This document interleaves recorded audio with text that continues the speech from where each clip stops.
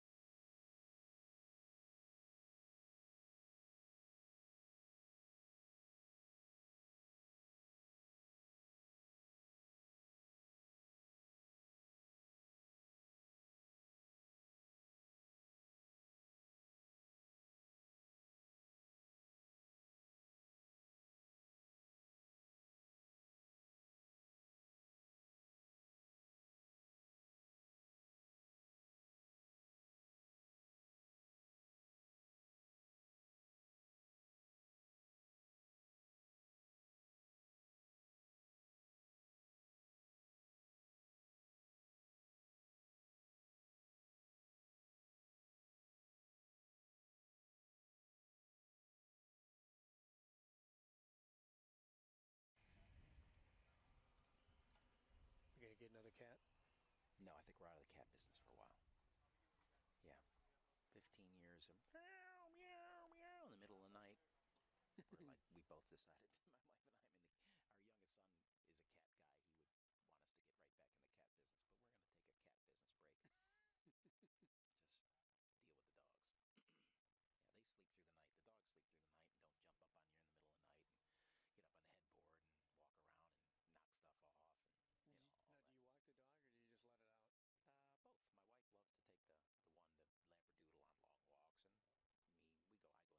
the dogs, or let them out both.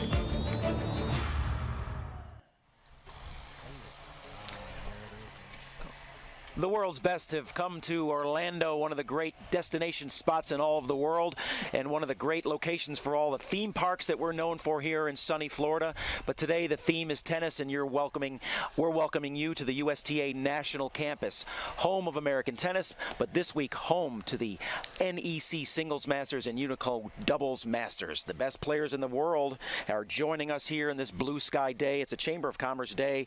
I'm Paul Walker alongside Mark Jelena. Thank you for joining us on our second day of competition here in Orlando. Mark, it was a good day yesterday on opening day, and I expect great tennis again today.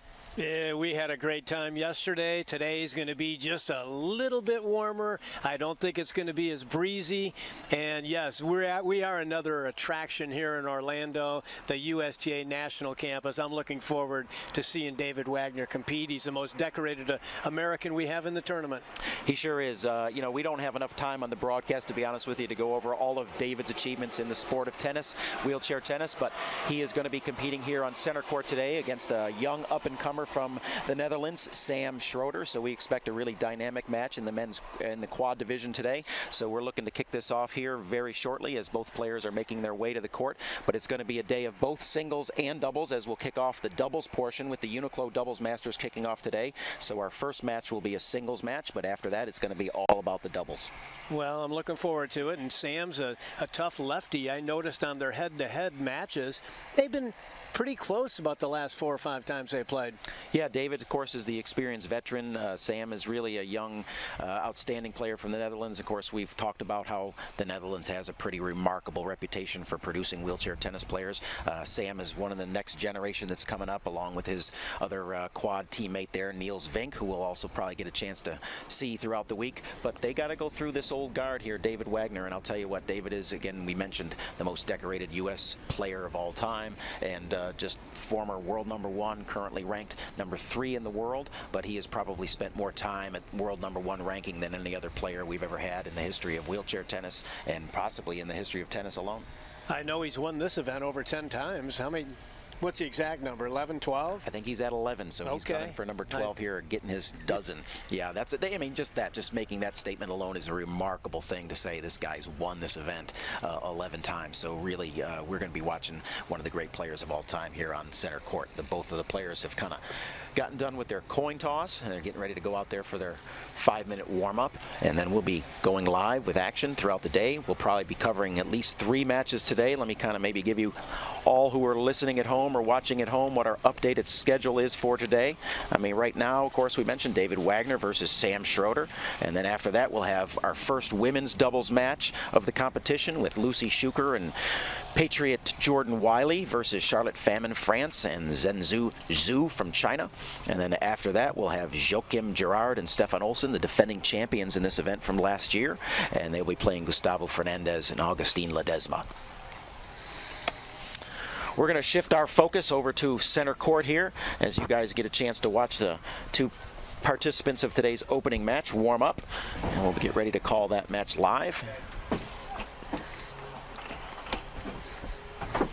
See David in the blue on the bottom half of your screen, and Sam, the lefty, up on the top half. As you mentioned, Mark, these guys have had a pretty even head-to-head of late.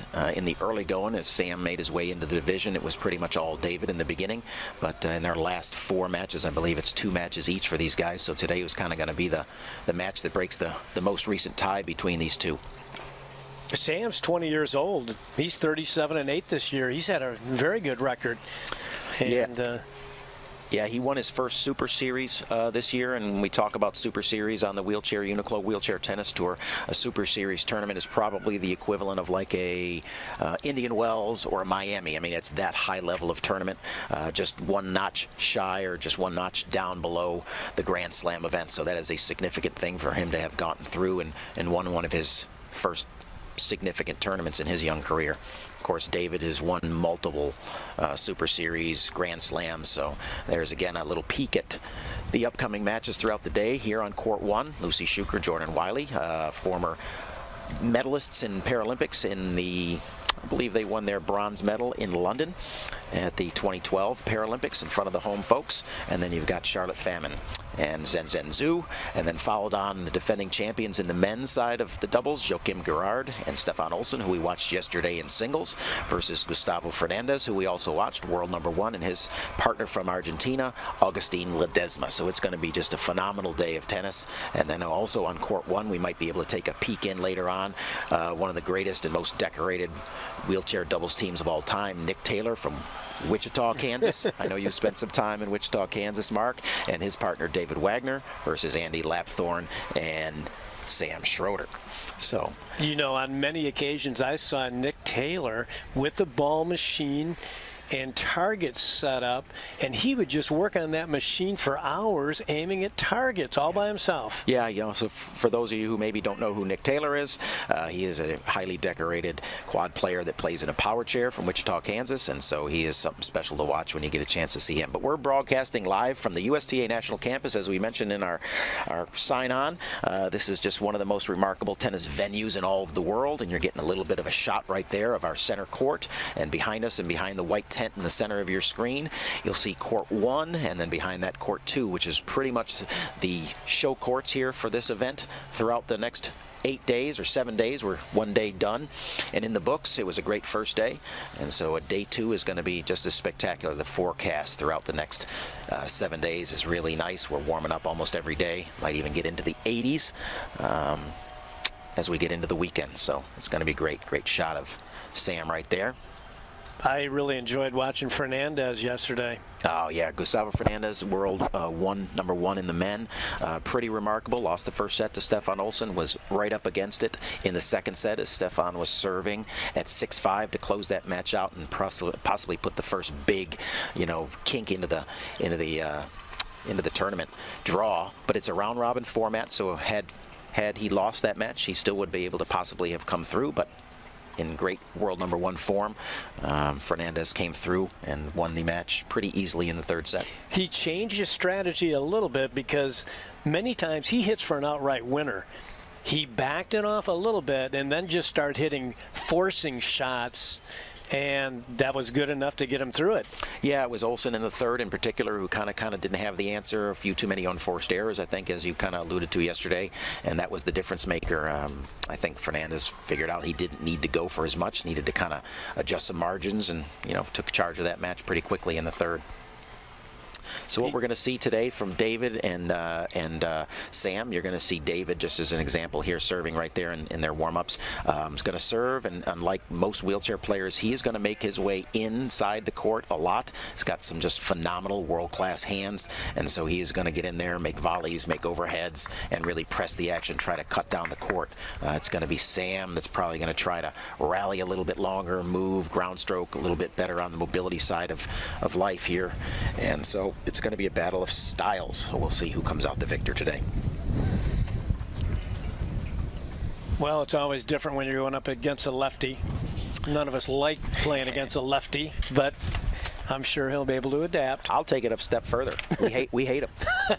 And I always say, why do we hate them? Because they're good. Yes, they give us right-handers problems, don't they? Everyone here is good, aren't they? Yeah, they sure are. Yeah, when you're coming to a Masters event, yeah, everybody here is good. It is the best of the best. So you see both of these players. You can see Sam there with an adaptive device and some taping of the racket to his hand. And David over there, you'll get a look at and we'll get a shot of, is also a full-on taper. So that means they get one grip, they lock it in, they tape because of some grip or hand issues that they're dealing with. And that's what qualifies them to be in the quad division. And there you get a good shot of David with a fully taped racket to his hand, getting ready and prepared to serve. And here we are for point #1. Match is beginning. His hand is physically taped.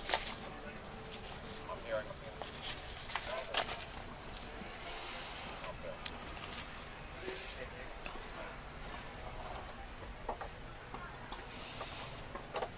Play. There's a great shot of David Wagner having taped that racket to his hand, gets the grip that he can execute all of his shots in serves, forehands, backhands, volleys, you name it. One-stop shop for all his shots. That's Let's not ever hear any more complaining from people that say, hey, I have a slippery grip. I can't hang on. Oh, this is...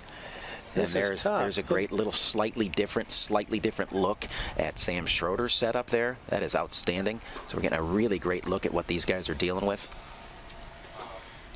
and how they're adapting. You see a pretty high bracing strap for Sam as well to give him a little additional support in the chair. So yeah, and these are two of the, in the quad division as it's continued to evolve, as these guys have classified into this division, we're seeing fewer and fewer guys that tape the racket. That used to be a lot more common in the division, but fewer and fewer guys that are classifying in are having to tape. So it's just a unique dynamic, but David has been certainly the best in the world, and with that limitation, it's even more remarkable to understand how he's able to play and be successful in the sport.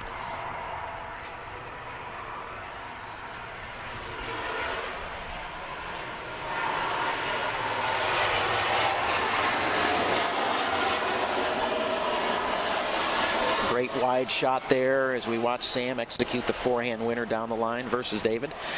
Taking a little early lead on this first game of the first match of the day. Wagner serving at 15-40.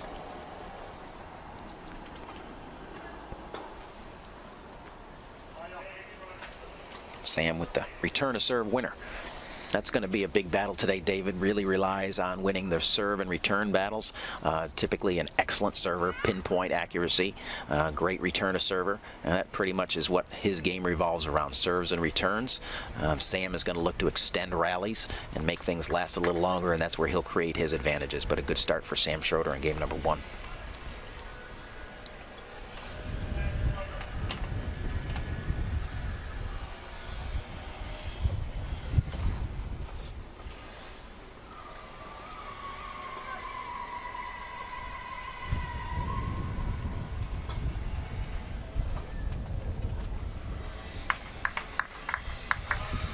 Nice return up the line for a clean winner.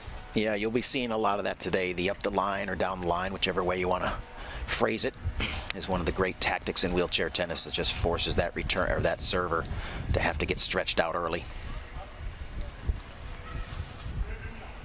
I know tactically David's one of the smarter players out on the tour. Yeah, you're going to see clearly one of the smart and crafty players on the tour. Doesn't rely on speed of chair or huge, strokes. Just really tactically smart, ability to adjust and make in-game adjustments, in-match adjustments. Right now, just going middle to middle. Sam might have got a little bit more lucky there with that shot than good on that one. When it's 99% out, it's still 100% in. Yeah, isn't that the truth? No Hawkeye necessary. So Sam with an early lead in his first service game. So as you can see with Sam serving, and that's a great shot there. So when you see Sam serving and he's immediately getting into a reverse mobility pattern to try to get his chair rolling and create that mobility advantage that he probably has over David. But David, being smart, as we've already mentioned, goes with the shorter return, catches Sam on the reverse, and gets the easy return to serve winner.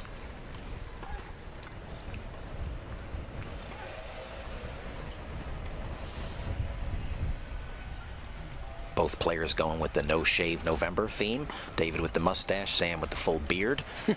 No Shave November.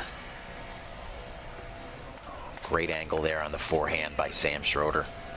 Now they tape their hand with the, looks like the semi-western grip. Can they still move their hand a little bit after they tape it, or not much? Very little. They're going to get locked in. They don't want a lot of wiggle room in there with their grips. They don't want to have to get somewhere in between. So they want to, kind of maximize where they're at with that one grip. So not a lot of play in there. You'll see David in particular reapply tape, kind of keep things firmed up.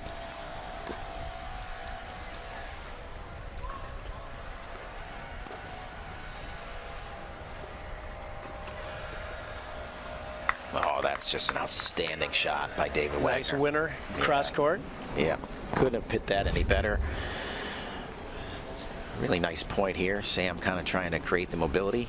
David pulling him out here, forces Sam, and then this is just beautifully executed. Look at the depth location on that. No answer. That's how you get to be world #1, hitting shots like that. A little bit of spin on that lefty serve. I think that just got in on him and jammed him slightly. Couldn't get out of the way. Yeah. Yeah, it always takes what, one or two service games to kind of see what action the guy's got on the ball, even if they're familiar with one another. It's especially when you're playing the lefty, get that reminder of how things are coming in differently. Again, Sam getting into the body.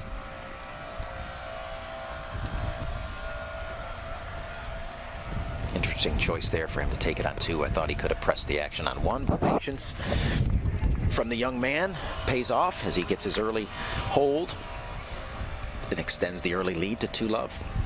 That's the left-handed version of inside out. There it is. Flip the court.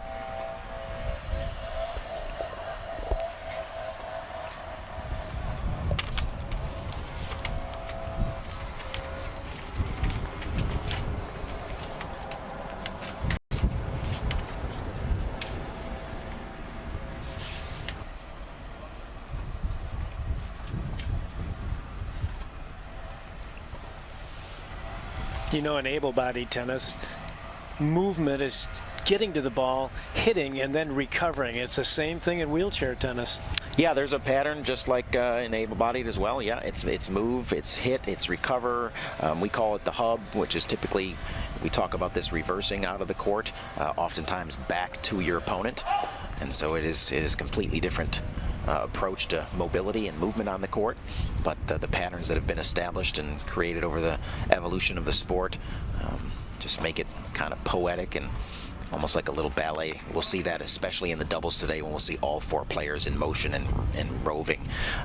1 ball striker and 3 people moving really kind of exaggerates the mobility piece of wheelchair tennis, and I think that's why doubles is really such a great thing to watch and view in wheelchair tennis in particular. Sam here in command of things early, you know, kind of on fire early, kind of off to the really strong start.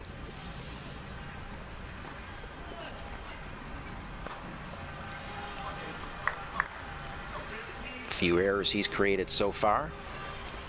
Haven't seen David come into the court as much as I mentioned he probably would, but he might be waiting to see if that's a tactic he wants to employ right now. It looks like he's comfortable to stay in the rallies. He's got to keep it away from Sam's forehand. Sam's got a good forehand.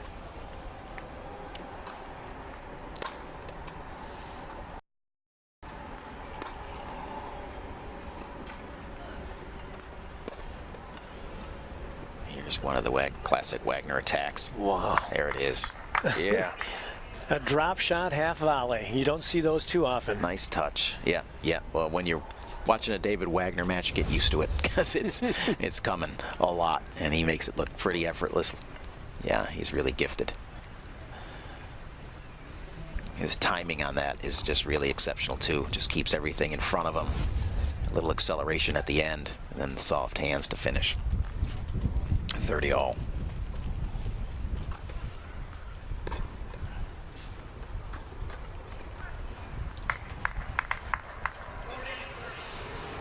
You know, the average hits in a match is just 3. Serve, return, and they go for it on the next shot. Yeah, there's a lot of, you know, that's pretty much the philosophy in wheelchair and able-bodied tennis these days, where, you know, the early strike to kind of create some havoc on your opponent's side is pretty much the approach. Not looking to sit here and grind out long rallies. It's like hurt or get hurt. Send that first missile. And there's a great example of that on the return. One and done for Sam. Keep it clean. Nice backhand return to serve winner right there.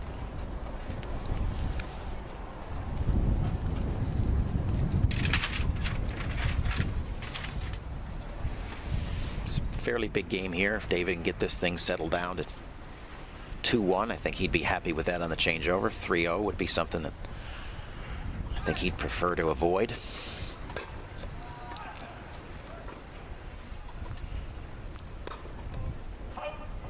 great serve by David, really a nice response by Sam, but then the uncharacteristic unforced error there.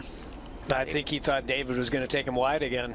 Maybe, yeah, it was kind of hedging against going behind him. Wagner for a chance to hold.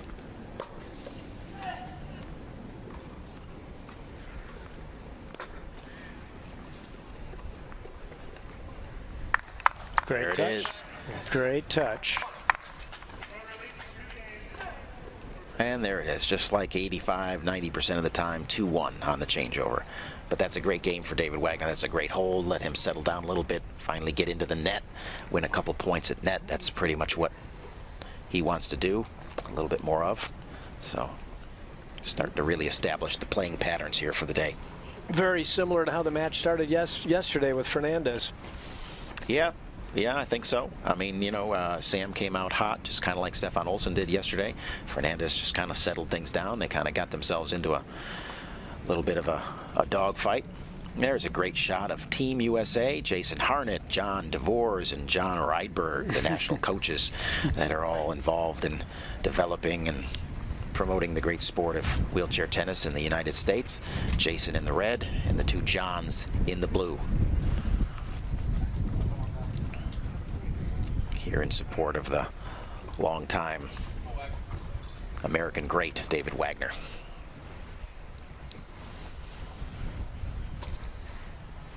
Great shot of our stadium court down low. You get a great shot of the sky that we're dealing with here today. There's not a cloud in it. It's nothing but blue and palm trees. Breeze is up a little bit, but nothing too bad today. I don't think it's as significant as it was yesterday, as you mentioned. It's a nice day to play tennis. This stadium will seat about 500 people. Yeah, we had a good crowd of kids in yesterday that spent some time with us. One of the 2 Kids Days programmed throughout the week. I'll bring in a couple hundred more tomorrow, which is great. Great opportunity for those kids to come out and see some of the best players in the world. Understand how global this sport is. And then get an appreciation for these athletes.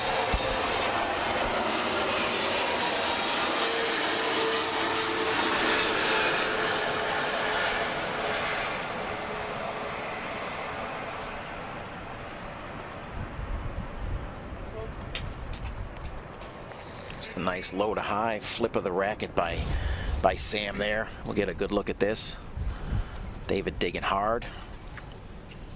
Leaves this ball a little too center cut. He had a lot of real estate he had to cover on this. Great placement.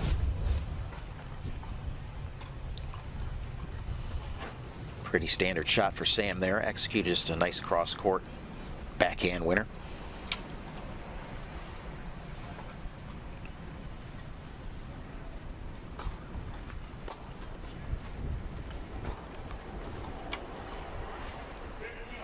I think that low ball for Sam can be a little bit of a problem sometimes. I think when he's got a ball that it's sitting up a little bit with his grip situations, that's where he likes, where he can get underneath it. It's that low ball we saw right there that I think can sometimes be a problem for him. So it's going to be David kind of trying to execute quite a few of those. Once he gets a feel for that, that'll be somewhere he'll continue to try to attack. Sam can get under anything on either the forehand or the backhand side. He's able to kind of rip, spin, and hit targets, but down low, that's where he might struggle just a little bit.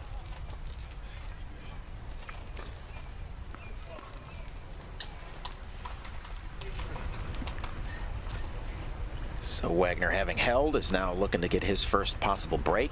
Got a little slight advantage here, this 4th game. Be nice for him to get his break back. He's got good touch on his shots. Yeah, he's not really I mean, I would not categorize David as a slugger. He's all about feel and maneuvering the ball around. And then, of course, the great hands at net like that. Knows what to do with a volley, that's for sure. It's always a tough opponent when they are good in the back of the court and good in the front of the court. They can beat you in different areas. Here's Wagner coming forward, commanding that service tee right there, and then sticking that forehand volley deep into the corner. Well done. 40-15, double break point for Wagner.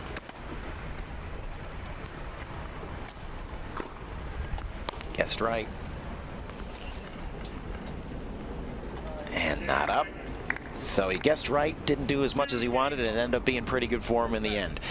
Yeah, so I'm sure when he first made this little punch right here, he was a little bit unhappy about it, but then in the end it ended up being pretty good. Sam was already in his reverse, not able to get it, and here we are, 2-all.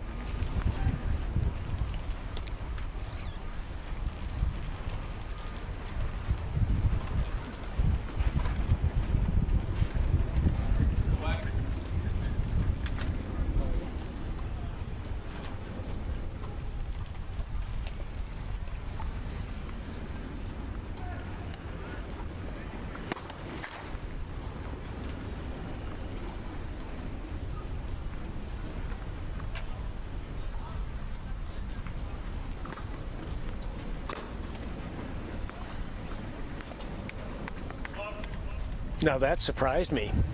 He served that second ball, and the first ball was only about 3 feet in front of his chair. Normally someone's going to clear that. Yeah, so, yeah, typically some players are habitually always going to clear. Sometimes they don't. I personally recommend clearing. Nice return by Sam there again. Once again, the return to serve down the line, always effective. When you hit that target, that's a problem for any server.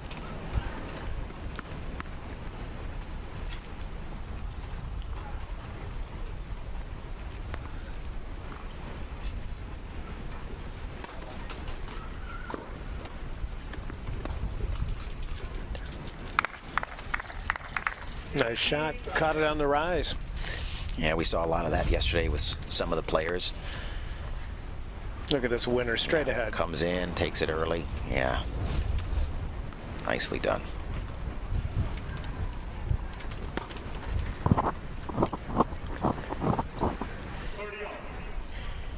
I think David's the type of guy, he plays out the situations in his mind before every point, doesn't he? Yeah, David doesn't go into any points without a plan. Again, we talked about how he's probably more tactical savvy than maybe any of the other players on the tour. We have certainly a bunch of young players that are kind of coming into the division with Sam and Niels and Heath Davidson and even Dylan Alcott from Australia, who are some of the top players.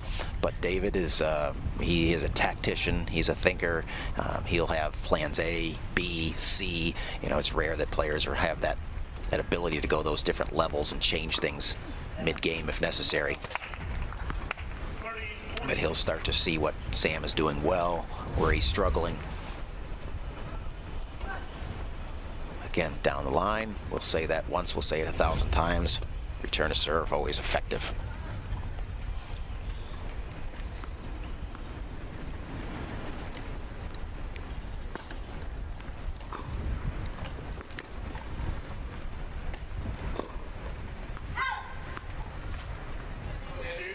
Just has to hit a shot either cross court or down the line. You know, David not having much lateral mobility should be an easy pass, but he forces you when you make enough of your volleys, right? When you're sticking every one that you get. He made him have to execute something. He just missed a shot. He had it wide open, didn't he? Wide open, yeah. But these guys know if they don't get it away from David how lethal he can be up at net, so it does add a little pressure. There's Sam just continuing with the barrage of down the line returns. If it ain't broke, don't fix it. Thinking that's the thought he's got right now. You think Schroeder moves better than David? Yeah, Sam's got some pretty exceptional mobility. We'll probably be able to see that as this match unfolds. But yeah, he moves better than David. Doesn't have as much deficit in the upper body, paralysis-wise, as David does. David, being a true quadriplegic, has got quite a bit of paralysis in his upper body, whereas Sam not so much. 3-2 Sam Schroeder on the second changeover.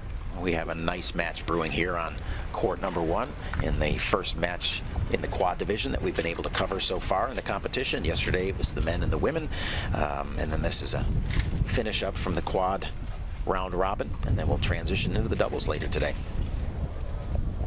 Paul, can you explain the quad division for our listeners and viewers a little bit more? Yep. So, you know, in order to qualify for wheelchair tennis, straight up, you have to have a permanently diagnosed mobility impairment, and so that's what gets anybody into the sport of wheelchair tennis. But then in order to get into the quad division, you have to have an additional classification. So these players all go through an additional medical evaluation, and there's a 14-point system. Not to get into the long details of the 14-point system, but ultimately, as they evaluate their hands, and they evaluate their racket hand, offhand, they evaluate their trunk stability, and those three calculations, racket hand, offhand, trunk stability, and there's a calculation for each one of those, and if they come in at 10 points or below, they qualify for the quad division, and if they come in at 10.5 or higher, they don't qualify for the quad division. So essentially the racket hand, again, just to get into a little bit more depth while we got some time here, and they're putting up the umbrellas for the players. The racket hand gets rated at a 0 to 4, and then that gets doubled. So if you have a perfectly functioning racket hand, you're going to be a 4. That number is going to get doubled, so you'd have 8 points already. Then they'd go to your non-racket hand. That would be 0 to 4 as well. If you were fully functional over there as well, you'd have a 4. That would be a 12. You'd be out of the division right there. So again, really focusing on the upper body extremities, and hand and arm function could be that your ability to raise your arms above your head might be limited, maybe to extend your elbows might be limited. So there's a wide-ranging things of upper body impairments that might allow these players to be classified into the quad division. That should be a pretty good Cliff Notes version of how do you get into the quad division. So with these guys, both of these guys clearly with the hand functions on the racket hands, neither one of them would obviously be classified with a 4. So their deficit on the hands might be a 2, so that's doubled to 4, and then they're going to easily come in below the 10 points necessary to qualify.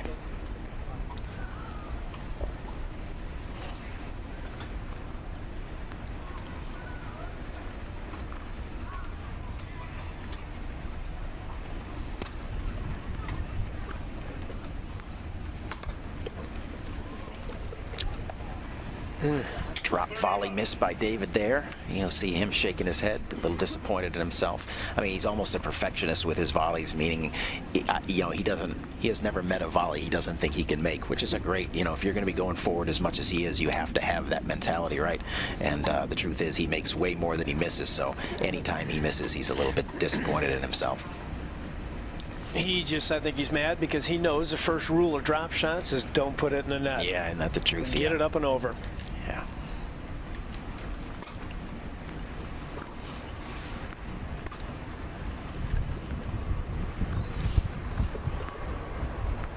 Wow.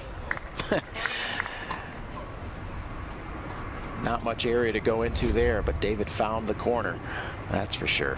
Schroeder had a nice figure 8 here. Look at this. Yep, he's digging for that open court. David comes behind him, and it pretty much has to be in that spot in order to be effective, and it was.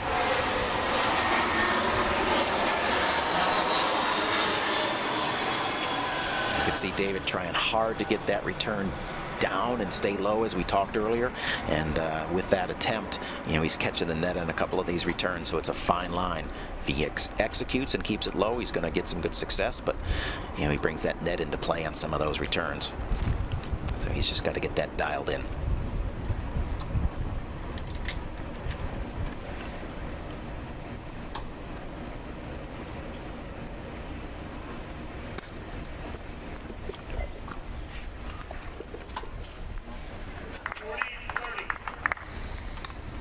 Now, Paul, it doesn't look like David's not cinched up too high, is he? He kind of straps in around the hips a little bit, and then that's belting system that he has around his hips. I think his shirt probably has kind of covered that. That's kind of what he leans in, and it kind of catches him at the hips, so it's a little bit different than Sam's belting system, which is a little bit up higher on the waist. There's another half volley by David. Sam on the run, not up. Nice touch. Now, doesn't David have a special chair that he represents? He's a Quickie-sponsored athlete, so Quickie being a division of Sunrise Medical, has been a long-time sponsor for David.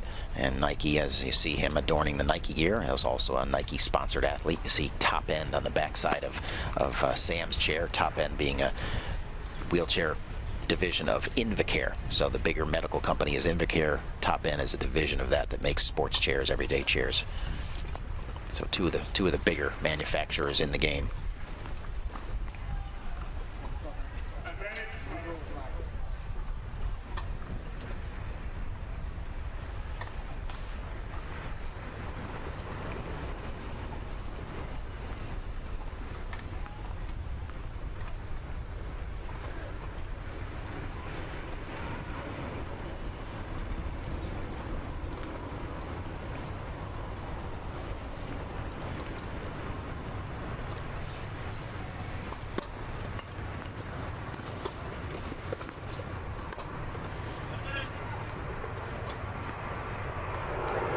Another nice touch shot. And he's going to continue to have to execute those, you know, in order to stay in this match. That's going to be one of his areas to continue to hammer home. As you know, we're going to watch Sam continue to dig and cover ground in the backcourt. He's going to open up that front court, and David's going to have to leave a lot of balls in that soft service box area in order to be successful and prevent Sam from continuing to dig hard on his recoveries.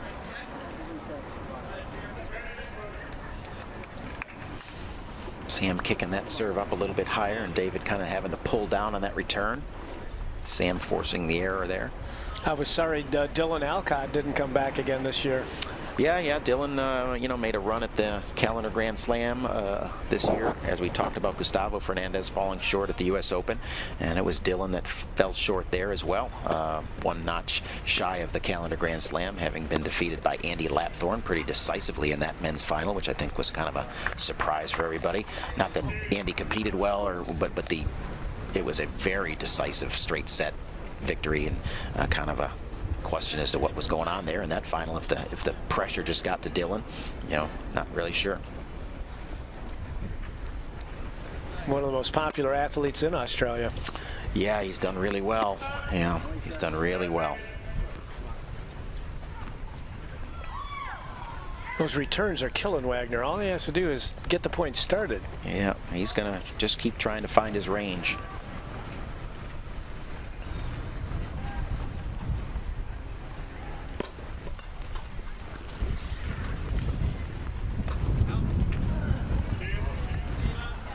Back to deuce.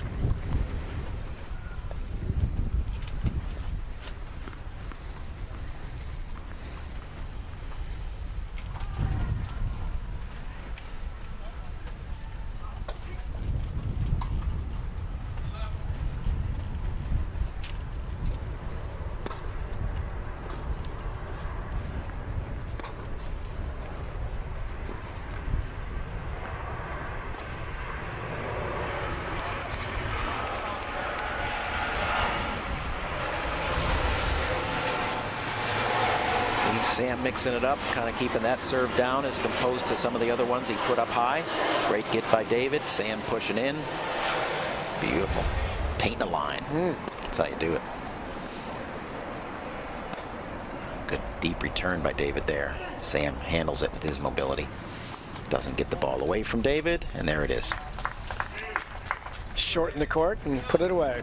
You know, you'd think there'd be a lot of space to go around, but he is the master at just cutting the court down, anticipating, reading his opponent, knowing which direction he's going in, whether it's cross or line. You don't see David just get flat out passed that much. He usually gets a racket on it, or his anticipation skills are just exceptional.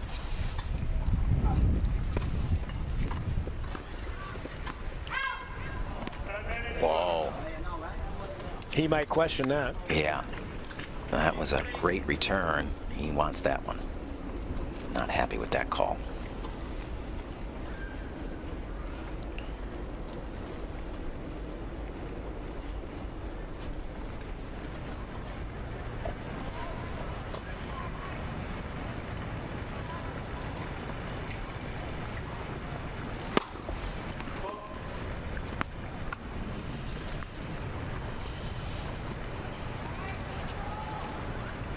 Really got the sense that this is lining up to be a battle today. I mean, I'm just anticipating 3 sets for some reason. I just really feel like one of these guys is going to get 1 set, the other guy's going to storm back and battle and take it to 3. That's just my hunch, but we'll see how it plays out. It's Schroeder 4-2 right now.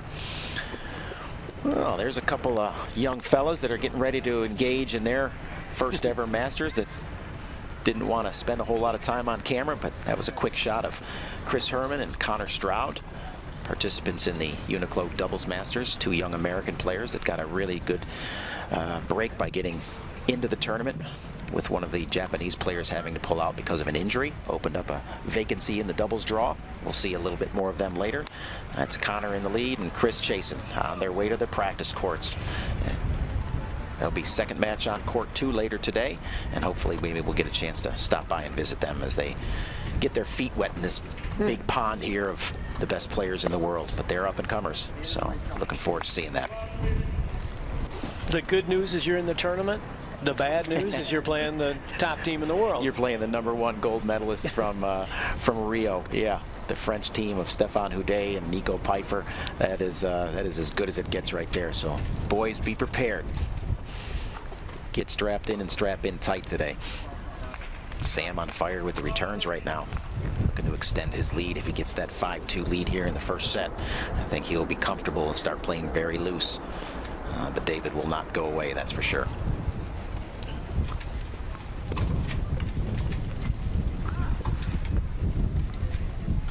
Yeah, great forehand there by David. That's what he might have to do. He might have to use those side tees a little bit, angle the ball off a little bit. Yeah, you know, that's why I think he was so disappointed with the one return that he felt like he really hit well and just missed, because I think he's starting to recognize that going through Sam at the baseline is going to be tough. He's going to have to angle and go soft. Those are going to be his better opportunities for the day. Tougher to execute.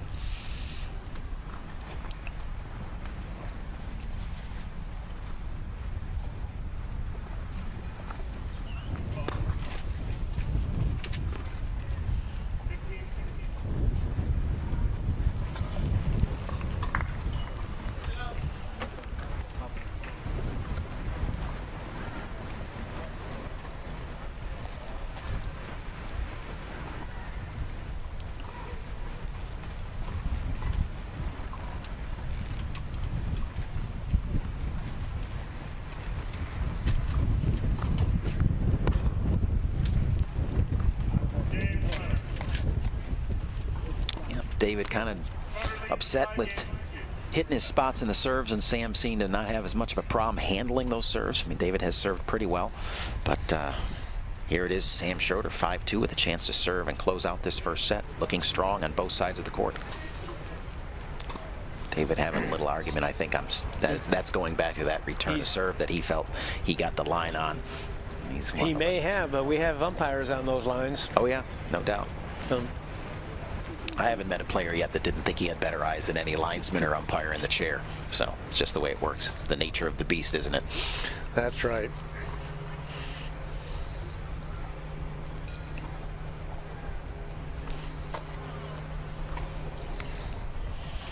As a reminder, our coverage will be going on all day today as we'll transition after this match is over on center court into our UNIQLO Doubles Masters. We have at least 2 more matches that we'll be bringing you live today on our coverage here at Lake Nona, the national campus. Another shot of coaches John DeVores and John Ryberg. It's getting sunny enough that an application of a little sunscreen is necessary. Coaches spend a lot of time courtside, so have to protect themselves. John doing a good job there. Staying alive. I put a lot of sunscreen on. You live in the state of Florida, you have to sunscreen. It's that or take take the cancer risk into your heart. Yeah, it's just tough. It's unrelenting. It's great to have the sun, but it's fierce.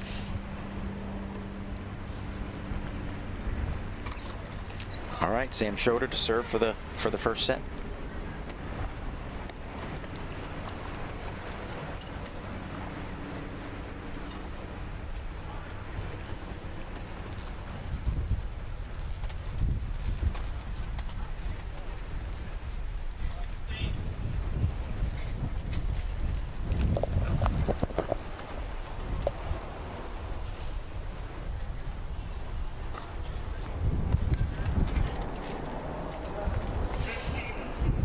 Strong serve up the tee, stretching Wagner out on the backhand, not getting enough on the racket, leaving that short. Sam serving with the wind right now. It's getting a little breezier. He put a little extra pop on that one. Probably if there's any area that's been the biggest struggle for David so far, it's been that return of serve in the net. That's probably where he's had the majority of his unforced errors. You can see a little bit of frustration there. If he doesn't get that fixed, that's going to be a problem for him today. But those backhand return of serves where he's trying to really keep that ball down low and knife it into Sammy, that's been a problem for him. So it's definitely an adjustment he's going to need to make. Sam going right back to it. Forcing David to hit it up, leaving it center cut for Sam to hit the forehand winner and triple set point.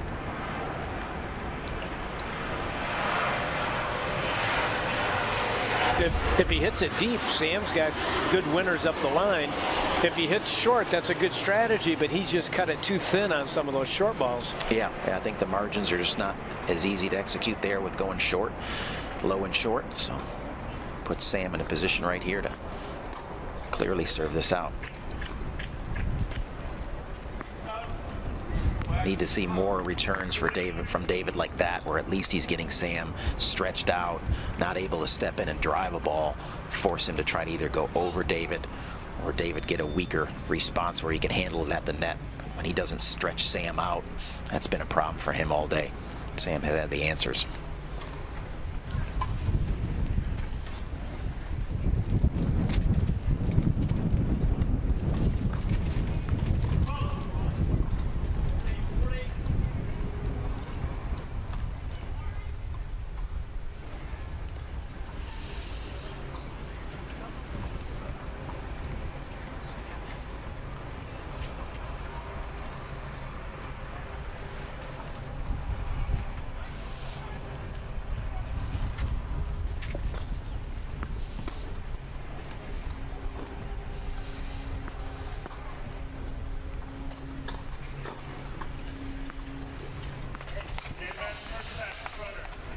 All right, it's adjustment time. Great job by Sam Schroeder in closing out that first set on his serve. Go on to a pretty comfortable 6-2 first set victory, but I don't think David's done for the day. He's gonna reevaluate here on the changeover and get back to work. He's trying to figure it out. He's shaking his head a little bit, looking at his coach. He's trying to figure out what he's going to do. Still having some words with the umpire. Sam's going to be like, hey, do what you got to do. I'm going to get my drink, stay focused, stay in my routines. David is, I'll tell you, David's one of the unique players that I think when he gets a little bit fired up like this, it's rare in tennis. I think most players get distracted and get unfocused for whatever reason. Historically, this is the kind of stuff that kind of gets David fired up and kind of gets a fire in his belly, and so that kind of might be his motivator. We'll see how it turns out here early in the second set.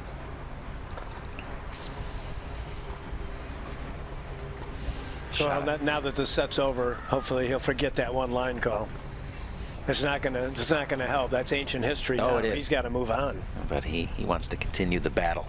Yeah, I think he thinks sometimes the battle is what gets him going. Do we have some young talent coming up in this country?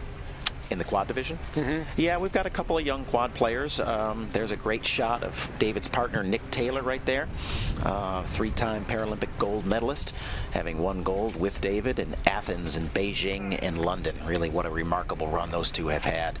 We're going to see them in the doubles competition competing for, I don't know what number Masters title for them in the doubles, because they have been the dominant force over the course of the last 10 to 15 years in the doubles world. But they'll both be going in the Hall of Fame, won't they? It would be great likelihood, I would think. I mean, they have had just historic runs over a length of time, pretty much unparalleled. Again, you put 3 gold medals around your neck over the course of, that's 12 years right there, just to go through 3 Paralympics, and then they have a bronze medal in doubles from Rio. So really a remarkable run. Or I think it was a silver medal, my mistake there in Rio. So just to have been involved and stayed in the sport that long is a testament to how great those two are. Good start by David there. He's going to need to get, I think he's going to need to get off to a good start here and get a couple games under his belt.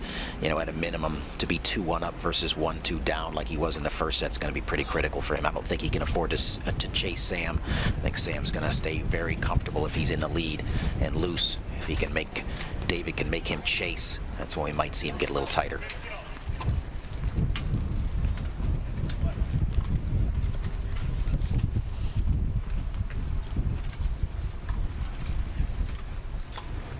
I think David beat him the last time they played in Japan, and before that, Sam beat him, I think, 2 times. Yeah, over the course of the last 2 years, they've met 3 times, so dating back to 2018, got the head-to-head here. It was Sam with a 3-set victory over David, and then this year in Korea, it was Sam again, straight sets, 2 close straight sets, and then at the Japan Open back earlier in the year, it was David Wagner 6-4, 6-0. So in last meeting, it was all David.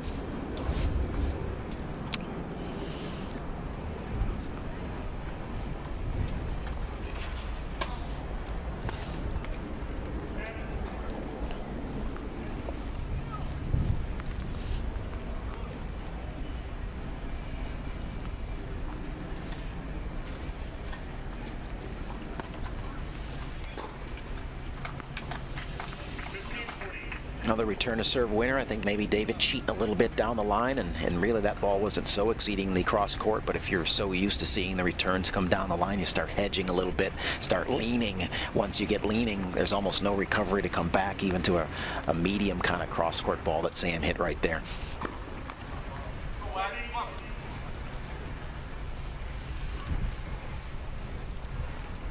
David needs a few free points like that. He hasn't gotten too many in this match. No, Sam has been really pretty efficient. He has not given David a lot of free points, and to his credit, he's kept a lot of balls in play and hit his targets. And when he's doing that, he's a tough young player.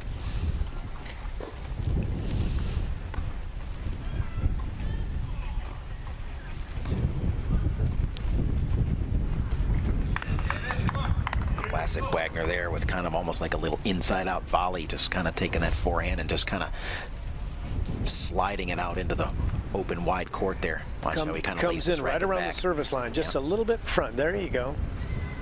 And then he even recovers right there in case Sam tracks that ball down. Yeah, they certainly don't want to get in there 4 feet from the net. No, very rare. A lot of the volleying will take place. That's a 3rd unforced error by Sam there on the return to serve. So those are the free points we talked about. That's 3 in this game alone.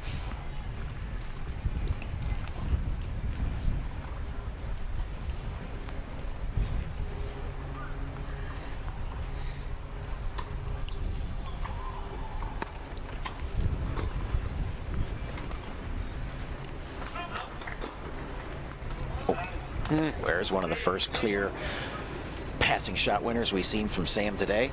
Had enough of a look at that one to line it up and comfortably take it down the line. That's where the second bounce helped? For sure, yeah. Total utilization of the second bounce, continue to stay on the wheels. He's got good speed, tracks that ball down, has time to line it up. That's the one thing that David, of course, is looking to do when he's coming forward, is take away that time. But if he doesn't do enough with that first shot or that approach, Sam gets time to line it up. That's when he can become dangerous.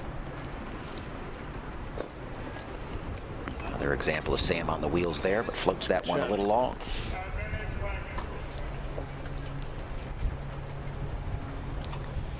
This would be a critical hold for David to start this second set and get it again, make Sam be the chaser.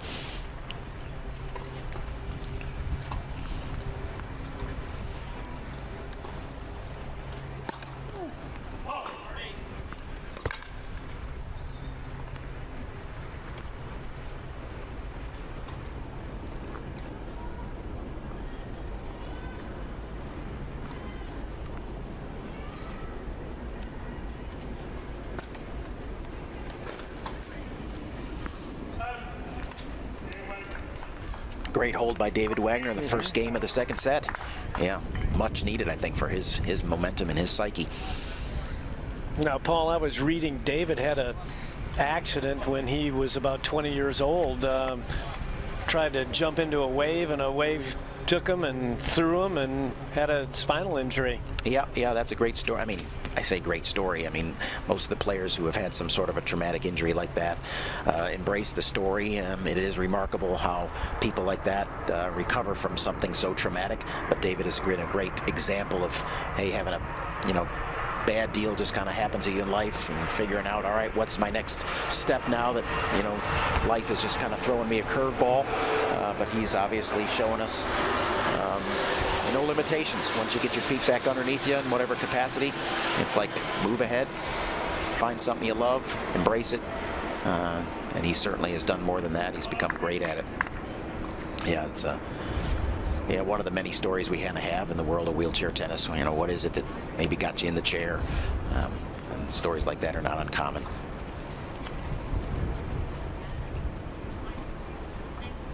He grew up as a young kid being a great athlete, playing a little tennis, basketball player, and then, has that traumatic accident, goes through a recovery period and says, all right, well, he meets some other quads in his early going at a tennis camp, kind of take him under his wing and say, hey, here's how it's done. You can do it. Who do you think trained him? Yeah, one of the great influences for him was a guy by the name of Rick Draney, who was a long-time prominent member of the quad division, quad rugby player, really an icon in the sport. So I think David would give Rick a lot of credit for some of the early influence in his life. He's coming back. Look at this. Yeah, David getting the range here, and there's that angle we talk about, that ball kind of almost cutting through the sideline instead of the baseline. And if David can continue to execute those shots, it's going to be a big difference here. Maybe Sam just getting a little bit loose here, David having gotten the hold early on. Now here he is with 3 break points right out the gate, and how quickly this match might turn. Classic tennis, though, isn't it? The ebbs and the flows. It's hard to explain. It just isn't. It's the nature of the sport. You can do no wrong to I just can't hit a shot. Beautiful touch. Yeah, another great angled half volley winner by David Wagner to take a 2-love lead. Great return, stretches him out, gets inside, accelerates, and then goes soft. David will make that 99 out of 100. Yeah, I mean, he just is with that, especially on that backhand side with a little angle cut. Yeah, he owns that shot. So great start for Wagner here in the second set. Much needed, as mentioned. I thought whichever way that first set went, I kind of had a feeling that somebody was going to battle back. And it looks like it's Wagner that's answered the call. Great start for him.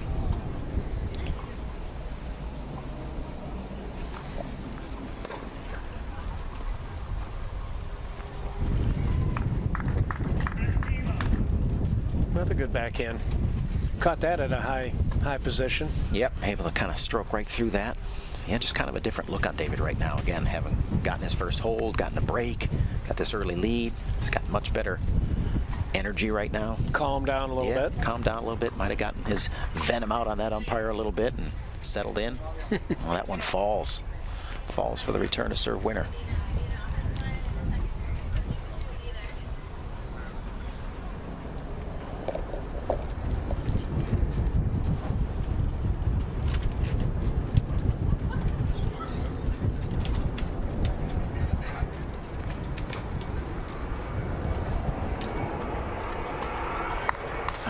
Great wide serve. Classic kind of pulls him out, opens it up. Doesn't even have to go for too much in order. Just get some good depth on that backhand there. No answer from Sam. Like Tennis 101 right there. Is that what you teach at the PTM, Tennis 101? I wish it was that easy. Do you have a PTM 101?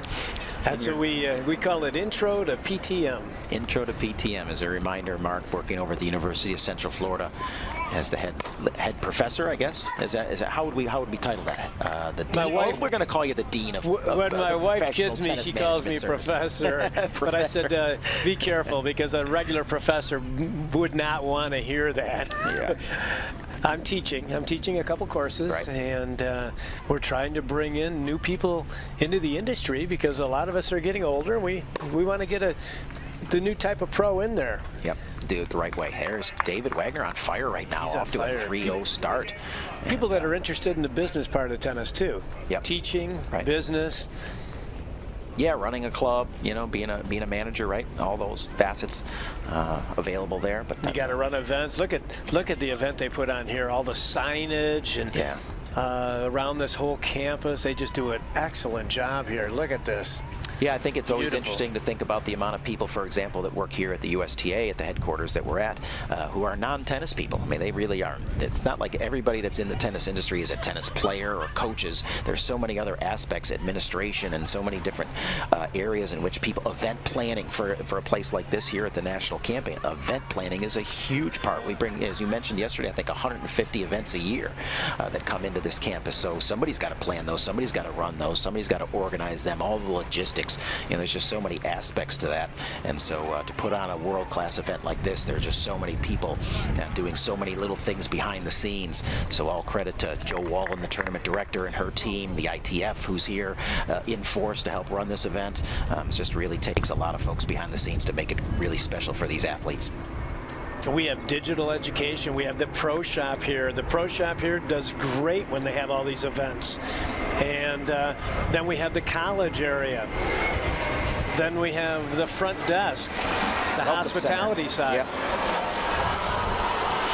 Yep. HR opportunities. We have marketing. We have it all. Yeah, for sure. Well, we're fortunate enough with this whole broadcast to have a broadcast team of experts that do events, tennis events, that are broadcast experts. And I'm not talking about you and I'm talking about the people that are putting this production on, you know, from the camera crews to the directors and everything like that are running this show here for the folks that are watching around the world. Well, I think Wagner likes the start he's on right here. He shook off that first set. Yeah, he's I don't want to be if he hadn't of it, this would have been over. I don't want to be tongue-in-cheek here, but he's on a roll. He's on That's bad, and that's bad.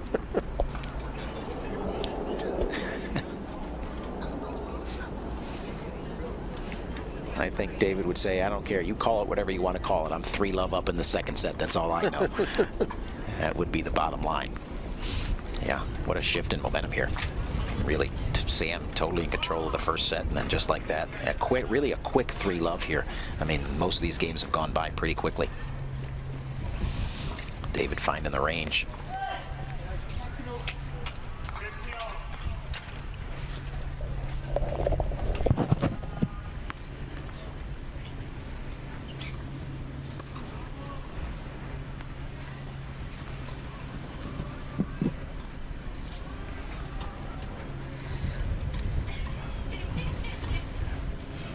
Did you get a chance to have a nice dinner last night here in Lake Nona, Paul? Well, me and fellow coaches, John Rydberg and John DeVores, linked up and went out, and we went with the hibachi last night. There's John DeVores, giving his player a little fist pump, throwing a little coach energy at his guy, David Wagner, and so. Long-time relationship with those two. Of course, John, not the personal coach for David Wagner, just one of the national coaches, but probably has been the one that has worked the most with David on individual tournaments and at big events like this, and has had some really good success. Just a great rapport between the two of them. And so he's always there in his corner. Yeah, so we went with the hibachi. We went to the Japanese steakhouse last night. It was quite good. Yeah. I'm on an Asian diet right now. Oh, really? Yeah, only use one chopstick. I don't know how much more the people who are listening can put up with this level of on a roll, an Asian chopstick, one chopstick, Asian diet. Yeah. 30-all. This is a pretty critical game if Sam's going to get into this set at all here. He's going to need to get something going, or else David's just going to kind of steamroll through this. We'll be into the third before you know it. Watch, I think he's going to cut this one short again. He did, but too short. Too short. Just too short.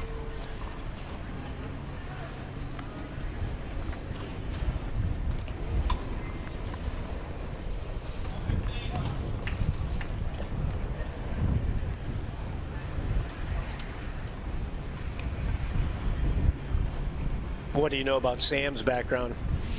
Yeah, I mean, you know, Sam has a really remarkable story. Yeah, I knew at some point we'd probably bring it up here, and might as well. It's a good time to talk about it. He was diagnosed with colon cancer a while back, and it's kind of come through the ringer with that, and all the way back from, you know, probably a scare of a lifetime to being healthy again and back on the tour, and that's just really a remarkable thing. And again, you mentioned he's just a young kid to have gone through something like that and come through on the other end and be clean again and healthy and back to doing what he loves to do is just a great story. So we're really happy for Sam. He's a really fine young man, and so to have gone through all that, it's great. You know, there's a great shot of David Wagner's partner, Nick Taylor, once again. We're going to end the broadcast day watching them compete in a little bit of doubles later on. We'll watch the two masters go to work, and David gets to execute a lot of volleys up at the net while Nick is tracking balls down at the baseline. That's been the 1-2 punch for them as a doubles team throughout their careers. So we'll look forward to that coming up a little bit later today. David Wagner serving at 3-1. Sam able to get a hold and get himself a little bit into this set. David going to do everything he can to prevent Schroeder from battling back and getting into the set. 4-1's a big difference between that and 3-2. On the first night Nick Taylor was here, we saw him over by the restaurants here in Lake Nona, and I said, he didn't see me, and I said real loud, I said, "Is there anyone from Wichita here?" He turned around. I hadn't seen him in about a year. He is all Wichita all the time. He's a shocker to the core. Very nice people in Wichita. We loved it there. Midwest, yeah, it's the heart of the nation. Yeah, good folks. Our #1 U.S. male is from Wichita as well, Casey Ratzlaff. He's just finished up competing over in Europe, tournament in France, and so Wichita is producing some of our great wheelchair players, Nick and Casey. Great serve by David. What number is Casey up to? Casey's been hovering pretty regularly right at around 21, 22 in the world. You know, so really has made a nice jump and kind of separated himself a little bit from the other two men in the U.S., Chris and Connor, a little bit, where they're kind of hovering 40, mid-40s, and Chris around in the 50s in the rankings. All three of them, of course, you know, looking and hoping to qualify for Tokyo next year. Casey, I think, with his number ranking in the 20 there, is almost a certain lock, as the qualification system will have top 40 in the rankings, direct enter. Chris and Connor still have a little bit of work to do, but they've put themselves in a good position to probably get that done. I know a good friend of mine who is a tennis pro who worked a lot with Casey. His name is Jeff Clark. Oh yeah. Jeff, one of long time tennis guys that helped Casey in the early years and really influential on helping develop Casey. So yeah, great shout out to Jeff for all the work he did with Casey over the years. He's up in Wisconsin now, so I don't think he sees Casey that often. I think Casey's been working with the assistant tennis coach at Wichita State. He sure has. Yeah, they've got a great relationship going there. Things have been working out really well. Casey's getting more and more involved with that program as well, and his ability to kind of be a part of it and be a part of that team. Yeah, there David continued to dominate there. Net play back and forth. Gets it to deuce.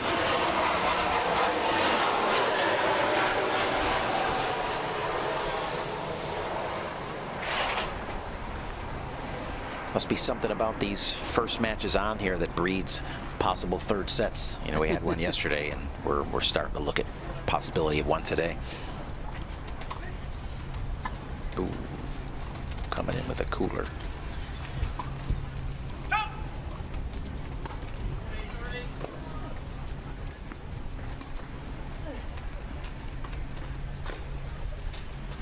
Yeah, it's Sam that has lost the mark. I mean, that's the third framed ball we've hit here in a very short period of time. He's just not finding the strings like he was in the first set, where everything just looked to be coming off the racket as clean as could be. David's finding the range. You see Sam a little bit frustrated now. Well, David hasn't made as many return errors. No, he's starting to find the range. Yep. Yep. There it is. Got the serve. He's finding the serve. Everything clicking for David Wagner right now. 4-1 up in the second, looking to push this to a third decisive set here in our opening match of coverage today on day number 2 of the NEC Singles Masters.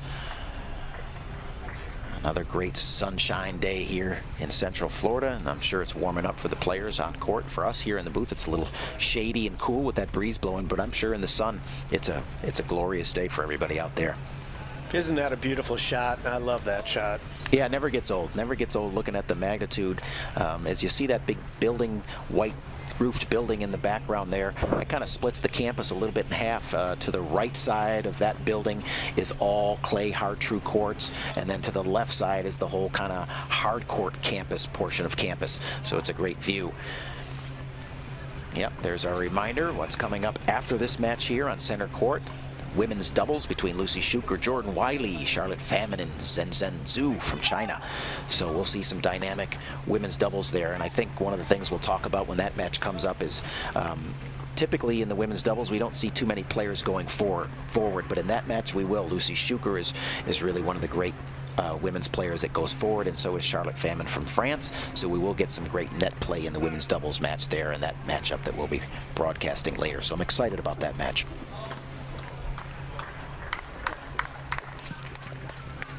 Oftentimes we'll get 4 ladies back on the baseline just grinding out ground stroke after ground stroke with rallies lasting 40, 50 balls sometimes. It's really amazing in that regard, but kind of can get a little bit like almost humdrum watching that just back and forth. But with that matchup there, we'll see a lot more net play and I think a little bit more exciting classic one-up, one-back doubles. So I'm looking forward to it. All right, Sam Schroeder to serve and try to keep this second set in check as David Wagner is roared out to a 4-1 lead, looking like a completely different player here in the second set.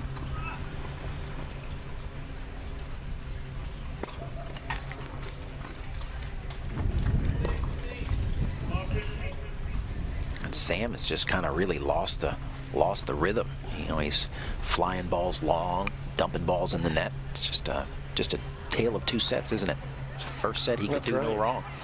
Maybe David had the first set jitters, but he's pulled it together now. Yeah, he looks pretty dialed in. So, see if he closes this set out. You know, and this is just an example of an experienced player who doesn't panic. You know, loses that first set pretty clean for Sam in the first set, 6-2, but no panic from David. And then Sam maybe showing a little bit of youth here by, you know, not being able to hang in here in this second set. You know, he's the one that's just completely kind of come apart a little bit. A lot more unforced errors.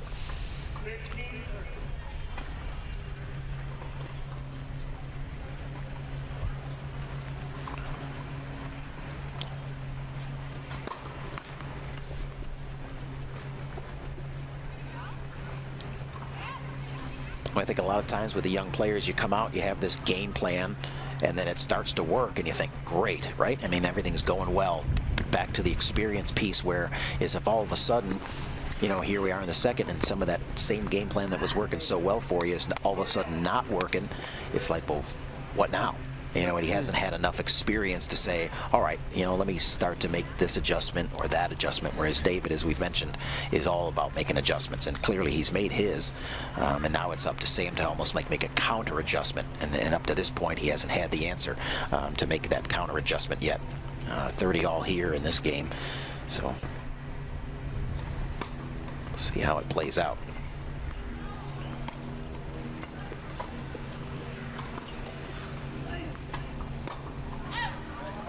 Found the range on that passing shot. Good shot. Yep. Well, I'd want to be the person. There's a replay on this winner.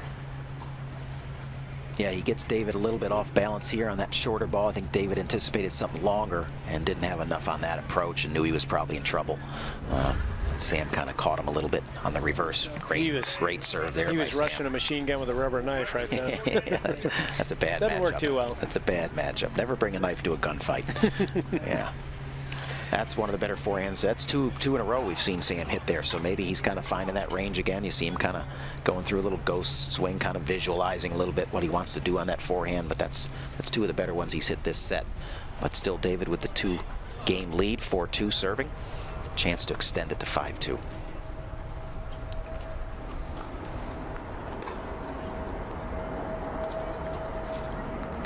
Doesn't extend Sam out enough. Sam gets a good look.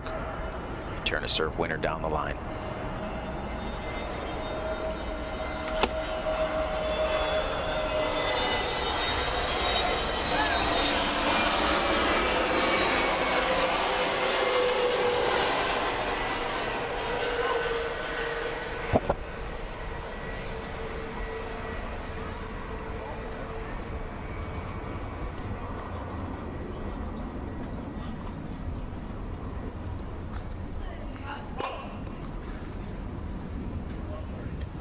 Just out.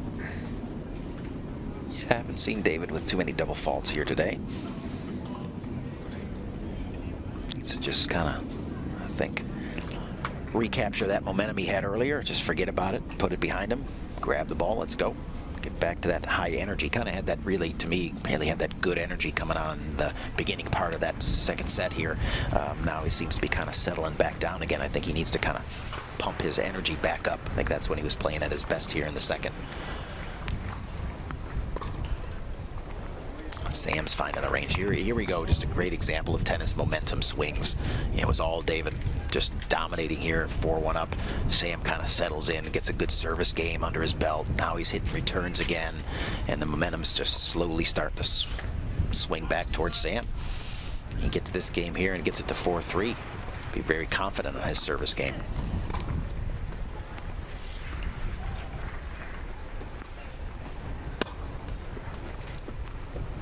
Cut down on his unforced errors again here in the last two games.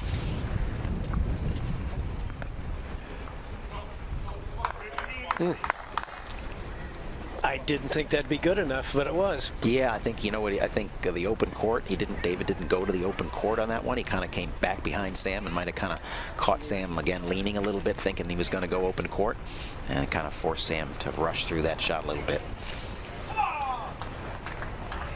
Wily old veteran.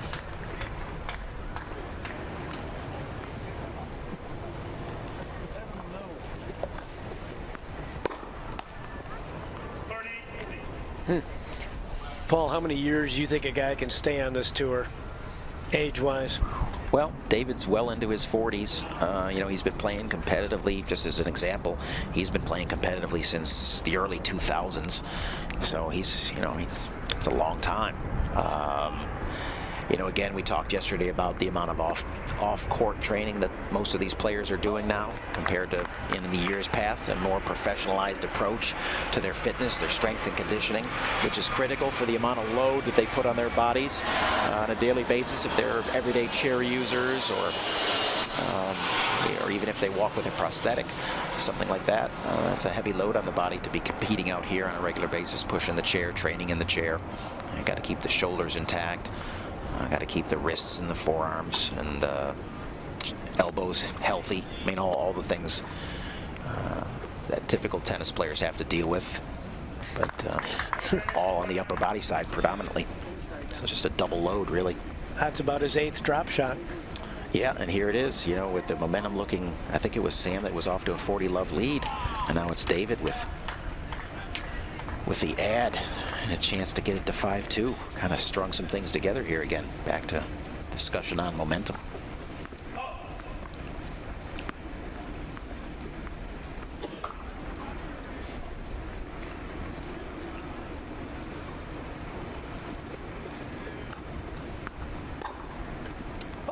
Oh, there's a miss. There's a great hold by David Wagner, having been down early in that game significantly.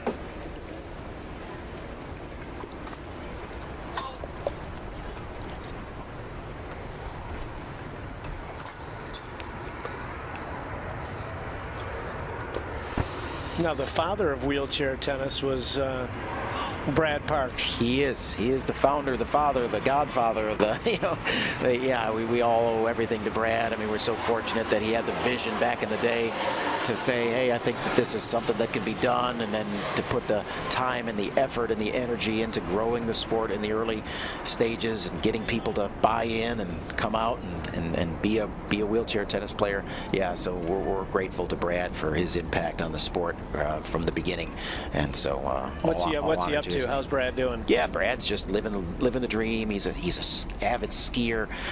You know, travels the world with his wife Wendy. They have two older daughters that are now graduated from college and moved on in life a little bit. So I think they just have a very comfortable life doing some of the things they love to do, and very fortunate to do so. But always stays involved with big events. We were hoping to get him here to this event, but I think scheduling just didn't allow that this year. But you know, there's the Brad Parks Award, which kind of recognizes, you know, those that are significant, I mean very significant and major contributors to the sport of wheelchair tennis over the long period of time. So that's a prestigious award that somebody's honored with each year. And so yeah, can't say enough about Brad and Wendy and all that they did to get this to this point some 45 years later. Has Brad been here to the campus? He has. Yep. Yeah, he's seen the evolution of the sport literally from its beginning to its current state. So Sam Schroeder serving at 2-5, trying to avoid a forced third set. Doesn't get off to the good start there with the double fault.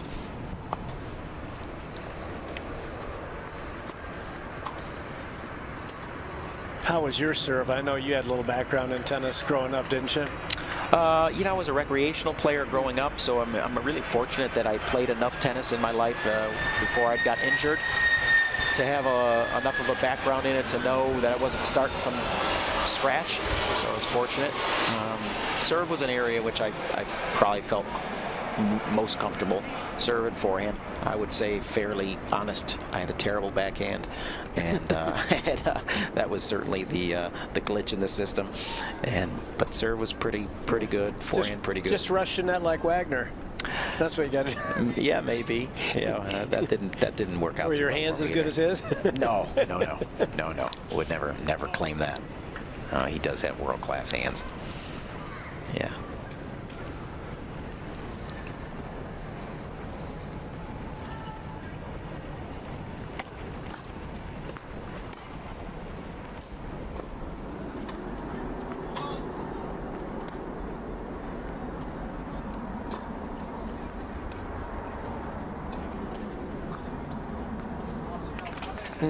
Didn't do enough with it. Nope.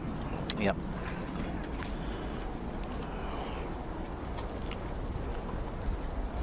Well, David's going to have a number of chances to close this set out, whether on the return or on the serve.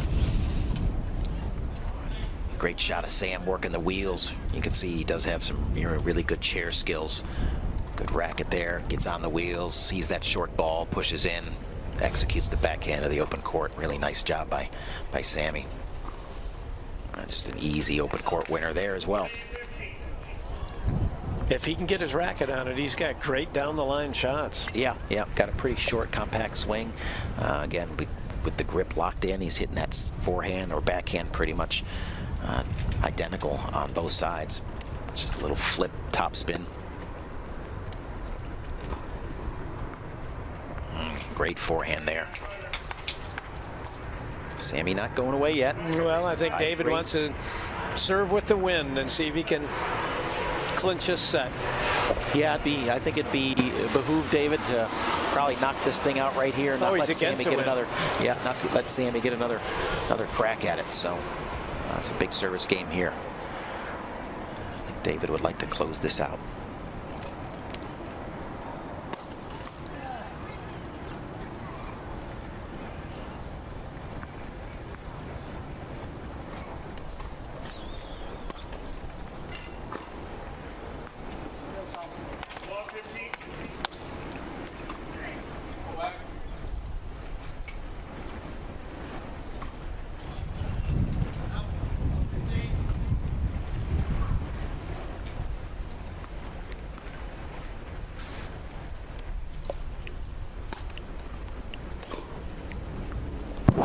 Excuse me.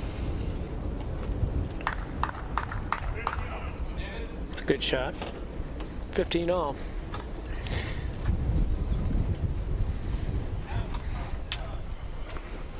We got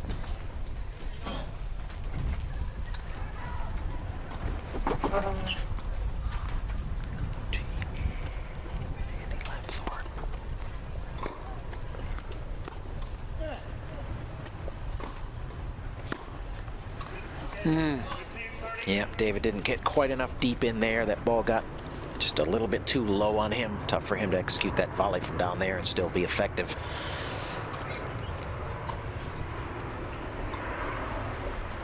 We call that maneuver the sneak attack. Yeah, he's good at that. You know, his timing and his approach is really what makes him special. Just not flying in there out of control. Very, very precise, very deliberate in the way he kind of gets into the court. Accelerates if he sees something in front of him if necessary. If not, just kind of receives really well. Here's Schroeder with 2 break points.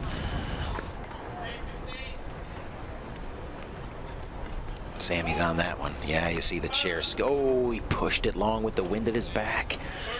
Just lifted it, and that's that little bit of breeze, just enough. Got that ball up. Couldn't quite bring it down.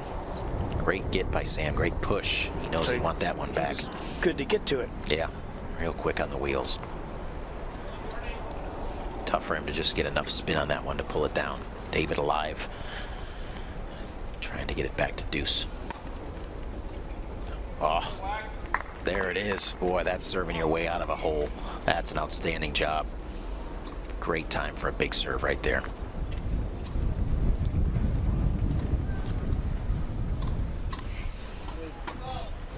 Break points erased, and it's back to deuce.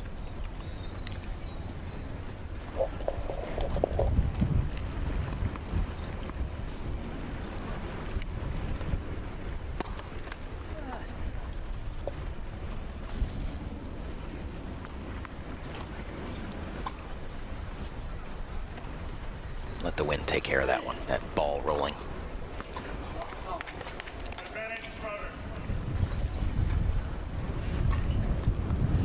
See if David goes back to that wide serve again on the ad side here. Looked pretty comfortable hitting that one. See if he tries to double down here.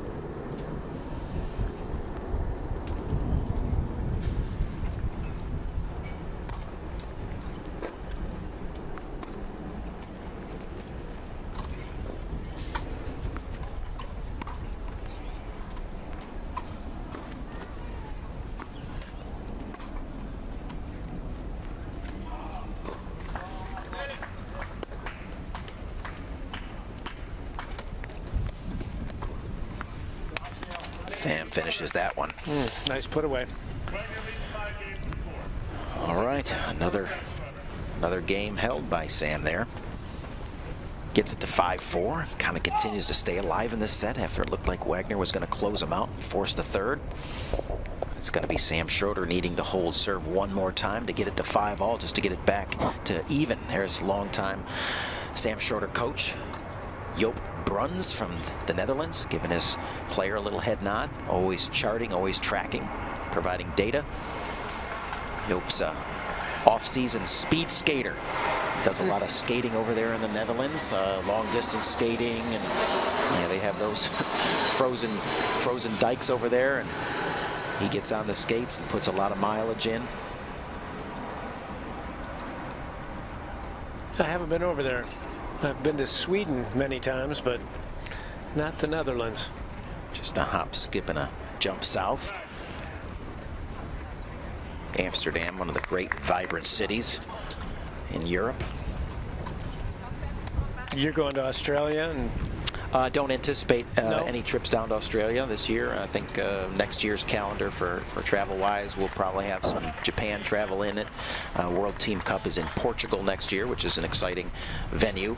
Never been held there, so I think the world of wheelchair tennis will be eager to see a new venue there in Portugal. It's an exciting time. That'll be at the end of April, early May. World Team Cup, which is equivalent of the Davis and Fed Cup. Okay, David, he's got to make those returns. Yeah, he's been good with him this game, or this set. He's going to need to be good with him this game. It's go time for him right now. He does not want to have that lead that he created here in the second set fully erased.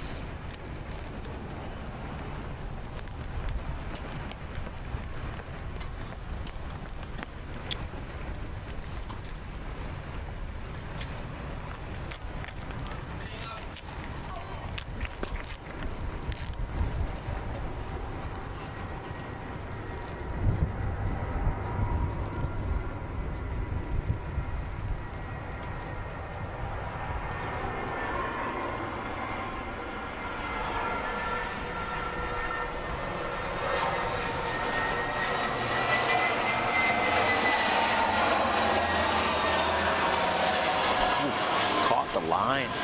Wow. David in disbelief on that. That caught the line, barely. Yeah, I mean, really, David had the court pretty much totally covered, and it was going to take a shot like that to beat him, and he knows, it's like, wow. He left 2% open, and Sam got it. Left 2 open, and Sam hit 1. Yeah. That's a pretty pivotal point there, I think. I think 15 all here now. Sam nice and loose here at 30 love. Huge shot.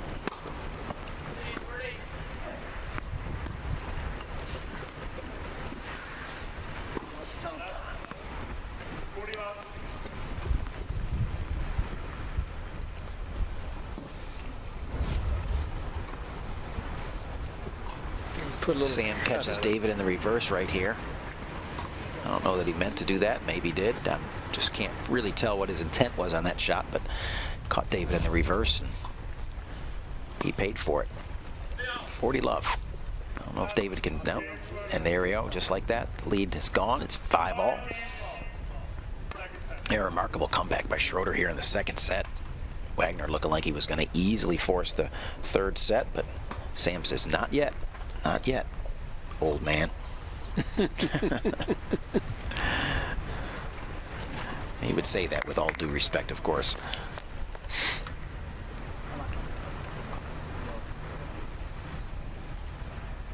All right, 5 all is not a lead, so David with a chance to stay on top here.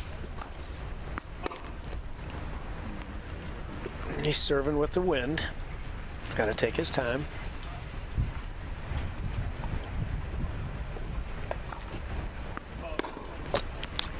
You didn't listen to me. No. A little too much air underneath that one, right? Yeah, not the start he wanted for this critical service game.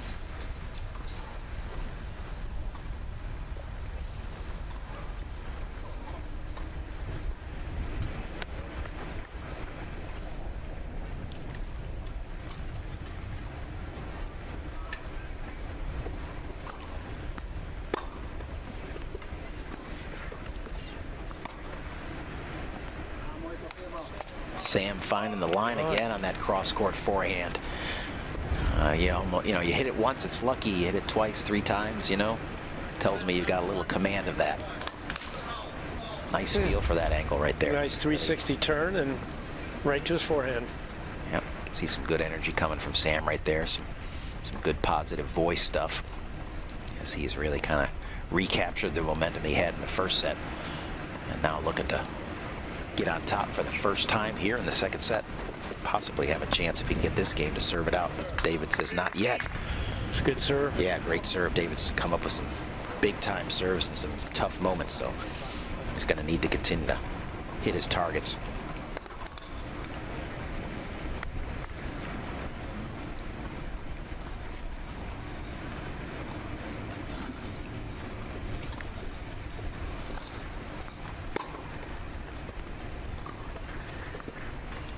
Yeah, easy open court forehand for David there. Had all options available to him.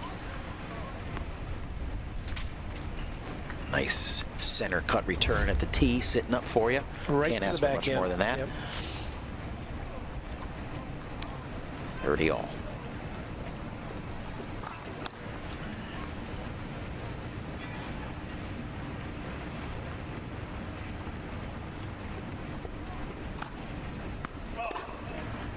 Second double fault of the game. That wind at his back, just not getting enough spin to pull that ball down into the box. Wind pushing it just a little long. Here is Sam Schroeder with a break point to go up 6-5 and possibly serve for the match.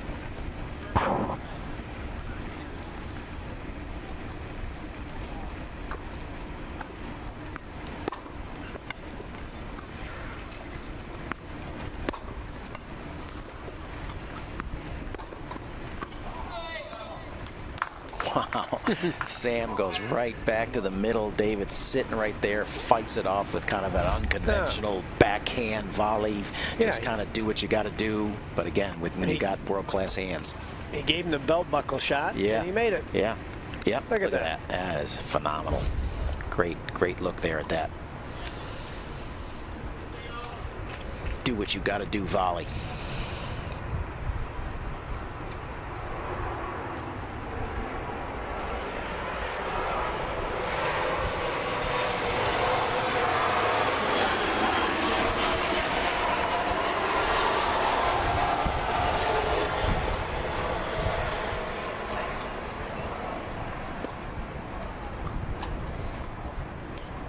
Just a great reach on that first shot. Great reach by David to keep that point alive. Watch this first response here. Move. Watch this right there. That just staying alive. And then Sam not having a great opportunity to do anything with that ball. Big time performance by Wagner there to give himself a add-in chance to get it up 6-5.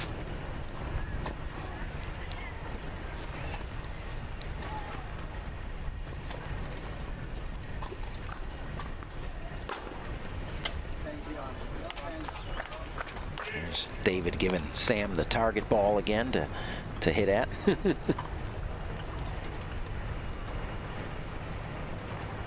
Back to deuce.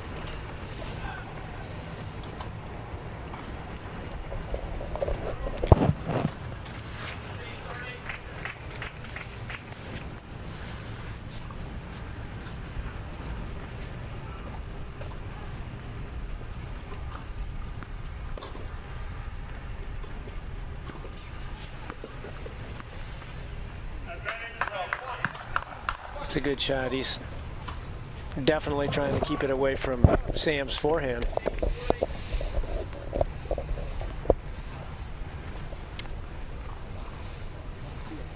Yeah, we got ourselves a great game here at a pretty critical junction here for both of these players. Sam not wanting to go 3 and David desperately wanting to get into that third set.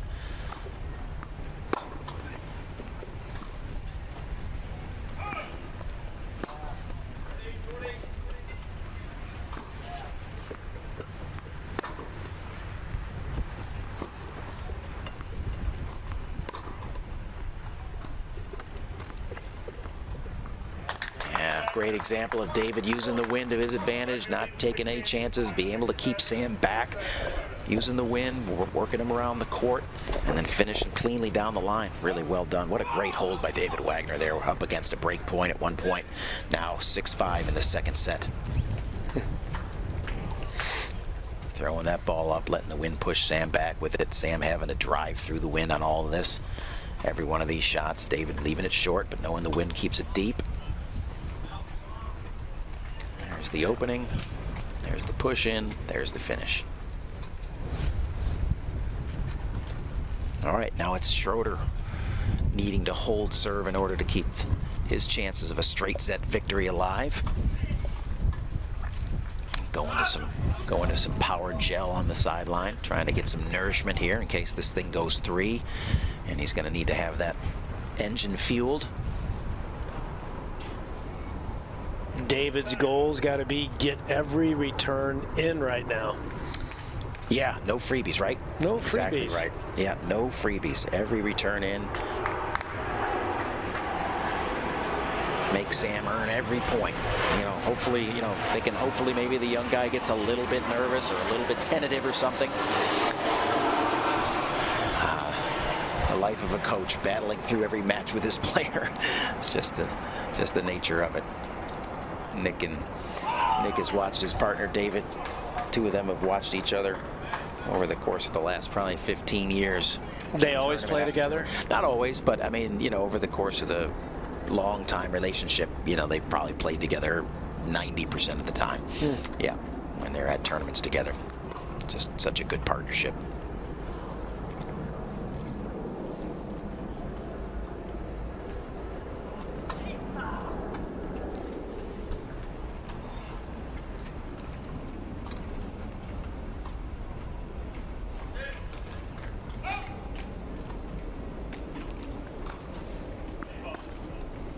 There's that wind giving both of these players a little problem with serving the ball long. I think getting a little tentative on some of their second serves, not being able to maybe generate as much spin as they'd like, maybe because of the the grip issues that they both deal with a little bit. Kind of difficult sometimes. It's kind of a give and take with that whole grip setup with these guys. You know, you're gonna, in order to be able to execute all the shots to a certain level, but maybe not being able to access as much of a spin option as you might like, get into circumstances like this, not able to pull the ball down. Great return by David down the line. He just blocks this ball back. Yeah. Look at that. Catches that line, no answer for Sam.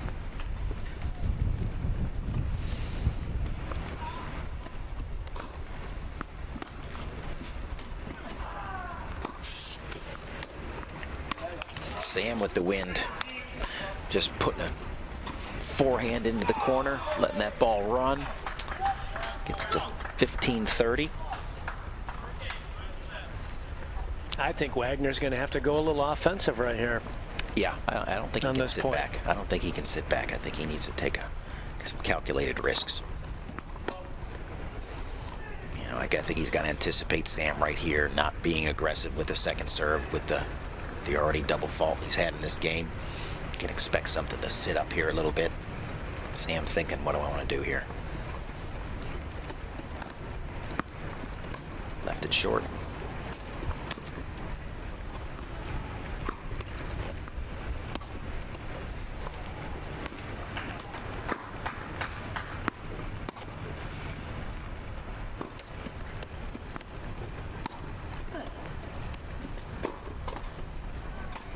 Oh, the lead cord.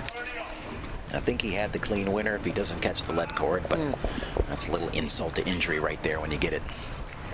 And we're at 30 all. David kind of pressing the action after this ball right here. I don't know if coming in on this one, he just didn't do enough with that. Didn't get Sam stretched out at all.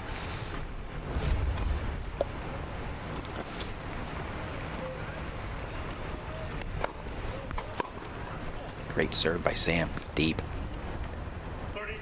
Nice return, nice response by Wagner. And now the first set, I think the first set point we've had.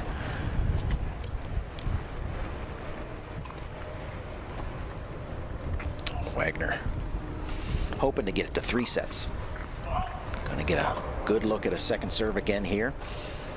It's always nice to start the day out with a 3-setter. Yeah, it's been our norm, hasn't it? Day 1, day 2.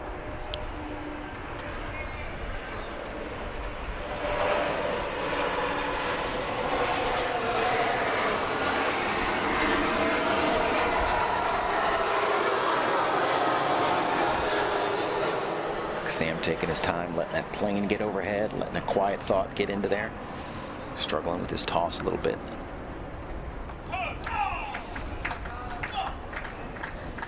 Been a lot of time between that first and second serve here now. Let's see what he comes up with.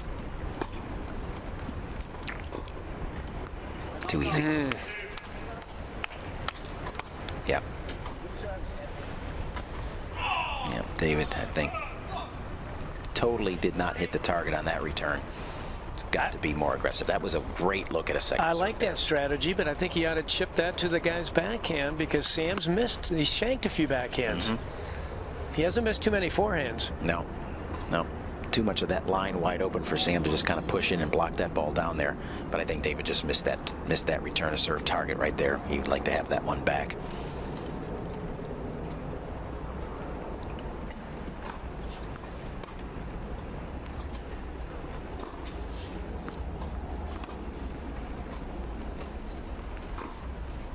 Oh, Sam spraying the forehand there.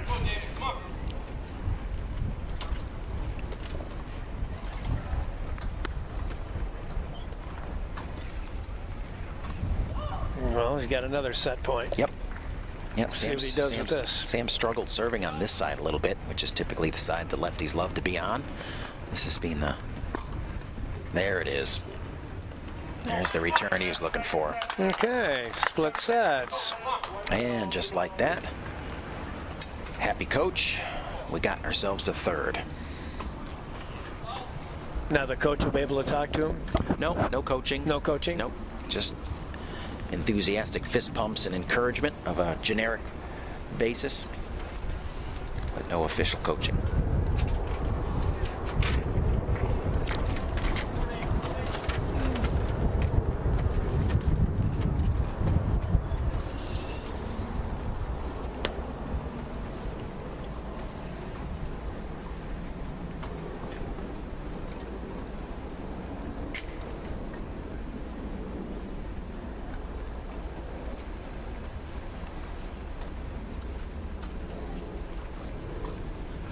Paul, if you look down here, I think almost every court's in play now, all the way down.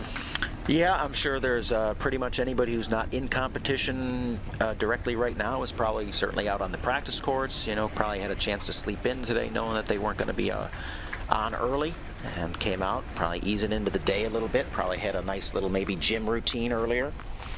Now getting out, having a hit with their coach, the warmth up, perfect scenario. Both coaches figuring out what they want their players to do in the third set. Great look at John de Vries there, and another look at Joop Bruns from the Netherlands, as both of them are eagerly anticipating this third set here. John's from Oregon. What's his last name? De Vries. De Vries. Played at the University of Oregon, a proud Duck, and been on staff here as a national coach since, I think, 2012. So it's been a good long while. Really fortunate to have him and his level of expertise. Just a great coach, great guy. Can't say enough about John. Paul, what do the players think when they first see this national campus? Yeah, I think, you know, for a long time now, anybody that's coming here for the first time has kind of heard about the myth, right? This myth of the national campus. 100 courts. 100 courts. Yeah, I mean, just saying that alone is kind of a pretty wild thing. Like, what? 100 courts? And people kind of can't believe that. And then they get here and then they see it, and it's just like, it's, again, I go back to it is Orlando's newest theme park. I mean, and the theme is tennis. It's amazing. There's no place like it in the world, right? And here we are, right. Wagner to serve for the first game of the third set.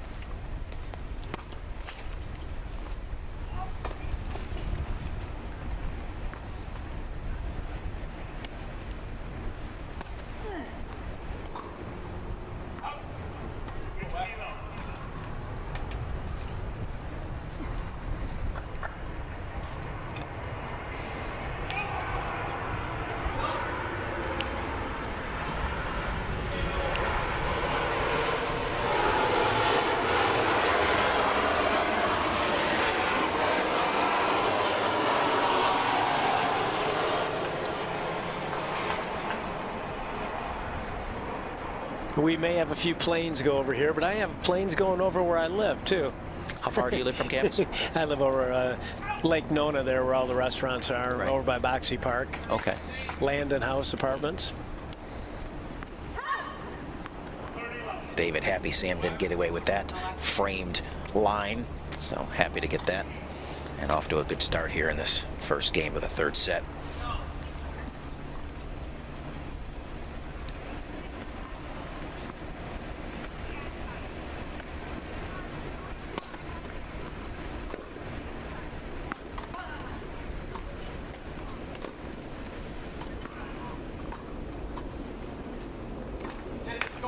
Beautiful shot.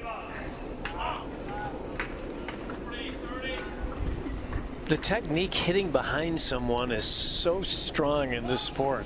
Yeah, it's pretty much a staple. I mean, their ability, you know, they're forced to have to come out of that turn and take their eyes off the ball, then re-engage. It's certainly a higher level skill that the best players do really well, but nonetheless, you know, forcing that player to slow down and not be on the wheels, just moving towards their target and able to time things up and never having to take their eye off the ball is a nice advantage, as David Wagner holds it. Love right there to get off to a great start here in the third set, much like he did in the first set.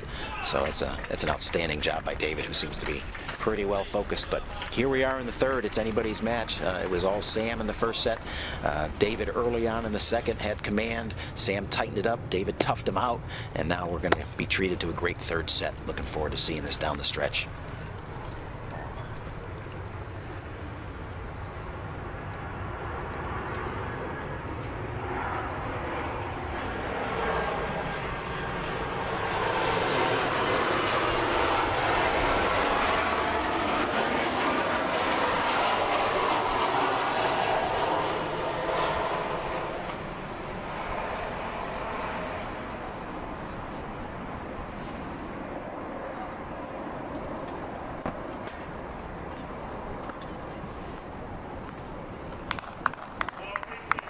Another winner return a serve. He's working his backhand a little more right now. Yeah, and that's it. You know, I mean, I think, you know, throughout the first set, it was kind of a test run to see who had what David kind of figured out what it was he wanted to settle on as far as his game plan. He really executed it well in the second. Sam's got some, get back to what we talked about on the onset. Sam's got the mobility advantages, wants the rallies to last a little longer. David is looking to punch and go, shorten things up. Great serve by Sammy there. Out wide.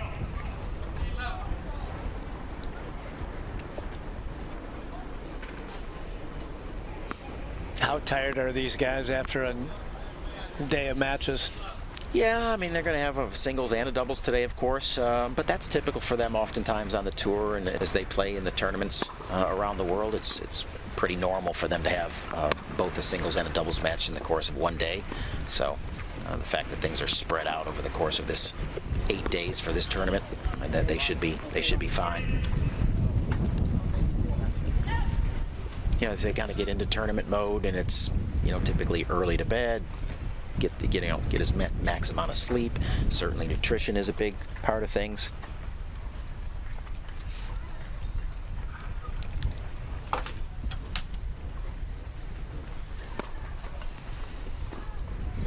As we've mentioned, they just continue to professionalize more and more. These players are just really smart about how they take care of their bodies. Pretty much from start to finish, it's just the mode that they get into. This is what I do, and this is how I have to do it. It's not late nights out. It's not. It's just everything's about their ability to perform. When I traveled with Aaron Krickstein, who got up to 6th in the world, if we were over in Europe and he saw a piece of Godiva chocolate, he wouldn't even eat it. Yeah. He said, if I was back home, I'd eat this, but I'm not going to eat this right now. You get in the mode. They watch what they eat. They're professional. Have to. Yeah. We had Bjorn Frantangelo and Cece Bellis, on the broadcast a little bit yesterday. A couple of young professionals on the WTA and ATP Tour, and yeah, they're just incredibly mindful of their nutrition and everything that goes into their bodies. And it's just the way it has to be. The discipline that you have to show. I mean, it doesn't mean that you can't have some snacks here and there and again, now and again, but by and large, David's always been really, really mindful of his nutrition. I know that. It looks to be Sam that's in very good shape there. Of course, he's young. He could eat anything.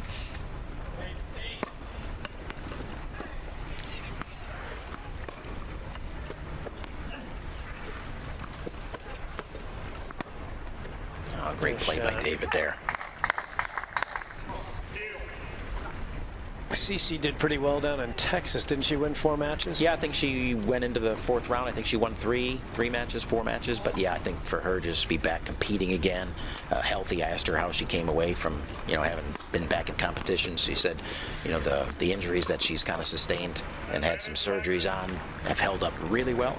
Just body sore, just competing sore, which I think for her is something that she embraces and would be happy to say that she's just, I'm just sore from playing 3 matches, and that's a good thing for her.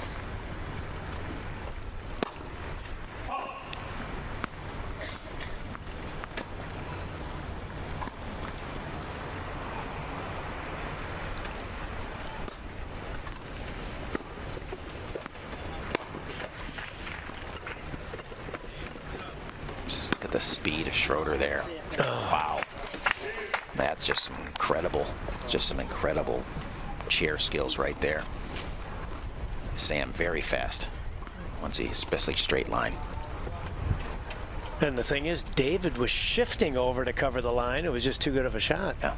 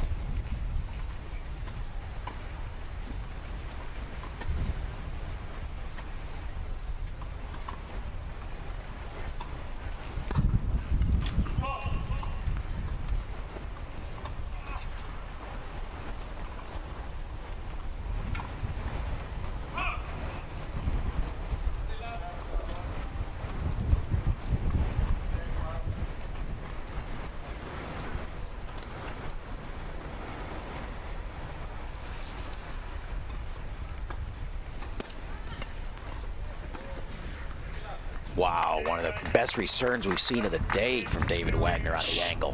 Short, tight. Read that one. Came in fully committed. And angled. Yeah. Yeah, probably the best return we've seen him hit today. I mean, look at that. No chance for Sam Schroeder there, and it's David Wagner up 2 games to love here in the 3rd set. Hey, members of the PWTA from back in Lakeland, Florida. 6 of the gals that I coach back home come out to watch a little wheelchair tennis here today.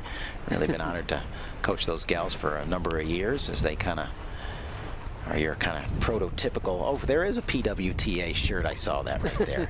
Lee Harris, captain of the crew. What level are the girls?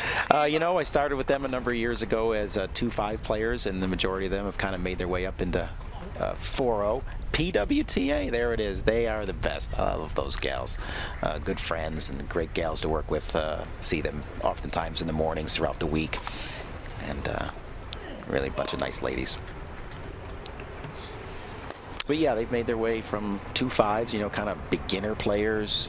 Some of them are now into the 4-0, and all of them at a minimum 3-5s, and you know, kind of just your standard solid USTA league lady players. You know, really great group. Always still eager to learn and try to pick up new stuff, and I love coaching them. That's fun. I mean, I had 2 gals in Wichita. My one assistant pro said, I don't even know if I can get them to be good players. I said, I'll take them. They became 4-0 level players. Yeah, that's a legit player, right? They are great serve. Yeah, David Wagner kind of on fire right now. 40 love. You know, you wonder if Sam's kind of like thinking he missed his opportunities here. Here's the ace. Total target right there by David. Feeling it a little bit. Got the momentum fully in his serving with the win right now. Looking to do what he did in the 1st set and get up in that nice 3-0 lead.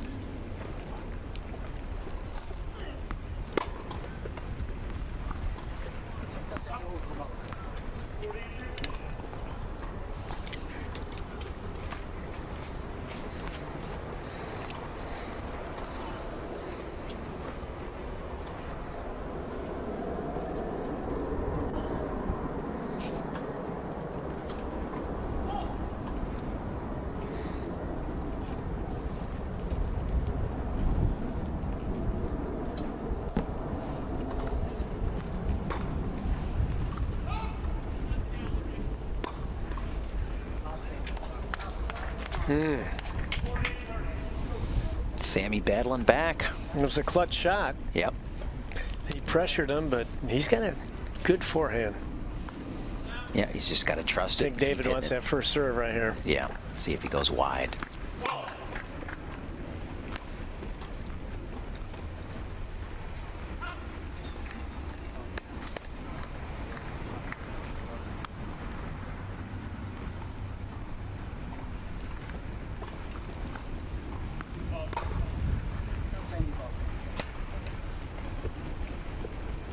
And just like that, 40 love. David knows it. A little bit disappointed from 40 love to deuce.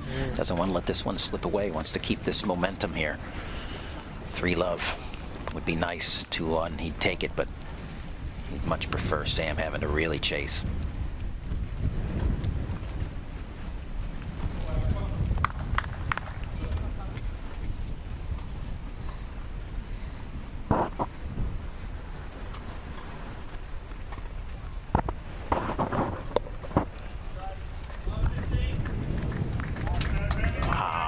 Boy, he's come up with some big serves and some big moments today. He needed that after that double fault. Yeah, he certainly has. That tee has been a friend to him so far. Seems to have found the mark there.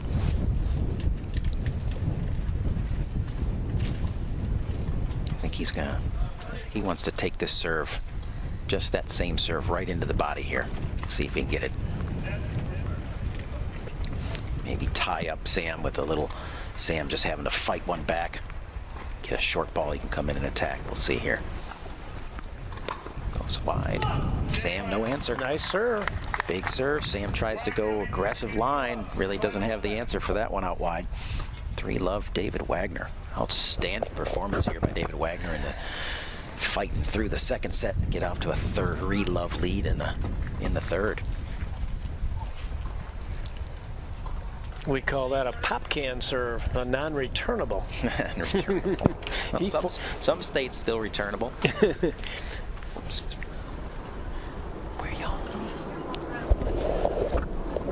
Roll a little bit.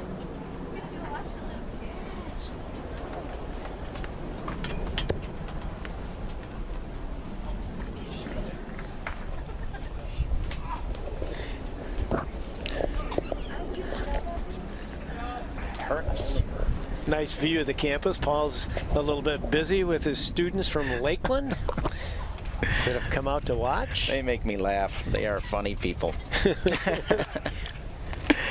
I'm sure they're going to listen to all your broadcasts later tonight. Yeah, he'll probably go back and listen to it all. Yeah. Well, here we are, David Wagner, 3-0 in the third. Fully in command of this third set. But he was in the second. Sam fought and got it tight.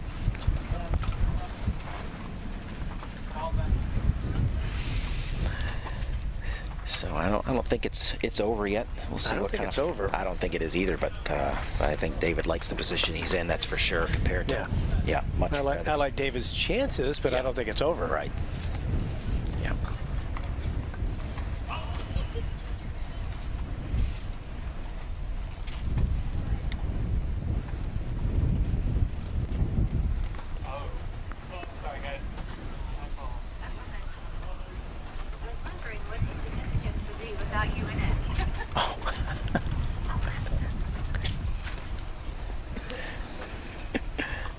Screw here.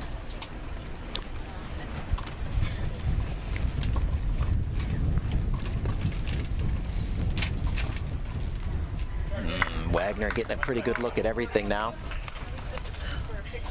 Wagner getting a great look at his returns here. Sam kind of looking like he's under the gun a little bit. The unforced errors coming a little bit more frequently now.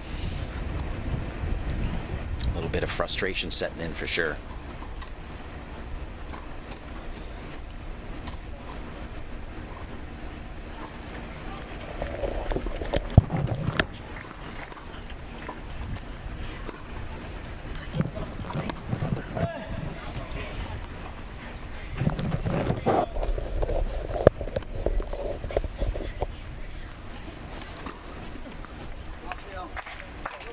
Yeah, great shot by Sam there.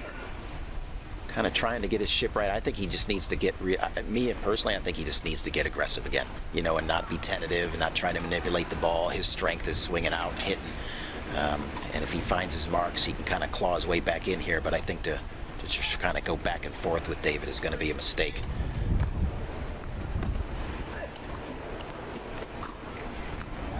Yeah, see, there you go. Yeah, just hit out, right? I think he's got to hunt for some forehands because that's his best shot. Yeah, he's got to get on the wheels. He's got to utilize his strengths, which we mentioned his mobility strengths are superior. And he's got to start flying around the court and hitting. He's just looked a little tentative here in this third set.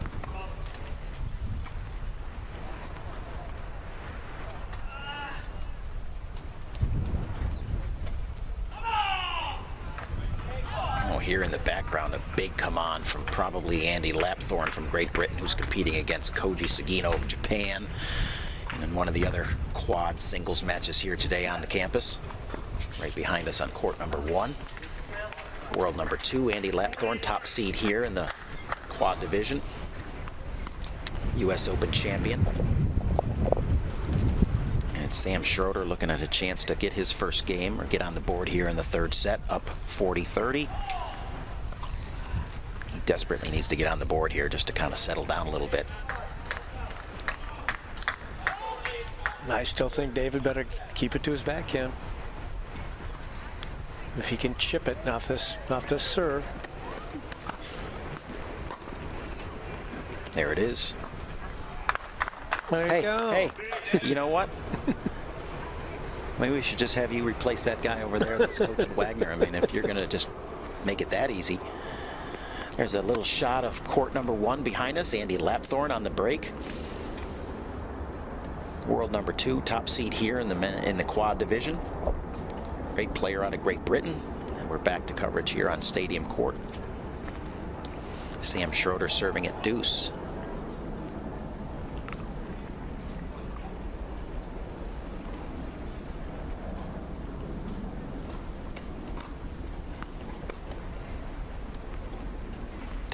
drop. Smart. Did he say sorry so it wasn't intended? I thought I heard a sorry on that. I don't think David's really sorry, but he will definitely take it. Yep, there it is. It's official.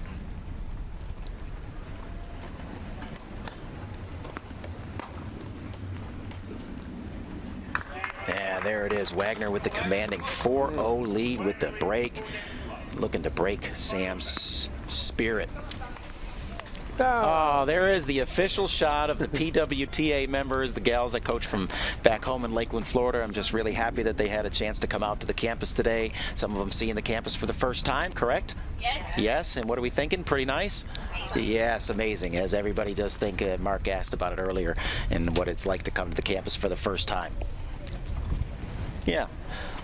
All right, so I'm just happy that they had a chance to come out. They all live busy lives, but had a chance to give us some time here today and come out and be fans of the best wheelchair tennis players in the world. So we're really happy. I know I'm happy to see you girls on a regular basis, you know, pretty much on a, well, sometimes weekly basis, but, you know, sometimes we get those gaps in there a little bit. But we're going to get back to the match here, girls. I'm going to let you go and do your thing around campus here. Enjoy some of the other matches out on the other courts. But great to have you here today and supporting the event. We're happy you made the trip up from Lakeland. Thanks, Coach. Good to see you. Yep. Bye. Bye now.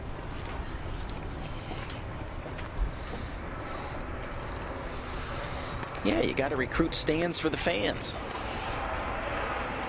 I think it's a great opportunity for people. I mean, those are tennis players, right? So their appreciation, I often talk about people's appreciation for wheelchair tennis is somewhat passing. But if you're a tennis player, you realize how difficult it is. I mean, again, you go back to how difficult the sport is, period. Now you're watching these people do this at this level that they're performing at from the wheelchair. And I think those that play the sport of tennis recognize and have just a deeper appreciation for how amazing these athletes are, and so it's great for them to come out and support the event. I think I told you yesterday, this is my favorite event that we have out here. Yeah. Well, I mean, and I like a lot of them. Sure.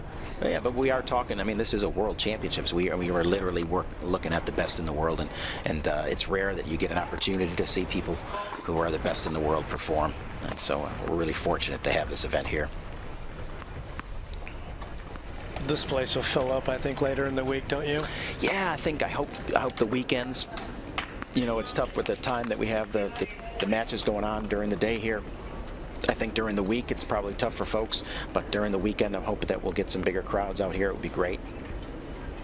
I think folks who are fans of tennis are missing out if they don't get out here and see some of this competition, especially as we get deeper into the tournament and we see the cream rising to the top.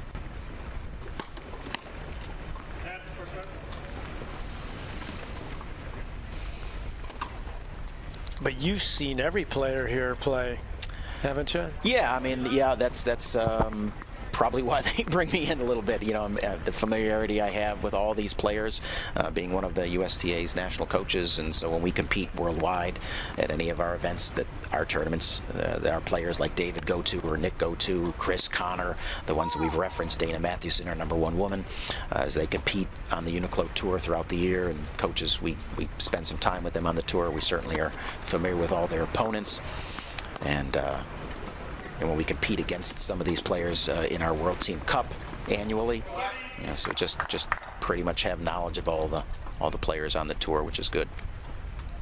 A lot of great players on this tour, a lot of really great personalities, just really good people. So it's just a really good environment to be in. Really fortunate. Oh, they're lucky to have you and Harnett and Alan and the whole crew with them, spending a lot of time with them. Yeah, so I guess I would call it a Joe win-win. Wallen? Call it a win-win. Yep. Yeah, we invest in these people and our time. I spend a lot of time over in PD. You know, PD. Right. That's a wonderful. Yeah, the player development environment over there, that culture that they have going over there. Great return by Sammy to get his first game of the third set. Finally break through here in the 5th game. Is that going to be enough? Can he continue to kind of string some together here, or is Wagner going to shut him down and say you've had enough? You know, both of these guys have proven that they're capable of getting on a real streak. So you don't want to take anything for granted. No lead is safe. You know, you get a guy down, you got to put him down and keep him down. That's got to be David's mentality right now.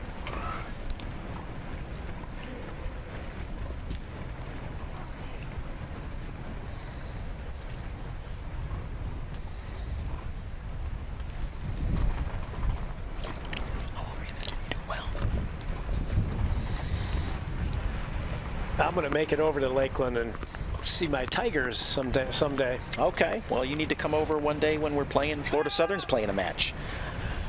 Here's our follow-on match to this quad match that's going on Stadium Court right now. Women's doubles kicking off the UNIQLO Doubles Masters portion of the tournament today with our first doubles coverage. Women's doubles will be coming at you right after this match here on center court, so stay with us. Yeah, I would love to get you over to Lakeland when we have one of the matches with Florida Southern and ladies team that I coach over there, women's collegiate team, competes in the Sunshine State Conference, high-level Division II tennis. So come over, maybe catch a Tigers game, maybe catch a tennis match. That'd be fun. String it all together. I've got 2 girls in my program from the varsity team here. Okay. They're knocking on the door to be a top 10 team.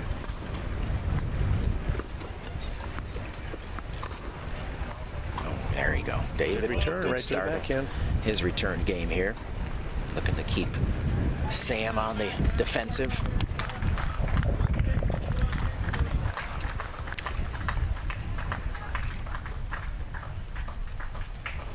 Division II is a good division. 2 of my sons played Division II, one out in Hawaii and one out in Denver. Wow. But yeah, they like to. What was the school at? What was the school in Hawaii they played at? University of Hawaii. Okay. Hilo. Hilo. Okay. And then Colorado. Metro State. Mm-hmm. Oh, we have some good basketball teams come out of Metro. Yep. There's David with that return. So yeah, really, David's just kind of really got things dialed in right now, and Sam kind of looking a little forlorn, like maybe he let some things get away from him here. But all credit to David for getting things dialed in that second set, and then keeping the hammer down here in the third. True champion.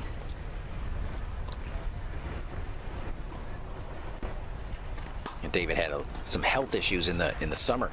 Had to have a surgery, and so when he came back and participated at the Pan Am Games in Lima, and then followed on with the U.S. Open in New York, and then St. Louis, you know, he just wasn't 100%.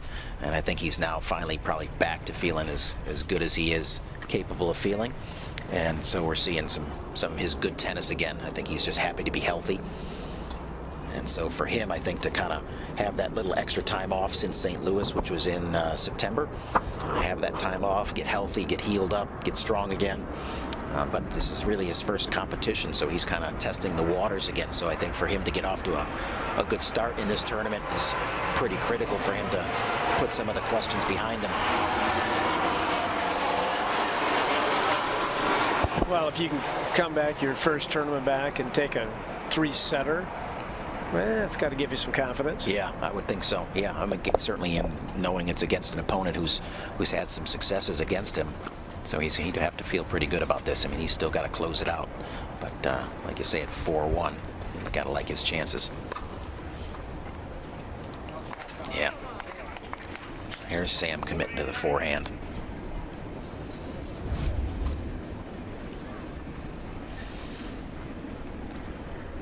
Stretched him out good, but he's got a good forehand. Yeah. See, he's got the great depth, but man, he hits that a long way. But the targeting, get some good action on that ball, full stroke. There's David on the attack again on the backhand. Yeah, just got an update provided to me on court number 1 back behind us. It was Andy Lapthorne winning a tough 3-setter in an odd score line of 1-6, 6-1, 6-3. So that's a great win by Lapthorne over Koji Sugino of Japan. Andy coming out a little flat, or Koji coming out a little hot in the first set, but Andy certainly settling down and taking those next 2 sets pretty easily, 6-1, 6-3. So both of our matches here, opening matches this morning, going 3 sets in the quad division. So you can see that there's a lot of parity in the division, a lot of depth, and this tournament is going to really be something that the champion ultimately earns, because there's a really deep field here.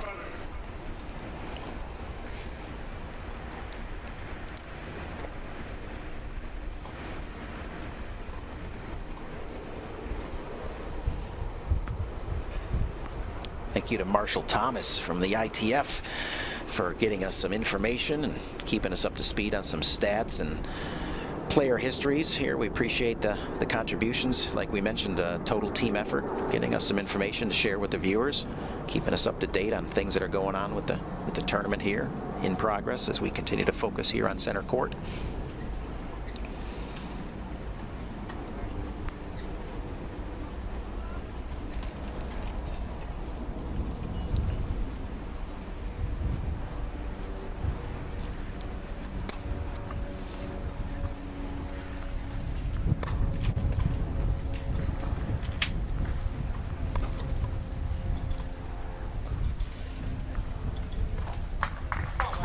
David catching the line and a little fist pump. Get it back to deuce. Hey, there we go. Young American Chris Herman and Connor Stroud coming up here shortly against world number ones. Stefan Houdet and Nico Pfeiffer. The young Americans getting a chance to test the big waters here in the UNIQLO Doubles Masters. So now, how old is Connor? He looks pretty darn young. Connor's just 20. Chris I think 21, Connor 20, both just young collegians. Chris getting ready to graduate from the University of Florida. Connor kind of figuring out what he wants to do, whether it's a collegiate route or just play some professional tennis for a period of time.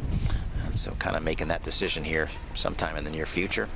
Chris is one class shy of his graduation from the University of Florida, so he's done a great job of balancing.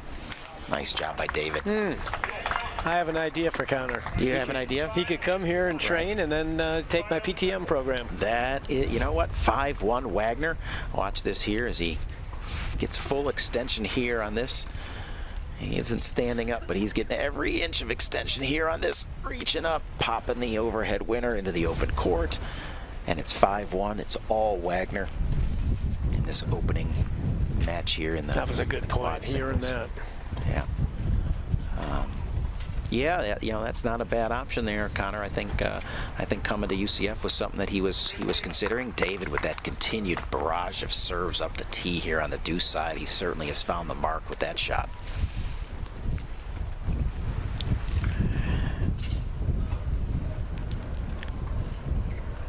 Yeah, I think that was something, that was an option that Connor was weighing for a period of time, and I don't know if that's something that he's still considering.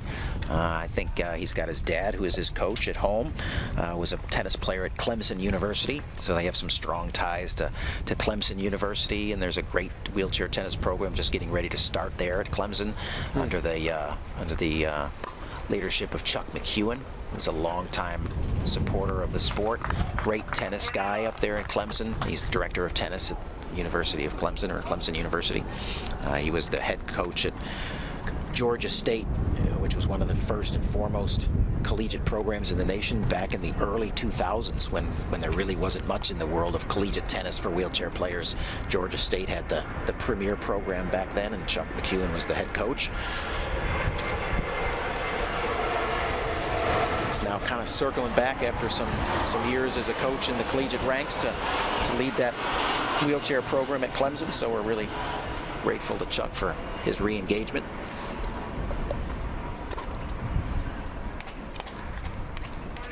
Sam saying, you know what, I'm 5-1 down and love 30. Why not just take a slap at it? And he's going to need to string together quite a few more of those if he's going to have any chance at all of getting himself back into this match. But tough to stay positive. 5-1 down in the third.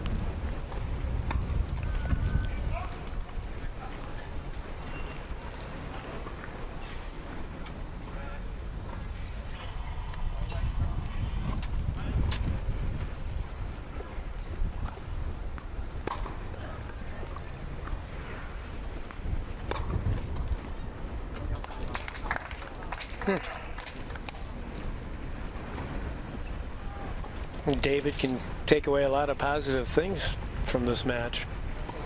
He's really played some good net with those touch drop shots and angles. Yeah, he's kind of, battled his way through that first set, kind of got himself righted there.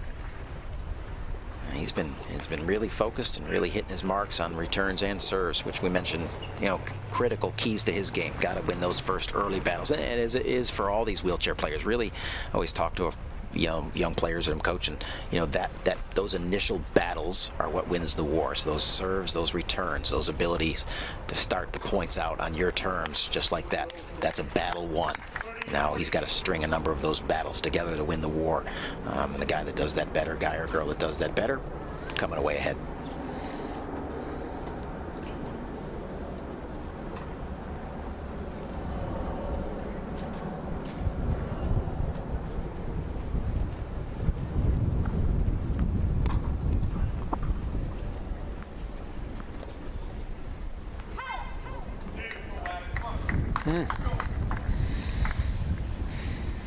David Wagner 2 points away from a victory. The way he's serving on the deuce side, he might have Sam set up for something wide, having gone to the tee. We'll see. I think he's going wide. You think he's going wide? Tee. Nope, you're right. He's had that serve dialed in. Then he went to the other way. Yeah, right. That's a nice little combo right there. Man, just the middle. This is when you're feeling it. It's like I can do no wrong. Inside out, back in. Match point, David Wagner.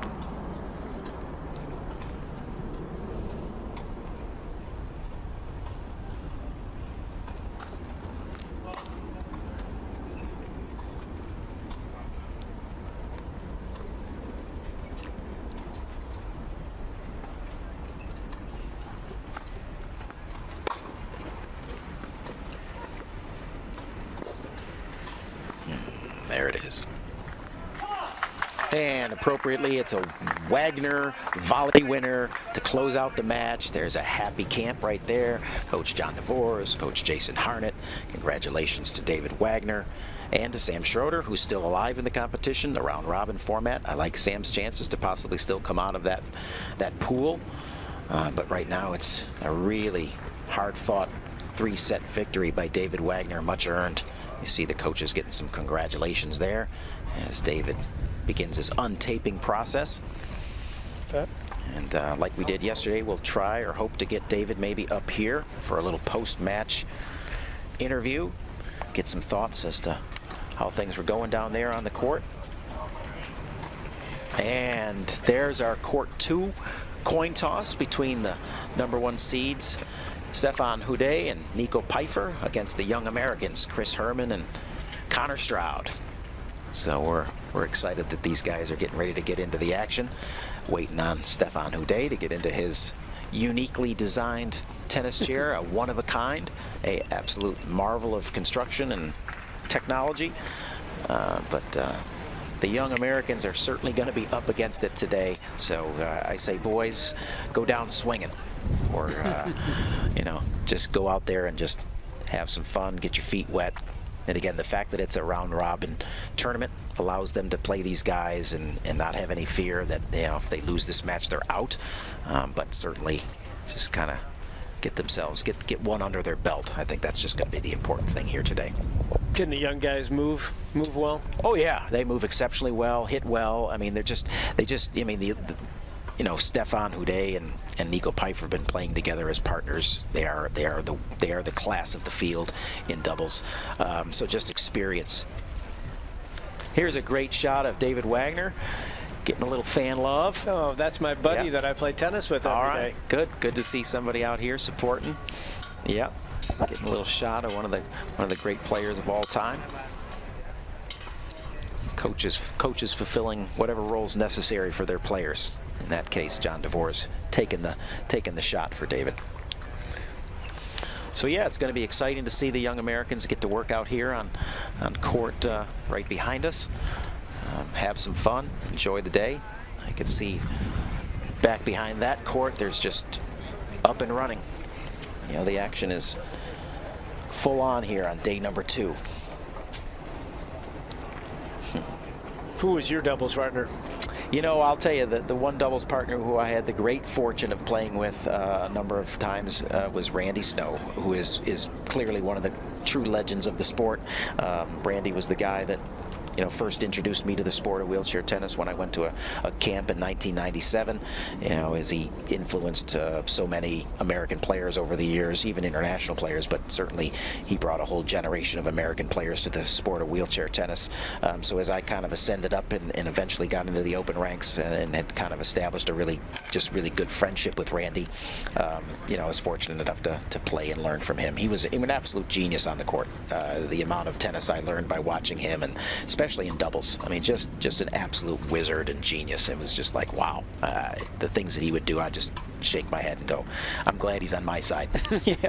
But yeah, I was really fortunate to play with Randy a number of times. Another great player and mentor, a guy by the name of Johnny Johnston, was a great influence in my early days of development as well.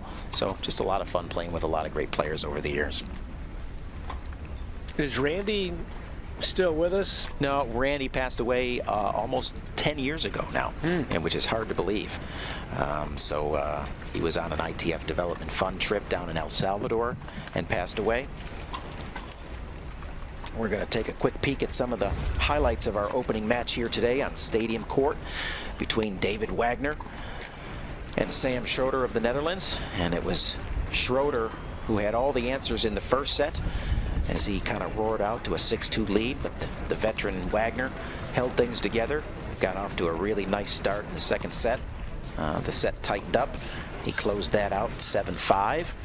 And then it was really all Wagner all the time in the third as he cruised to a 6-1 third set victory. You see Schroeder trying desperately to get that second set evened up. He did get it evened up at 5-all, but it was Wagner who closed it out. And then from that point on, it was nothing but Wagner.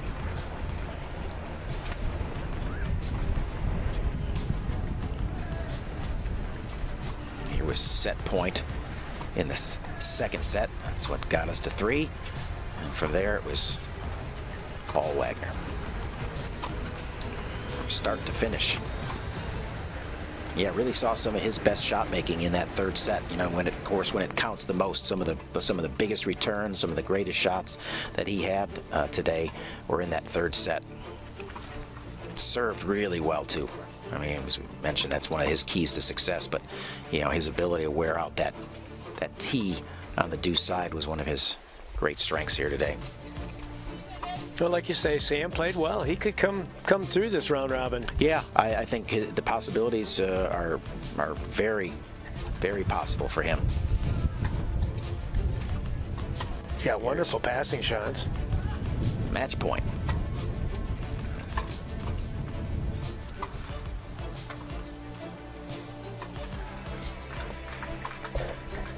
Great highlights.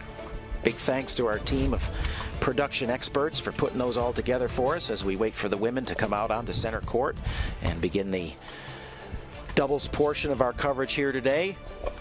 David Wagner, we've just been told, is going to be coming up to get us a little interview, and we're really excited to have a chance to talk to David post-match. I mean, I think we enjoy the insight from these players as they get on. We're going to be utilizing that.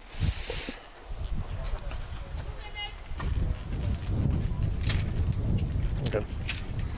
So we'll wait for David to make his way up here and clear a little space. We'll shift around and get some thoughts from today's victor, David Wagner. What were your thoughts? Kind of we mapped it out in the beginning when we talked about the strengths of both players there, Mark, and it was just Wagner who was able to execute his game plan a little bit more thoroughly down the stretch. I thought the first set, Wagner had a little trouble with that lefty serve. He missed quite a few returns, but then he started, and he wasn't going into the net that much the first few games, but then he started going in, had very good success on his touch shots and angle putaways. And then I thought the key toward the end was he started going more at Sam's backhand. And I thought that helped him. Sam shanked a few backhands, and when he was pressured, he couldn't pass quite as well on his backhand side. So, hey, congratulations to David. He didn't let up, did he? No, not at all. Yeah, and that's the mark of a true champion there, to kind of figure things out, ride out a little bit of the storm there in the first set, and then have the answers down the stretch in the second and third set. So, yeah, just a true veteran kind of performance right there by David. So we'll give him all the credit. Now, I saw David play last year, but he looked stronger right now. Yeah, he looked sharp. Yeah, you know what? I've been talking to Coach DeVos here. He's mentioned that in their workouts this week that David has looked really sharp. He's been really happy with the practice sessions that they've had. And so, you know, he was anticipating a good day for David today. And again, kind of coming into this tournament with a little bit of unknown, not having a lot of match play under his belt here for a couple of months. But David answered the bell and really looked sharp there, especially in the second and third sets. The tip I'd give him if I was coaching him, I'd tell him, hey, after your serve, get yourself moving a little bit more, because there were quite a few returns. I thought they could have been reachable, but he didn't get off the mark to a quick start and couldn't get his racket on him. Yeah, I mean, the quick push for David is not one of his strengths. As we mentioned, you know, certainly the mobility advantage was in the favor of Sam Schroeder there. David's mobility skills are good. Once he gets the chair moving, he knows really how to cut the court down. But as far as just raw pushing and quick moving of the chair, those initial stroke or initial first pushes, that's not one of David's strengths. So if you can make those returns and stretch him out early, you're going to have some success, but it forces you into those outer thirds. So while we're waiting for David, you know, we know he's coming up. Reminder, we are going to continue to have great coverage here for you today, as we're going to be looking at a women's doubles competition here on the center court between Charlotte Famine right there in the blue top and her partner Zhenzhen Zhu from China, and they'll be taking on the Brits Jordan Wiley and Lucy Schuker, seen there in your view. So we'll look forward to that great doubles match, and as I mentioned earlier, I think as a little teaser for this match, we're going to see some good one up, one down, one up, one back doubles. So I think Charlotte and Lucy will be the players that'll go forward most often in these two pairings, and the other two, Wiley and Zhu, will tend to stay back and be the ground stroke setup people for this match. So we'll talk a little bit more about that as that match kicks off, but we're still hoping to get David up here. I know he's on his way, probably going through a little post-match stretch or something like that, but we'll get some words with him eventually here. He's probably signing a few autographs. Could be doing that as well. Yeah. So, but the day just continues to get more and more glorious here. The wind hasn't continued to kick up. It's really not as much of, certainly not as much of a factor as it was yesterday. So I'm sure the players are enjoying the warmth, and once they get the matches going, I'm sure they're plenty warm out there. As we turn around, we're not getting a great view of it, but behind us is the men's doubles that's kicking off between the young Americans and the heavily favored French. We'll continue to get you some updates on that match today as the day goes on. And there it is. We do get a little sneak view there. Stéphane Houdet from France serving there, as we talked about his uniquely designed chair. And we've got the early lead from the French, up 30-love in the opening game of this set. Yeah, I think the thing that Chris and Connor are going to struggle there is the unique ability for both Nico and Stéphane to go interchangeably. One go forward, one come back. Their ability to play at the net or play back on the baseline, big. Both of them have uniquely special serves. Houdet a little bit bigger, Pfeiffer with just an incredible kick serve, one of the bigger kick serves in the game, just ability to just roll heavy spin on him pretty much everything he hits. So it'll be a dramatic challenge for the two young Americans, but like I said, just really happy to see them out here competing.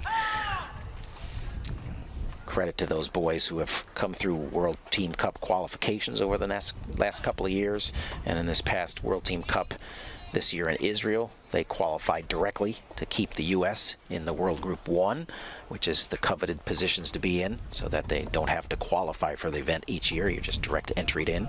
So in Portugal this year, our men's team will not have to qualify for that event. They'll just go direct entry in based on their performances last year in Israel. So all credit to Chris, Casey, and Connor, and Jason Kay for getting our men into the top group. All right, we're getting ready to transition into our doubles match here onto center court. As we go to the coin toss, we'll see who it is that comes out swinging the big serve early on here. I think I'm going to say goodbye to my partner in crime here, Mark Gelina, as he's going to be leaving and moving on with his daily activities. But Mark, thanks a lot for being with us this morning, providing all your expert analysis. He gives me the handshake as he makes his way out, and we'll soon be welcoming into the booth a new voice that will share some thoughts with all of you.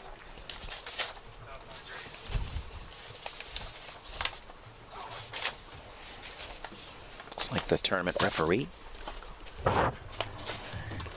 Be welcoming in Irina Falconi. Did I pronounce everything correctly? You sure did. All right, Irina, this is the first chance we've had to work together. I'm really excited to get some of your insight into this tournament and thoughts that you have. You are a WTA superstar, right? Have had a long or pretty long. I mean, how long have you been playing on the WTA tour? I've been playing since 2010, okay. But last July I decided to take a year sabbatical, and now I'm back on tour. I started a few months ago, so yeah. So fresh start, fresh mind? Fresh start, fresh mind, everything kind of coming in new again? You know, with having the right mindset, I think I'm in such a good place right now, and I'm just enjoying being on the court, and that's my main priority at the moment. So 100% agree with that. Kind of right mindset. Just yeah. a new perspective, right? 100%. Yeah. That's yeah. awesome. That's awesome. A greater appreciation maybe for all the things that you've been involved with leading up to this kind of renewed entrance back into the tour and everything like that. But so tell us a little bit about your knowledge about wheelchair tennis, and maybe it's not something you have great knowledge on.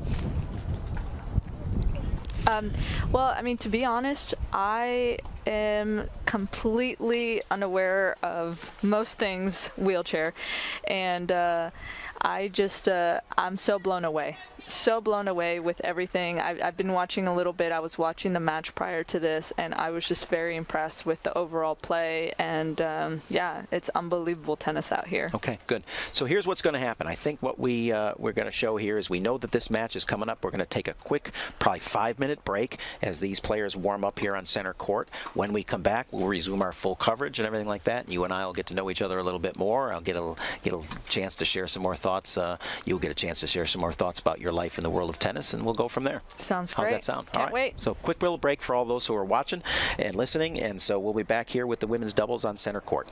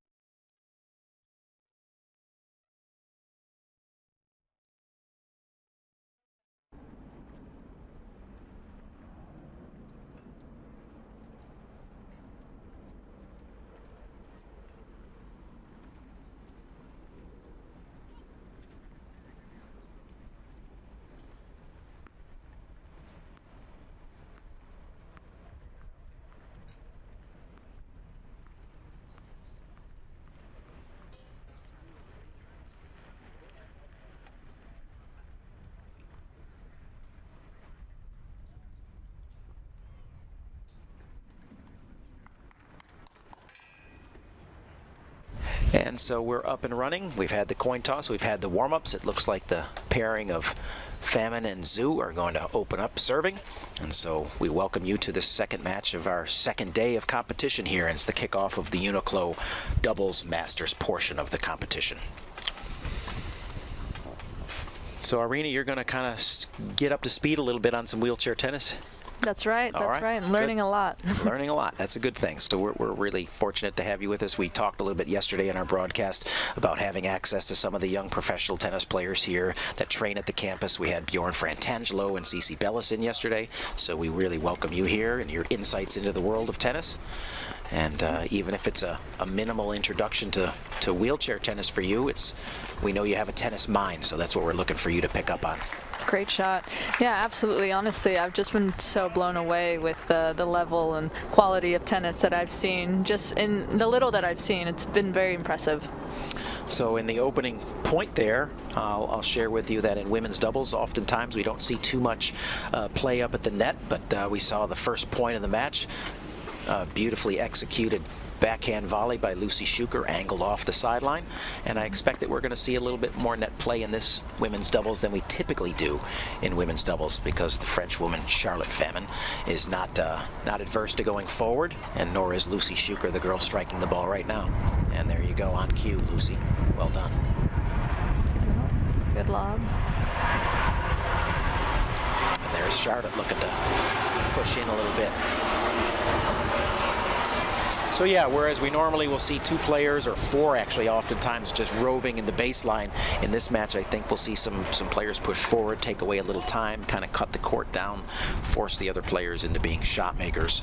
Is it typical for for all of them to be in the baseline? Do any of the teams try and do one back, one up? We won't see that as much in the women's. When we get into the men's doubles, we'll see a little bit more of that pronounced oftentimes in the men's game, with the serves being a little bit bigger. We'll see the server's partner push forward, especially on the first serve, for example, and maybe look to pick off a weak return early in the point. But here in the women's game, where the serves, again, maybe not as big, and the returners having a bit of an advantage, so we'll see them all start to stay back, at least initially, until an opportunity presents itself for somebody to go forward and look to pick something off. But right now, it's just going to be the ground stroke foundation. And here's the... I think Lucy wanted to chip that in and follow it. The positioning of where everyone is located, I think, is something very enlightening for someone that doesn't really watch a lot of wheelchair tennis. Yeah, of course it's completely different. We're in able-bodied doubles at the highest levels, which is what we're watching here. This is the highest level of competition in the women's division. You know, players are going to look to get tight on that net, oftentimes going to look to get 2 players forward. But here, you're just so susceptible to the lob, and still, because of a lack of lateral mobility, still susceptible to passes. But you see Jordan now pressing the action forward. And there's a great example of her partner Lucy utilizing the second bounce to allow her partner to get out of that court and reestablish a position back at the baseline.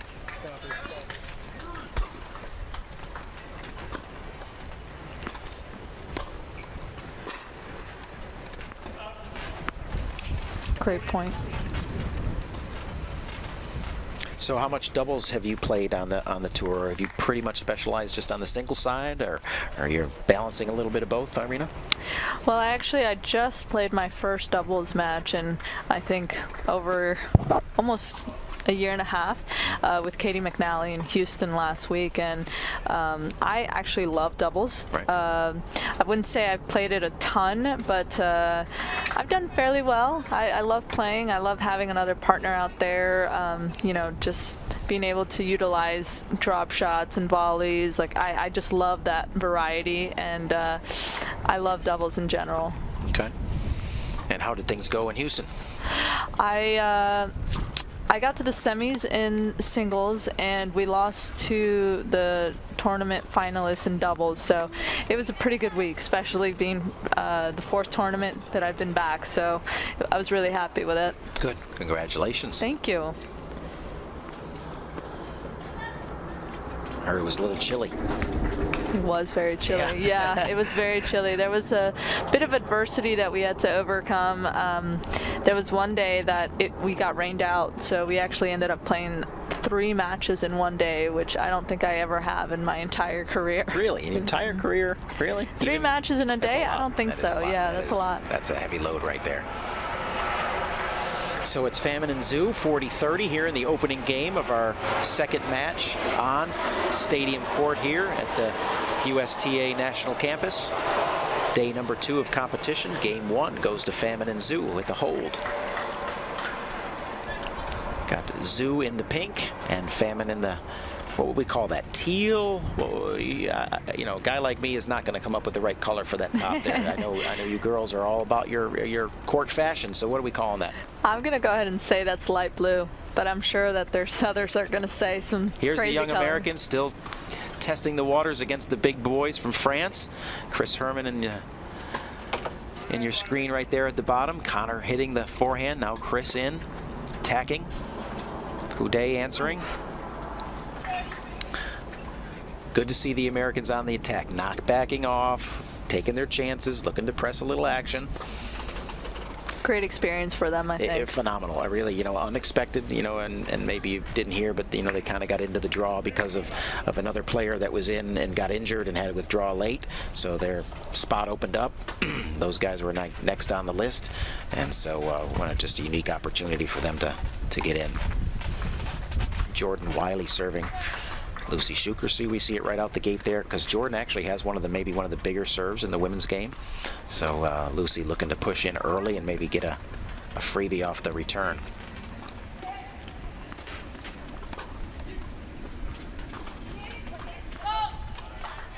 So when you say bigger serve, is that speed-wise or is that rotation, shape? You know, in Jordan's case, all of the above. Jordan hits a little bit of one of the bigger serves as well, but also does, you know, has the ability to shape it. Pretty big kick serve. Just strong, great form you see here, great technique. Mm-hmm.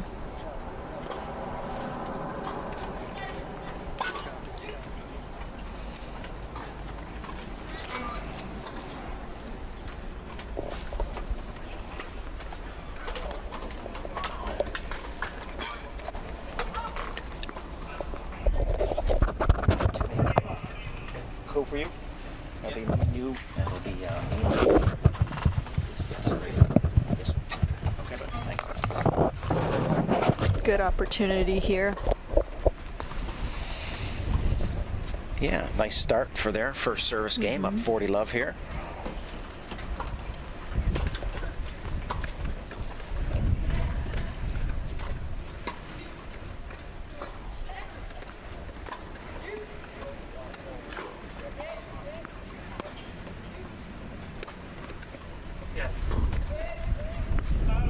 Just long, Schuker and Wiley hold at love, and with that little break here and 1-1, we're going to go to the post-match interview with David Wagner. So David will be joining me now. Rena will be taking just a quick break, and we'll be getting back to the coverage of this match.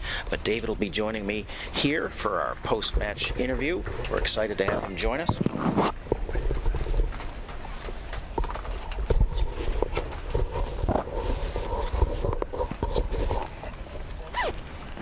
No, that sucks. Paul, don't go too far forward, buddy. We're close. We're on. We're talking. Everybody's listening. Oh. Sorry. All right, so we're really Thanks for the honored heads to up be on that. we're really honored to be joined by David Wagner, the winner of our first match here on the opening day of competition for the quad singles. So David, tough third setter right there. Yeah, thanks. It was tough. Yeah, I mean, Sam's a really strong player, and I knew that going in. I don't think I started as well as I wanted to.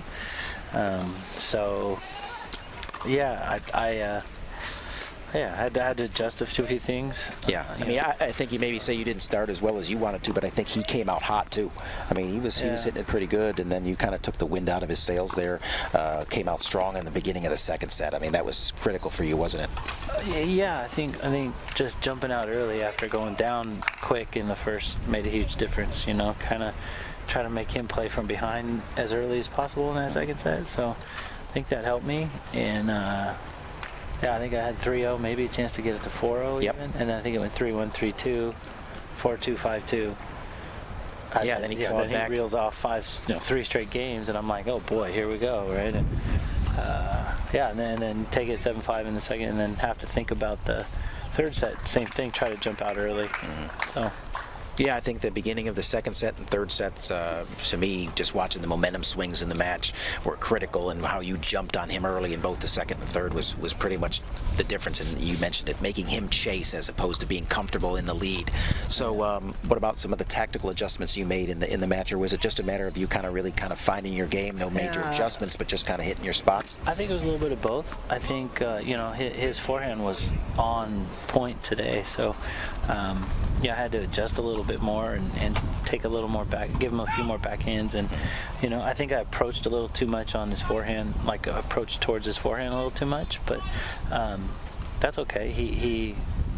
I mean, he's a great player, right? He's going to create from both sides, and you can see that. So you just have to keep him off balance and try to not let him get grooving, because when he grooves, as you saw in the first set, he's really doing good. Yeah.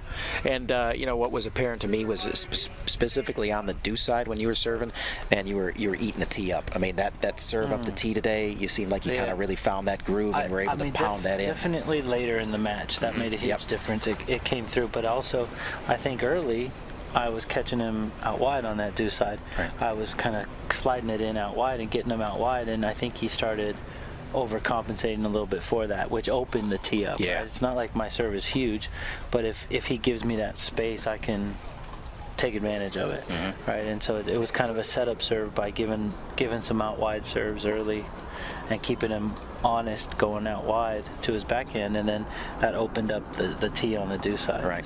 So is this your first competition since St. Louis? Yeah, this is my first. So I mean, how's it feel to kind of be back? I mean, first match in, I'm sure you were kind of like, hey, testing the waters. How do I feel again? Yeah, it feels really good. I'm still coming off. I'm not 100% from that injury that I had after Wimbledon. So I had surgery, and I'm just following suit with what the doctors say and what the therapists and everyone's telling me to do. But I feel good, and everything is great. Well, you look strong, and I know I had gotten a report from Coach John there that you'd been having some really good practices. He was really happy with some of your training coming in, that you've been participating with in here. So he kind of was really feeling pretty confident about how you were going to do today, and it surely played out that way. So. No, it's been great. The USTA has been awesome and supportive and helpful, having great coaches here. So it's really good to just have that support all the way around and be here again at the national campus, right? I mean, it's like, what a better place to play. Kind of nice. Yeah, wheelchair tennis. And then you got doubles later today with Nick? Yeah, and Nick and I have our first start of the doubles, going for our 12th. 12 is a special number for me, so. All right, well, we'll wish you luck for that upcoming match. Congratulations on getting off to a great start in the tournament here this year with a great win over Sam Schroeder. We're going to rejoin our coverage here on Stadium Court, but thanks for taking a few minutes to join us and give us a little bit of feedback on your match, David. All right. Thank you, and you really don't stink, sorry. No, I appreciate that. All right. Hey, good luck the rest of the way. I'm looking forward to seeing you and Nick kick it off on the doubles portion. Thank you, Paul. All right, see you, David. Thanks to David Wagner for joining us for a few thoughts on his match, opening round victory against Sam Schroeder. We're going to resume our coverage back here on center court in the women's doubles match between Jordan Wiley, Lucy Schuker, the pairing from Great Britain, up 2-1 over Charlotte Fanon and Zhenzhen Zhu of China. And Irina, we're back in action. Back in action. So I don't know how well you know David there, if at all, but for David Wagner, he is really an icon in the sport. Probably one of the I think he is the most decorated U.S. player of all time, with Grand Slam championships and world ranking number ones, kind of up the wazoo, and gold medals, Paralympic gold medals. So really one of the great U.S. players we've ever had in the sport. So we're really fortunate to get a few thoughts with David. Really a great thinker on the court, and kind of what got him through his first match here today. Yeah, I was watching a little bit right before I came up here, and you can tell he knows how to play the game. Yeah. He's super smart. Very smart. You can tell. Yep. A lot of experience, a lot of options for him to mix things up and analyze his opponent and kind of break down. He talked about how he had to make an adjustment and get to Sam's backhand a little bit more in that match, and he recognized that. was able to take advantage of. You still got to execute, right? Absolutely. There was a moment where I thought Sam was on the comeback trail and maybe it was going to get a little tighter, but you know, he stuck with it. That's experience right there. Yeah, that's for sure. And it's Schuker and Wiley, who are a pretty experienced doubles team here. Again, having played as countrywomen, competed together with each other for a lot of years, both at our World Team Cup and then in the Paralympics a number of times.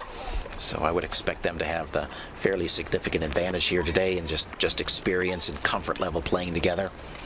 Yeah, comfort level is a huge one. When you know what your partner is going to do without even thinking about it, I mean, it gives you a sense of, you know, peace almost on the court. Yeah, and I'm not sure what Charlotte and Zen are doing up there, if they've, one of them speaks French, one of them speaking Chinese, or if they've been able to come together on a common language, but that's difficult, right? And, I mean, it makes a difference. Absolutely. You know, if there are adjustments to be made on the fly or on changeovers, how do you communicate that with one another? Right. And the Brits have a significant advantage in that regard.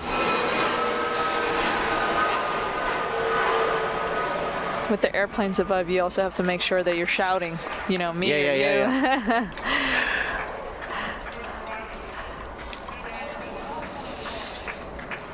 Great job by the Brits there to get off to a nice little, stretch that lead out a little bit, 3-1.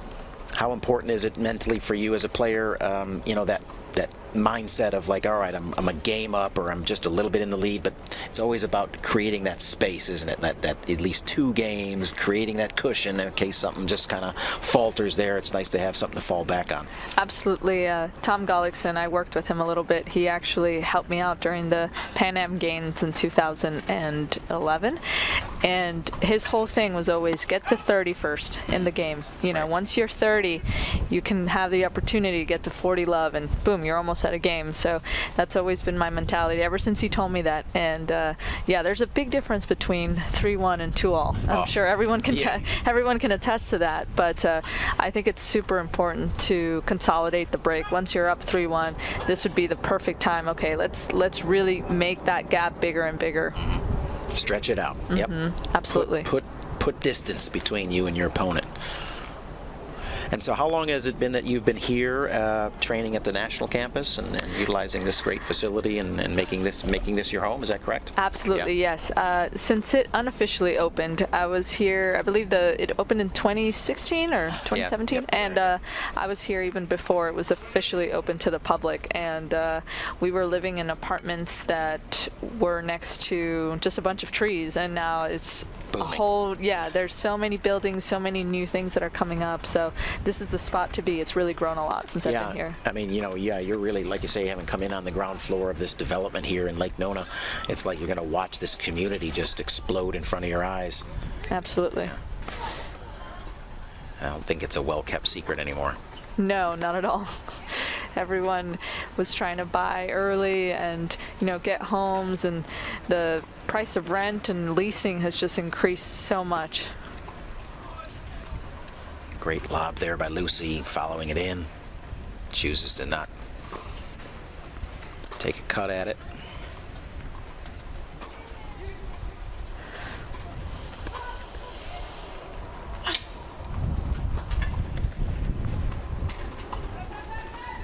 Oh, love the drop shot play. Yeah, Lucy getting a little bit aggressive there with trying to respond with the angle and get in the air. Good mix up here by Famin and Zhu to get off to a 40-15 lead here and possibly close that gap back down.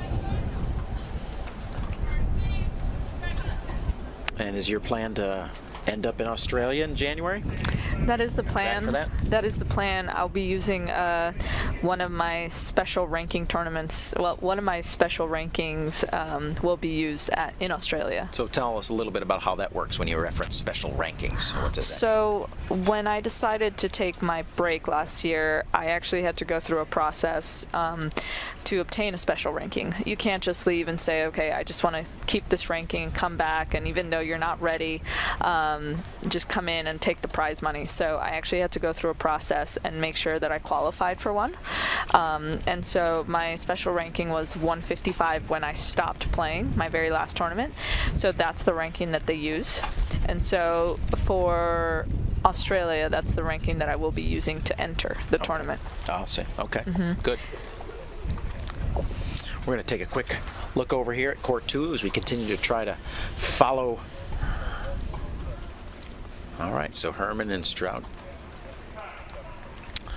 So it looks like the Frenchmen take the first set 6-2, and the Americans down 1 game love in the second set. But that's really a pretty good performance by our Americans. I'll tell you, 6-2 against the top dogs. I'm really not too displeased with that. So good for our boys there. I'm proud of them. Maybe not so proud of that shot, Chris, but you know, but the overall 2 games up on the Frenchmen to take 2 against those guys is a pretty good accomplishment. I'm not going to lie. Would it be safe to say that this is the highest level opponent that they've ever played? Yeah, I mean, I think Chris and Connor don't necessarily play together all the time. You know, they're juggling partners quite often, whereas Nico and Stefan are almost exclusively partnered together. So I don't know that these guys ever, certainly they've never played anybody better. I don't know if either one of them have played Stefan and Nico individually in a tournament with another partner, but yeah, this is certainly the highest level they've ever gotten involved with. Got it. But Chris played down at the Pan Am Games in Lima this year with other U.S. top player Casey Ratzlaff, who's our #1 male player. They had a great showing down there, winning the silver medal in the Pan Am. So that was a great accomplishment for those guys. And I think it's starting. I think they're just starting to believe more and more, as you know, going through the process of coming up through the junior ranks and then entering into the big waters, as we say. Just learning how to win at that higher level. And that jump is pretty significant. Yeah, great little look in there to the U.S. men, but we're going to resume coverage here on court #1, center court, stadium court, as the Brits are up 3-2, but it's Famin and Zhu who have the early lead here. Game number 6, trying to get it to 3 games all.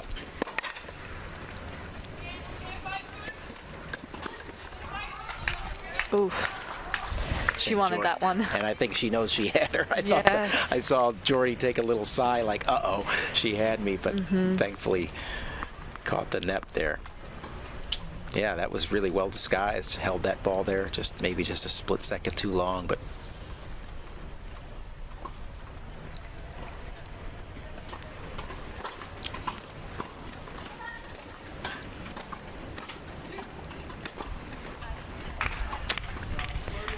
I honestly felt that there was a little bit of a momentum shift in that moment, that previous point. And there it is, back-to-back errors, right?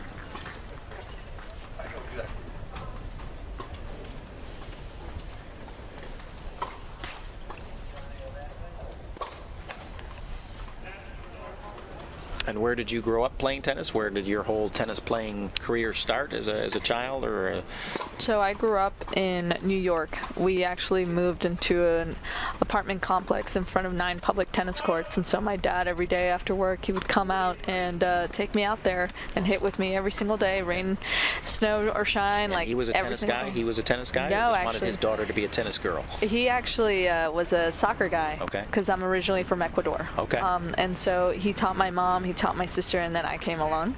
And yeah, we were just a tennis family, and it was just kind of meant to be with the fact that there were 9 public tennis courts right in front of our complex. Yeah, and what part of New York was this? Inwood Park. Yep, it's in it's way uptown. It's 207th and Broadway. So you're an uptown girl. Yes. There you go. 100%. So with the early 30-love lead for Famin and Zhu, they don't connect the dots, and it's Schuker and Wiley who continue to keep the advantage with the 2-game lead here at 4-2 in the first set. Charlotte Famin from France to serve.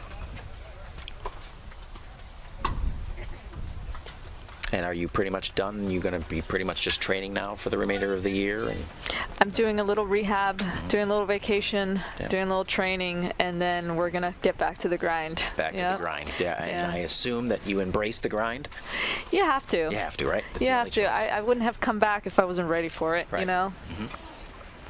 So, give us a little sample of what the grind looks like on a daily basis. Say pick a week and 7 days. Within that 7 days, what does the grind kind of look like on court, off court, training? Generally, just kind of run down. I would say that the grind when you are in season is a little different from when you're in training block and you're in the, people say it's off season, but we call it preseason for real, because you're not really off. Yeah. You're actually on the court, you're in the gym.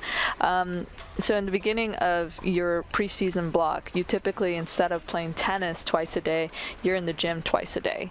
And so let's say you're doing gym at 8 o'clock in the morning, you're also thinking about rehab right before, you're doing maybe a little rehab after, let's get some lunch, and then you're coming back for a second gym session in the afternoon, followed maybe by some more rehab in the afternoon, maybe a massage, maybe some media stuff that you have to do. But once you actually start incorporating tennis along with that gym training, I mean, it just, all of a sudden it's 6 p.m. and you're like, I'm ready for bed. So worn out. Absolutely. But then you also have to think of the grind when you're in Europe for 2 months straight and you're going from tournament to tournament in a train, whether you're by yourself or with a coach, carrying all your bags and having to miss flights, and that's also a grind. So I mean, I think life is a grind in general. Yeah, that's the truth, right? Yeah, and like you say, you either embrace it or not. In order to be a world-class athlete, there is no option. You have to embrace it. And I think it's just to what degree you just say, yeah, you know what, I love the grind. Absolutely. Yeah. You have to. Yeah, you do. You have to.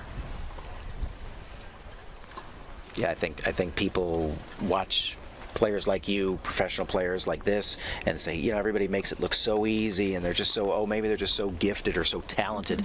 The truth of the matter is they don't see the behind the scenes or what's below that tip of the iceberg, all that work that goes in, all the hours in the gym, all the time you talk about dealing with an injury and rehabbing and making sure that the body's taken care of, and the nutrition aspects. And so it's just it is a lifestyle.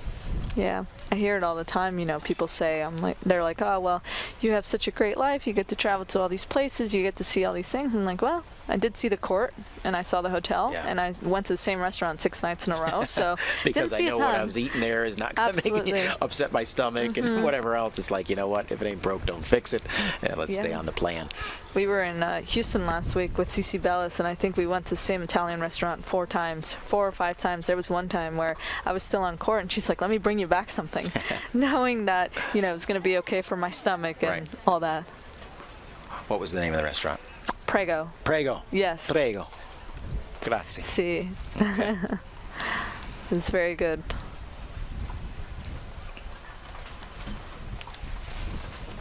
I'll have to, she might be on the broadcast a little bit later today. I think she's coming in this afternoon, and I'll say, hey, you were just in Houston, weren't you, Cici? Yeah. Hey, there's a great Italian restaurant down there called Prego. And, she'll love that. Yeah, she'll be like, so we'll kind of set her up a little bit on that one. Love that. I'll say you should check it out sometime.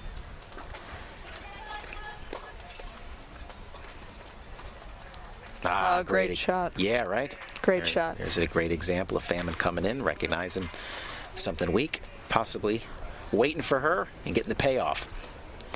Putting a little pressure on Shuker and Wiley just to make sure they keep distancing themselves, like you said earlier. Mm-hmm. Yeah, not letting that gap get away from them, right?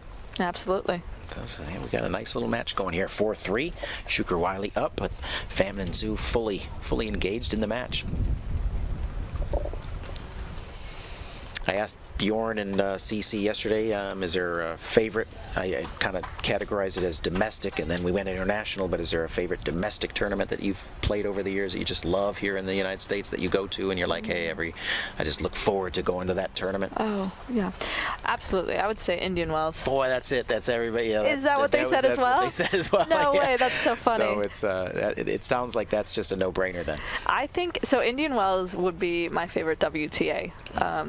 It's a great event, and you can't beat the fact that you have, it's similar to this, but then you put a few mountains in the background, and I mean the weather's just perfect. It gets a little bit windy, but the crowd gets so involved with the players, which I think is something that you can't really have anywhere else. And then just from a Grand Slam point of view, I would say Australia is actually my favorite. Mm-hmm. You know what? Both of them, I think, Yeah, it was Australia, and then Bjorn mentioned the French, and everything like that. So you guys are consistent.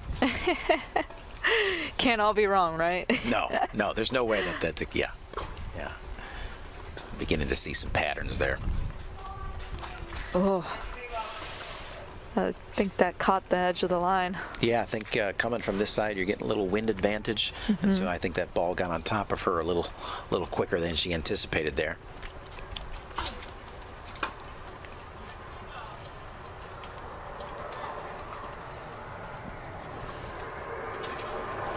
Tell us a little bit about your playing style. What kind of a player are you? If you had a... To be honest, I'm an annoying player. Good.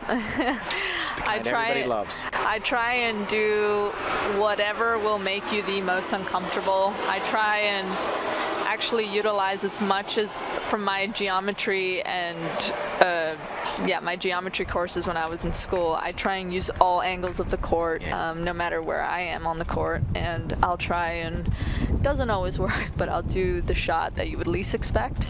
I guess you would say I'm like all court player. Right. I love to come to net. I can stay back and grind, and I can also, just settle down and just go really flat back to back. So, yeah, I can do a lot. Fairly decent mover, so yeah. Pretty versatile. You're a thinker, though. Sounds like you're a real thinker. I try to be, yeah. That's the one thing that I think no one will be able to take away from me as long as I'm playing. That's the one thing. I'm always trying to see what else I can do, what they don't like. I'm constantly, just from the warm-up, I can try and figure out a lot. Hear that, everybody listening out there? From the warm-up, I can figure out a lot. Pay attention. Yeah. I mean, different things you can just kind of figure out where they move more comfortably towards, if they would rather hit a forehand in the middle or a backhand down the middle. You really do learn quite a bit.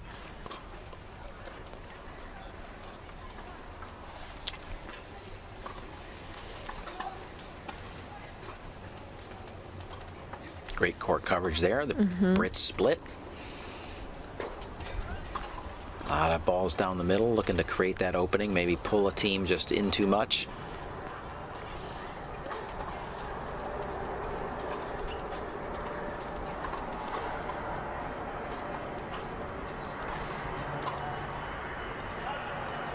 Oof. Famine trying to press the action a little bit there, gets a little bit aggressive with the forehand. Yeah, you can tell she really wanted that one. She was coming forward after.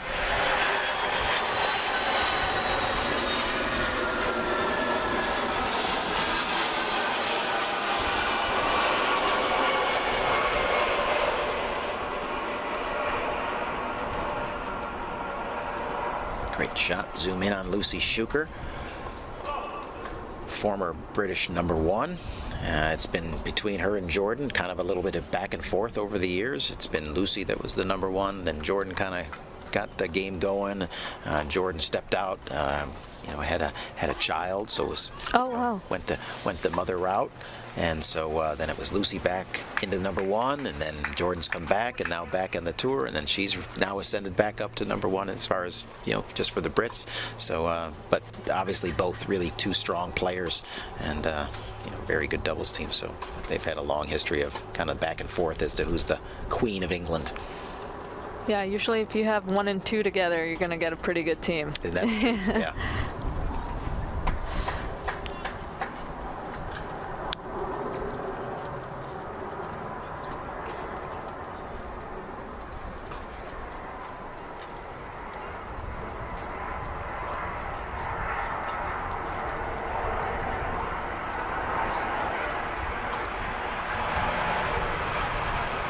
Nice short ball.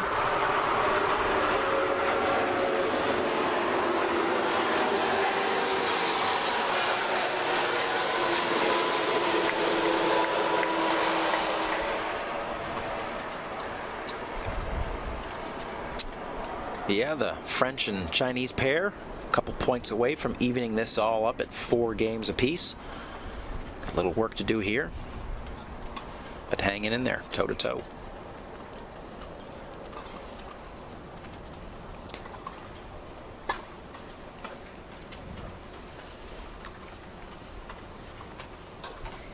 family still up in New York? Is that still where they? My family's actually 2 hours away. Okay. And yeah, my only sister, she's an hour away. Where's that?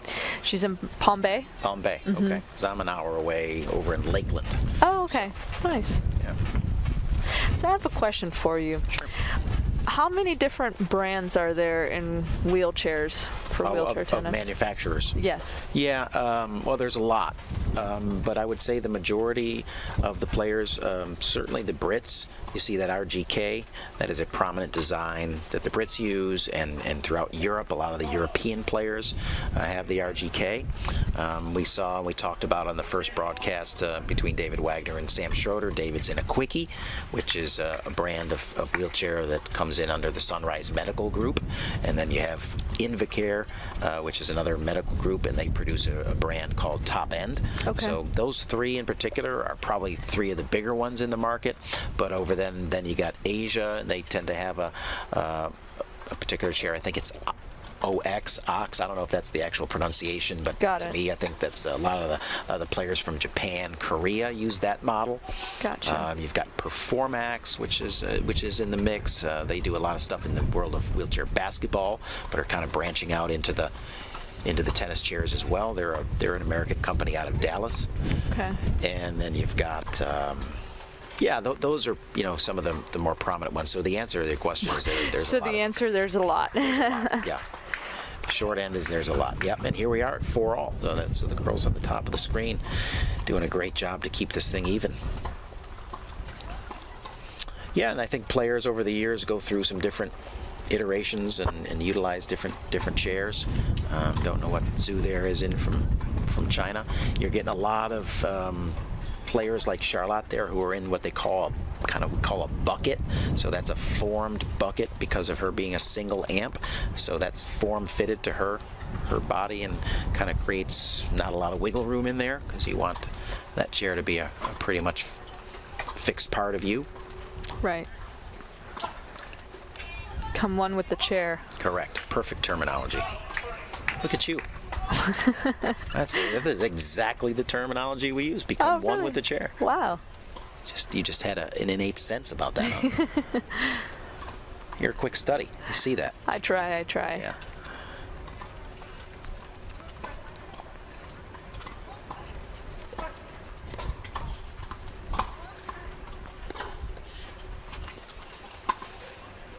Oof.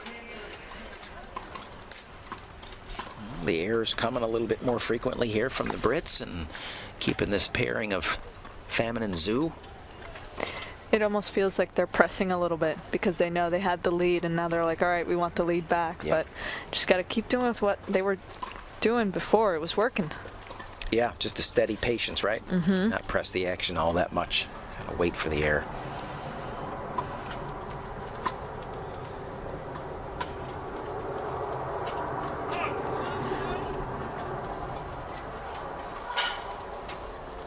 Good shot. Yeah. Down the middle solves the riddle. That's another gullyism. Yeah, and you know what? It's like one of the oldest sayings in tennis, but it's a cliche for a reason, right? Oftentimes cliches are.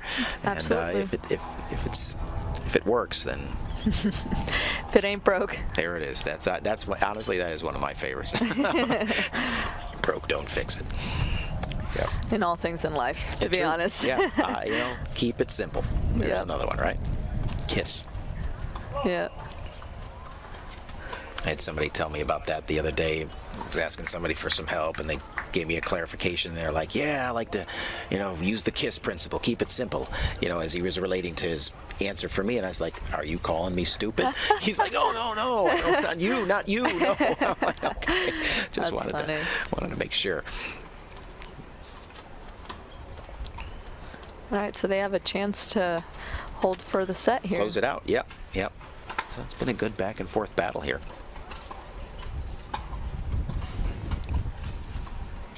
And so surface, what does your playing style set up for playing surface? Any particular one that lends itself to you? And I don't think that there's a long enough grass court season for me to really say that it's grass, even though I would say it's my favorite. Okay. I've done fairly well on clay, but I really like hard. Okay. I do like hard, but grass is my absolute favorite because I like to stay so low to the ground, and I change my grip a little bit. Right. Yeah, it's just more fun. So you're able to adapt to that one, which I think is maybe the most difficult to adapt to. Is that probably a fair statement, that the grass is the most difficult to adapt to, or? I would say there's competition with clay, just because if you're growing up somewhere in Europe and you're probably going to grow up on a red clay court. Yeah.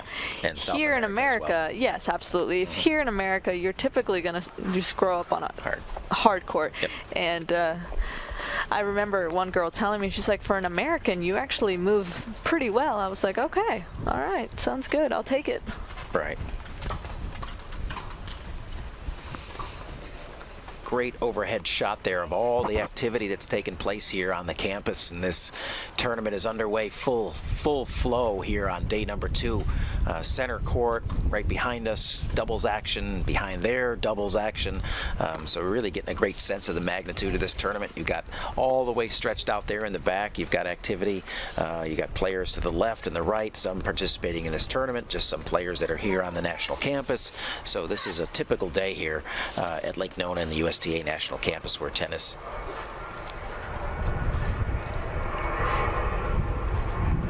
This is a really great shot. I mean, I actually was here when there were no courts, no net, nothing was built. It was just you could just see the concrete. That was it. So I was literally here from the bottom up, and yeah, no, that's a great shot. Yeah. Do you have some photos from back in the day? I mean, did you almost like capture those in I have some video. Okay. I have some video because it was right during the hurricane time. Yeah. So it was honestly a ghost place. There was no one here because everyone was running away from the hurricane, and we're like, guys, there's just a little bit of wind. We're going to be okay. Yeah. Famine and Zhu putting up a good fight here. Trying to keep this first set alive, stay alive here in the first. Great shot. Return, great return. Great shot. Looked a little bit like a sneak attack. She was coming in behind that too, ready to cut the angle.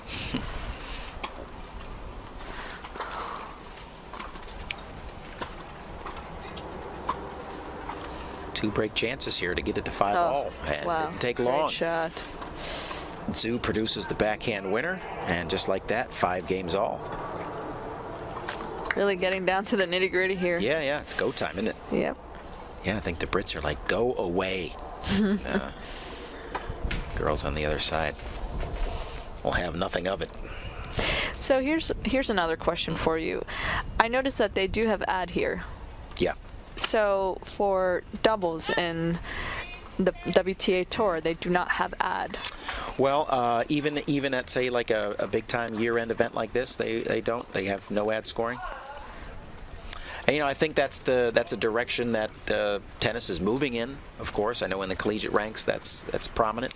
I would be surprised to get feedback from the players if they would like to go to that, even in an event like this. I think predominantly on the tour, they're at least at a minimum 2 sets with a third match tiebreak in lieu of a third set. But here they're going to play that out. And so it's just the magnitude of this event being a World Championships or end-of-year World Championships kind of approach. They're looking to max out. Great finish by Jordan Wiley up there at net. Nicely done. And what's the most number of matches that these ladies will play in a day? In a day, well, typically on tour, when they're at a tournament on tour, they're going to play a singles and a doubles pretty much every day, or typically come in and maybe play a singles match, then day 2 play a singles and a doubles. Okay. I would say that's probably the norm, and then from that point on, if you continue to advance, you're probably looking at 1 a day. Got it. I mean, correction, 1 each a day. Got so, it. A singles and a doubles if you're continuing to win. Right. And there is consolation draws if you're a first-round loser, so you could possibly continue to do that only in the singles. There's typically not a consolation draw for the doubles. Got it. So if you lose first round, and you're going to continue to advance through consolation draw and then play doubles on top of that. So yeah, it's a pretty good load.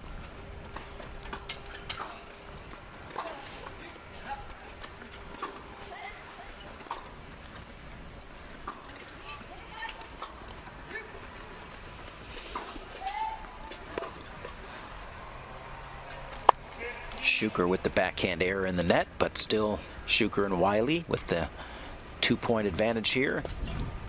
Double break point opportunities to get it to 6-5.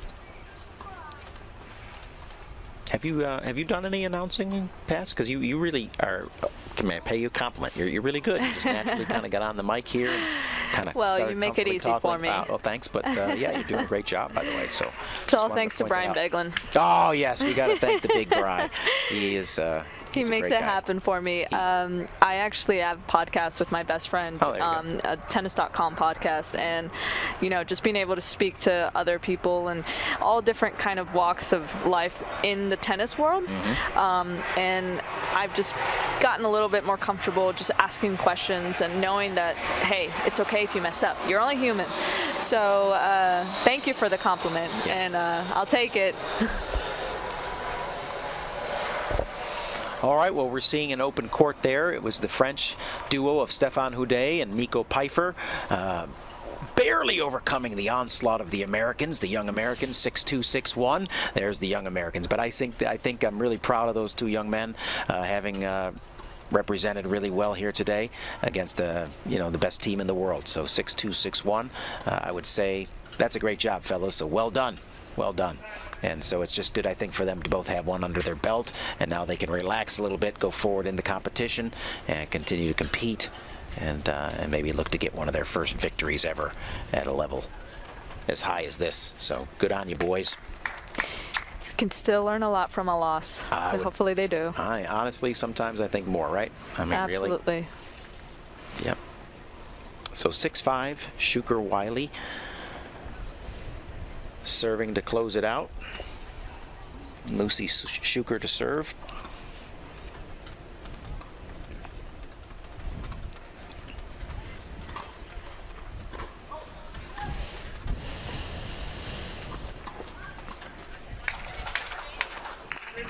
Great shot. Nice job start to finish with the serve, getting the weak reply and knowing exactly what to do with it.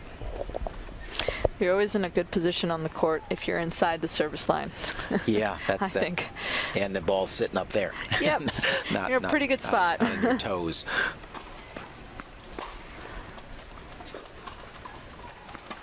Great hands by Lucy there to just.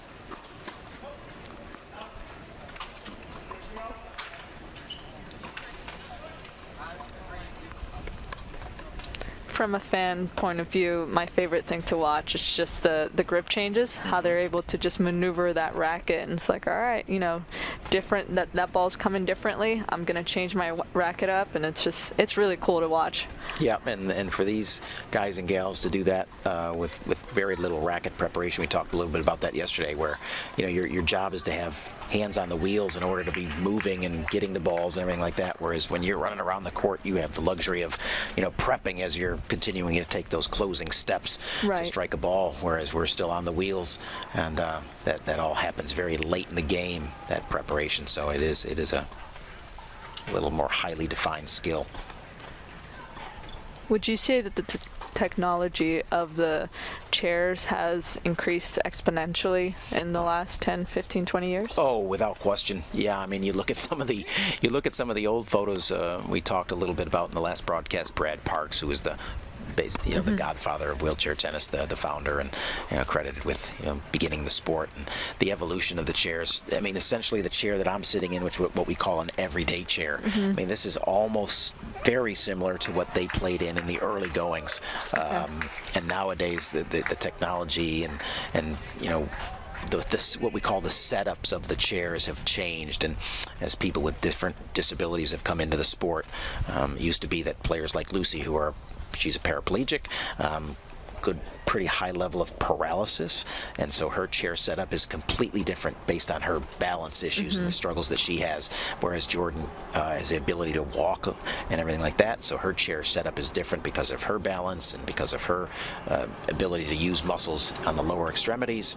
So, and we talked about Stéphane Houdet's chair over there and him trying to maximize his playing almost like an upright player. So it's just the creativity and the different designs and chair setups have really evolved over the years. Does the angle of the wheel itself, does that make you go faster? Doesn't make you go faster. It just allows, there's a kind of a tipping point. So most of these players are going to be, that angle of the wheels is what we call camber. That's the technical term. So my chair, as you look at it again, this everyday chair is built to go straight line, get between doors, everything like that. These chairs are typically angled at about, cambered at about 18 to 20 degrees. And so there's the first set, 7-5 to Shuker and Wiley. They closed it out on the Shuker serve. It looks like we might be going to a bathroom break here, possibly. It looks like Lucy's getting ready to get out of her chair, so that's a very real possibility. But yeah, so 7-5 to Lucy Shuker and Jordan Wiley, first set. And so back to the chair discussions, about 18 to 20 degrees camber. That doesn't make it go faster. That just allows that maneuverability. Okay. Yep, that ability to kind of rotate, spin, and maneuver. And there's kind of a tipping point there where you go more camber than that. It's not really efficient. That seems to kind of have been established as the sweet spot. Got it. I'm learning a ton, so thank you for all this information. It's good. Yeah, we want you up to speed. Yeah, I appreciate it. I think you're going to be here a little bit more throughout the week. Is that right? Did I hear right? That's right. I'll be here tomorrow. Tomorrow's first match tomorrow morning. So that's perfect. So maybe tomorrow morning I'll just kick back with a cup of coffee, and after all this up to speed, you know. Oh, that's awful. So we got Coach Jason Harnett right there, and Coach John Rydberg kind of debriefing the young Americans, Herman and Stroud, kind of talking about some of the positives that they saw from the coaching standpoint. Here's what I saw. Here's what I'm happy with. Here's what we need to work on, fellas. You know, that typical coach talk, right? Post-match breakdown. Yeah, I was actually talking to Coach Jason right before I came in the booth, and he was telling me that these guys, I mean, were last-minute entries. Yep. Just because there was another person that retired that pulled out of the tournament, so he was just excited for them to be out there. 100%. Yeah, as we mentioned, really they would not have qualified directly by their rankings, so what a great and unique opportunity for them to get in here and get their feet wet a little bit. So and so when you finish a match, let's say it's not a victory, so just what those guys suffered there, a loss. Is there a normal relationship that you have with your coach in regards to, hey, a time in which you're going to do that debriefing, give you some space, give you some time, then we'll circle back? Or is there a norm to that, or is there kind of just we do? How bad of a loss are we talking? Well, let's say that was a beatdown. 6-2, that was a beatdown. So say you take a pretty decisive straight set beatdown. I mean, if they were just a better player, better tennis player that day, a lot of times I'll just look at my coach right after the match and just be like, too good. Where are we going to eat? Yeah. Like we can talk a little bit, but I think that's the case over there. I think those guys were just too good for them today. Those guys have not, our guys have not evolved to that level yet. We're going to hope to get them there someday. So now a tough 3-setter. Oof. Those are the worst, I think, right? I mean, I think it just depends on how the match went. If it was a really good match, you know, I've had tough 3-setters where it was a really, really high level quality match, and you're like, you know what? She snuck it out in the end. Right. Obviously, it hurts like hell right now, but, you know, what can we learn?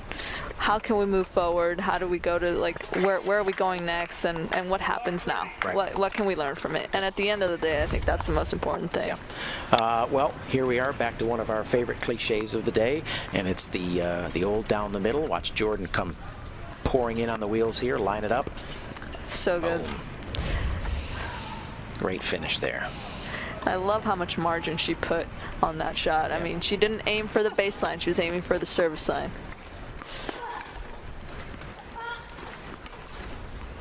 Zoo on the wheels there, answering. Just punching that a little long.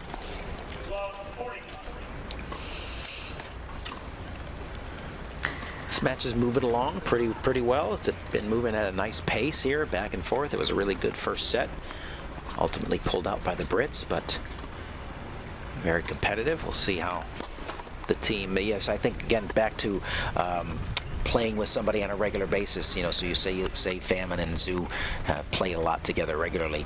Maybe a 7-5 loss, like, hey, no problem, let's go. You know, a couple things we got to tighten up. But you have to wonder with maybe not having played much together, you know, are they able to communicate where their energy is? Are they able to say, hey, we just got a couple of adjustments to make? You know, language barrier is one of those things that people don't really talk about, but it can be, I'm sure, very prevalent in all sports. I mean, if you're trying to communicate something sometimes in your language, it may be a little easier to say.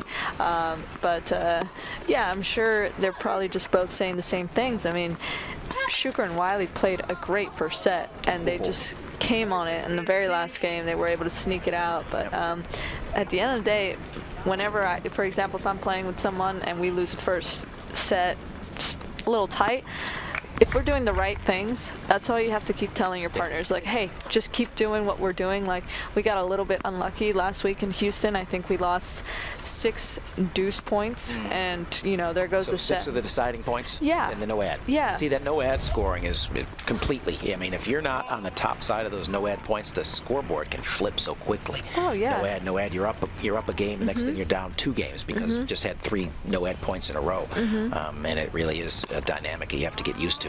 I remember talking to former #1 Sanya Mirza, and I asked her, I was like, hey, how was your doubles match today? And she's like, we lost 6 straight deuce points. So we lost the first set 6-0. And you're talking to #1 in the world here. Yeah. But hey, if you get unlucky in those points, I mean, pretty simple formula. You go 0-6. yeah, that's not good. It's not great. But first game here to Shuker and Wiley as they continue to keep the momentum on their side, having won the first set 7-5, and a good momentum keeper there for them, not to let the other team get that first game of the second set, maybe feel a little confidence building. So if they can get the hold here, it's very easy to almost not necessarily go down in level, but almost relax a little bit right after winning the first set. So it's great, the fact that they were able to get that first game. just let that toss drop a little too low there, Jordan. Wouldn't overanalyze that one too much, right? Just go Next get it. point. Yeah. Make a first serve here.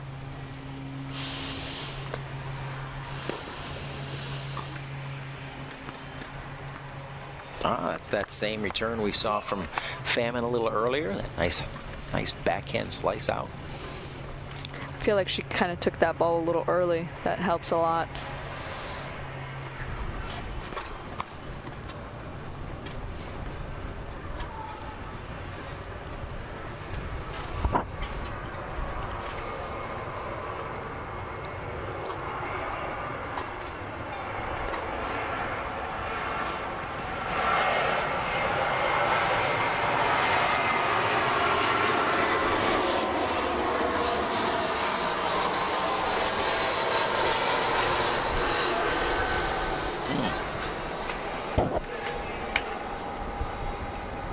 Was a pretty classic unforced error there. Really no reason for that.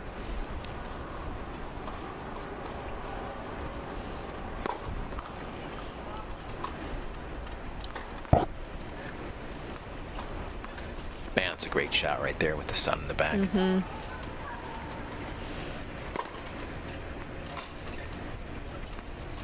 Do you still have family and associations back with the home country of Ecuador? I do. I still have quite a bit of family there. A few years ago, I was actually, in quotations, given the key to the city of where I was born, Okay. because I'm the only Ecuadorian-born female to ever play in a Grand Slam. Wow. So yeah, it was a big deal, but I have quite a bit of family over there, so I'd like to go visit, hopefully soon. And what part of Ecuador is that from? So the translation is actually called, it's Old Port, but in Spanish it's called Puerto Viejo. Puerto Viejo. Yes. Okay. I know that the lads that we saw down there, the Americans, Chris and Connor, played down in Quito a number of years ago at one of the World Team Cup qualifying events. I've And played so there. they've been there, yeah, at elevation. It's high. I isn't was it? just gonna say, yeah, I mean, what happens a lot of times, no matter if you go to Colorado, Quito, there's a lot of places with that elevation, and it can just really mess you up a little bit. Right, yeah. Yeah. I mean, that's like one of the highest, what is it, like the highest capital city in the world, I think, actually. think maybe. so, yeah. It's got a distinction. I'm not sure what it is, but it is something special. Yeah, I played a tournament back in the day, and it was on red clay, and the club itself was already on like a really high mountain. I was like, oh man, really testing the limits here. It honestly might have been the same place they played, because I know they were on a high up club, red Maybe, clay, all the yeah. above, right? So one game all. So good job by Famine and Zoo there to get the break back. Keep this thing close here.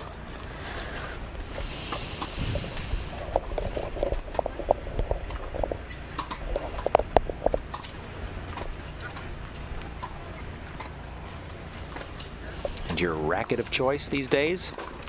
I say Babolat. You're a Babolat girl? Mm-hmm. Okay. Yes, yes. Have been for a while? Oh, yeah, since Okay. I was 14. Okay, So, yeah. So you've been... Yeah.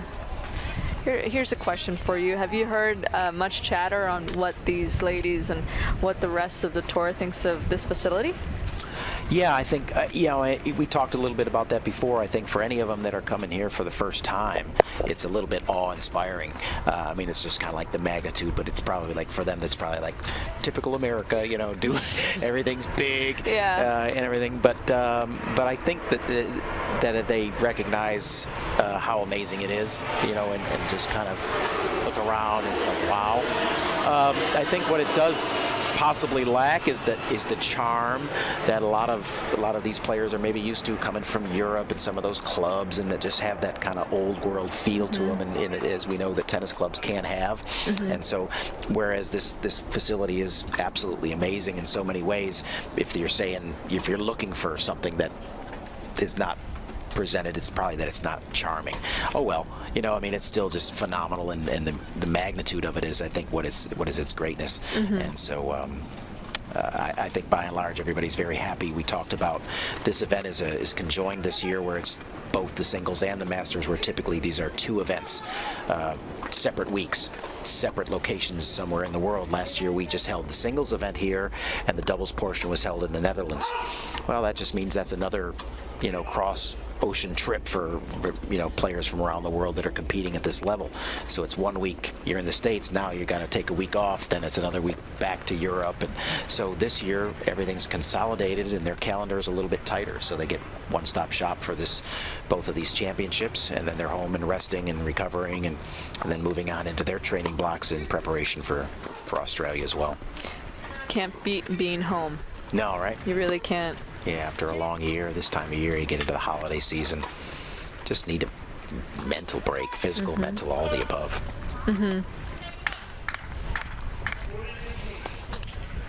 So Zoo and Famine here with a chance to take, I think, the first possible lead of the match. I think they were pretty much playing chase the whole first set. Right. And so this would be their first chance to play from a lead position, which is psychologically oftentimes just different, right? Playing chasing versus... It's very common. You'll see players all of a sudden just play some of their best tennis when they're down, and they have nothing to lose. They free up a little bit, let that racket go a little looser than they probably would if it were a different score. Yeah, it's one of the amazing aspects of the sport. Oh.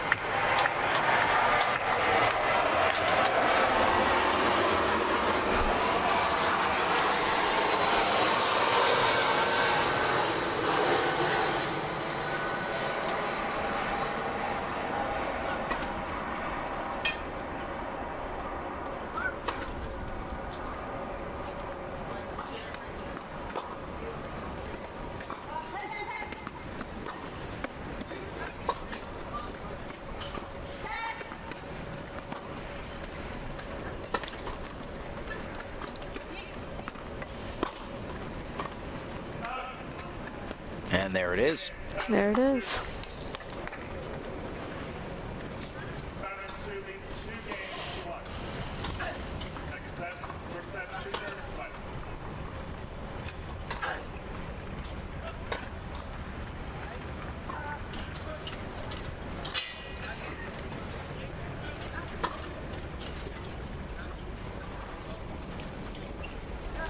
What symmetry there. Yeah, right? It's so pretty. Yeah. Yeah, I mean, to think about the planning that went into the construction of this whole facility and the length of time, and there it is, a great shot of the USTA, what we call the USTA National Campus, or HOTE, the home of American tennis. It's a nice little acronym there.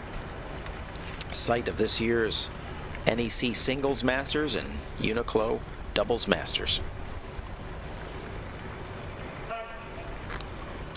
You have a clothing sponsor?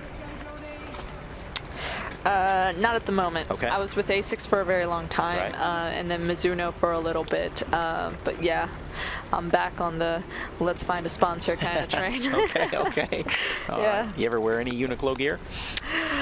I don't, but hey, if they want to send some stuff over, I'd be more than happy to try it. Well, it's nice. They got some nice stuff, so yeah. Yeah, I'm I've sure heard you very good things about their clothing Yeah, and they- the company itself. It's just, yeah. I agree. All the above. Yep, they're a great sponsor for wheelchair tennis. They sponsor the tour. They sponsor this doubles event, but they are really doing a lot of great things.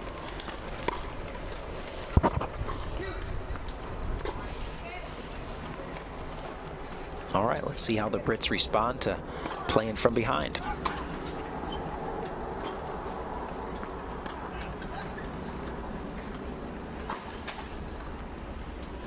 Oof. Kind of pulled off on that one a little bit. Just a little, right? Yep. That's all it takes. Probably could have had more feet above the net there. Yeah, you talked about the margins earlier on one of the shots that Jordan hit. Needed to probably keep that same one there. Yeah, it's a good serve.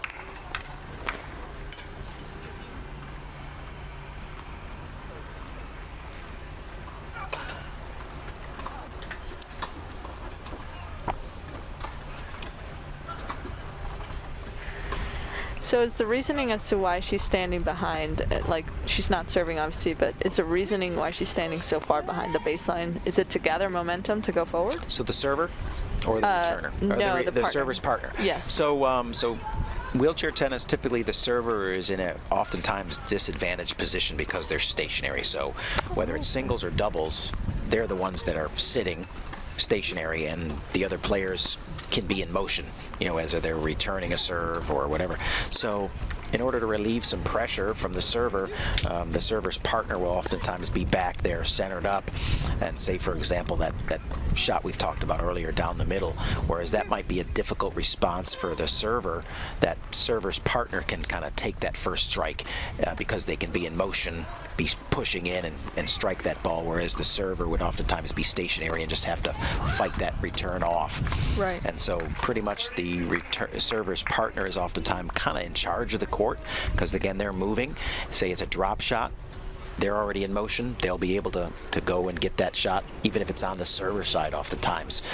So like you'll see here, you'll see Jordan will be in motion as Lucy's serving, and that'll give Lucy a chance to get the chair rolling and get her up and running.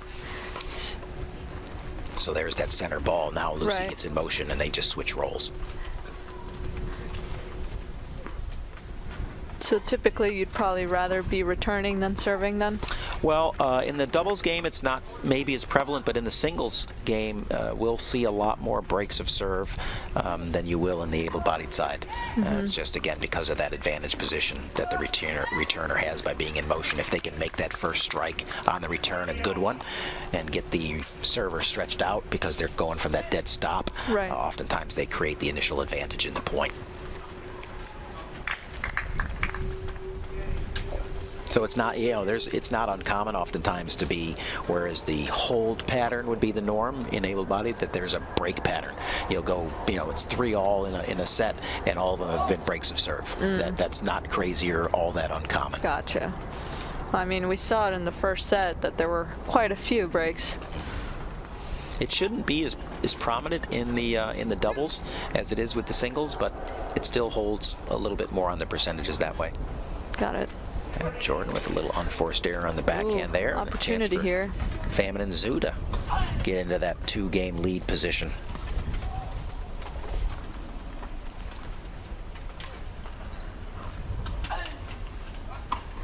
Yeah, the Brits not quite playing as free and easy as they were. I don't think so. We'll have a great men's doubles match coming up after this one here. And Yep. you're getting a little look-see down there on the other court. Battle between the Brits and the Spanish. On the court behind us, that match is up and running. We'll stay focused here on center court, of course.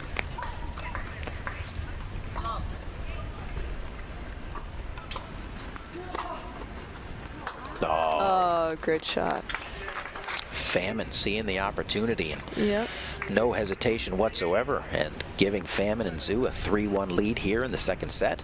Everything looks loose and good over there.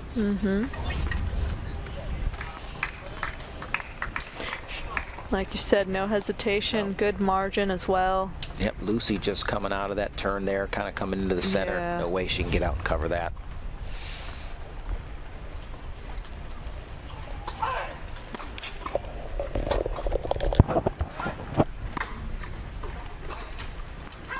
Oof.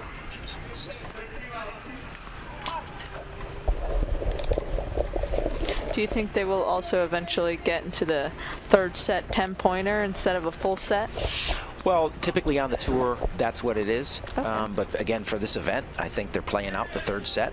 That would be something that they would maybe evaluate after. Again, it's not been common that this event has been held where you're doing both the singles and the doubles. Maybe some feedback from the players or from the tournament organizers would say, hey, you know what? If we're gonna have these events together in order to kind of compact things a little bit more and not put that additional load on the players. We'll go with that match tiebreaker in lieu of the third set for the doubles. Keep obviously the full third set in the singles. Right. But I think that that's reasonable. I would say I don't think the players would complain about that. Yeah. But it's amazing how different the dynamic is. It's like lose a set, so what? Just got to win a set, get it to the breaker. You know, whichever way you win a set, so what? Yeah. They come back and get a second set, sneak one out, and now you're into the breaker, and it's like flipping coins.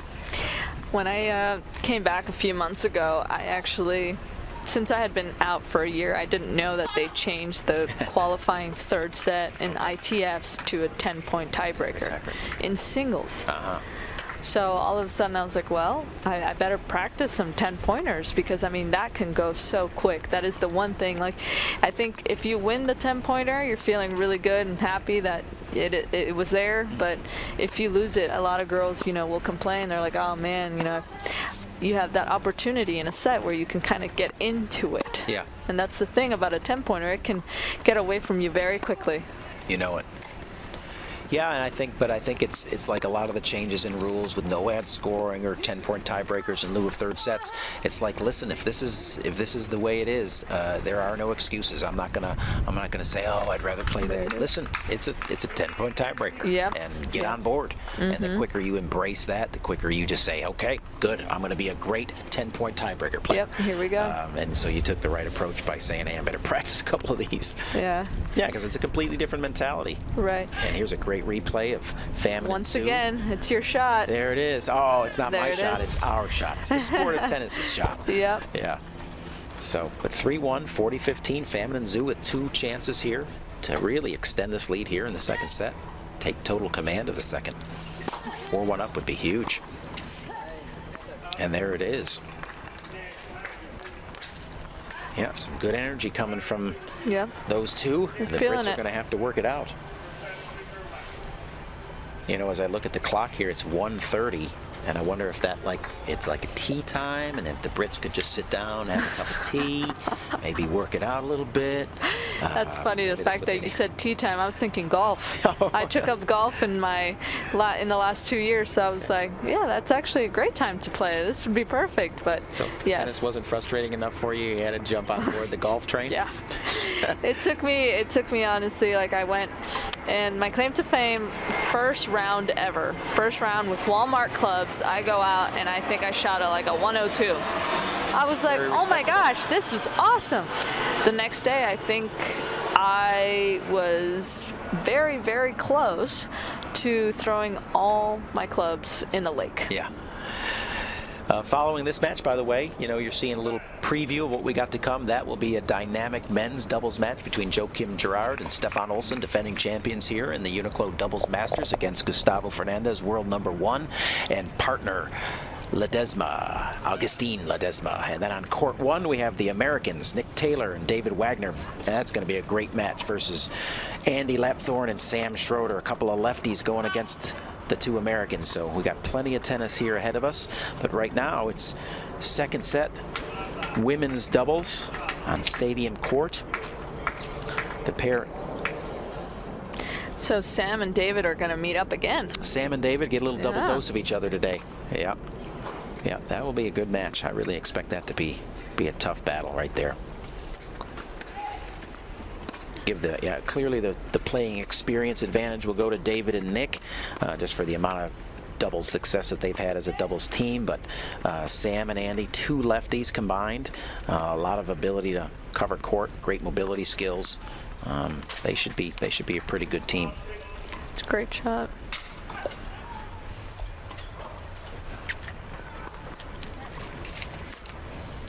You know, I'm watching these players, and it's one of the things I notice is the 2 bounce. You get the 2 bounce rule when you're in wheelchair tennis. And one thing that I'm thinking about, if I had 2 bounces, I would be so worried about indecision. And I'm just so impressed that they're able to just stick with it. Whatever they're going to do, it's all right. 1 bounce, 2 bounce, I'm still going to hit that shot. And it's impressive. Yeah, it is a unique thing to the sport where it is an additional calculation, isn't it? Right. In other words, like, and then there is an immediate, it's a critical, the speed with which you make the decision to go 1 or 2 is like, you got to do it. You hesitate, you wait, any indecision there, and then you're off. You're either in between bounces or you're just out of rhythm. So you're right. It is a whole nother skill set that they have to develop. Right. In knowing that's a 2 bouncer, that's a 1 bouncer. Oof. Jordan a little tight on that forehand, kind of turning it over the top. Boy, these 2 looking very loose, very comfortable right now. Cruising, if you will. Cruising. Yeah, exactly right.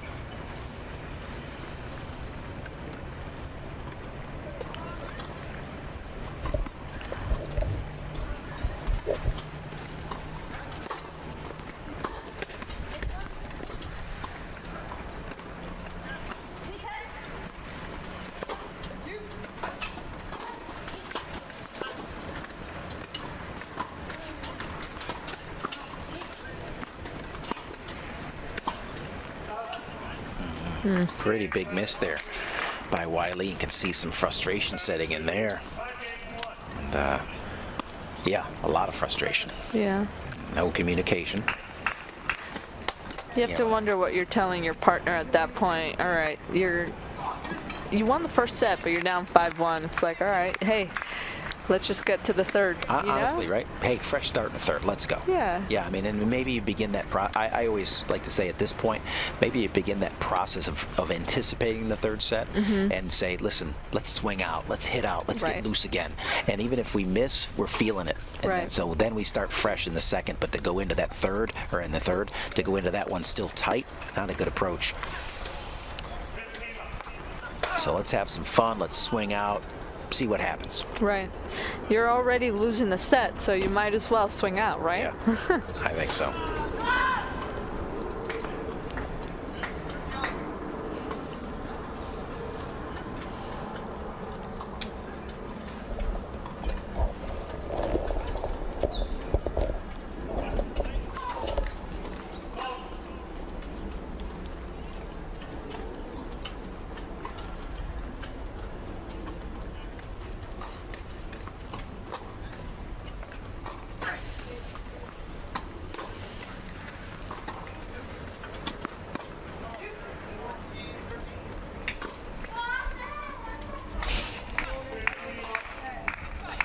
So here, I have another question for you.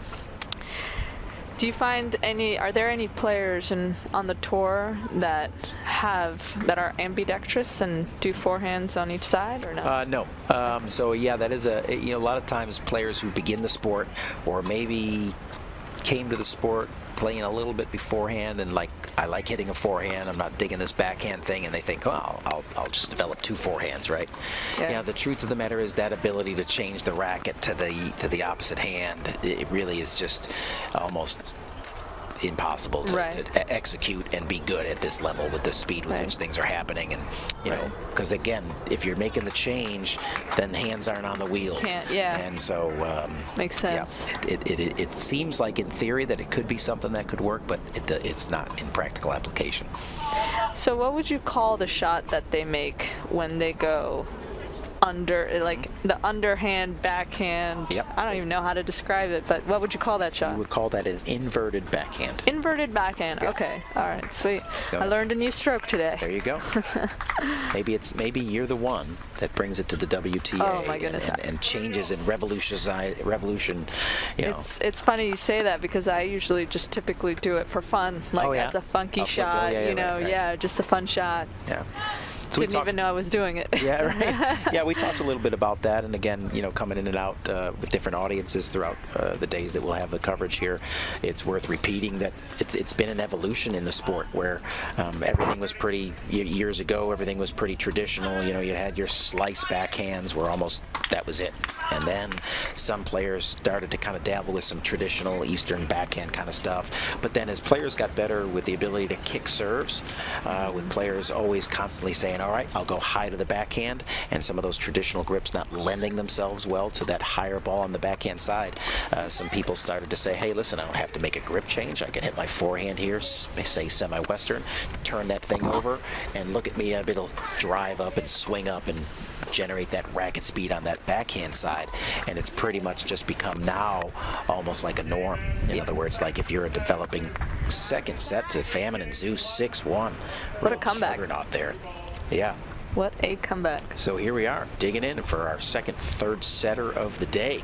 So the stadium court has been producing a lot of third set action. So anyway, yeah, so that's been an evolution of the sport, and so now it's mainstream. You pretty much come in as a young, new, developing player. You're going to learn how to hit the slice and the inverted. You're going to need both of them, and so it's just the norm now. Got it. As we would watch a little bit of action over here on the other court, you would see two of the best in the world at it with the two Brits over here. Oh, okay. Alfie Hewitt and Gordon Reed, one a lefty, Gordon Reed the lefty, and Alfie the righty. Two young players that have been developed from a young age, and you see that example of it right there. So my co-host, that may not be something that's being shown to the folks at home as we're waiting for this third set, but we're able to spin our chairs and look at the action going on the other courts.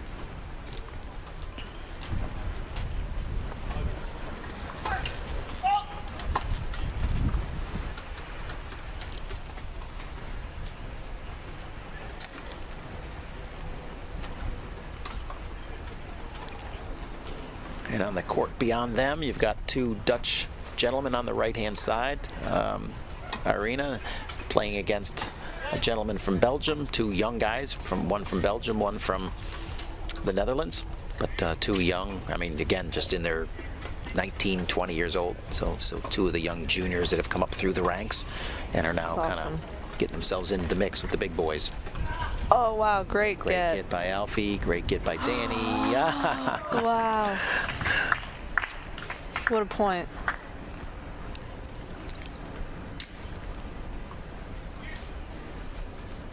So the British pairing there, they were the silver medalists in Rio. Lost the gold to the French. They've had some great battles over the years. Literally and tennis, yeah. Brits and the French. Little history lesson. Yeah, for a little you guys. history for those kids listening at home.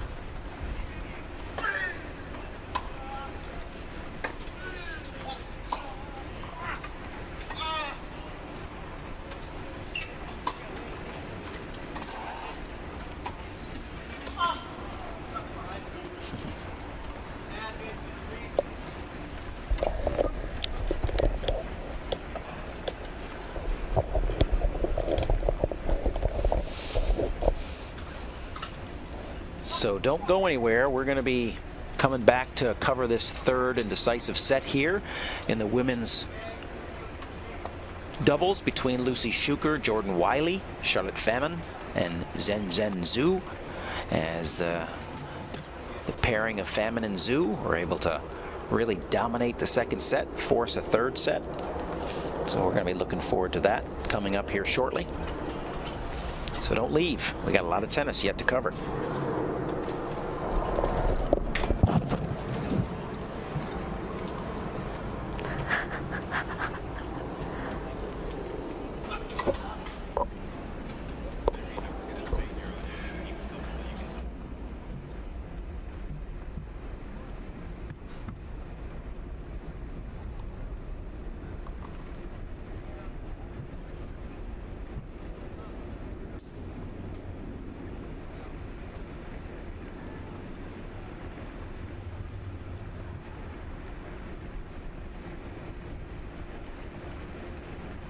saw 3 of them go into the room.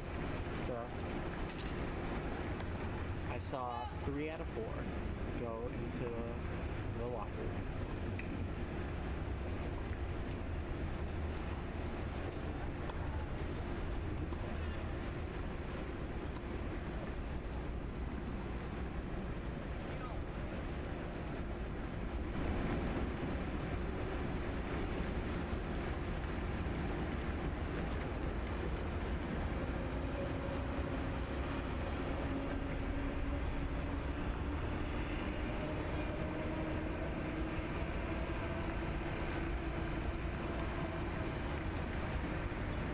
Too fucking big for this headset.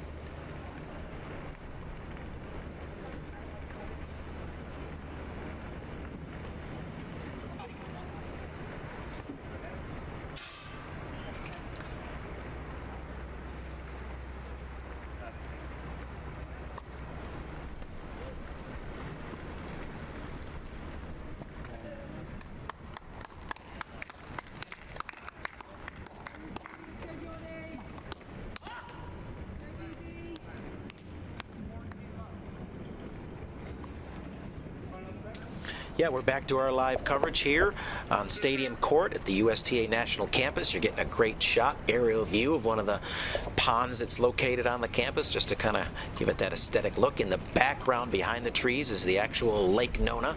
That gives the town its name. You see some flags flying off to the side there, but we're right back here on center court, resuming with the first point, the first game of the third set. Hopefully it gave them some time to kind of regroup for Shuker and Wiley. Yeah, you would think that they would have maybe had a little chat. Just want to double check on 3 over here, right? Lucy Shuker opening up the serve here in the third set. Yeah, I almost don't know what to expect at this point. I don't really have a feel for it, if it's going to be Famine and Zhu that just kind of continue, or if the Brits kind of dig in and make this a match. Could be one of those ones where it just now all of a sudden goes back and forth. We'll just see how it unfolds. Who gets the upper hand early?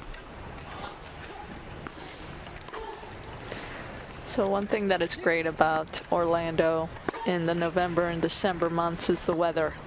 It's definitely not like July where you come out of the shower and you're already thinking about your next shower. But I just have a question for you. What's the temperature where they're like, okay, we can't play anymore because of how hot? Yeah. Yeah, I mean, the heat index stuff kind of comes into play, probably of a similar nature. I don't know that there's a specific one to wheelchair.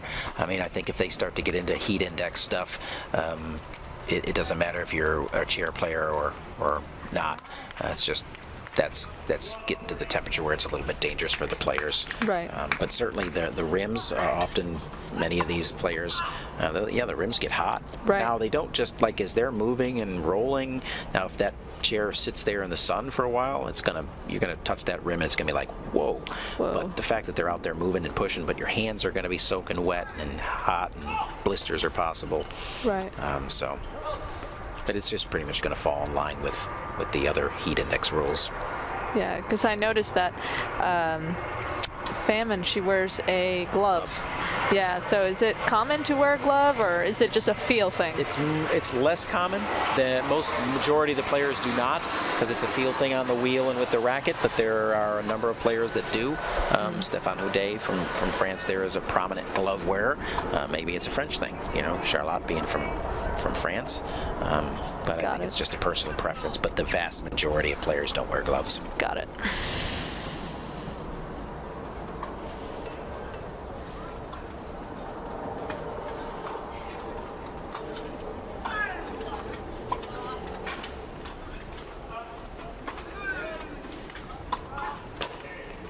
Ooh, that's a lot of frustration coming out of Shuker Wiley. It's not how you wanted to start the third set. No.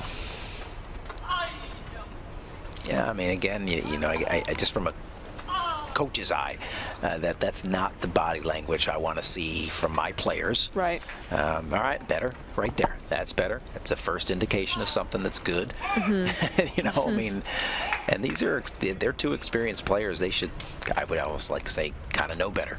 Yeah. You really should. You got to know what the process is.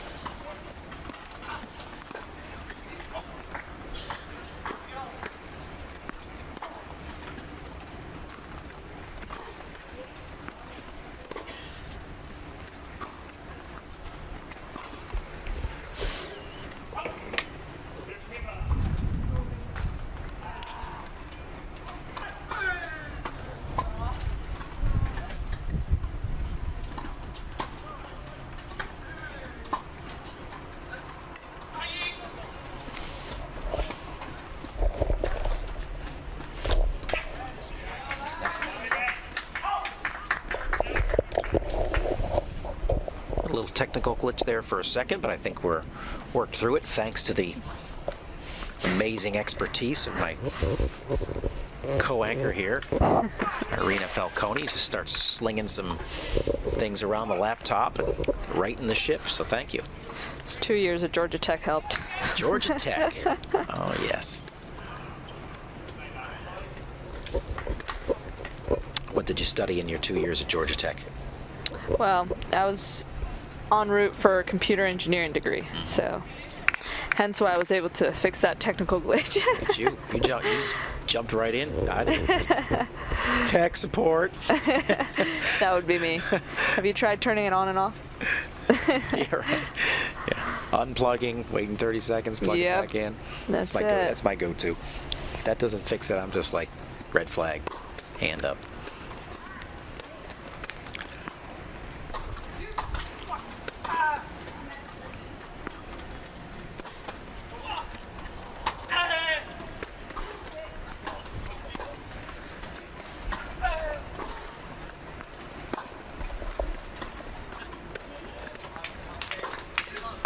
Long point. Yeah, I think this is a pretty critical game. I mean, you don't want to get ahead of yourselves here and this early in a set, but 2-love versus 1-all, or yeah, I mean, I think it's just momentum here is starting to become critical.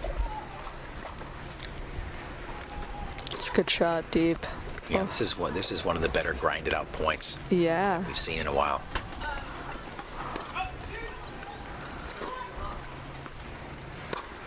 I think this favors the Brits to get in a couple points like this and maybe get rid of a few of the nerves. Oh no. Slight wind Yeah. here, Lucy talking just a little bit below us there. It's a good thing though that she's communicating that to her, because that's all it was. That was a really long point. Yeah. You know, and I think the difference is that's a high ball that gets up above the stadium walls. Yes. It gets pushed down below. You keep things low. I don't know that there's much of an impact on the ball, but you get it up there, and that wind's going to take it a little bit.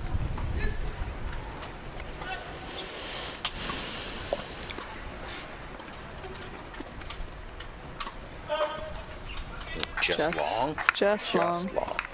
Just a touch.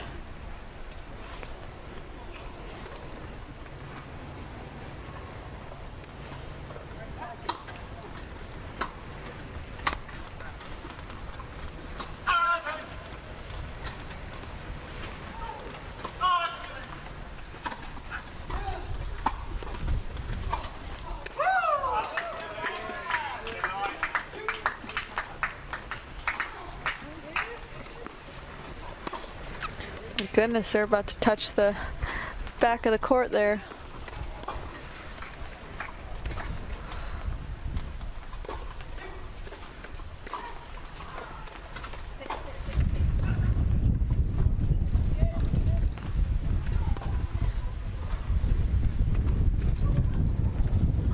Oh no. I think she miscalculated that one. The wind kind of didn't help either. Yeah, it's kicking up here, feeling Yep. a little significant more of a breeze. Mm-hmm.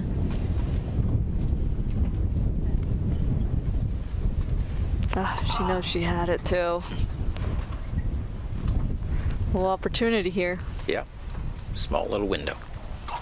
But look, good job by Charlotte taking her time there, kind of regaining her composure. Smart by Jordan going right back there, right? Big game for the Brits. That was an important one. I mean, they're all important, but for momentum shift-wise, I think that was one that they really needed, if you will. Agreed.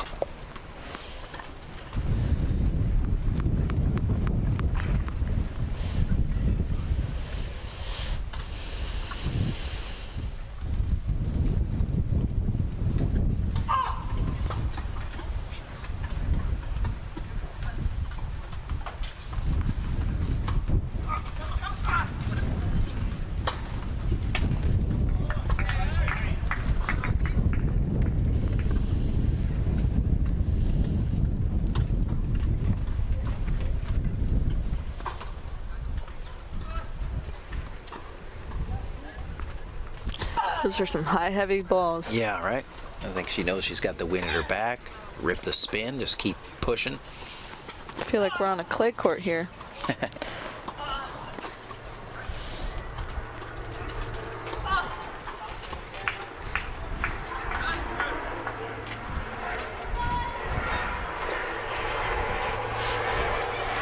point.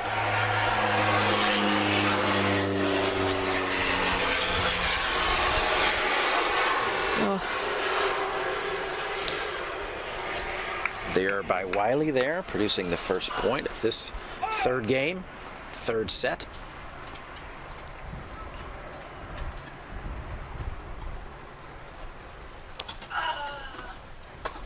Bit of a weather change from this morning, wouldn't you say? From when the first match started? Yeah, it's starting to pick up a little bit. Typical, kind of a semi-typical afternoon breeze is kind of picking up a little bit. Still pretty nice playing conditions. Oh, absolutely. I would take this over 120 degrees with 85% humidity any day of the week. Yeah.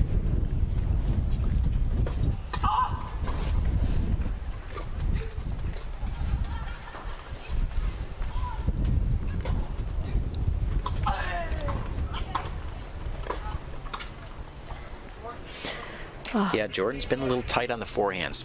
I think she looks pretty comfortable on the backhands, but it's the forehand that's kind of, I think sometimes in doubles when you don't get a lot of volume, it's tougher to find that rhythm, right? You know, so in other words, you see a ball once every 5 or 6 versus, hey, let me just keep getting some looks at this. Right. I also think she's trying to recover a little bit too quickly there. Not really finishing the stroke there. She typically would. Finish. There you go. She stayed down on that one.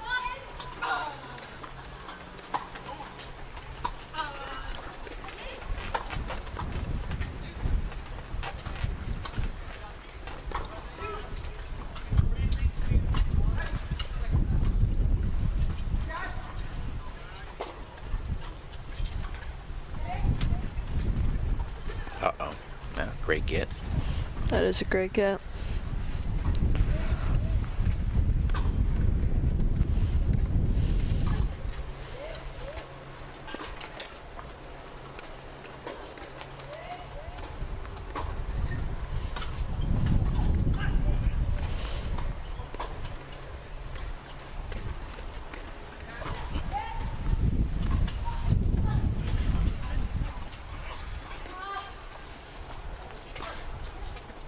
Wow, what a point.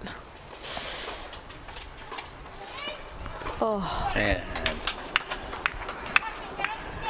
yep, better communication by the Brits here. You could listen to them. Yeah.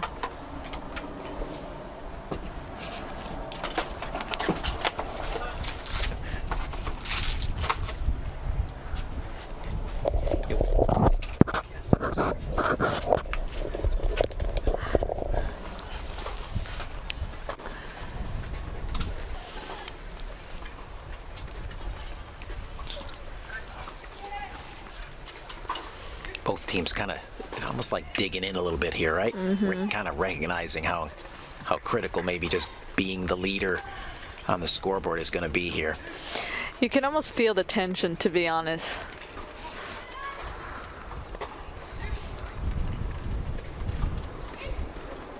Yeah, I think this is going to be more of the norm, the kind of grinded out points. Yep. Big margins, stay safe. Not look to press the action, not look to come in as much.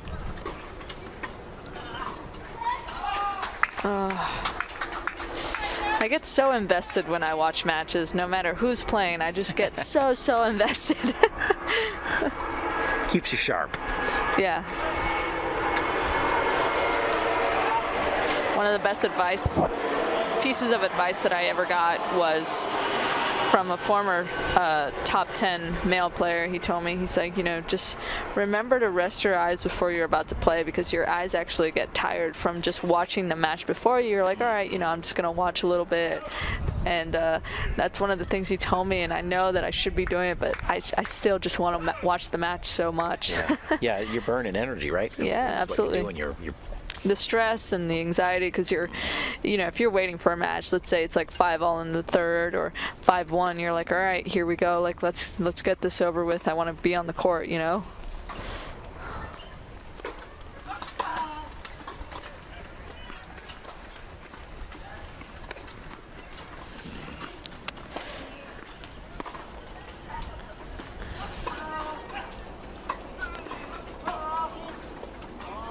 Long point.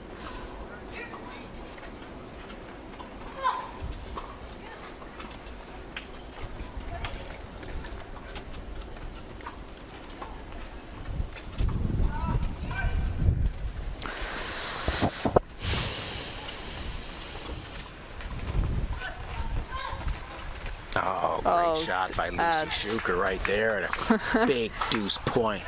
Give the Brits an advantage chance here. That's one I would say that was very dirty. Yeah, right. Yeah.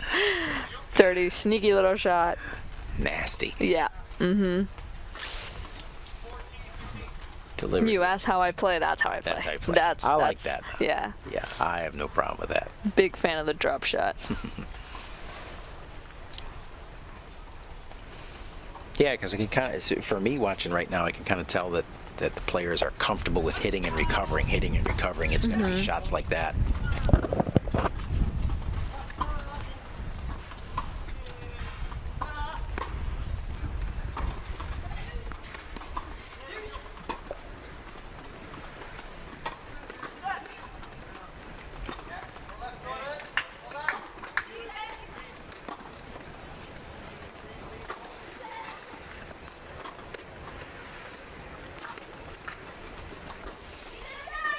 Hear the Brits talking a whole lot more now.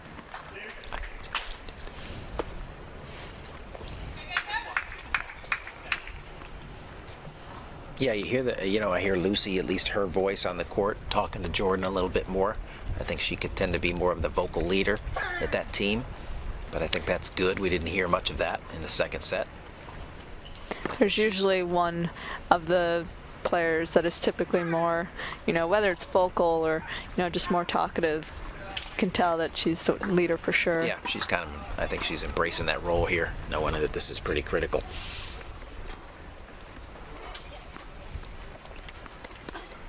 Yeah, we didn't hear any of that in the second set. No. Sometimes it's common when you're losing, you kind of shut down a little bit. You don't even though you're in a partnership, you're like, I'm playing, maybe not at my best. I don't even want to look at my partner right now.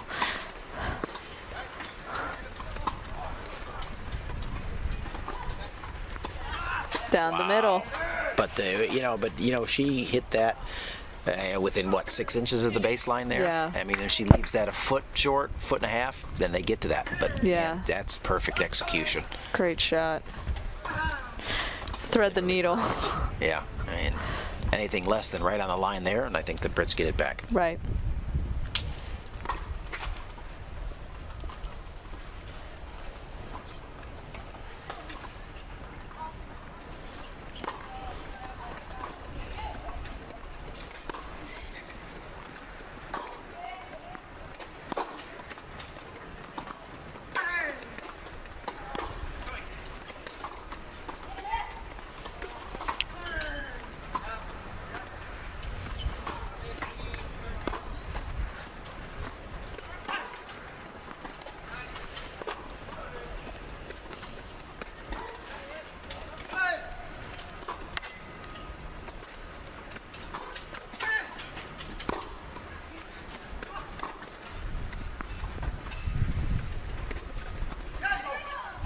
Oh, great shot. Oh, wow. Yeah, you can just feel it's just 2-1, but I think the value just seems to be, you could feel the value of each of these points in each of these games is just really becoming at a higher level. I mean, this is the Masters. This is what they play. This is what you play for. This is what you come for. See, that's right. That is it.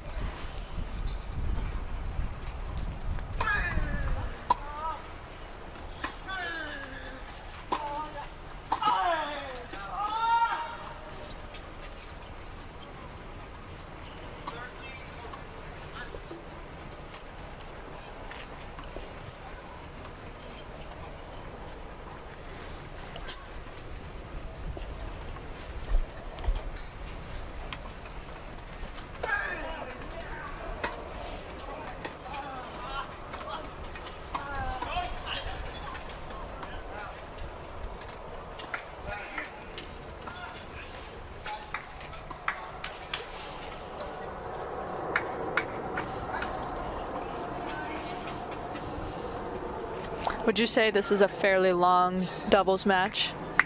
Well, again, because they don't typically play the full third set, yeah. I mean, obviously the first set was pretty lengthy. The second one went fast. Right. But here we are. We're going to slug it out in the third. I kind of anticipate this thing to be kind of back and forth. That's my sense of how this is going to go. I don't know that anybody's going to roll this set. Could be wrong, but I was wrong. You know, I was wrong. You know, we don't know each other well, but I was wrong once. It was like 1989. I was actually wrong once. Oh my goodness! Yeah. So it's been a minute. It's been a while. Wow. Yeah, you know, and I'm probably due, to be honest with you. But you know, I'm on a bit of a streak. Oh wow! It's impressive. Yeah, right. That's a heck of a roll right there. Yeah, it's a run. It's a good run. Oh, she was there.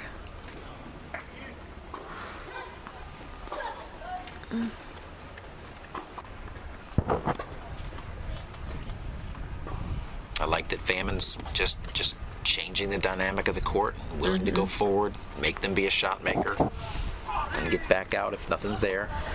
See, like right there, forces her.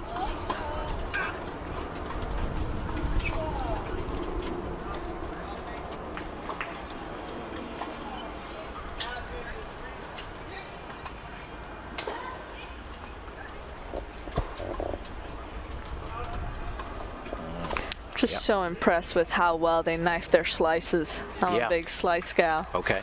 Yeah, we got some of the better ones here. Yeah.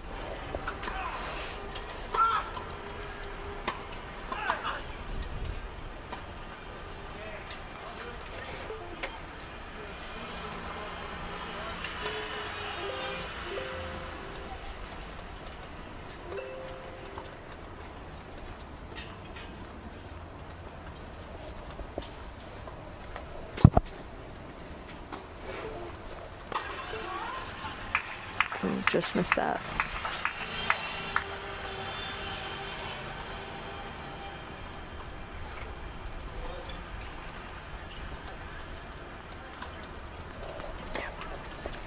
I think that's...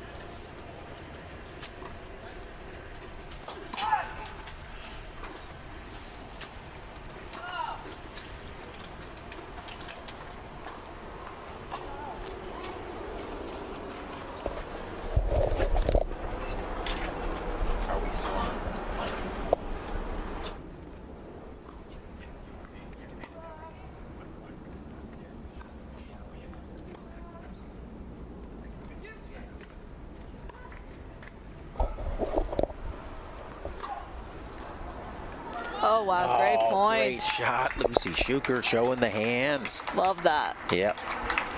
Anticipated some of that here today. Had a couple of great examples of it. That's one of the best. That's when you just tell your partner, you're like, all right, that's too good. Next point.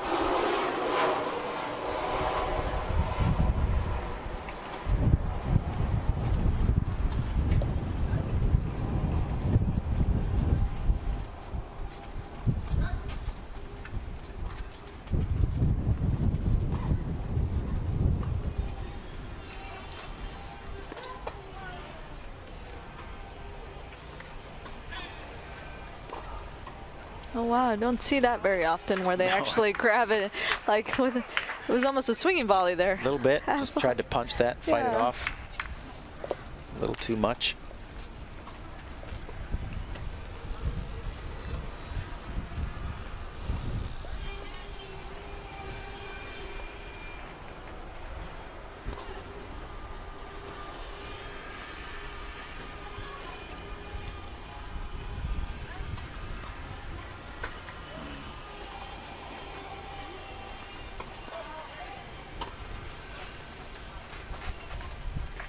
Great shot. Yep. And that wind, yeah. Too much, right? Smart. Yeah. Even with that wind, that's a tough shot.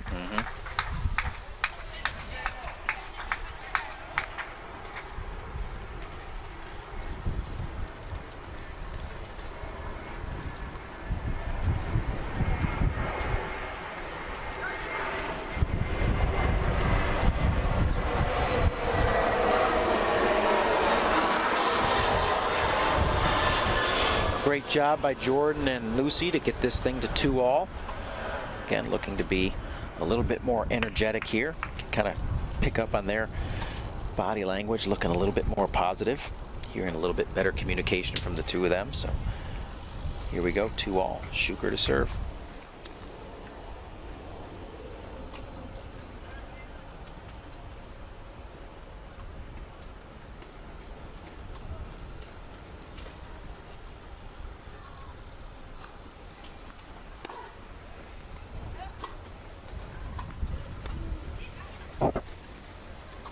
Going up. Little volley skills, love it.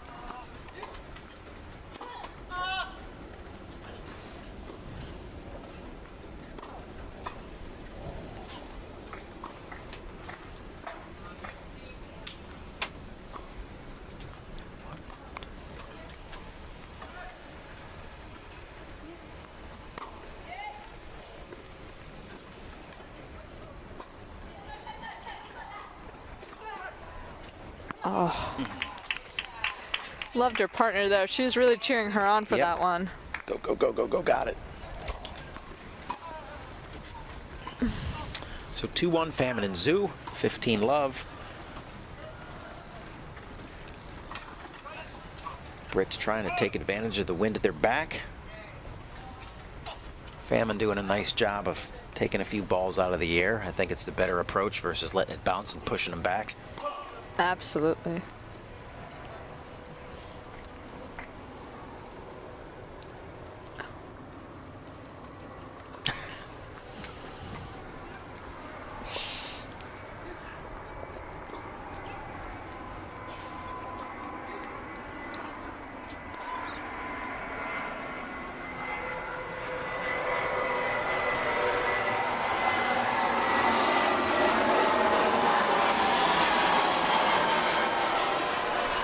There it is, the wind pushing that one deep.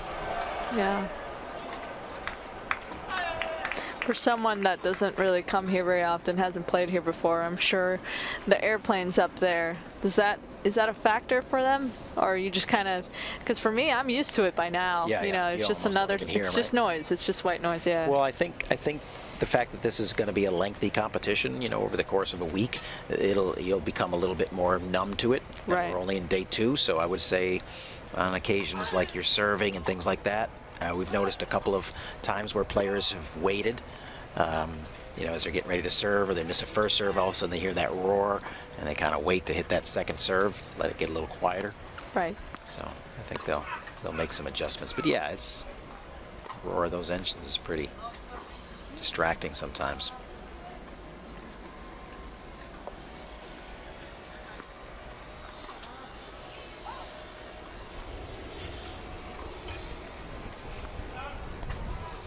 Just not finishing that shot, right? Just got to really be ripping that thing. Even if you leave it short, you've got the wind, you'll push it back. So there's no really need. If you make the perfect shot, I don't know if you get the payoff, but you know, you're flirting with that baseline.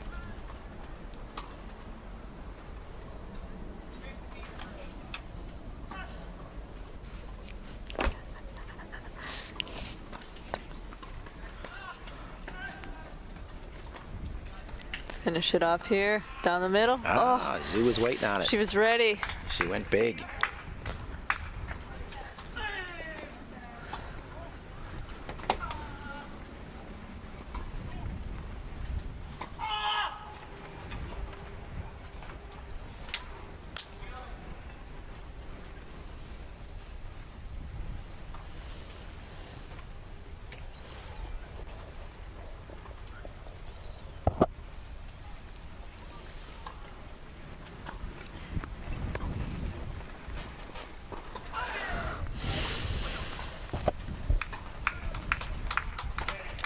(3-1). 3 games to 2. There it is. Get the scoreboard updated for you. 3 games to 2 to Zhu and Famine. Kind of that, just nothing's really decided yet here. Yeah, you it's don't really know. all in play. If I was a betting woman, I don't know which way I would lean. But you're clearly not a betting woman. No, I'm definitely not. I remember going to Monte Carlo one time, and it was like, all right, you're in Monte Carlo, you're in the hotel, like in the casino, and you have to put money in. And my coach was like, come on, even it's just like $5, and of course $20 was the minimum. And I was like, I really don't want to. And he's like, come on, just put 20. And I'll put 20. Within 2 seconds, it was gone. And I was like, I'm never doing that again. That was awful. That was just not fun for me. Yeah. So I can definitely say I'm not a gambling or a betting woman. So you've never done it again? No. I generally speaking, have been to Vegas. I've been to a nice casino in Baden-Baden over in Germany, but it's nothing that really ever. The upside does not overtake me for the potential downside. Does not. Yeah. It's not worth it. No. It's really not. Yeah.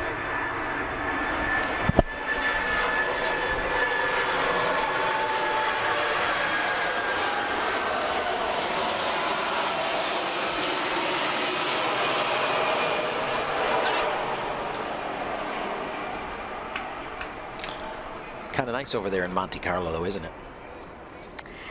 I remember seeing a person walking their dog, and their dog had a Louis Vuitton bandana, and they were with a Louis Vuitton leash. And I was like, okay, so this is Monte Carlo. This is what it is. That pretty much sums it up right there, doesn't it? Right. The dogs are living better than. That was my first impression. I was like, okay, so now I see what people live like here. Yeah.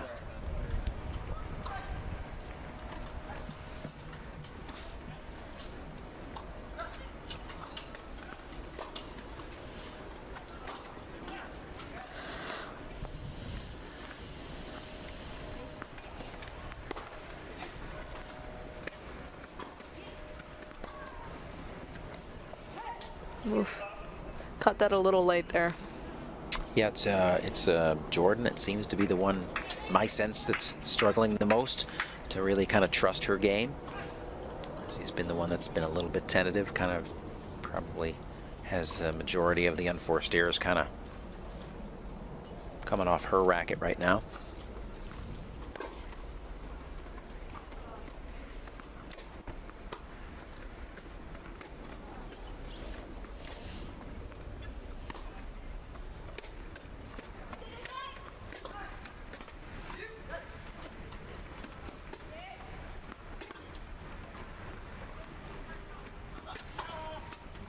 Oh, beautiful. She held on to that one. Yeah, and then just as Jordan's coming out of her turn there and can't get back on that other side, balance.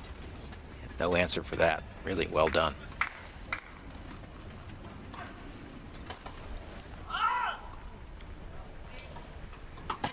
Getting pretty vocal over there behind us, isn't it? Sounds of aggression over there.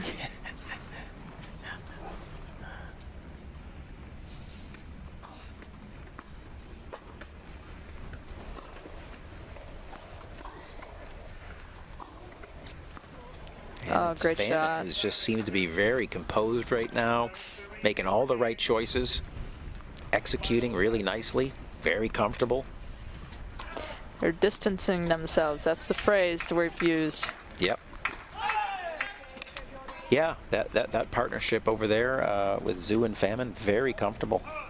Just looks really under control and confident. Confidence is one of those things that doesn't matter what language it's in, you know? You can feel it. You can feel it, exude it. See it, all the above. Yeah, doesn't need to be spoken.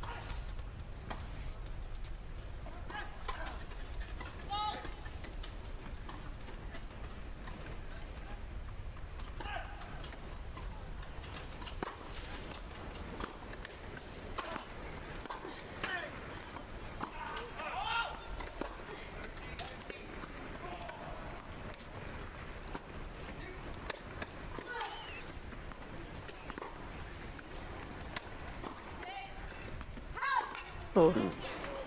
It's the right play, though. Yeah. Just missed it. Tiny bit wide. Yep, and get pushes back.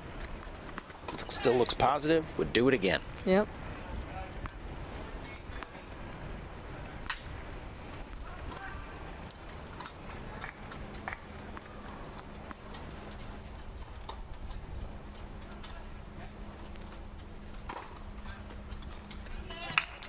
Good serve. Big serve off the racket of Jordan Wiley for 30 love. Oh, 15 all.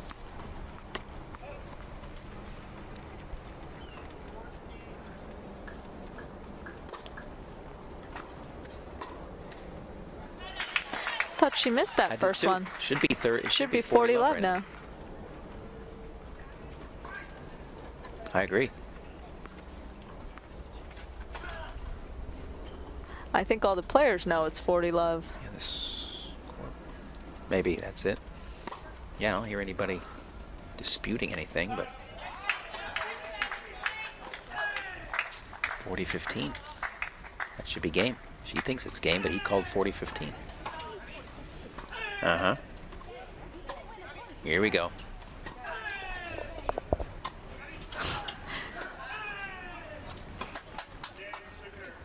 Yep. Yeah. Hey, we were tracking. We were right.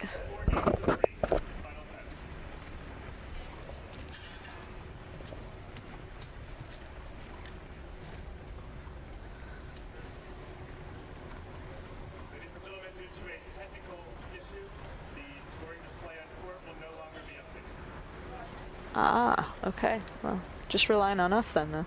There you go. We better stay focused. We will keep you informed, people.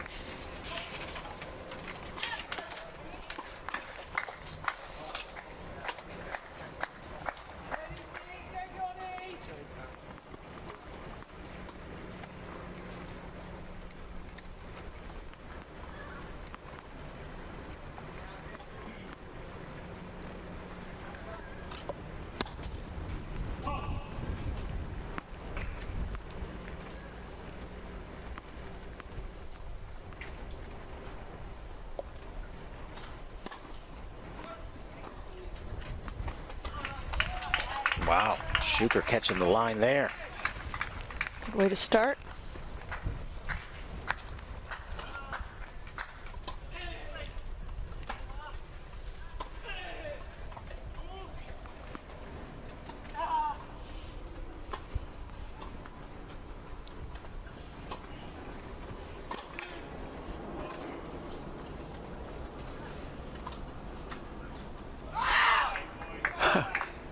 Did you hear that, Paul? I did manage to, even through the headsets, hear that. Yeah. Just wanted to make sure. Some passion out there. And yeah.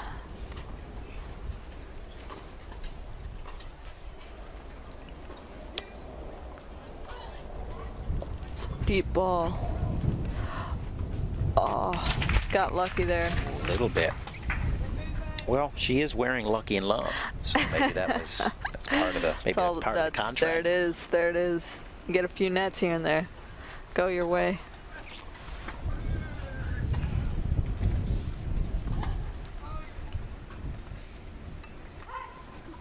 Oof. Goes for a little bit too much there. 15:30 here.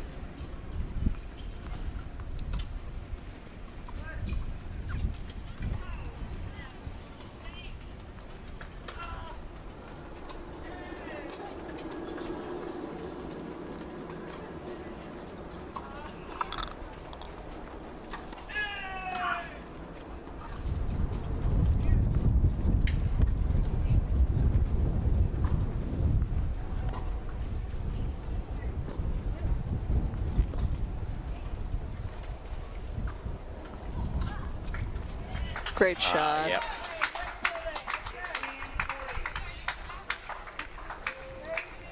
It's crazy to think of how many winners you can get from going in the middle of the court. Everybody right? knows you're going there half the time or more so. There's like, just got to hit enough of them down the line to keep them honest.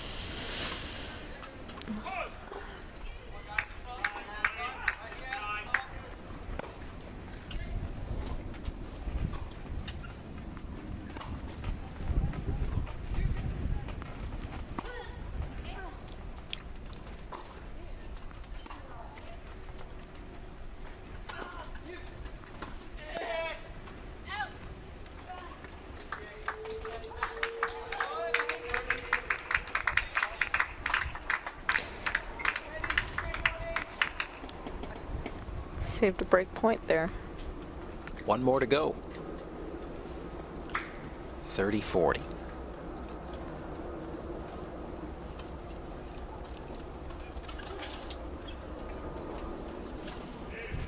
There it is. Nice. That lefty spin. Serve. That lefty spin. You love playing lefties, right? Define the word love. Yeah, right, yeah.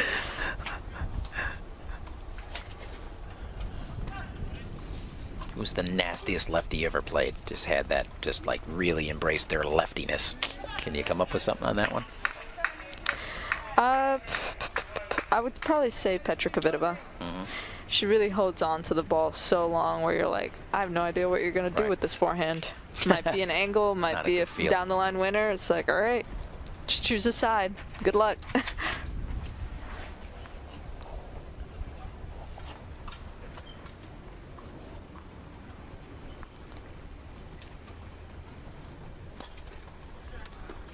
Oh, that ball's moving a lot.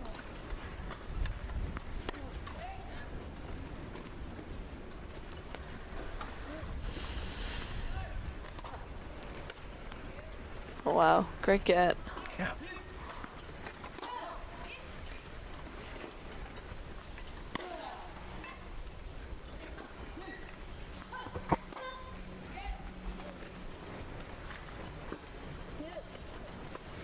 Tough shot.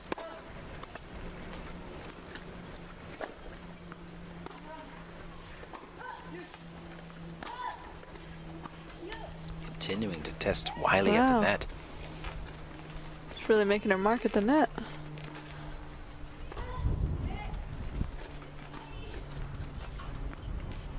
On the line.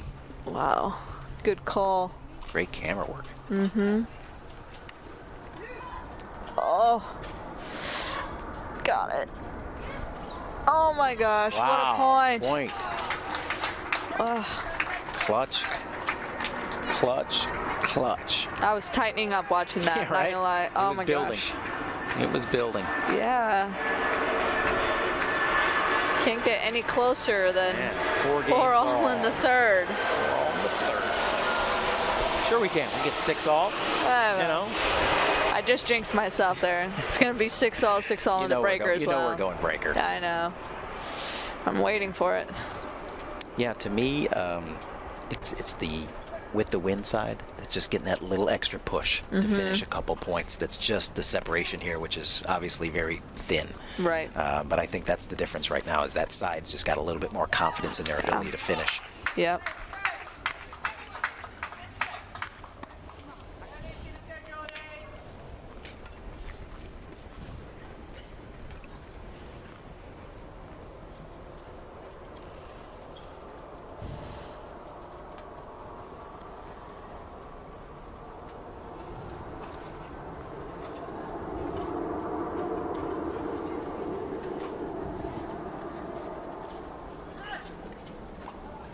Yeah.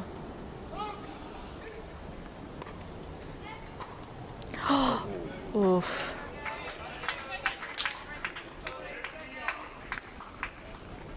Honestly, it's almost as if Famin's shoe will probably be better off coming in a little bit instead of letting that ball drop, because they have been using the lob over there for Shukra Wiley. Yeah.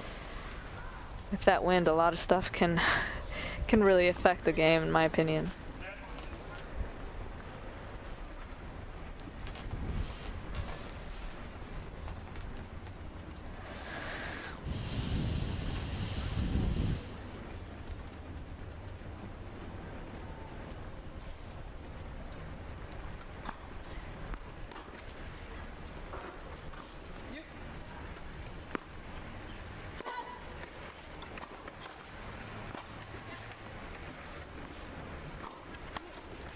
Oh. Wow. It's the second time she's utilized that one here recently. She practices that one on the weekends. Clearly must be working on that. Something her and her coach have been working on. Boy, for her to be able to pull it out in these big moments is impressive. Yeah. Never seen anything like it. No.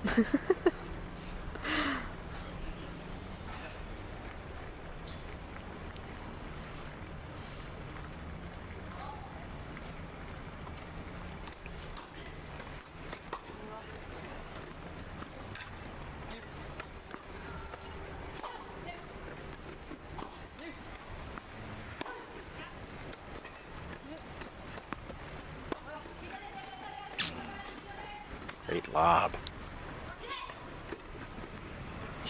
Nice. Nice job there. Wow. She sneaked in there. Yeah, that's a nice combination. Stretch him out with the lob and come in, pick it off.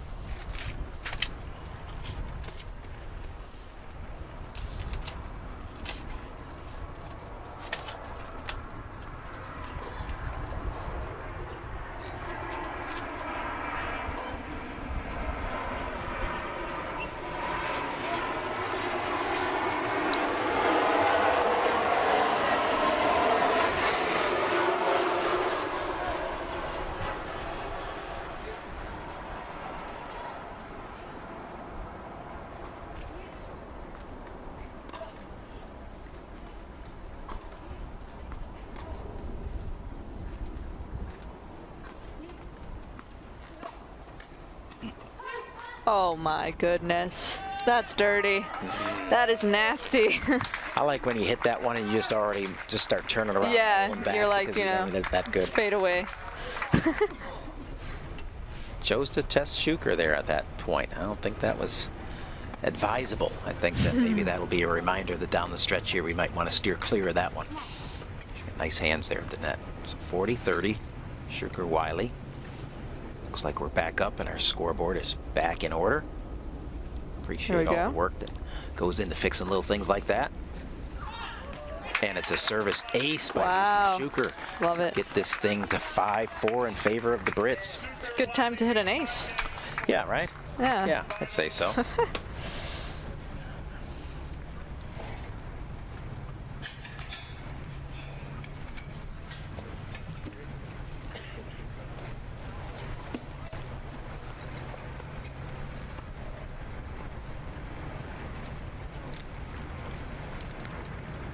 Well, let's see if the wind side is the factor. That's that's from 3-4 down to 5-4 up, just by virtue of being over there. So we'll see if the Famine and Zoo take advantage of that. See if our prediction is right. It's just a theory. Like you said, you haven't been wrong for a minute, so Yeah, right. start your streak up again. A good long minute. Yeah, I think, I mean, if you just assume that everything is tight for everybody right now, right? Right. What's the separation? To me, it's just I got a little bit of extra push when I go into finish, and I know that I'm going to get that little extra push. I can still stay tight, but I get the bonus. So my question to you is, wouldn't Shuker and Wiley right now utilize the drop shot more if they're against the wind? I agree. I think that's the right idea. Yep. So it's pull somebody up and separate that team across the way. Yep. Oh, that was an attempt at one, but good attack by Famine there. Get to the feet of Lucy Shuker.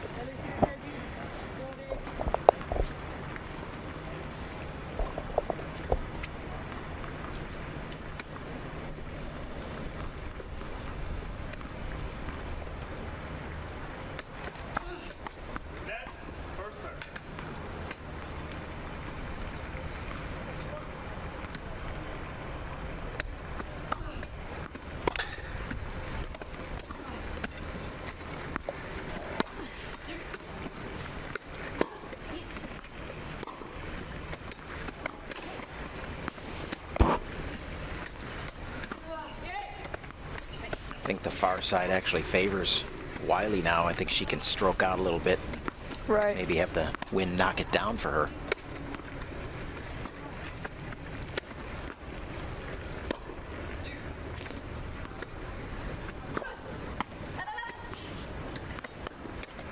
Oh, that's dirty. She's there. This is the person you want to get in. Oh. Yeah, I mean, Zoo's the one that probably, Zoo from China is probably the one that wants to avoid the net, at least in my observations here. She has had no desire to go forward, so I'd be trying to pull her in and then maybe attack there. Right. That would be a strategy I think they could employ. But right now, 30 all, or 30 love. Oh. 40 love.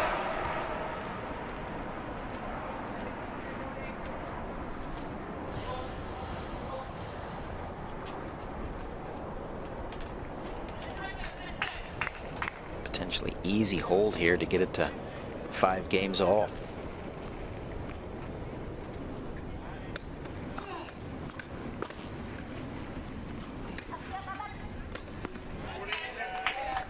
Great return there, great depth, tied Famine up. You can hear the crowd getting more into it. I mean, 5-4 in the third. That's when you need the crowd support. All the help you can get. Every little bit.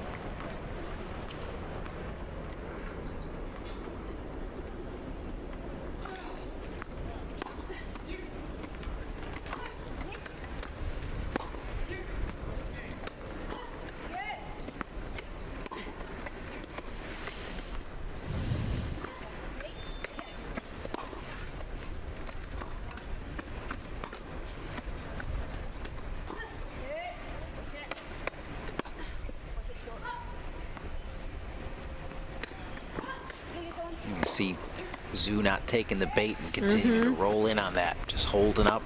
Yeah. Second bouncing it. Staying back where she's comfortable. And at 5-4, 15-40, that's exactly what you have to do, is be comfortable. Yeah. Yeah. Don't try and play outside of what you typically do, outside of your realm.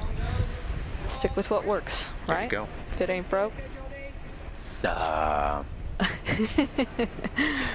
Don't fix it. Yeah. Here we go. From 40 love to 40-30 now. Wiley and Shuker kind of hanging around, not going away.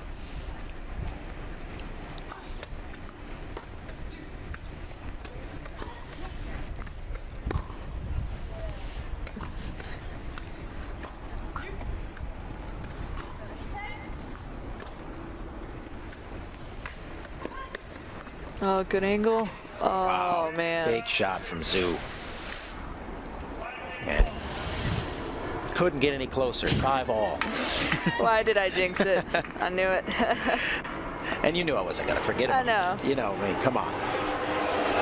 But hey, we might as well get our money's worth. We come this far. And as we talked, we're going breaker. Good thing we do know is that there's only 2 more games and a breaker that That's can true. happen, you know? Mm-hmm.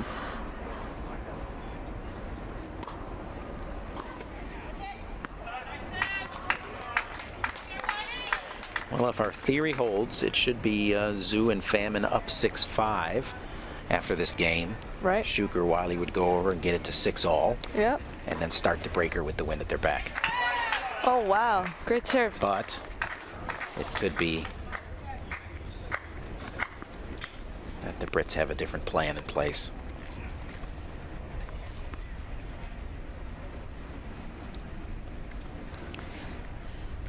Shuker, Wiley go up 6-5. Clearly, we know nothing. Yes, correct. Clearly, we know Got nothing. it.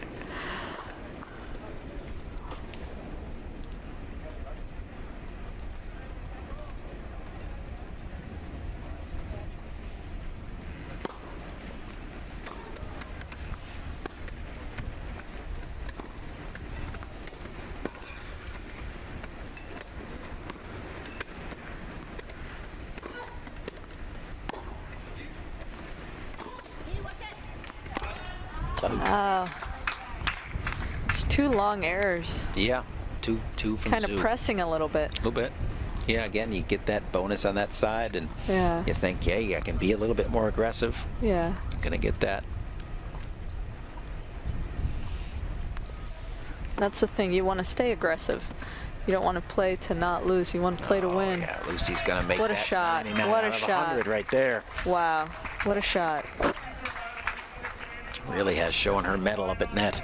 I think they brought it there. They really did. That's a big game. Mm-hmm. Yep, 6-5, staying on the front side.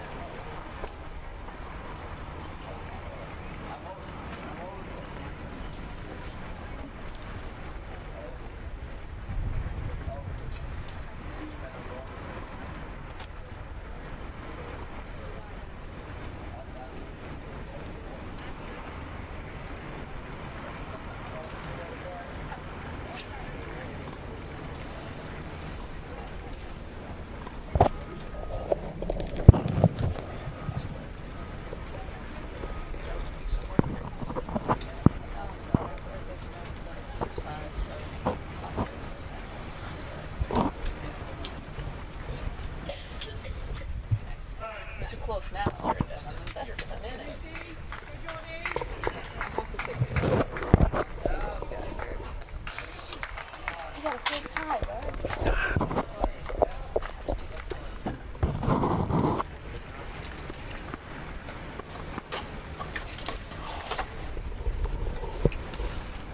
Another great shot.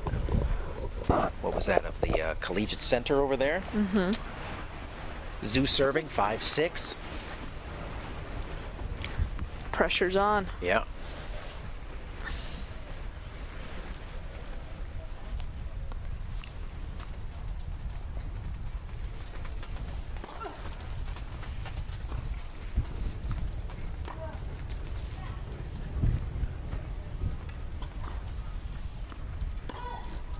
Last time on that side, it was Wiley that had a couple of errors. We'll see there it is. if that holds, but right there, that was a different Jordan right there. That's the way to do it. Great start to that. This potentially match-ending game.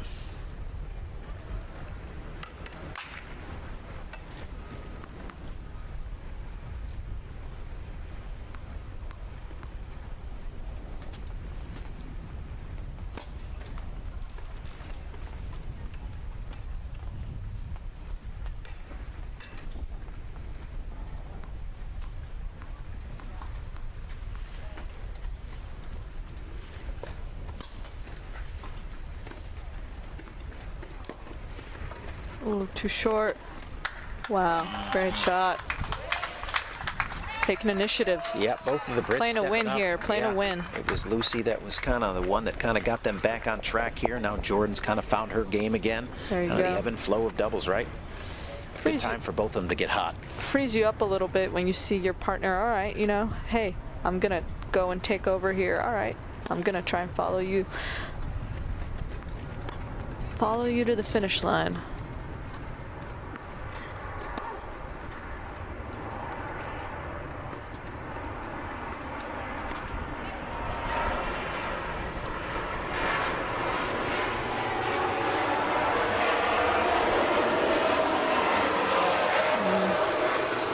Just missed it.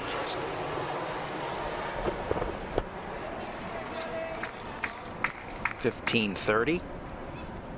Zhu and Famine trying to get it to 30 all. Stay in this fight. So really going big lefty there.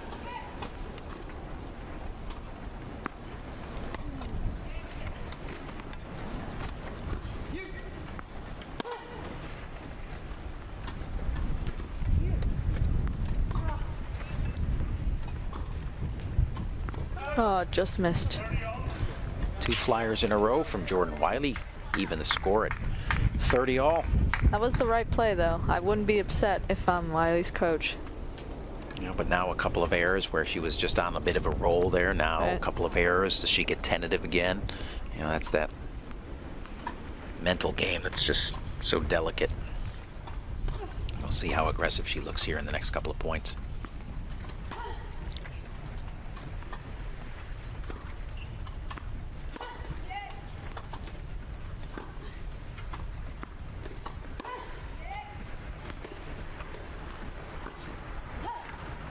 Oh, that's a good ball. Yeah, wow. That's too good. Great ball. Lucy's going to find the range with those lobs there. Give her enough looks at it. And here we are, first match point.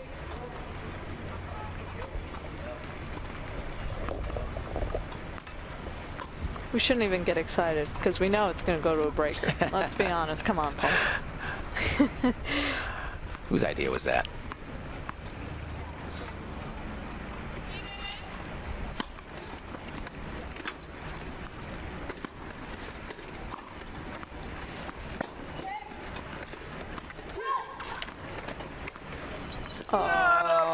For the wow.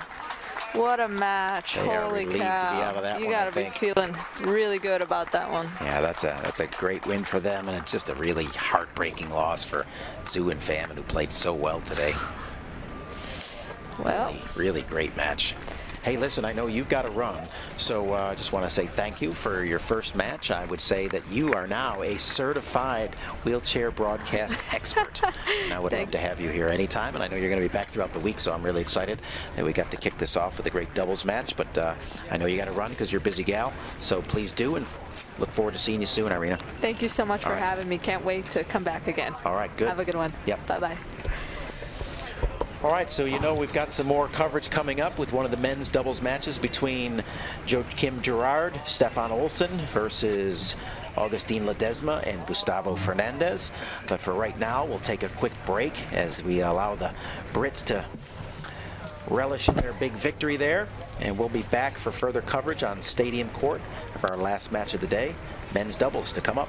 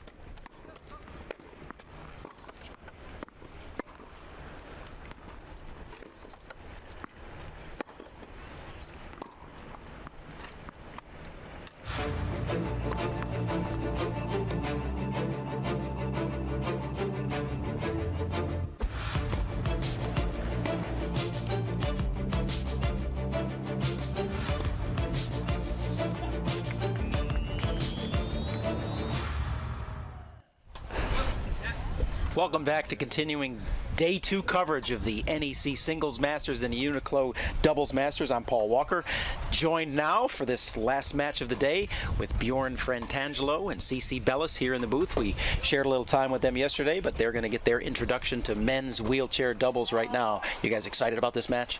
I'm really excited. I've definitely watched some wheelchair doubles before, but I'm excited to see it a little more close up. Yep, same as well for me. Happy to be back on Day 2 on this beautiful day. Wind's definitely down from yesterday, so it should be a really good match. All right, listen, I'm going to set the parameters. I want you two fired up for this match. It is big time, okay? So you got the world number 1, Gustavo Fernandez, with his partner, Agustin Ledesma, over there from the Argentinians. And then you've got over here, you've got Stefan Olsen and Joachim Gerard. We're getting a good look at those two guys. Joachim from Belgium, Stefan from Sweden. We saw Stefan in singles action yesterday against Gustavo Fernandez. And it's Joe Gerard here, the big right-hander from Belgium, who is the defending singles champs here at the NEC Singles Masters. And it was Joachim and Stefan who were finalists last year in the UNIQLO Doubles Masters, having lost to the pairing of Stefan Houdet and Nico Pfeiffer from France. So these guys are no slouches here. No, all 4 of these players, pretty dynamic individuals on the court.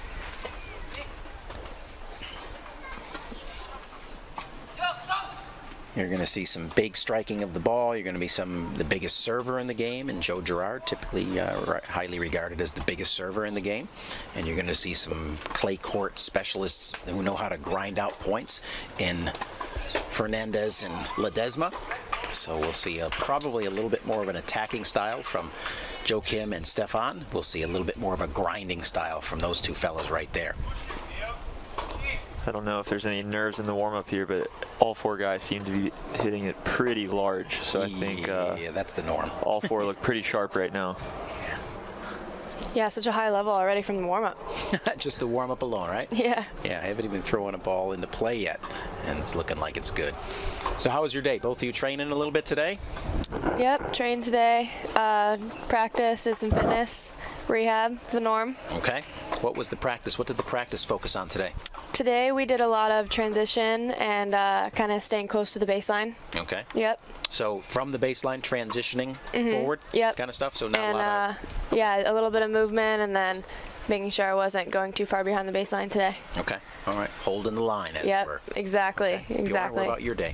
A little bit easier than yesterday. Just 1 fitness session today and a lot more kind of extensive rehab program for me. So was off court today with just kind of progressing back on court. You know, I hit Monday, Tuesday, and today I have off, and then I'll get back Thursday, Friday. So second week of getting back on court. So, you know, try to space out a little bit of rest in between the week. CC, so when you had your comeback from injury, what was the longest period of time you went between striking a tennis ball? In other words, like no tennis ball hitting for you, to when you actually were able to strike a ball again? I think it was probably after my bone was broken. I had to wait a couple months before it started to, you know, kind of fuse back together. Right. Before I could even, you know, was even allowed to hit again. So 2 months, say? A couple months for sure. Okay. And what was that 2 months like without Pretty tough. I did a lot of fitness. What was it like the first day when you were actually able to hit a tennis ball again? Oh, incredible. Yeah. Incredible. I mean, yeah. it's like a long lost friend or something like For that, sure. like a reunion and everything like that. Yeah, exactly. Yeah, it's got to be, right? I mean, it's what you've done since, again, we talked, what you've done since you were a kid. So, I mean, to have that out of your life is really outside of your norm.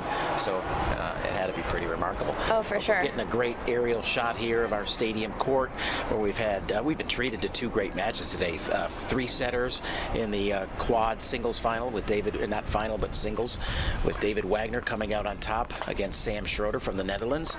And then we just finished up with some women's doubles with the Brits, Jordan Wiley and Lucy Schuker, defeating the pairing of Charlotte Famon from France and Zhen Zhu from China. It was really a great 3-setter there. So now we finish the day with some big-time men's doubles. See Agustin Ledesma in the red shirt, bottom of your screen, warming up his serve. Fairly long-time partner, countryman of Gustavo Fernandez. I've played a lot of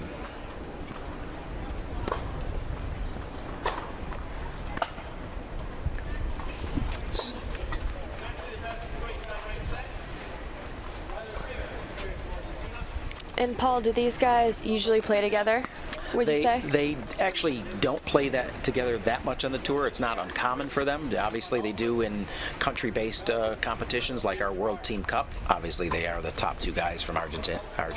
Why am I struggling with that, Bjorn? Argentina. It's really not that tough. But so yeah, so they do play together, so they're not strangers to one another. But actually, Gustavo has kind of created a nice pairing with Shingo Cuneta on the tour. They've become kind of one of the dynamic partnerships on the tour and seem to mesh pretty well together. But these guys will fall into comfort zones pretty quick. They've played a lot of tennis together. And Stefan and Joe play a lot together on the tour, and they've kind of decided, because both of them, Stefan really doesn't have a number 2 in Sweden at all. There really is no other kind of prominent player in Sweden. Belgium's got a really great young number 2 in Jeff Van Dorp, who's here playing with Ruben Spargen from the Netherlands. But Jeff's been younger and not quite as developed as a doubles player as Stefan is, and it just seems that Stefan and Joe, their personalities, their game styles mesh really well together, so they've kind of invested in one another, and they've had some really good successes. Yeah, it's nice to have a partner that you've played with before, so you know their tendencies, Definitely. figure out which side you want to play on and everything. So when you were in Houston, did you play doubles last year? I did not. No, just stuck to the Yeah, singles. just singles. Okay. You know, I forgot to mention to you, there's a great Italian restaurant in Houston called Prego. We went every night. You went every night? Not kidding, yeah. Well, maybe Irina might have mentioned that. Irene and I went probably 4 times. Yeah. 4 nights in a row, because it became our lucky restaurant, and we kept going to the same place, and then we would do that, and we went across the street for dessert every night. Really? Yep. And they had a great dessert shop. You can say that publicly, like. Oh yeah. Oh my everybody gosh, I listening, love or dessert. You're willing to.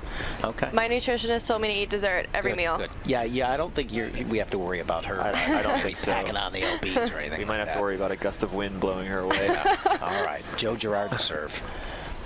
As mentioned, probably the widely considered to have the biggest serve in the wheelchair game, maybe upwards of 115 miles an hour.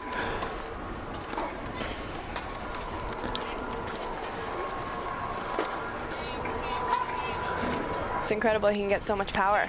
Yeah, right. Yeah, that's well, you know, look at him. He's a big guy. Clearly, got the long levers working for him. Got the long arms. Got the big shoulders. So yeah, I mean the lack of legs that he's not bringing to the party. He still has all the other factors. When we were watching them warm up, Bjorn and I were commenting on how smooth his technique is as well. It's beautiful, right? I mean, really pretty texture. Yeah, very nice. Yep.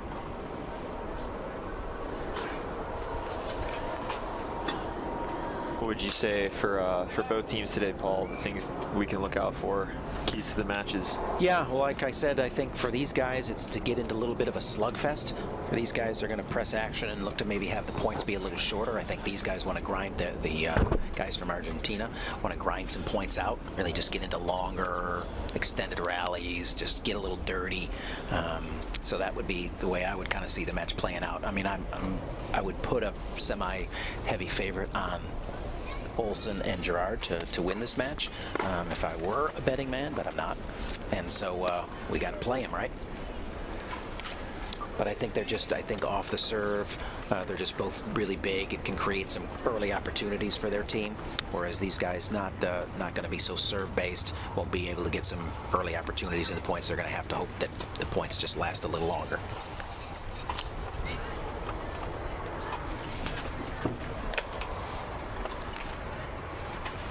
Just a little whisper about where he's going with the serve.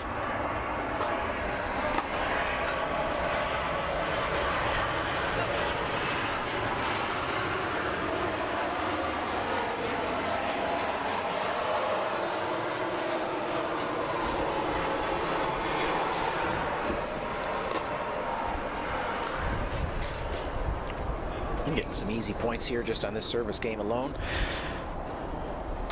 Fernandez and Ledesma not quite dialed in on the returns yet. Maybe getting adjusted with that little, and plus Joe's getting a little wind boost as if he needs it. 40-15, Girard and Olsen. So you said he can serve up to 115. What do you think the average is for these guys? Yeah, I mean, first serve average is probably more in the in the 90 range. Okay, so it's very high. Yeah, I mean, he's definitely hitting the biggest bombs on tour. Nice. Pretty clean hold there from the Belgium and Swedish pairing. Always nice to get on the board first when you're serving first. Yeah, right. Set the tone. Get the nerves out. Yeah, nothing worse than just coming out, getting broken. Especially if the serve is one of your weapons. So, I mean, for Joe, I mean, yeah, he almost expects to hold, right? All right, Gustavo Fernandez, #1 player in the world, singles player in the world to serve. Leading candidate to win the Tour Arm Wrestling Championship as well. Wouldn't you say there, Bjorn? I would say so.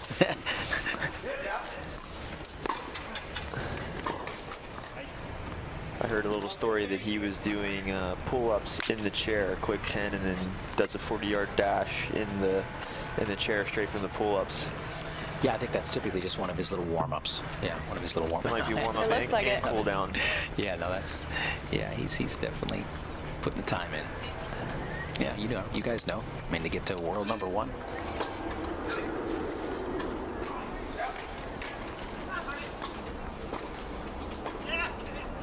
Oh, nice volley exchange there.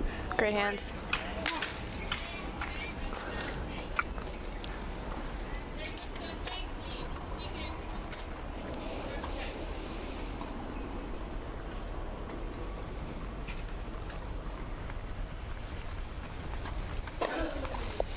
Yeah, so I think the difference, one of the other differences here is as good as Agustin Ledesma from Argentina. That one. See, Argentina. you guys gotta hook a brother up once in a while. Whatever, I got that little hitch right there going right now. I've got the yips, and so he's probably, I think he's probably in the maybe 17 in the world, ranking-wise, roughly. So you'd say, hey, you're really pretty great. But the truth is the separation between the other three, who are all top teners, is pretty significant. Okay. You know, so where Stefan Olsson, is maybe #6 in the world, Joe #5 in the world, Gustavo #1 in the world, that gap between #6 and 17 is pretty significant. So he is the bullseye on the court, so to speak. And so he's got a lot of pressure on him.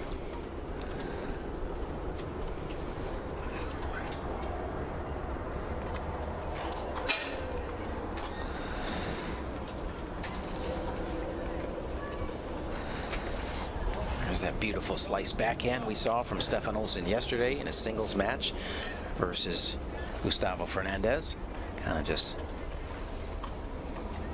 side slicing that ball short. Nice little bait to come into the net there. Yeah, right.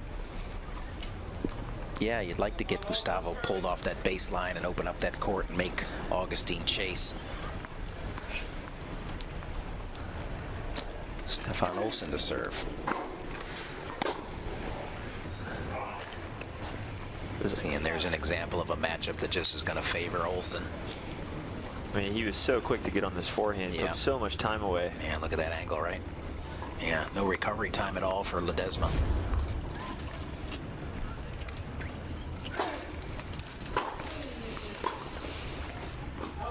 Wow, that return was awesome.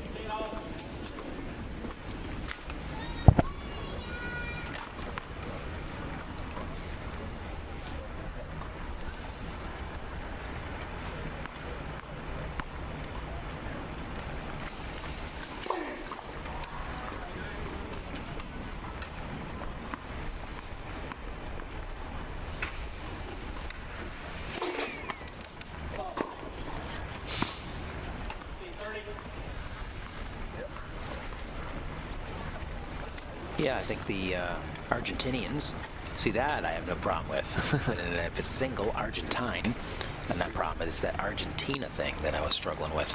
But I think if they can get some free points, get these guys off their game early, get some freebies early, that would help them. I mean, they want the points to last longer, but if they can get freebies from these guys early, that'll let them hang around a little bit. And that was a freebie return of serve there from Definitely some short points to start this match today. Yeah, right. Pretty quick.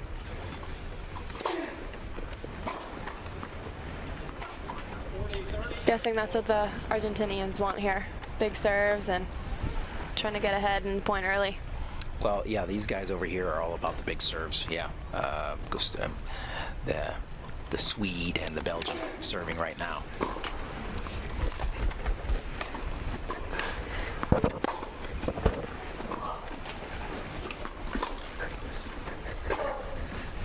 Ooh,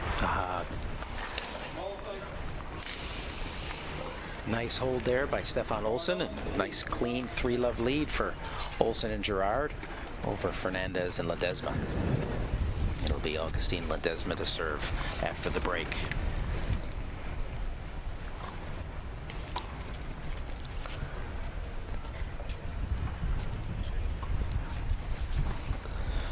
The sun continues to shine on the campus. I heard there was a gator sighting over in the pond. Was there? Yes, word on the street. Okay. There was a gator sighting, which I think they don't have a lot of around here. I'm sure they don't want the critters crawling around campus much. But yeah, good day. Have you ever seen one here? I haven't seen one here, but I'm sure the older this campus gets, the more we are going to see some around. Yeah, but I would think they would be policing that pond up over there pretty regularly. I've seen one over there. Yeah. And it's a beautiful day for a gator to get out and sun himself. Yep. Or you know, it would be a perfect day for the gator to get. There was a rattlesnake here as well one time. There we go. There's one in there somewhere. There's no question. There, and that's a beautiful little. It's a pretty spoiled alligator. Yeah, that's a good life right there.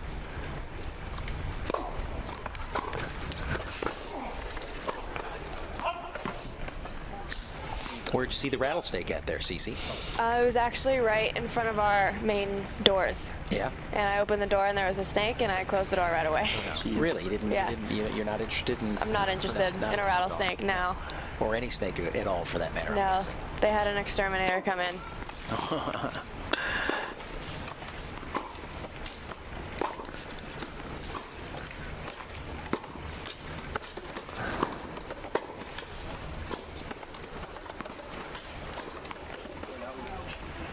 Nice play there by Ledesma. Holding his own there at the net under the attack. Gets the unforced error. First chance here for Fernandez and Ledesma to kind of string together a couple of points. Important to get on the board here for sure for the Argentinians. Now you're just showing off.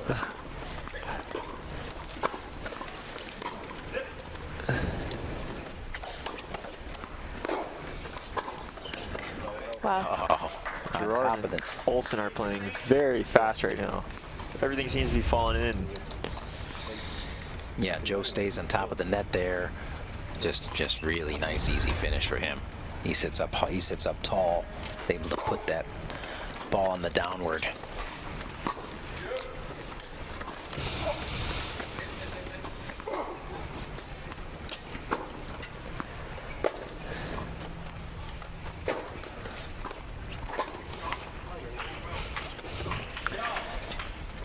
Just a lot of pressure coming from Gerard and Olsen, constantly looking for the ball on top of the net to take advantage. Yeah, kind of forcing either Fernandez or Ledesma to be a shot maker. I mean, that's just kind of the way I kind of term it. You know, you stay back and hang at the baseline, they can hit at anything in the blue, but you know, you come in, somebody comes in, now you got to be a little bit more precise. Starts to shrink that court. That's what you get right there. Even the net court's going their way.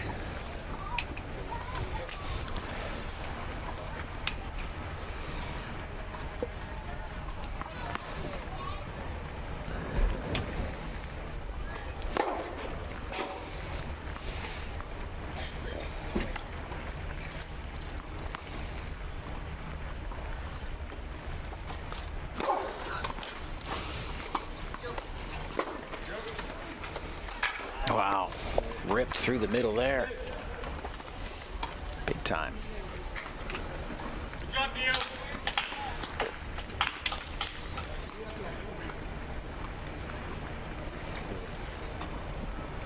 Do you think that's Gerard and Olsen's main tactic for today? Just trying to make points as quick as possible? Yeah, I think so. Again, you know, because probably having the bigger serves, going to get some freer looks, get somebody up there on top of that, take away the time.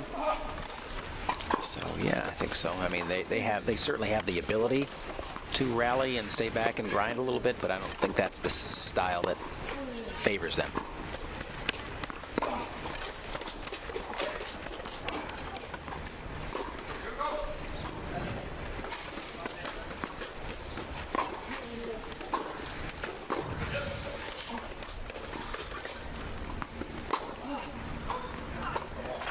Great back in there. Wow. There.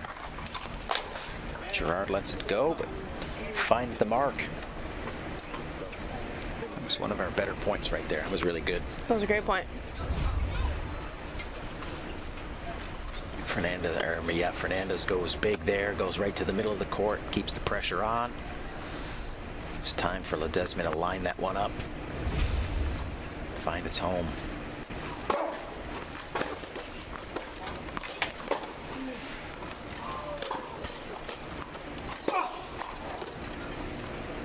Tough to take that backhand off the shoe tops.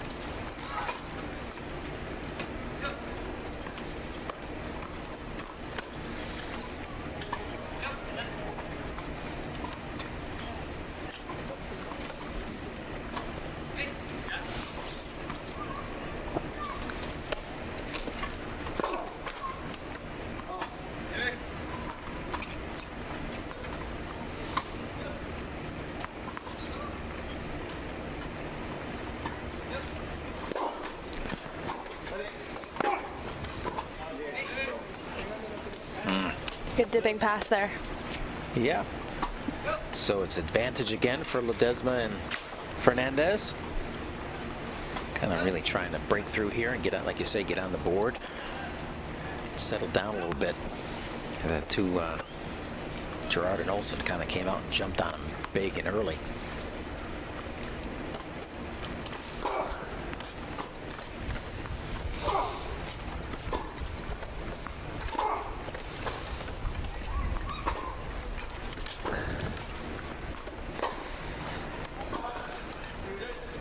Again, it's just constant pressure from Gerard and Olsen.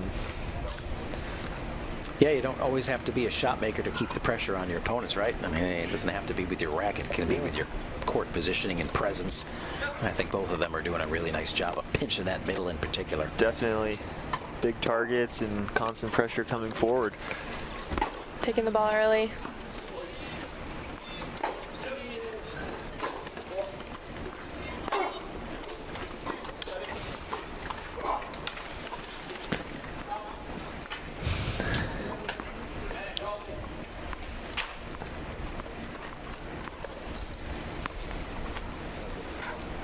Olsen and Gerard able to flip the scoreboard here. Get the advantage on their side now.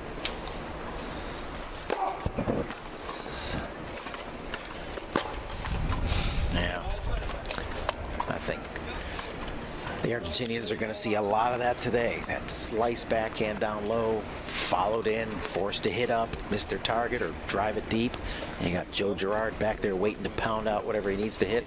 So it's a nice strategy for these two. Looking pretty comfortable at 4-0. Definitely, I think a 2-break lead is you're sitting pretty right now. I think for Fernandez and Ledesma, they need to maybe try to extend some points. I think they're starting to press a little bit too much.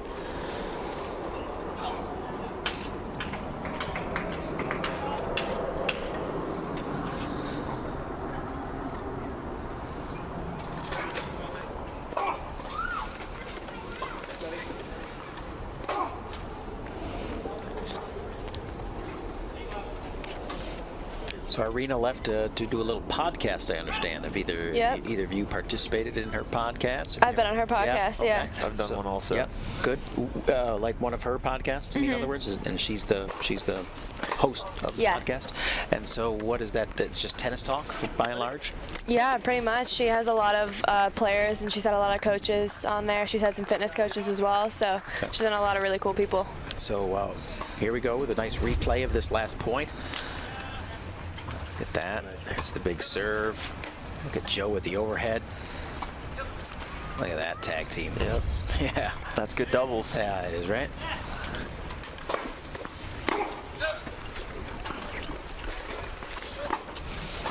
Again, trying to go middle, but Olsen squeezing that court. Here comes another overhead. Wow. Oh, throw a little extra slice on that. Carve it out wide. lot of power on that, but a lot of control as well. Yeah, right. Place it that well. Just that little bit extra cut there to control it. So what did you guys talk about the day you were on CC? Do you remember what you guys talked about by and large, or is it just a constant chatter and whatever comes up, or was there a theme to it? It was a lot based on my injury at the time, but you know, we got into a lot of different subjects as well. Constant talking with her for sure. Right. She doesn't seem to have any problem with the gift of gab. No. She rolled in here, threw a headset on, and was like, I'm sure she was incredible at this. Yeah. She was really good. You know, obviously, if she's done the podcasts and everything like that, the talking piece is something she's developing to be very comfortable with. And yeah, she didn't miss a beat. For sure. Speaking of not missing a beat, Joe Girard and Stefan Olsen continuing to beat the drum here. Up 5-love early in the first set here. It's been pretty much just like clockwork for them. Yeah, I think you're seeing traditional doubles come out to play here today in terms of a little more backcourt doubles from the Argentines. And you remember what you guys talked about when she had you on your podcast? A bunch of different things. You know, some about me. I won't bore you with that. You know, and then thank you, Bjorn. I appreciate that. a lot of hear about you. Some schedule talk. You know, just how I plan my year out, how other guys would do it.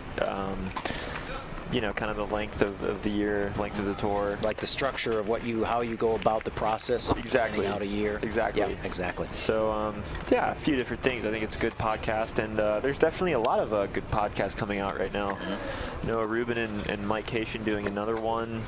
Obviously, Irina's. I think there's a few more that. Tons of good podcasts for sure.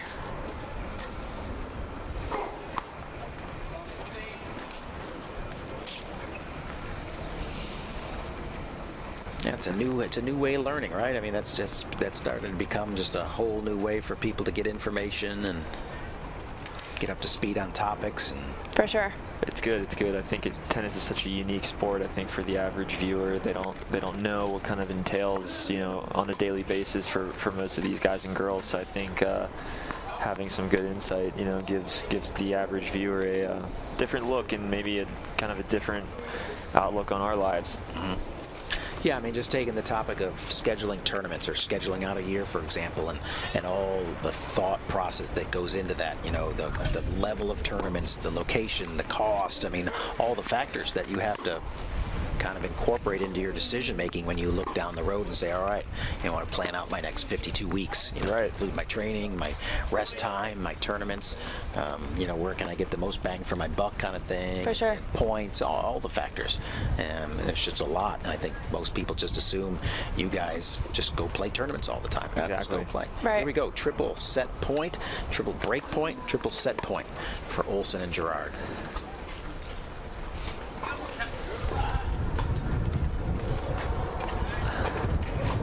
Oh, he got a racket on it. Good reach there. Yeah.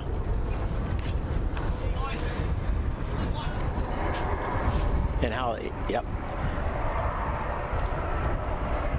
I think this is a this is a smash that just kind of is like, you know what? I'm frustrated with being down. I love. I'm gonna unleash here a little bit.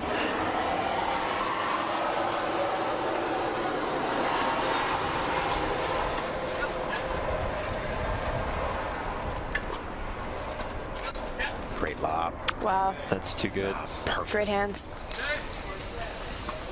Wow, that was, and I'll tell you, I mean, it doesn't appear to be, but honestly, Fernandez and Ledesma are a really good doubles team. I mean, they are really good, but it just goes to show you these guys at just a different level right now. Certainly, literally right now, but in their partnership where they have a great level of comfort with one another, have the right weaponry that complements one another, and they made that look easy against a good doubles team. For sure. I think definitely from the warm-up, Girard and Olsen have come ready to play, and you know, hopefully for Fernandez and Ledesma this set they can stay positive and, you know, maybe tinker with a few things and make some adjustments and try to do it in set two. Cece, when was the last time you lost a set 6-0? Wow, I mean, I've only played one tournament, Bjorn. Highlights from the first set. We're going to get back because I was going to ask that same question. Good job on you, Bjorn. Yeah, nice. I think you're seeing a lot of traditional doubles from Olsen and Gerard, taking advantage of the net and keeping the pressure on Fernandez and Ledesma. I agree. Oh, there's that. Oh, that was a great backhand. Let go. Yeah. Oh, the big overhead that sets up the net finish. Look at that angle. Stefan hit that one in his sleep.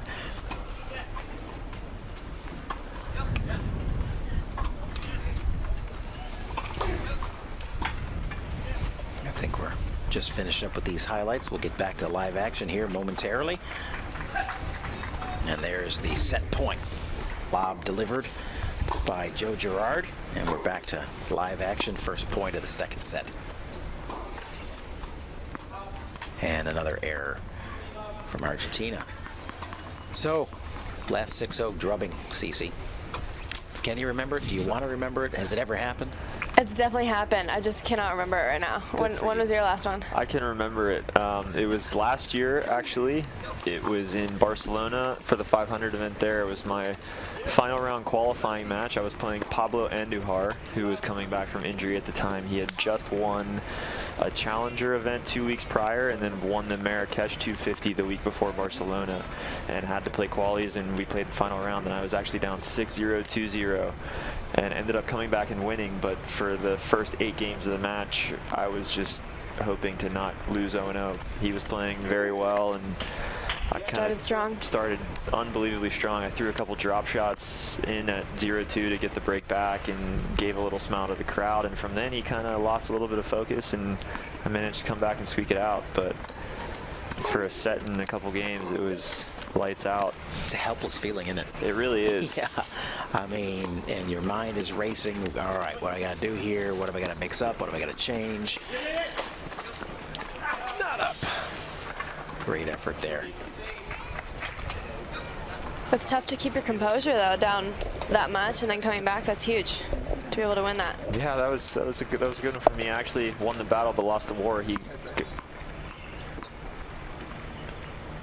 So I mean, like you're in that position where, and I would ask Fernandez and Ledesma now, how are you going to turn this thing around? So I mean, are you having conversations with yourself? I mean, is it on the changeovers that you're trying to come up with the answers? I mean, how is it that you got yourself turned around there? Yeah, I just, obviously I'm a fighter, so I kept fighting, but I kind of the 2-0 game on his serve, I kind of just did a few things I normally wouldn't do. I think I hit a drop shot all 4 points and actually broke to love. So that was for me kind of a way to relax and get myself back in that match. And from then things kind of changed, and I squeaked out that set 7-6 and then won the third, but I actually won the battle and lost the war. I ended up playing him again in main draw in the second round. He got a lucky loser into a bye slot, and he beat me there. So that's how it goes sometimes.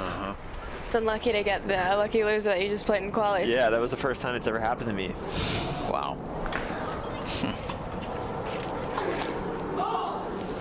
Well, Gerard and Olsen kind of well on their way to continuing this streak here. 40-15, 2 chances to hold serve. First game of the second set. Kind of staying on the throttle right here. Wow, that was a great backhand. Yeah, that's great. I think the hardest thing to do is come out strong again after you've won a 6-0 set. Yep. To keep the pressure and not let the other guys come back. I think the first game is so huge after a 6-0 set to make sure you stay in the lead. Definitely. Because it could go quickly after that, for sure. Well, don't you both agree? I mean, regardless of those first games, especially maybe not so much, I don't think, but of the first set, but that second set, oftentimes in third set, where now it's really getting into crunch time, whether or not you're going to claw your way back into a match or allow somebody else to claw back in. Yeah. I mean, how much extra emphasis do you put on first game sometimes, or is it? I mean, for you in the men's game, Bjorn, maybe it's like, hey, I'm returning serve here, so it'd be nice to get a break, but I'm really not expected to. But if I'm serving, man, I want to hold big time. Yeah, definitely. I think, starting the second set, if you're serving with a hold is huge. And I think, also, making the other guy serve out the previous set, you know, so so you you know, you can start the second set serving, I think is huge also. Yeah, keeping that pressure on to see if they can serve it out is huge for sure. Yeah, what about when you're woefully down in the 5-1 realm of a set? How often do you just start saying, all right, I'm going to start programming for the next set, versus, you know, where is it that you draw the line between continuing to fight in that set knowing that the odds are way stacked against you, versus you know what, let me just kind of start to transition my mind into the next set and get going on the right foot there? How do you balance that? Yeah, I mean, I think you definitely have to keep a balance, you know, fight as long as you can and as much as you can, but, you know, always have in the back of your mind a different game plan if you think you need it in the second set.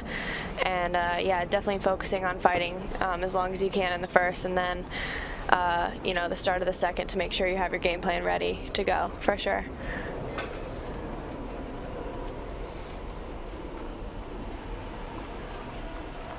Has there been a time when you've resigned yourself to a set and said, you know what, I'm done with this set and I'm ready to move on to another set? I mean, have you ever taken that approach? I think if you know, if I'm down maybe love 40 on a service game and I'm actually, you know, down 5-2 love 40 or 5-1 love 40, you know, I think there's been times where I definitely just want to reset and start the next set. But I think, you know, it's different situations for different things. I think if you're losing a match due to errors and you're down a 2-break lead or something, I think it's good to kind of restart and make some more balls and get ready for the next set, because ultimately you don't want to do the same thing that you're doing in set 1. So for me, that's something I kind of become aware of. You know, am I losing this set myself, or is the other guy beating me? Right. So I think it's important to identify that and figure out a way to implement yourself in set 2. Great. All right. Great insight. Thank you for sharing, both of you. As Gerard and Olsen continue to pour it on here, catching the line on that last shot, both Ledesma and Fernandez look at each other like, yeah, I can't get bad enough. They're painting lines now. This is one-way traffic. Yeah.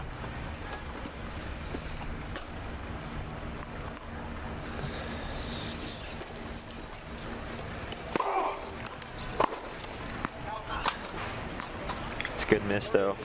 Yeah, right on. 7 games straight, up 40-15 up. 7-0, 40-15. Yeah, for sure. It's a good time to take that line.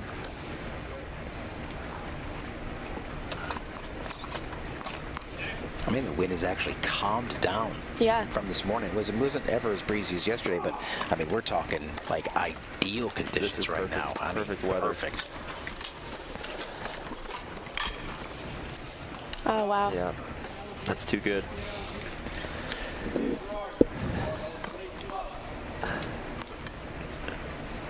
So I think it's now for Fernandez and Ledesma, you know, maybe they can try to free up and have a little more fun. You might not win this match, but there is a good chance you can always come back. It's only 1 break in this set, but I think, you know, try to keep a smile on your face, you know, maybe make fun of the situation a little bit and take it more lightheartedly, and, you know, always try to come back, but maybe they can just free up a bit. Well, and then deal with that. Exactly. Yeah, you laugh that one off. Sometimes you just say too good. Yeah. I mean, if you were laughing before that, you know, you might want to continue the chuckle right there as he pounds an ace up the tee on you, just to rub a little salt in the wound. He's feeling it. You know, these guys. Could these guys be any looser, more loose right now? They are just like. That's kind of like zone stuff right there. You have to cherish these days when they come, because they don't come often. Yeah. Yeah, it really days. It's like moments sometimes, right? It's not exactly. Forget a day. It's like, can I get a couple games? For sure. You know, just start where I'm just feeling it. Yeah. Are you both familiar with Alistair McCaw? Yes. You know Alistair? Do you know Alistair? I don't. So Alistair's a sports performance and culture, kind of team sports culture expert, written a bunch of books, Champion Minded, and how to be a great teammate, all that stuff. But anyway, he works with a lot of top athletes, and so I think he was explaining in one of the meetings we had with him not long ago where they did a study with some of the best athletes in the world, not just tennis, but just really top performers in all sorts of sports, and asked them how often do they feel like they're in the zone, kind of, you know, I mean, like, again, these are great athletes at all levels. And what do you think the percentages were? What do you think the percentages were? Maybe you've heard the CC, I don't know, but what do you think the percentages were of the best that say they think how often they're in the zone? 10%. You got a 10%. I was gonna say like 5 or 10%. Yeah, you guys are dead on. 10%. Yeah. Exactly right. And then he said there's like, it's like he calls it the 10, 70, 20. Yeah. In other words, 10% of the time, but 70% of the time you're operating in that zone there where you're, you know, you're average, you're good. That's about what you got today. And then there's those rare days when you just like stinking up the joint. Yeah. Right. And that's the 20% that you'd like to stay off of. But you're right. It's not often, is it? No, not at all. Definitely not. I would put these guys having operated in close to the 10% here. Yeah, this could be the 10%. 9 sure. games of this match. Yeah.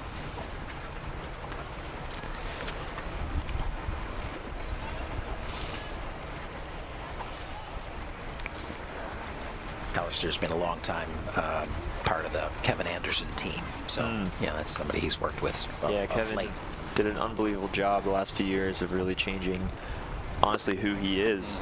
And I think a big part of that was his association with Alistair, and buying into Alistair is what he, you know, the McCall method is what he kind of preaches, and you know, just getting him to kind of have an approach, have a purpose, and just really kind of understand who he is as a player and how he wants to, you know, go about his business. So he's had some good successes there.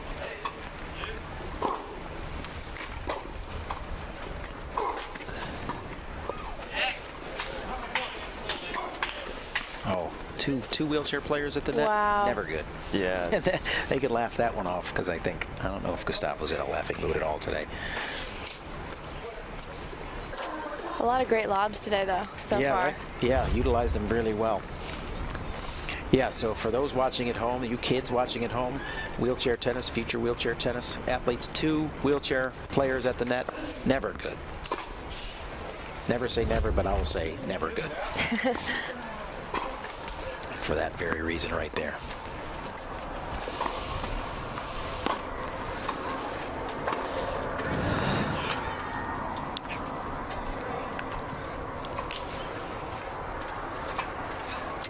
Yeah, we'll say knowing these guys here, a lot of pride, right? And they don't like this. I mean, I'm sure they don't like it. I mean, no, I'm sure these guys are good and everything, but they don't feel like it should be going like this. Not in an event like this. Yeah, so they won't be happy. Especially when you're #1 in the world, you don't want to meet down 9-0 ever. Ever. Yeah, you're right. You've got a good pulse of that one.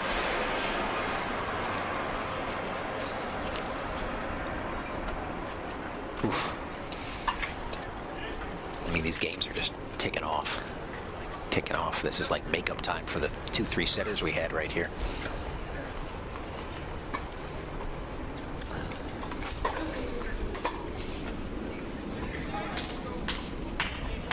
Finally a freebie. One of the only ones this match so far. Few and far between, right? Yeah.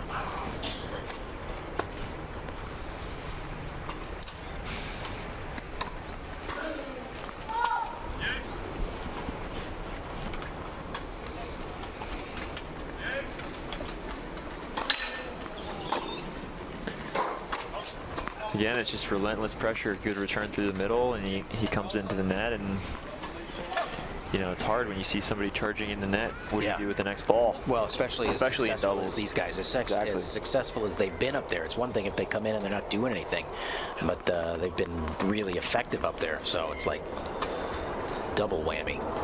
It's for Love, Gerard, and Olsen.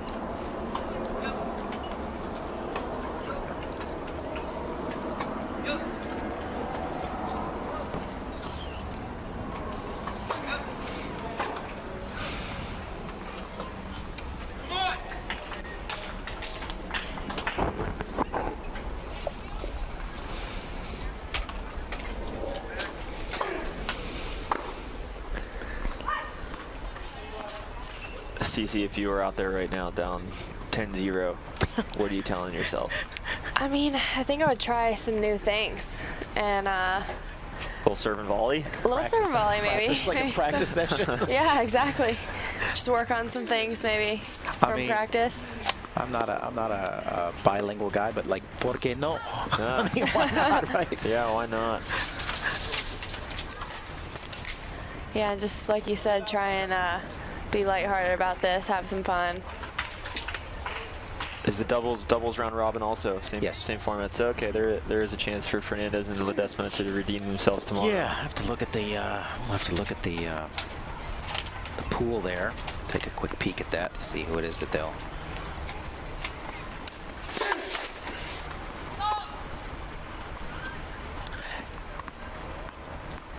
Oof. No. Wow.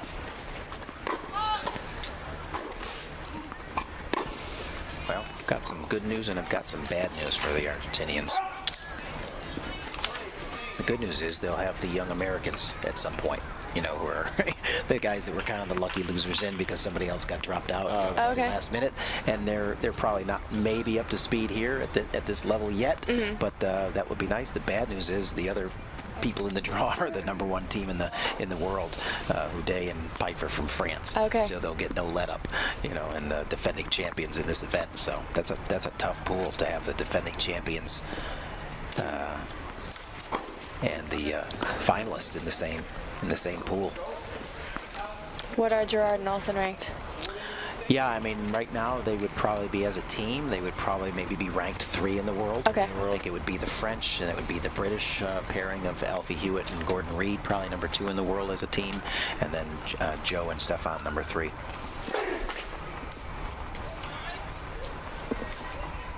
So I think this is pretty tough pool. I think the Brits, who are the top of Pool B, have a little bit easier go of it, but they have the pairing of Tom Egbrink and Michael Scheffer's a Dutch pairing that's pretty strong, probably to push them a little bit. Well, I think the good news is for the players coming on 4th, they don't have to wait too much longer. Yeah, right. Getting in their last minute warm-ups and getting ready to go. After 2 long matches, it's a little bit difficult when you're waiting all day and then all of a sudden 45 minutes later you're about ready to play. Yeah, but certainly the last thing you want to do is these guys go 3 sets and drag out the day, and you know, you're continuing to burn energy. Yeah, so I think they'll be happy with this thing going fast. For sure. Get out there and get going, you're right.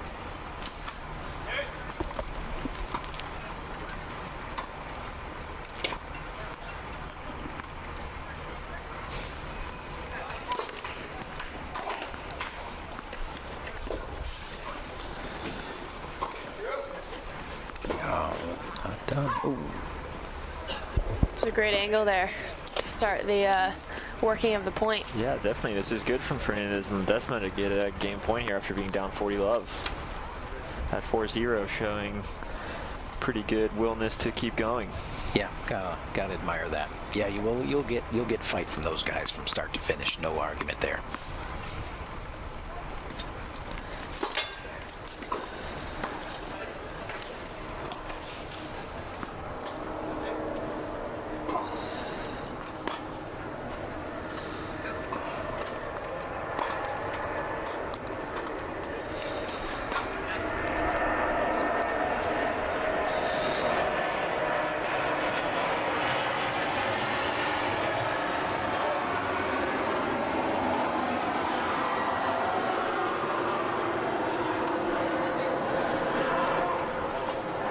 Wow. Oh, wow. That was incredible.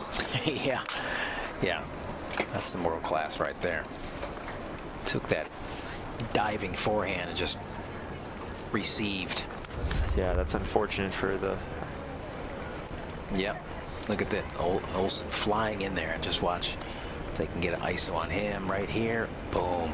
Deaden that ball. Yeah. Just drop it, right? Made that look so easy, but it's hard to soften the hand like he just did there. Very tough. Yeah, because that was a really pretty well struck ball from Ledesma.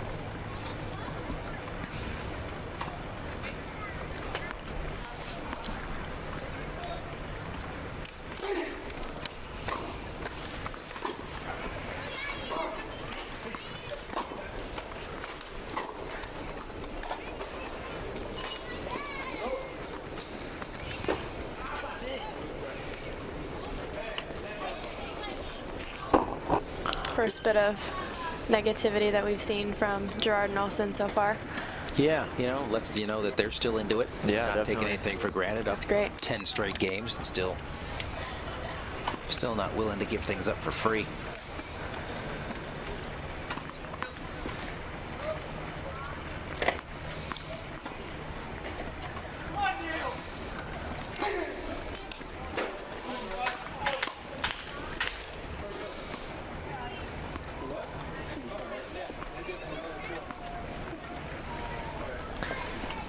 Yeah, again, I think for Fernandez, you definitely want this game as world number 1. You don't want to be disrespected like this. Even though it is doubles, it's always a little bit of a blast to the ego when something like this happens. Yeah, I agree. I think you're right. And there it is. Wow. On the board. It's important they're still showing fight here. I think it's, you know, confidence boost to even get a game or 2 in this set rather than, you know, to go 12 straight losing.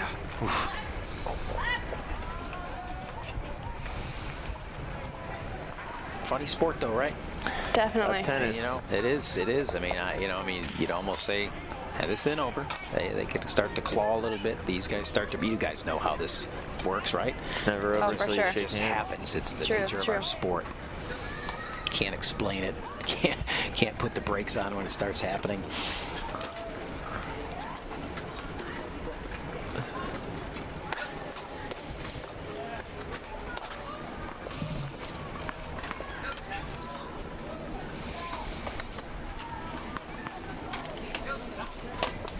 All right, let Desmond serve.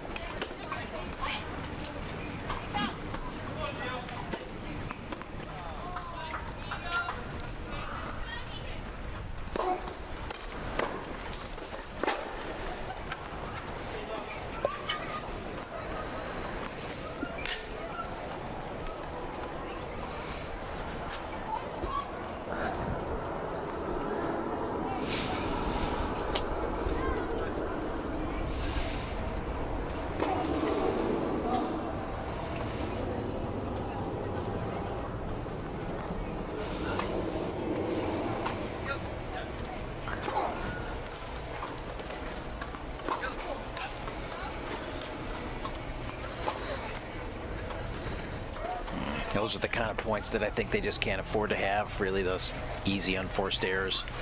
They're going to have to make Olsen and Gerard continue to earn points. I agree. I think at this point in the match, it's, you know, really important for the Argentines to really tighten the screws and make sure there's no loose errors, because 7 more points, it could be over.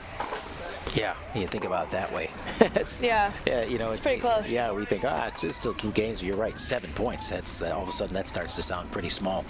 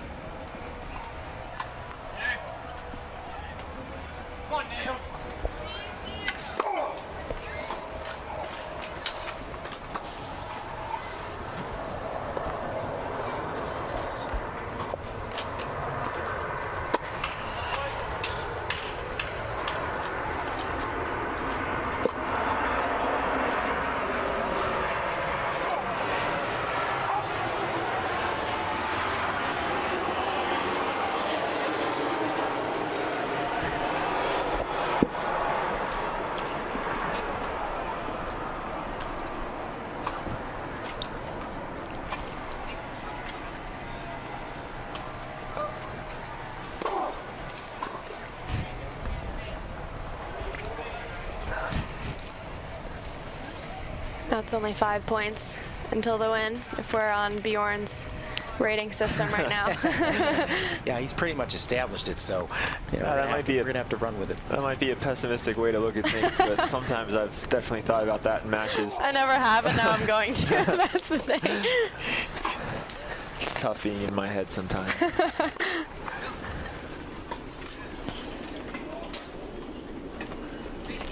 And there's a 5-1. How many points now? There's only could be 4 left. Could be 4 left.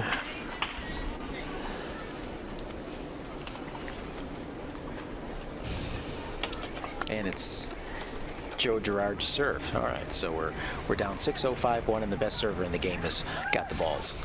So we're feeling good about ourselves right now. I think the team of Girard and Olsen are feeling pretty good. They are. Fernandez and I'm pretty confident. Yeah, right. Might be a little bit of silence in the locker room after the match as they do their cool downs and shower up, but you know, tomorrow's a new day. That's the beauty of the sport. There's always a new challenge, so hopefully they can forget about this one. Is it sometimes easier to dismiss a match like this, though, in all honesty? Yeah, I mean, it doesn't feel good, but can you almost just say, hey, I got my handed to me today, and just move about it? I think so. Yeah, I agree. It'd be done. It Especially happens so fast, like a Band-Aid. Just wipe it from the memory. Yeah. And I mean, you know, these guys have more matches tomorrow, so. Right. Gotta have a short memory. For sure. It's like during a match too. You wipe away, you know, not so great points as quick as you can.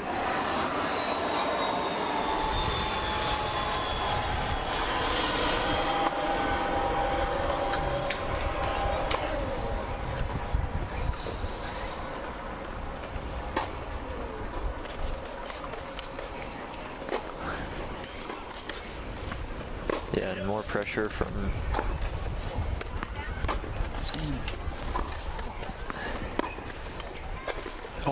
Oh.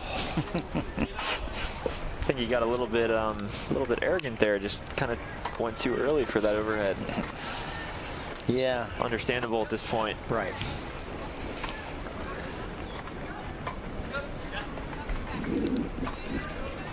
$15-all. Still 3 points at the finish line.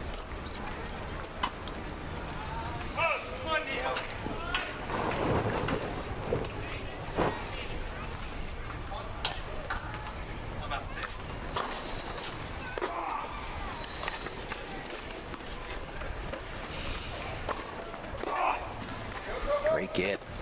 Oh, it's unfortunate. Thought that was going in there. Yeah, I did too. I just think it's been good communication today from Girard and Olsen, and they seem to complement each other very well.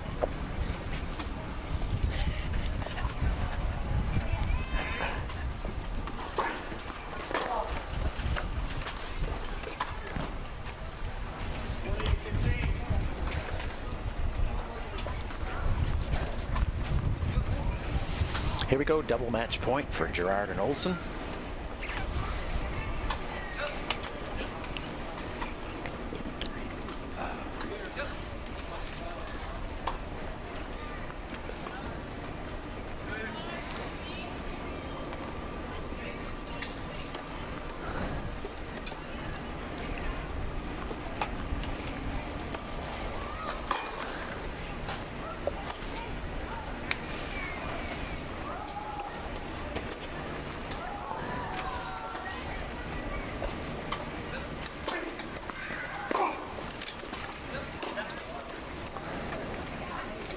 Not quite yet.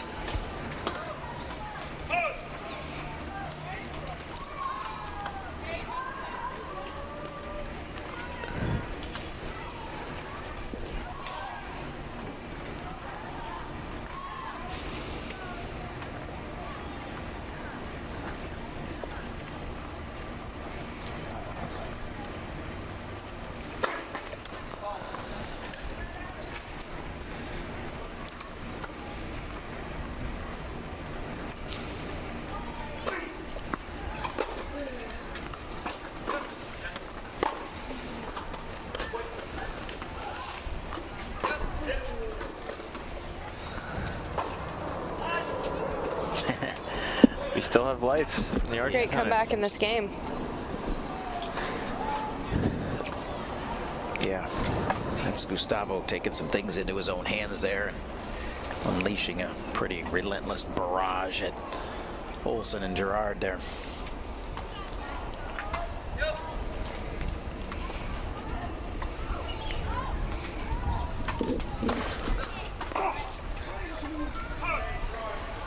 Great serve by Joe.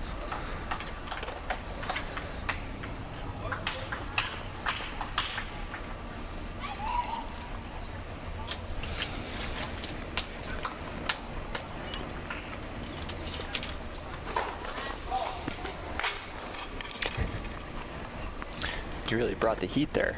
Yeah, yeah. I think he's loose.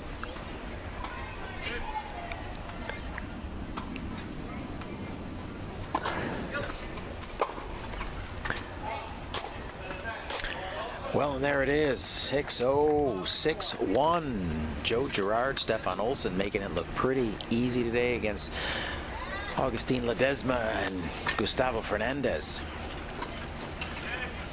Opening round of the men's doubles. Yeah, boy, I'll tell you what, that's as good as it gets right there, really, from start to finish. Yeah, those two are going to have a pretty nice, relaxing dinner tonight. Probably sit back, talk about this one a little bit, and enjoy it for sure. yeah, talk about their convincing win over the world #1. Well, they're back in action on the singles court tomorrow, so they don't have much time to really rest on their laurels. They'll be back in action pretty soon, 9:30 tomorrow morning. We're going to remind everybody that we are still anticipating some continued coverage here. We have quad doubles coming up. David Wagner and Nick Taylor versus Andy Lapthorne and Sam Schroeder.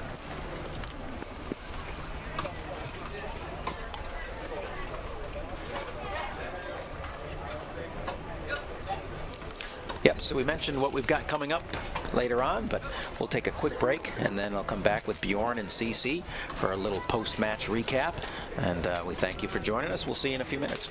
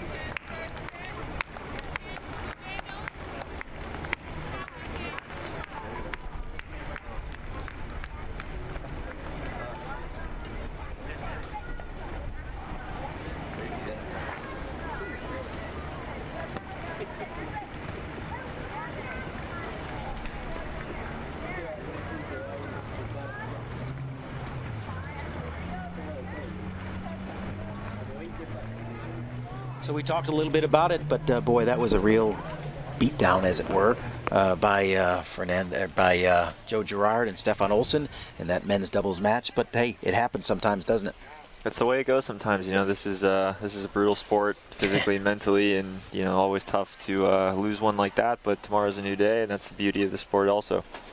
But I think all credit to those two. Really, from start to finish, they just came out and were remarkable, right? I mean, really, there was nothing that really wasn't working for them. CC, I mean, you probably picked up on it, every aspect of their games that were outstanding today. What were the highlights that you really saw them execute at that made the difference? Yeah, I mean, I think, as we talked a lot during the match, they were putting a lot of pressure from the baseline and moving forward. Like Bjorn said, a lot of traditional doubles, taking, good chances at the net, being super aggressive. And, yeah, I mean, like Bjorn said, it was just a tough day for the Argentinians. I mean, if the #1 player in the world has days like this, then really everyone does. So yeah, it's a good lesson, isn't it? Yeah. Yeah, I think it really kicked off with the way they served right from the start. I mean, Joe comes out in the first game. We talked about it right at that particular point. He comes out. He's expected to hold serve. He does easily, sets the tone right out the gate. They come right back, get the break, and then it was just on from that point on, and they just really just steamrolled things from there. There was really no answer that Fernandez and Ledesma could provide that disrupted Gerard or Olsen at any point throughout the match. So it was just really, just perfect execution on their part. Yeah, for sure. I think they were complimentary of each other today, whether communication between points, was something they were focusing on, or they're just that in sync. I think it really showed they really benefited from each other, and when one was, playing well from the baseline, the other one was on top of the net waiting for the ball, and they just seemed like when one was back, one was forward, and it was constant movement from them. So I think they really took advantage of maybe the backcourt tennis that the Argentines brought today. Mm-hmm. Yeah, and I think the interchangeability between Stefan and Joe is pretty impressive. I mean, it's not that it's just Stefan going forward and Joe providing support from the back.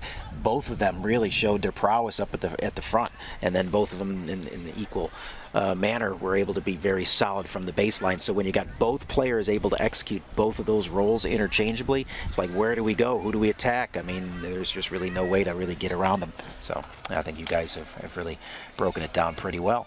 And I think we're going to be joined here in just a minute by the guys that just delivered that outstanding performance.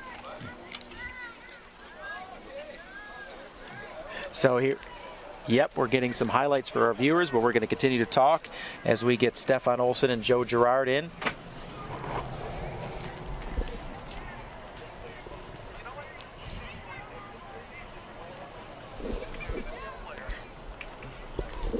All right, gentlemen, we're going to bring you in here. We're going to have Stefan Olsen and Joe Gerard come in for a little post-match recap, get a little sense of...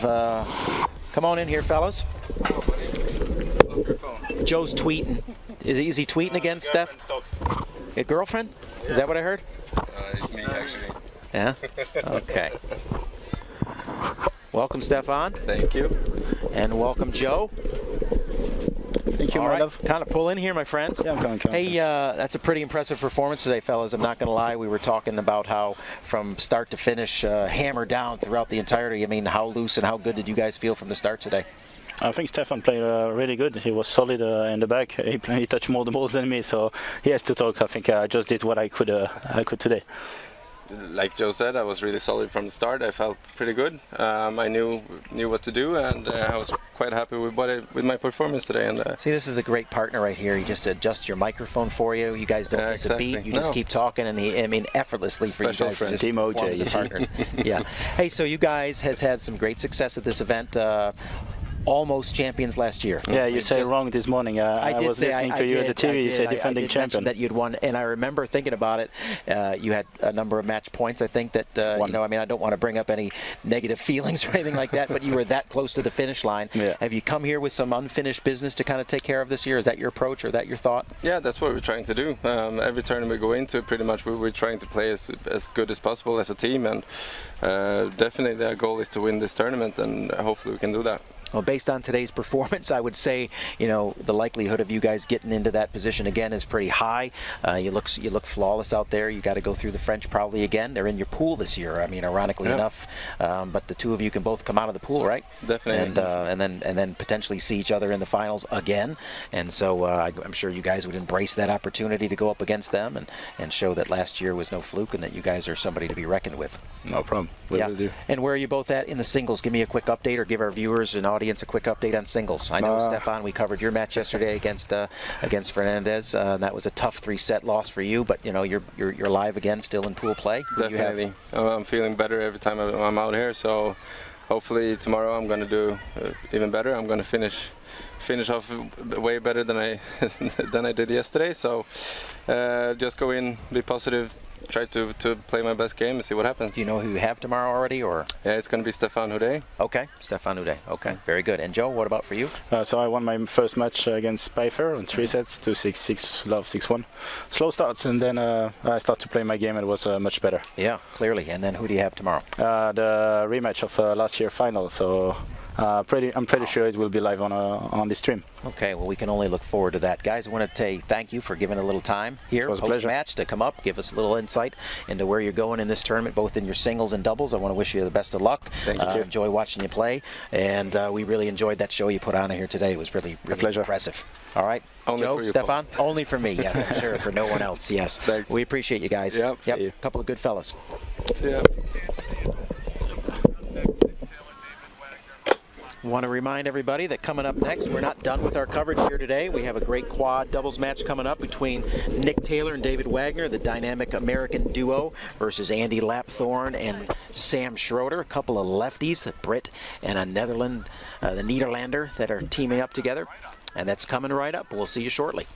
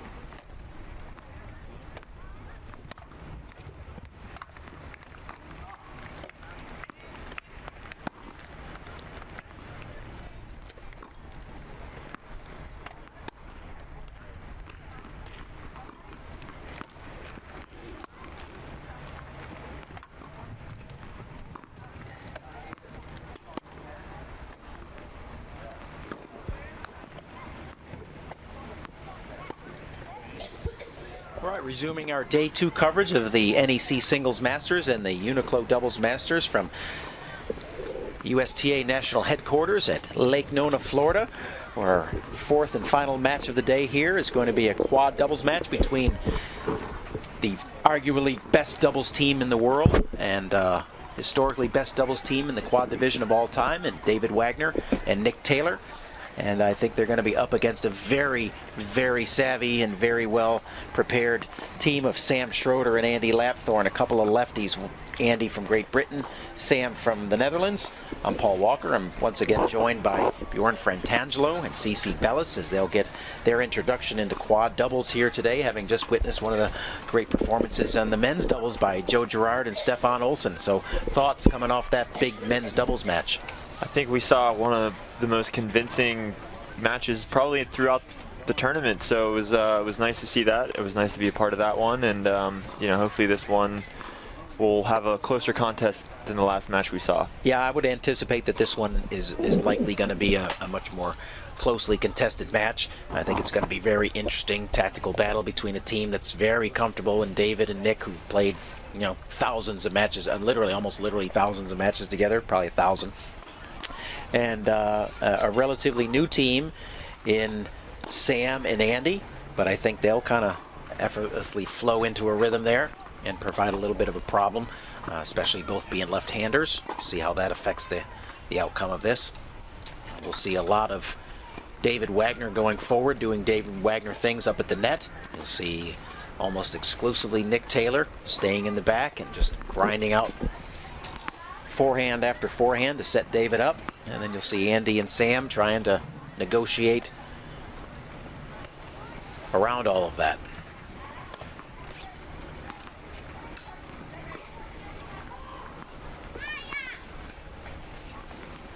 Good close-in look of Nick Taylor. He's in the power chair, one of the few power chair players left on the UNIQLO Tour. Really one of the last of the Mohicans. This is your first time seeing a power chair user, both from you, yes, Bjorn, yep, and definitely. for you, CC? Yep. Okay. Well, it's very interesting so far. Yep.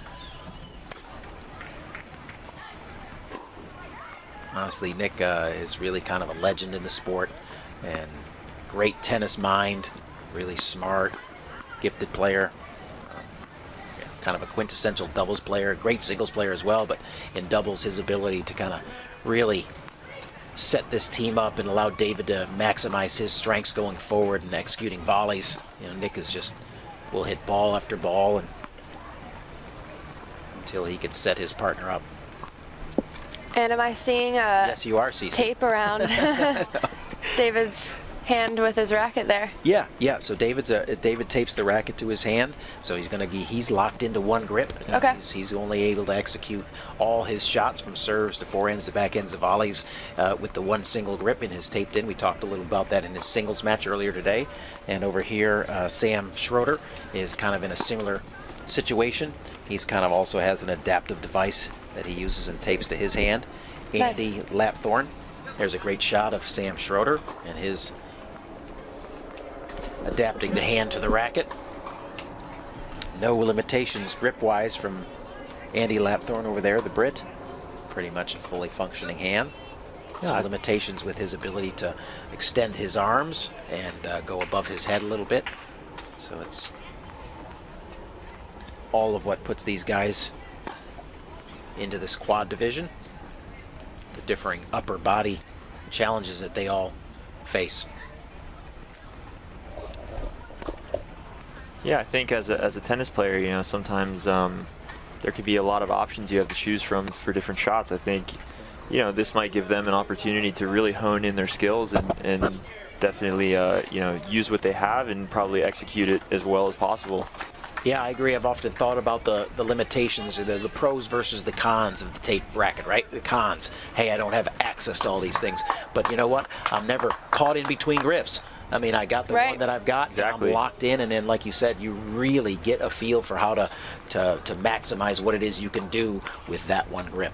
And so, yeah, I think there actually are a couple of pros there.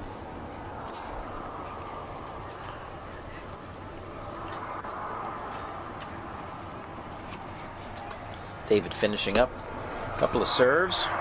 Served really well in his singles match today against Sam Schroeder. That was probably one of the differences with him being able to pull out that 3-set victory earlier today in our opening match here today. Was it a long match this morning, the 3 sets? Yeah, yep. 3 sets. 6-2 for Sam in the first. Then David got off to a pretty strong 5-2 lead, but Sam battled back, got it to 5-all in the second, and then David closed it out 7-5. And then the third set was pretty convincing for David as he roared to a 6-1 third set victory. Sounds like he got his rhythm later in the match then. Yeah, kind of figured out made a few adjustments, kind of got a feel for his game, and was really able to execute pretty well down the stretch. David Wagner to serve.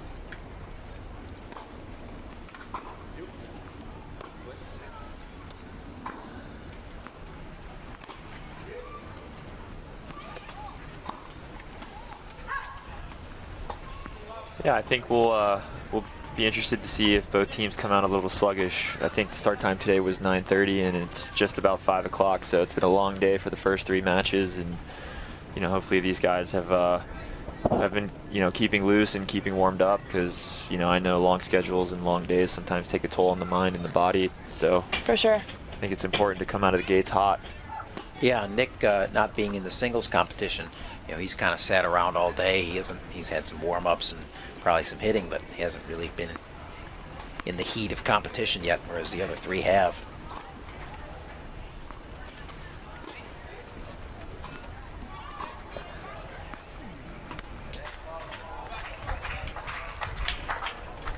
And you're going to see that. So what they're going to try, so what Lapthorne and Schroeder are going to try to do, obviously, is attack that Taylor backhand. So they're going to try to get to that spot on the court where Nick is forced to hit a backhand, and you'll see Nick just back up into the corner and just almost make it virtually impossible sometimes to get to the backhand unless you're in the doubles alley on an angle.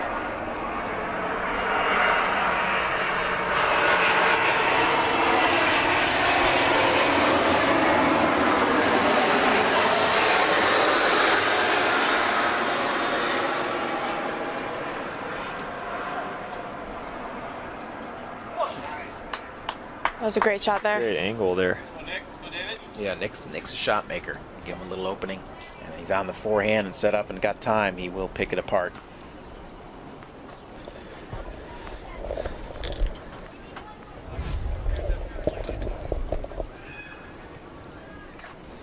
There's a great look at Nick Taylor maneuvering that chair. A lot of great communication between David and Nick, again, having played for so long together.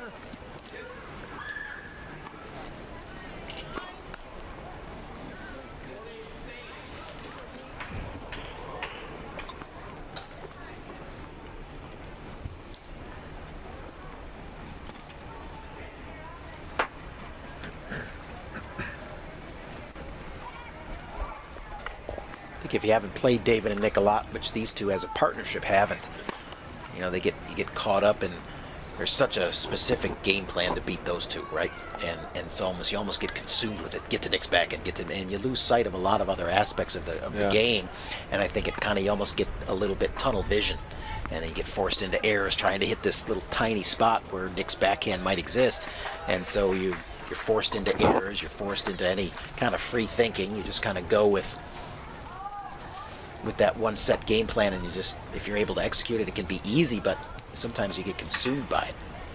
Seems like he really plays his forehand well and doesn't, let anyone get to his backhand too much. He covers it very well. Yeah, he knows exactly where he needs to be to kind of protect himself a little bit.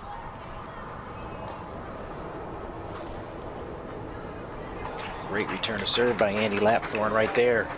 Yeah, I think for Lapthorne and Schroeder, I think it's important to just come out in the beginning of this match and play their game and not really worry about the Taylor backhand. I think as tennis players we can get kind of very narrow-sighted on one specific pattern we want to employ, but I think at the start of the match it's important for them to just kind of start how they would normally start against any other team. Yeah, I think that's a great point. Just get a feel for the game, let the game kind of evolve organically a little bit, then when necessary start to hone in a little bit on the game plan.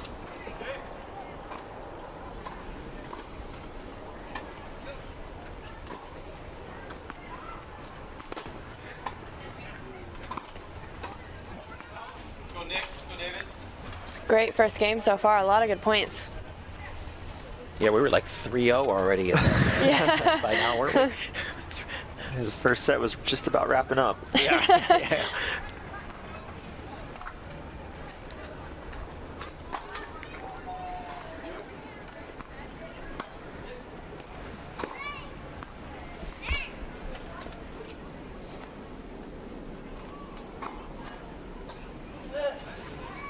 Great hands by David off the lead cord. Wow, great hands there. Yep, you're going to see a lot of that. David really world class at that area up in the net. Just phenomenal skills as a volleyer, half volleyer, and when they get their positions on the court, they know what to do. So great start for Taylor and Wagner with the hold.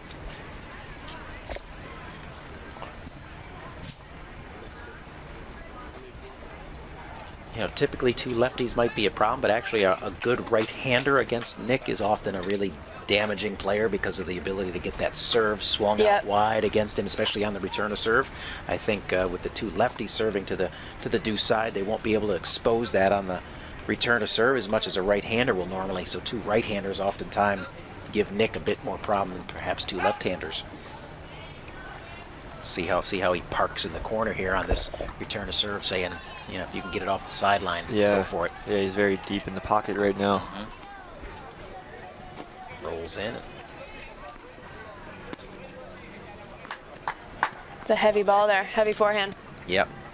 Strings his racket exceedingly low. Yeah. You know, I mean, poundage and stuff like that, real loose, but he's able to control and generate some spin, and he's the lob master. But he can drive a ball when necessary. He's got all the skills.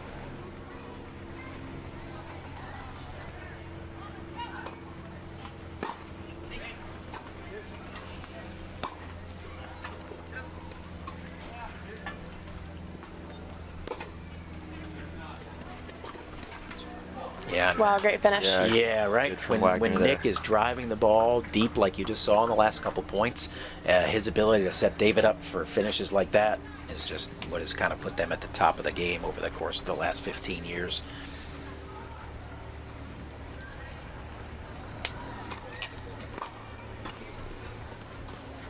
See, Sam's trying to get to that backhand, but not able to do it. Nick's like a tick back there in the corner. Just can't get him out. Again, you can see the anticipation there from Wagner, knowing when Nick hit the good ball to rush forward and take that overhead. It's an unfortunate miss there, but I'm sure we're going to see a lot of that today. Exactly right. Yeah, already so much good anticipation from him at the net.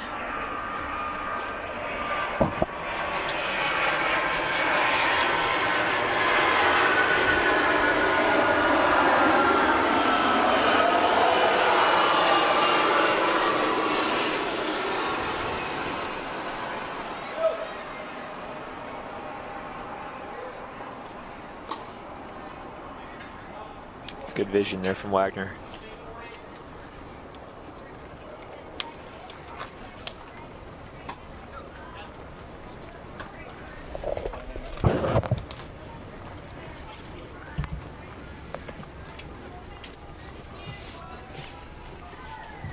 Couple break points here for Taylor and Wagner. Yeah, and we're having reminders of the last match here. Yeah. Whoa, let's not get ahead of ourselves too much. But yeah, hey, there's a 0 on the board, isn't there? Yeah.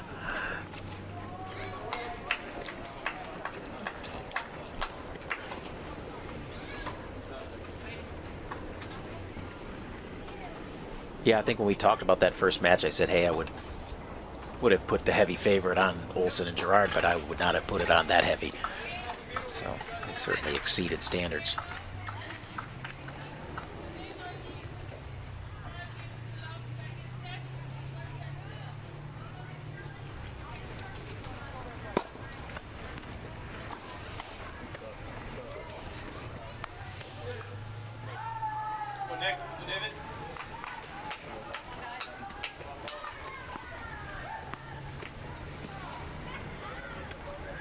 What do you guys string your rackets at?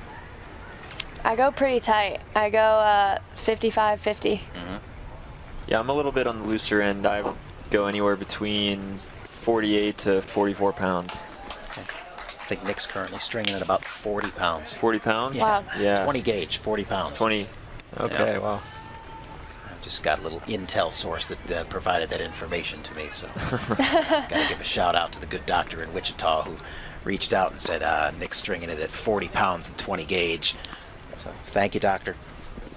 Yeah, I think you're seeing with the stiffer strings today, you know, they really benefit from being strung at lower tensions. So you see a lot of guys, I don't know about the girls' side, I still feel like they all string very tight, but the guys definitely.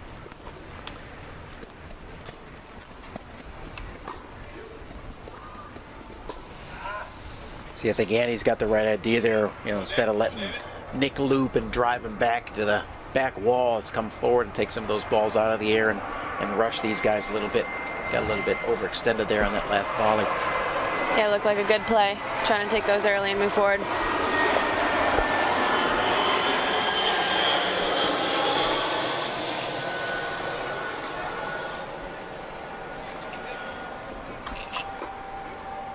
Got some breaking news on the Nick Taylor stringing situation. Breaking news. Okay. I gave you some false information. He's gone Did lower. you? It's lower. Lower? 30 pounds. 30 pounds. Wow. So, yeah. It's kind of like a limbo competition. It's like, how low can you go? How low can you go? Yeah.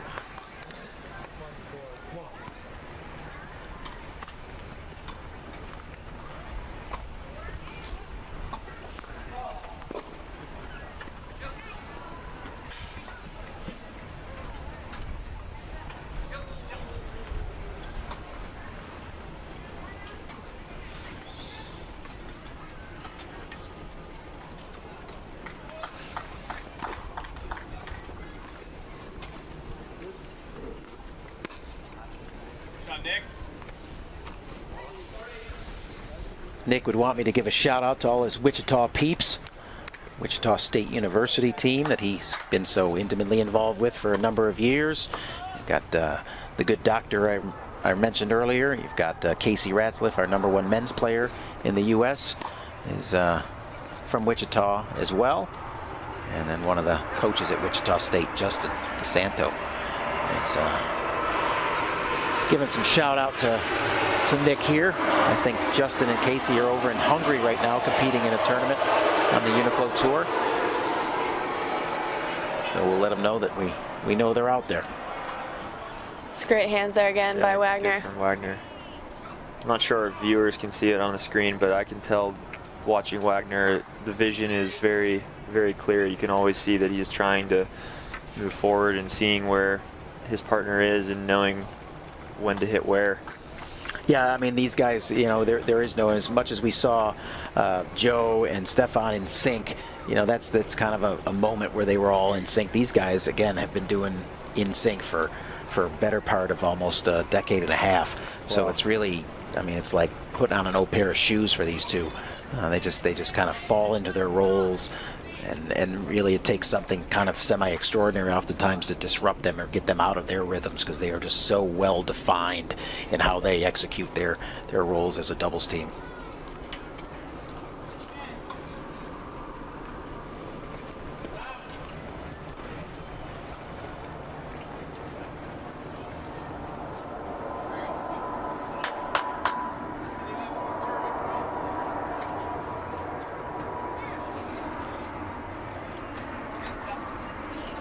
(2-1) Taylor Wagner, opening set. Our final match, day number 2 of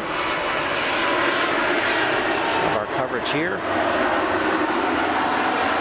Wow. Andy Lapthorne with a nice little volley off the sidelines, showing a little touch and a little precision.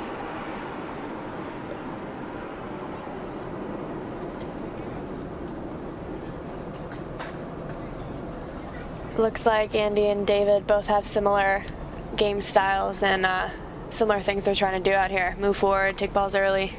Yeah, Andy has kind of developed that skill a little bit more of late. I think historically he was pretty much a grinder, the one that did most of the setup work from the back. You know, great chair skills. He was more of the looper. But I think as he's kind of established himself as a little bit more of a force in the division, he's kind of recognizing the value of being able to go forward and do some things similar to what David does. Never probably to the extent that David does, but his strength still pretty much staying in the back and ground stroking.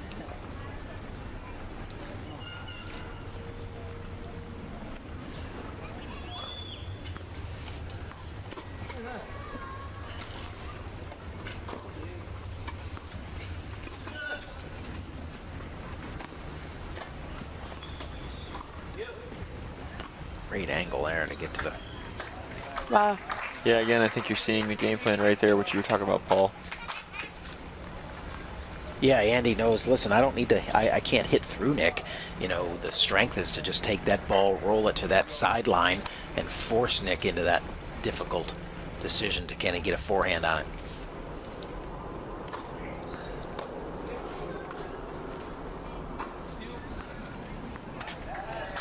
It's a good ball. Yeah, nice big ball through the middle there by Sam Schroeder, injecting himself into the game here.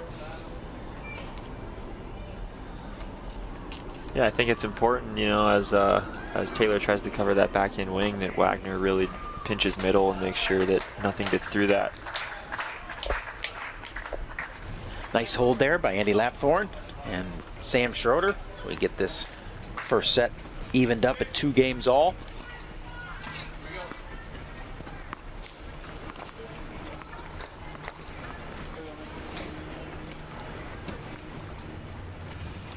Who's cooking dinner tonight? You on your own? I'm not sure what I'm going to do for dinner. I don't have plans at the moment. Do a lot of your own cooking? I do. Yeah? Yeah. Okay. Yeah, I do. Okay. Cece? I love cooking. Okay. Yeah, love cooking. I have a dinner a little later, but nothing too crazy. Just some family. Excellent. Just some family. Where would we be without family? I know, right?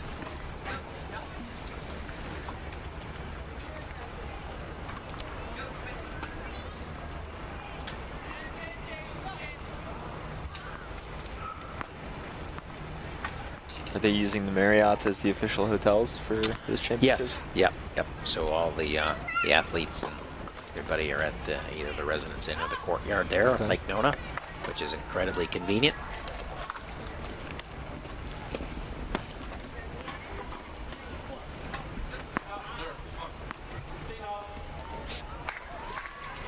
Be nice when that resort is built.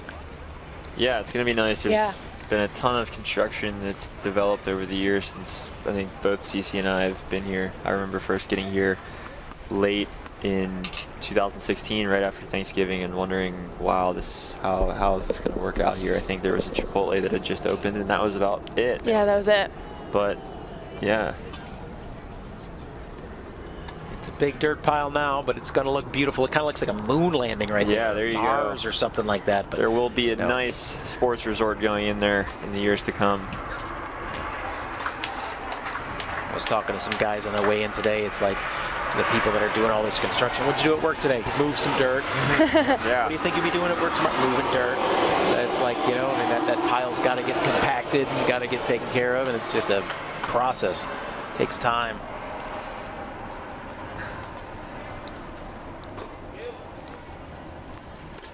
It's like got to be one of the highest peaks in all of Florida right there. Yeah. We're going to name it Mount Nona. It's got a good ring to it. Sounds Hawaiian almost.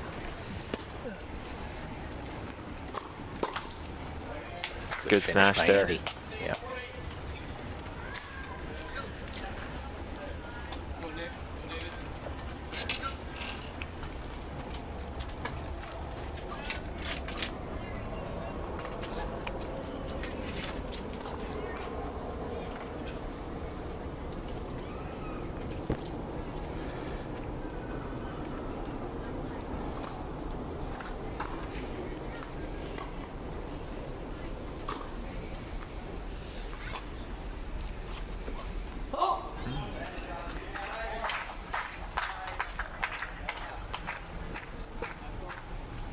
And it's Schroeder and Lapthorne are settling in, getting an early 3-2 lead here up on Taylor and Wagner. Kind of finding the range a little bit. Yeah, that's good for them to get the break early. I think it gives them some confidence moving through the latter stages of this first set.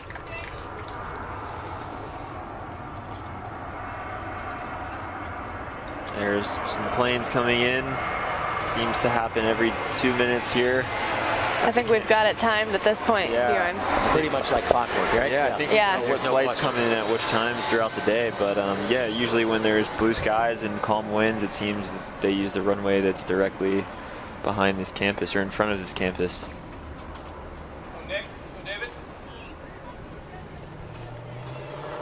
Nice to have an airport so close, though, right? Oh, for sure. I mean, you're like...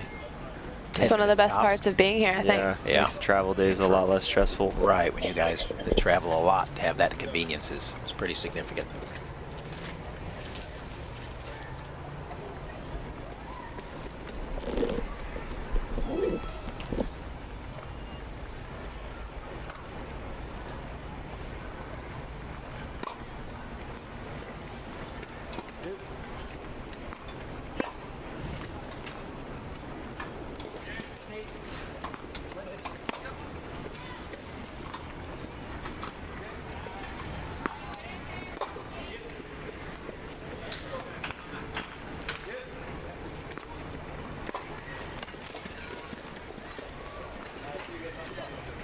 Wow, that's a great shot. Great hands again. Like a no-look pass in basketball there. Kind of turn and just flick it back cross court.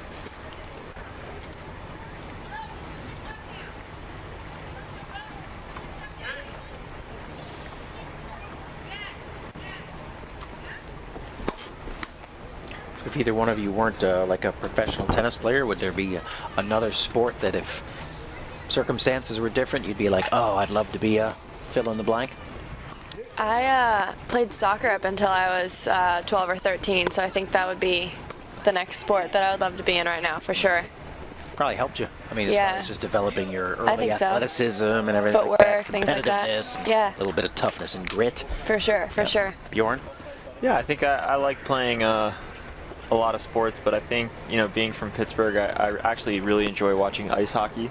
I don't know how I fare with it. It's a very physical sport, and that's something that I've not been a part of my entire life pretty much, but you know, I love watching it. I think it's my favorite sport to watch live, so it's definitely something I would love to you know, get my kids into one day. Cool. And you're Pittsburgh Penguins to the core? Yeah, I am. I try to get to a game, you know, when I go back for the holiday season. Yeah, I was looking at the schedule. They only have one home game while I'll be home, so I don't think I'll be able to make it this year, but always supporting my Penguins. Had some good years there. Had some iconic names come through there. Definitely.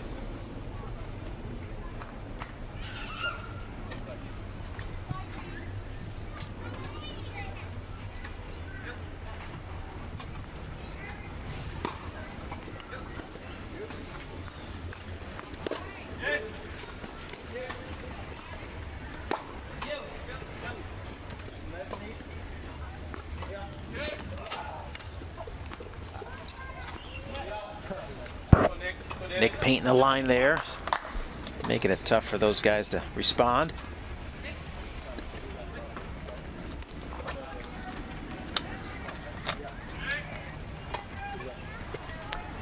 Paul, would you say Nick and David have the advantage in this match? You know, I think if things get tight, if this becomes a really tight match, I think they would be able to rely a little bit more on their experience and comfort level in tight matches. And, you know, these guys still a little bit unknown in regards to how they'll respond in those circumstances. So I would give the edge to David and Nick in that regard. But if Sam and Andy don't think about it too much and just play and, you know, like we talked earlier, don't get caught up in trying to execute such a specific game plan. Good hands there from Wagner. Then they're very, very capable of winning this as well. So this is a pretty much see how this match evolves. Tight match. I lean towards Taylor Wagner, but I certainly give Lapthorne and Schroeder a really strong chance of doing well. How's that for hedging a bet? Oh, that's great. Yeah, good to just stay there, stay home.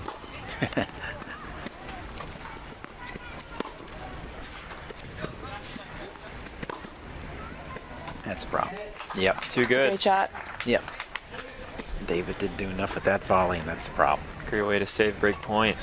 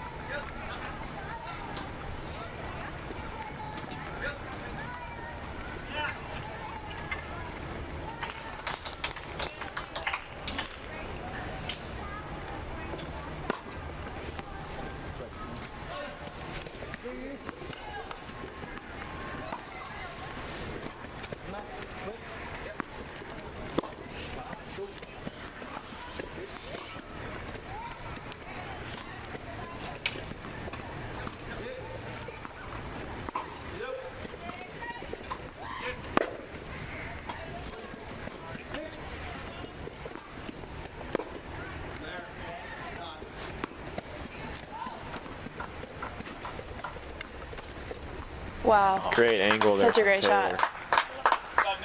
Incredible point, too. Yep, that was a really nice one. Great finish by Nick. Lined it up, took his time, saw the angle. Seems like he loves the angle so far. He's hit so many good ones. I think you're seeing the same patterns here kind of from the previous match where, you know, one guy is always looking for chances up in net and one is always staying home at the baseline. I think it's a really good combination that Taylor and Wagner are trying to employ right now, and I think you know, they're going to pinch this break back and maybe start running away with a lead. Yeah, they're one of the few teams that have had the luxury of just such clearly defined roles, as opposed to kind of a couple of players who are both good but maybe just don't have that one particular skill like David does going forward, where he's just so comfortable up at net. Great ball. Too good. And then Nick's ability to just stay back and regulate things from the baseline, whether it's through the lob or driving balls and mixing it up. And it's just really, really a gifted team.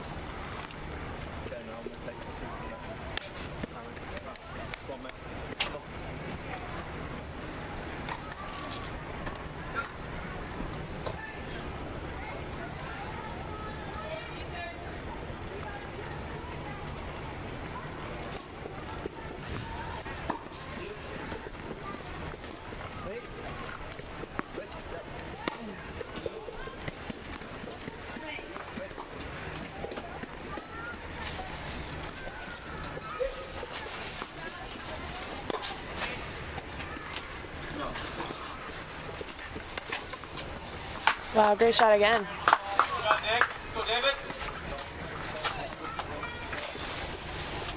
Yeah, I think one of the things that Nick and David, in particular Nick, really understands is when David's in his kind of cycle up there at net, you know, when to drive a ball to you know, take away time, when to loop a ball to give David time to recover and get back into position. Is that it's very subtle, but it's huge in how it kind of allows David to continue to be in rhythm and be in a position to make his volleys. For sure, for sure. You know, if Nick's just constantly driving balls, David's just not going to have enough time to cycle back around and get in a good position. If he's Right. constantly looping, that's not good either, so it's that delicate balance and good mix.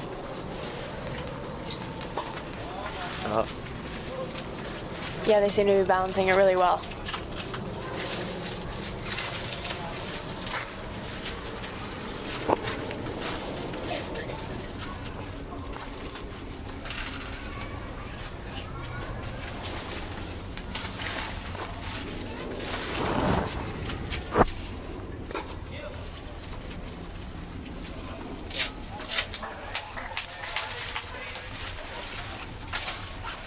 So the sun, I think, just completely gone here from the court. It's nice not having to play with too many shadows right now. Yeah, exactly. I think we might have to switch the lights on soon if they're not already on. How do you adjust, CC, when day becomes night?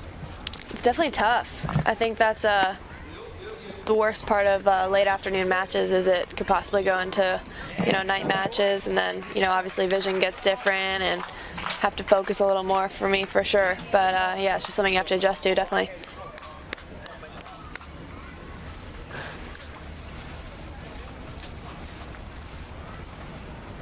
Yeah, I think for me, I've always struggled in those twilight hours also. Yeah. Right when day sets to night. Right before the lights come on. Exactly. It's the toughest, for yeah, sure. Temperatures get a little cooler, the ball slows down a little bit.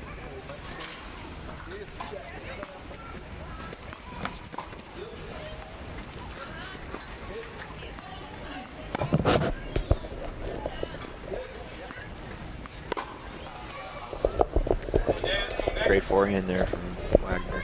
Taylor, sorry. Taylor and Wagner with a chance to go up 4-3, kind of steal that lead back, kind of put your finger on the pulse there a little bit. A couple minutes ago, Bjorn said they were going to get that break and then maybe get on with business. So look at you.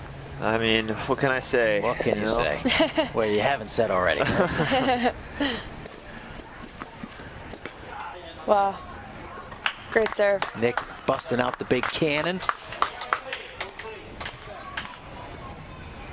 Yeah, nice turnaround there for the Americans.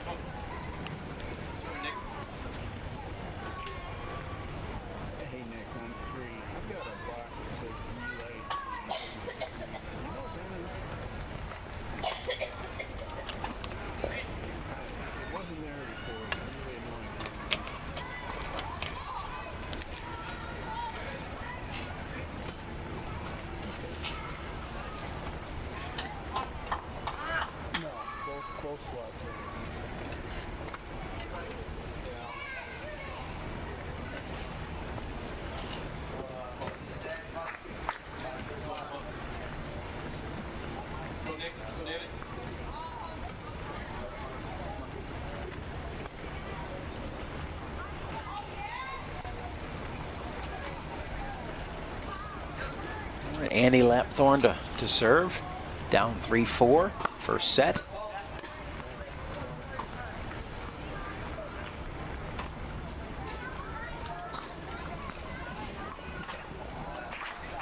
Big second serve ace right there. A little bit of disagreement there with the call from Wagner and Taylor. Oh, we're not done with this argument apparently. Gives it the head shake. Quietly tells the umpire, I think you missed that one. That's another tough part about tennis for sure, when you don't agree with some calls.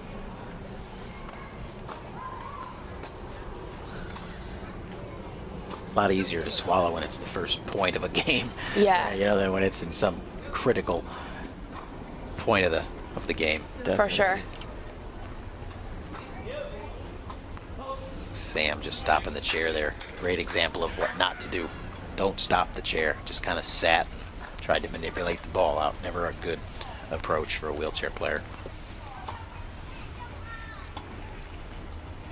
Bounce back from that call well as well.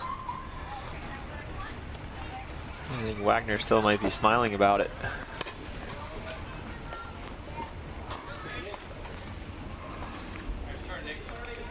All right, so 15:30, and just like that, a little bit of game pressure here. Maybe I really am an expert. Don't question yourself. I mean, you know, you own it. I'm like, yeah. I mean, this is exactly how I saw it playing out. A break here would be huge for them to try and serve the set out. Definitely. Good serve there by Lapthorne, kind of pulling it into Wagner's body a little bit.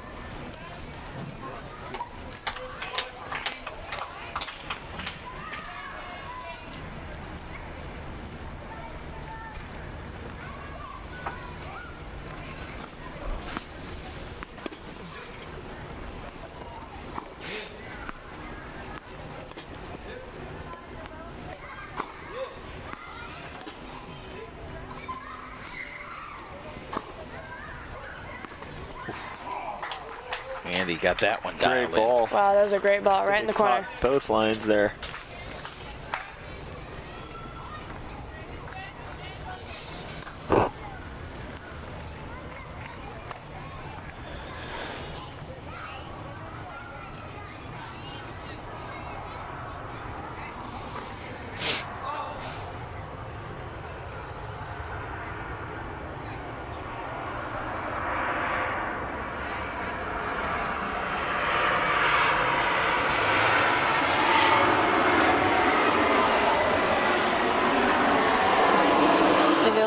nerves there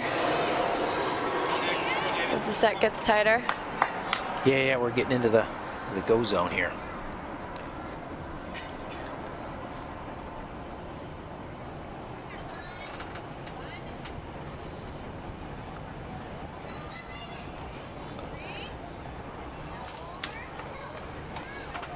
Yeah, a couple of critical points here. Things could swing either way. Yeah, I think this this game is very crucial, both directions, for Lapthorne and Schroeder to keep the scoreboard pressure, and for Taylor and Wagner to try to serve out the set. I think the lights just came on as well. Yeah, you're right. Oh, Andy hitting some spots. Good forehand there.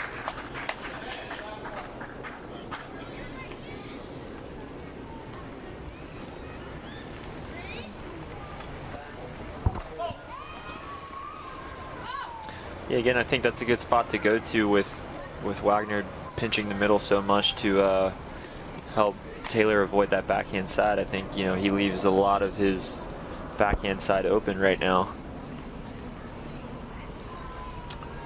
Yeah, I think that's a good point. I think you picked up on that.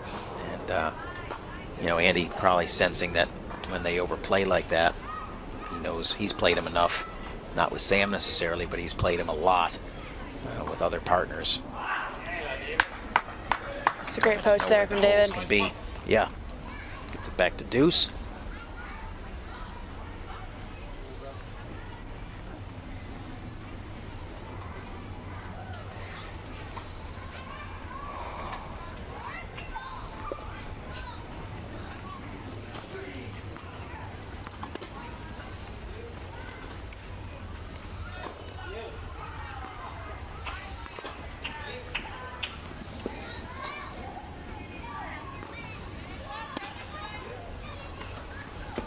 Great depth from Taylor. Great depth. Yeah, I think down the stretch here, I think Wagner and Taylor would be wise to keep playing Schroeder. He's the young guy, doesn't have as much experience, might be feeling a little bit of the pressure of this match. Andy's been in a lot of big matches before. Sam, not as many. So wouldn't be surprised to see these guys kind of try to isolate Schroeder a little bit down here and make him execute.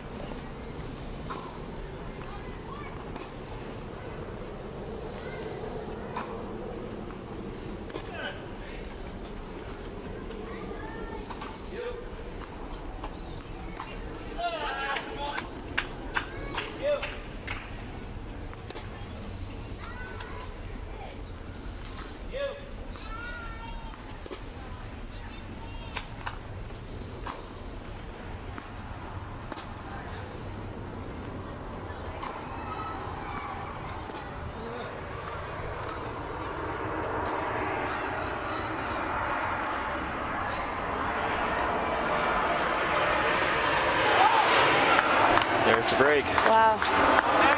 Just incredible consistency from Nick there. He does not miss. Nope, that's the strength. He is so solid. He is a wall. So solid. Yeah, I think that might wear on Lapthorne and Schroeder throughout this match.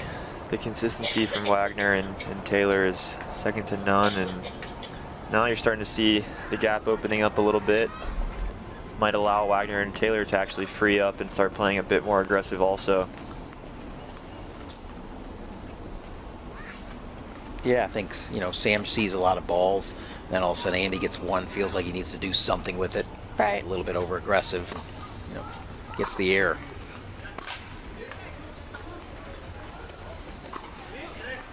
Oh, bad. Overcooked it just a little bit.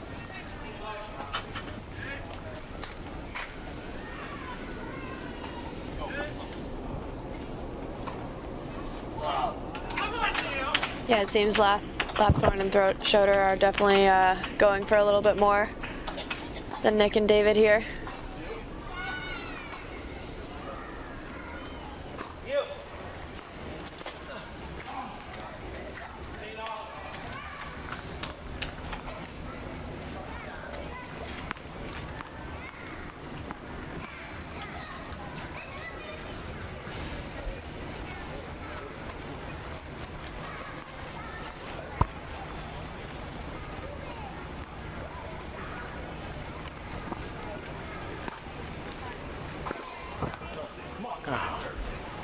Great out wide serve by David Wagner. Great serve.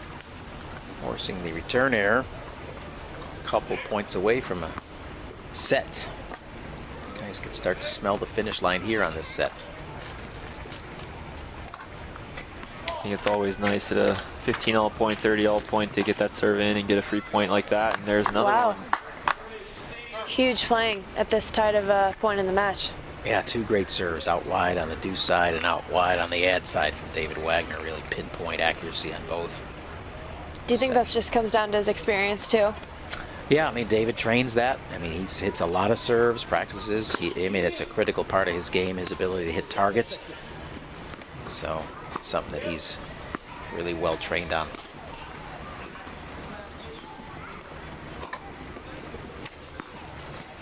Oh wow, Yeah, that's a great ball. Shot there.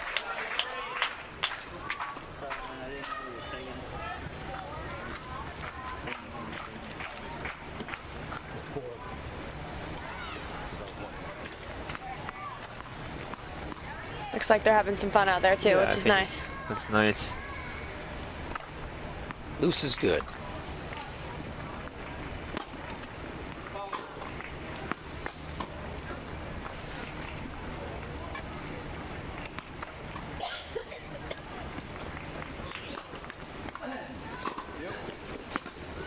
Still a set point.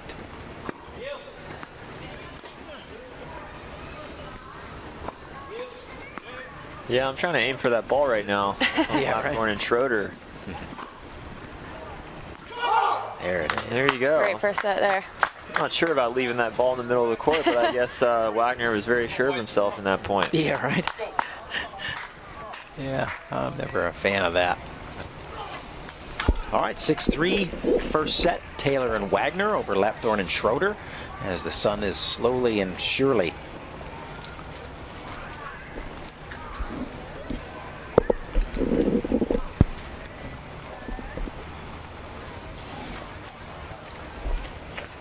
There's a great shot of the sun setting here in Lake Nona, Florida, and there's a little shot of us. Yeah, look at that. So, in case you're wondering what it looks like, who they are, this is Bjorn Frantangelo right there and CC Bellis. They get a good look here.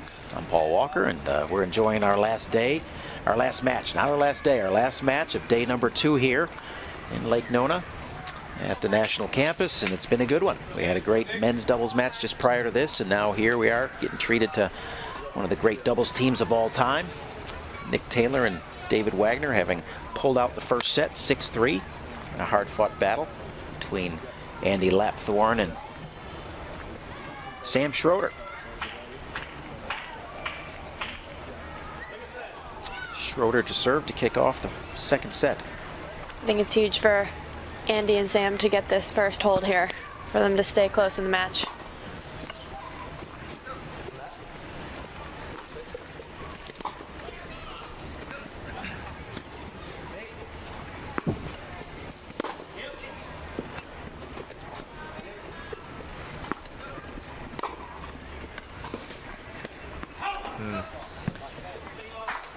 So, Paul, how do you think Taylor and Wagner are going to try to open the second set up? Do you think they're going to try to take a little more chances and be more aggressive, or do you think they're just going to stick to their guns and just play simple tennis? I think they'll stick to their strengths. I don't think they'll deviate much from their assigned roles or plans. At this point, it's kind of been, you know, it's been working, and it's up to Schroeder and Lapthorn to make the adjustments. If they do make some adjustments and start to gain a little edge here in the second set, I think they're old enough, wise enough, and have some abilities to make some counter adjustments. So I think they'll play off of what Lapthorn and Schroeder do.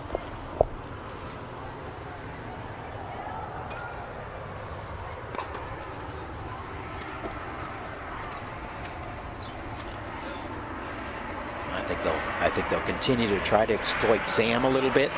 Again, knowing what Andy's capable of doing in big situations. Sam's still a little bit untested.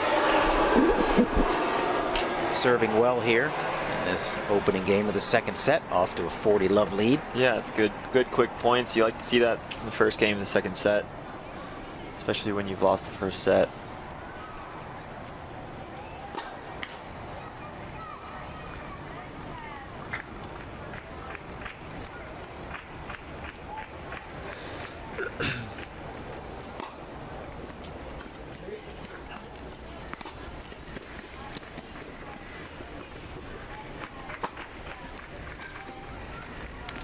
Wow. Sammy too quick and too good on that shot.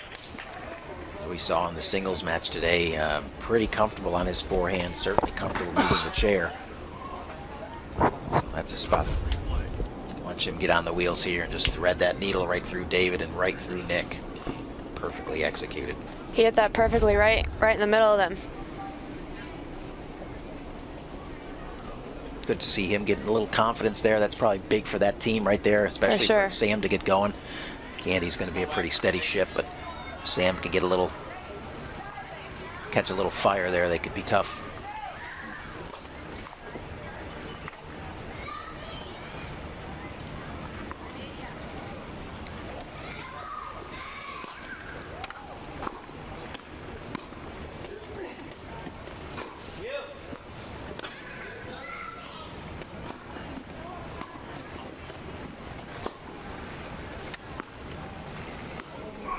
Great ball there. Yep. Perfect execution by Lapthorne. Sam looking pretty solid there on a couple of exchanges off the ground. Showing some really good signs of bouncing back here in the second set.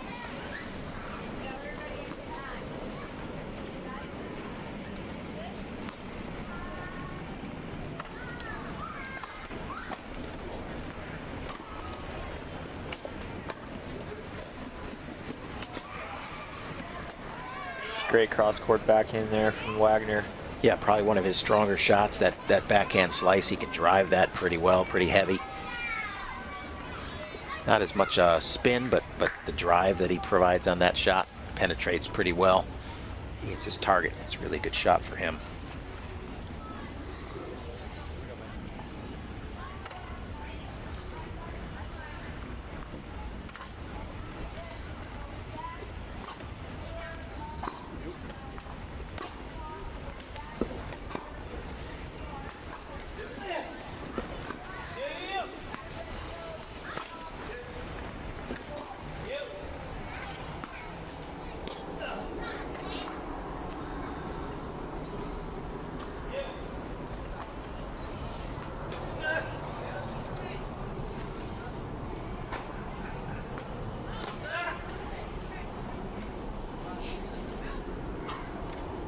Wow. Unbelievable defense there. That was incredible. Yep, got a good insight into what Nick Taylor's capable of doing right there. Just battling, forcing the air. You just cannot hit through him. It's shown right there. Really tough.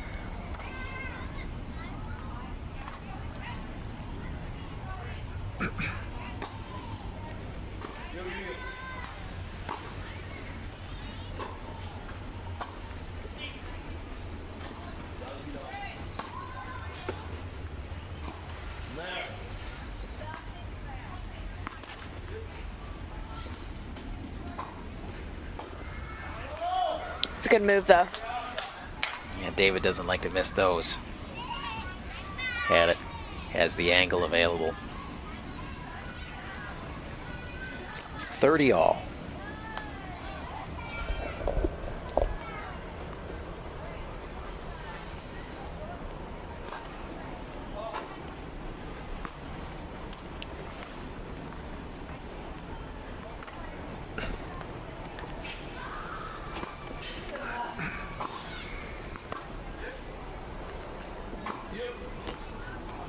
Too good. It's too good. Here we go, break point.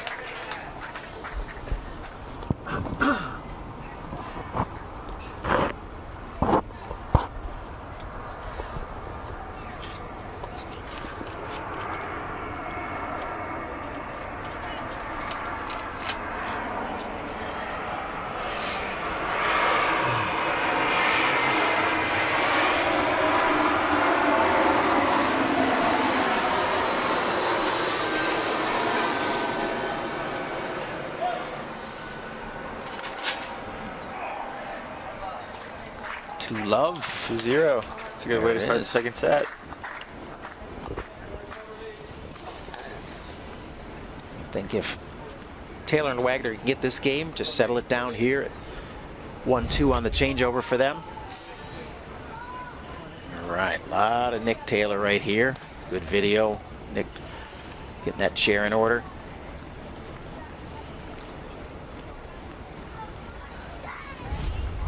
Paul, do you know if the acceleration and the deceleration with Taylor's chair, is that something that he's had to work on throughout his years of playing in it, or is it something that's just now it's second to none for him?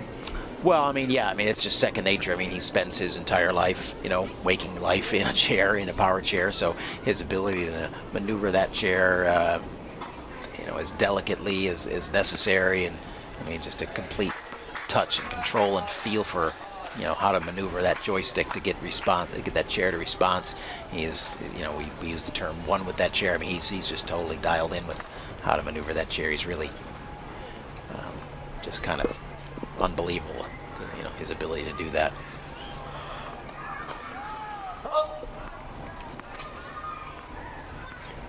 But I mean, you know, he makes it look effortless now. I mean, when he was first started playing, I always ask the question, you know, what prompted him to think, I think I'll try tennis. I mean, it's just not easy. And, right. For him to do it, you know, the amount of hours that he had to put in to develop his skills and trial and error and understand how to get his body into positions to hit balls, everything like that, just, you know, countless hours. Yeah, it's incredible. Just does not miss still, again. No. Trying to hit through him and just will not happen. Yeah, he really prides himself on that, and you know, being that rock back there, there's been matches in the past where he's, you know, honestly, it's probably like a 20 to 1 ratio of balls that he gets compared to David. You know, it's David's job on one ball to do what he's supposed to do, which is finish. Right. But it's only in Nick's ability to hit 10, 15 balls sometimes that allows that to happen. So interesting how the pressure is different from both of them. Nick's ability to repeat, David's ability to do something on command. I'm sure that's a testament to Taylor's mental strength also, to keep going, keep fighting throughout all these years of playing. Yeah. That's a great shot by Sam up the middle there. Nick kind of probably reading and leaning a little bit towards the cross court line. Are you seeing anything different here from the second set from Lapthorne and Schroeder to kind of turn this around? I'm seeing Schroeder kind of tighten up. I mean, Sam's looked good in this second set. You know, he had very few unforced errors. Really, he's been hitting the majority of balls, and he's kind of answered the call here. That's the difference that I see so far in this second set. I think they're as aggressive, but they're a little bit smarter with how they're playing, and they're a lot less unforced errors, like you said.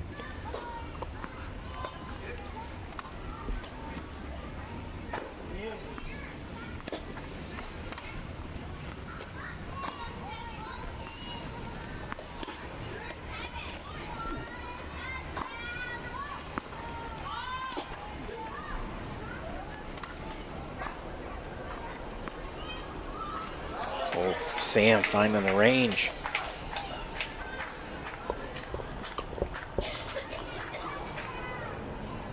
Looking pretty confident right now.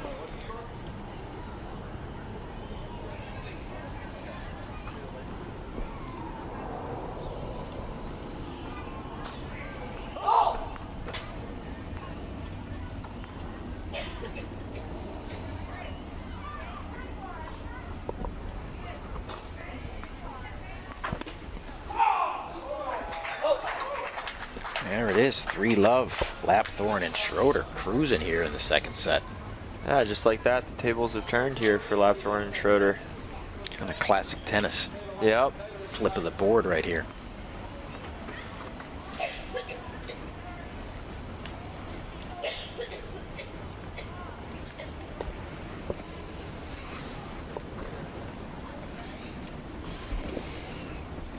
You can see Taylor and Wagner probably talking shop right now, thinking how they can get this set back in order. Still try to close this match out in 2 sets. There's a lot of time still for a comeback, but I think for Lapthorne and Schroeder, they're probably feeling pretty good right now. I agree. I think very comfortable over here on this side of the net. And I don't think there's any panic there by Taylor and Wagner, but they want to make their move probably sometime very soon. They're going to get into this set, I think. I think a break here would be huge for them to get on the board and get a little bit momentum going.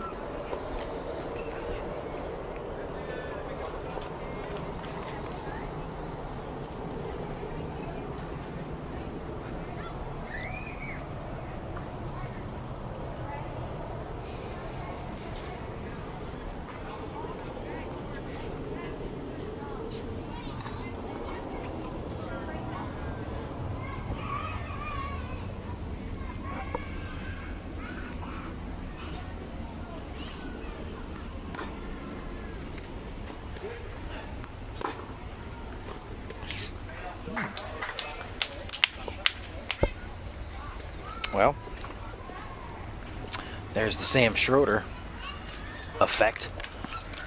Holding up pretty strong right now. Yeah, he's really tightened up the first 3 games of this set for sure. They can't really look to him for an error anymore. No, is what I'm seeing. He's been pretty clean.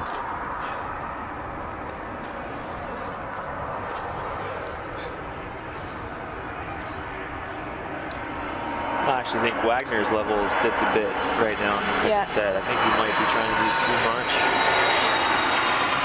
As we see yet another plane fly over the campus. Yeah, not nearly the impact up at net that he was having in the first set. Not getting the looks he was getting. Missed a couple early.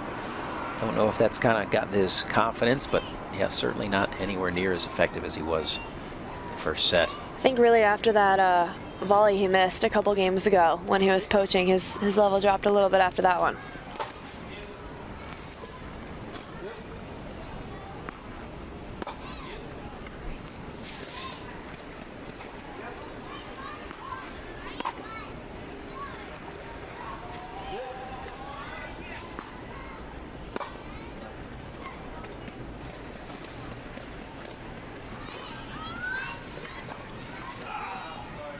Great ball. Good from Wagner. Maybe this point we'll try to get him back on track and get these guys moving in the right direction. Yeah, if he could string a couple of quick ones together here, stick a couple volleys, kind of really get some momentum going, start to get those guys to press a little bit, he could maybe change this thing around. But I think just she seems to be a little bit of an energy dip. You kind of hit on it, Bjorn. I think David's dropped a little bit.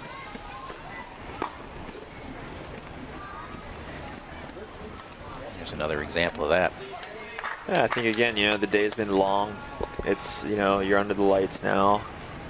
You win the first set. I think it's only natural to maybe come out in the second set a little more relaxed, and this is what happens if that happens.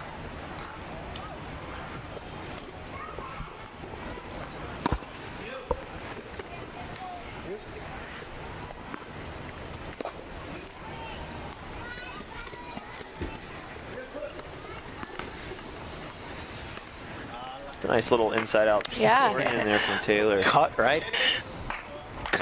Another one of those angles. They're lethal today.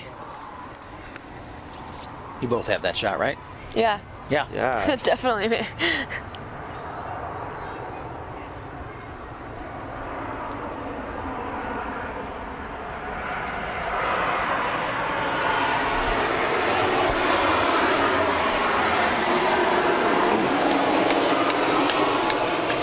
Rare ball in the net. Rare ball in the net from Nick Taylor. And it's 4-love just like that. Yeah, 2 breaks. This set is moving very quickly.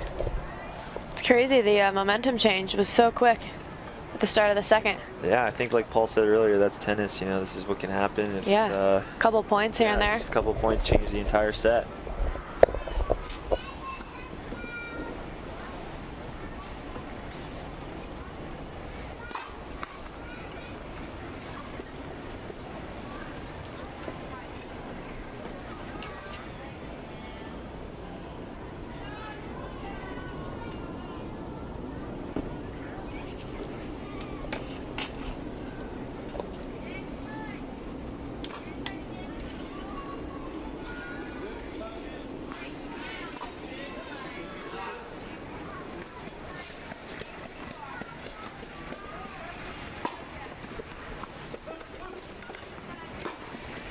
Wow. Everything going right. Like a rocket right now there. Lap forehand Schroeder. That was incredible.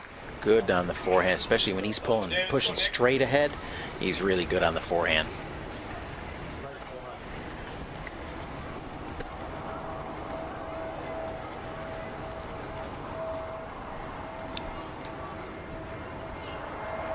Light's really starting to take effect on the court now, really kind of brightening it up. Yeah, I'm wondering if this has something to do with the dip in play from Taylor and Wagner. Being that they're older and that their eyes are maybe having a more difficult time adjusting. That is definitely not what I mean, Paul. You kind of nudged me, when you said that. As if like, hey, you can relate, right, old man? Hey, Cece said the same thing, She doesn't like the twilight hours either. I don't at all.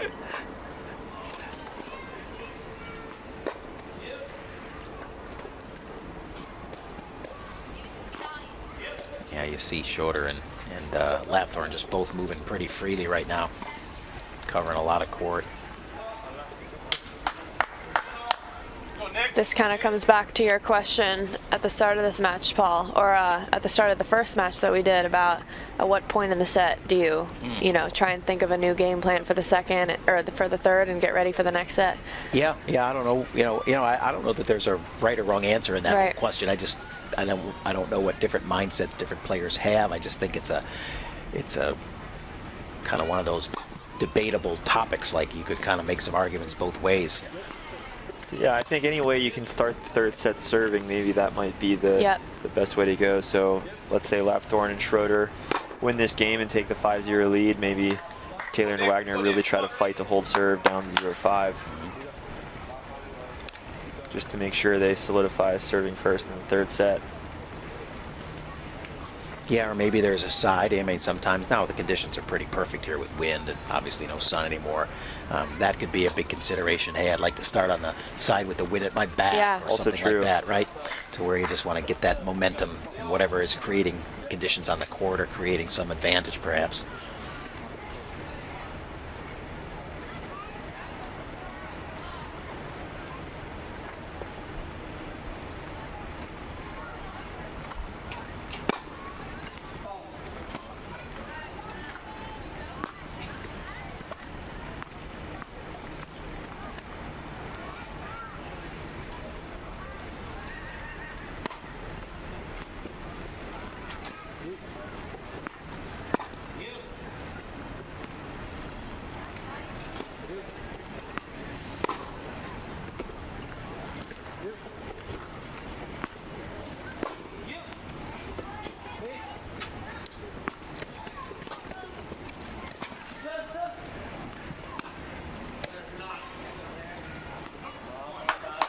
There we go. Good hands there from David. Break point now for Wagner and Taylor to try to stop the bleeding a little bit here in set 2.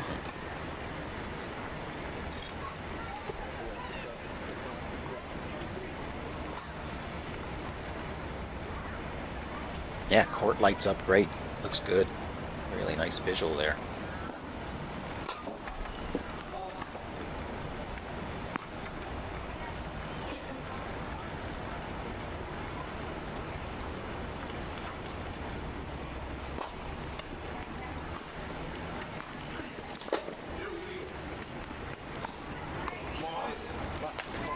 Again, just a little bit loose from Wagner here in the second set. I think he's going to be a little bit disappointed with himself as things maybe move through in the beginning of the third set. Try to tighten the screws here again. Yeah, you know, I mean, you mentioned the length of the day. You know, David was first match on today, so that means he's up early this morning, getting here, getting his warm-up in, getting started. So it's starting to be a long day now at this point. Very long day, yeah. You know, and again, first and last match. You know, and I'm not jesting here, but being the oldest guy on the court, you know, yeah, that's very legit. true. You know, I mean, he's not a kid anymore, and so these things kind of start to become a real factor, I think. Very true. Never easy to get up early, start your day, get off with a win, and then have to wait around for 2 other long matches to be closed out before you get back on court. Temperature is a little bit cooler now. Body starts to stiffen up. Definitely feeling a bit cooler now, for sure. Right when the sun went down.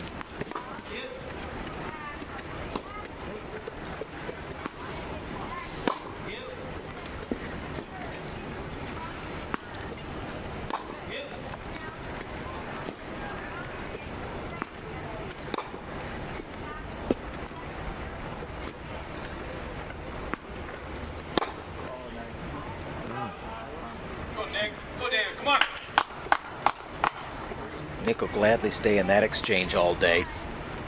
He's got that one down for sure. Yeah.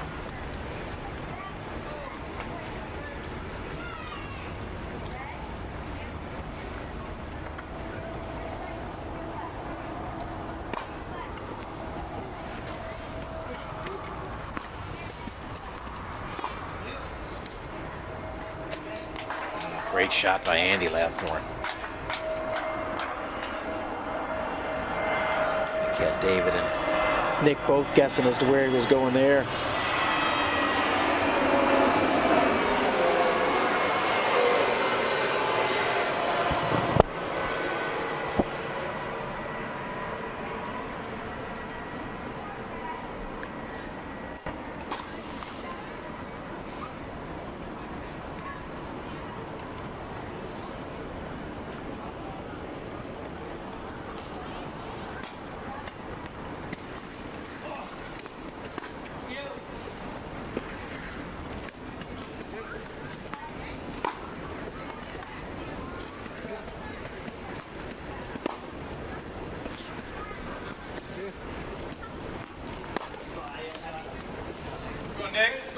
It's a good ball from Nick there. Yep, forcing the air. Got up on top of Andy a little bit.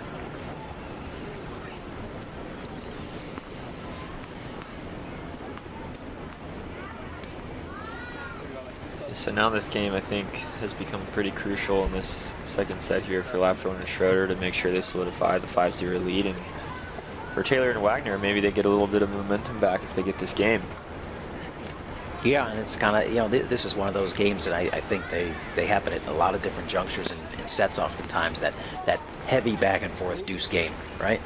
Both teams probably have a chance to win it at one point. They don't. It goes back to the deuce a couple of times, 2, 3, 4 times sometimes. That game there in itself is just a huge momentum swinger.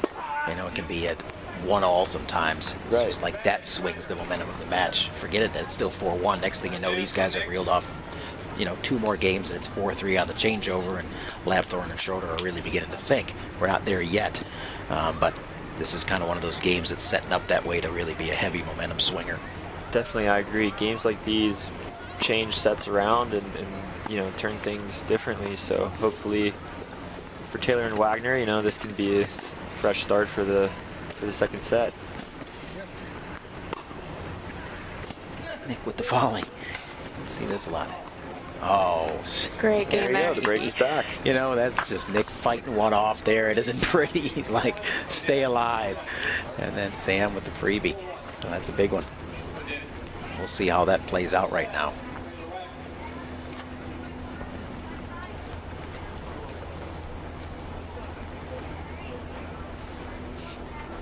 Look at that sky.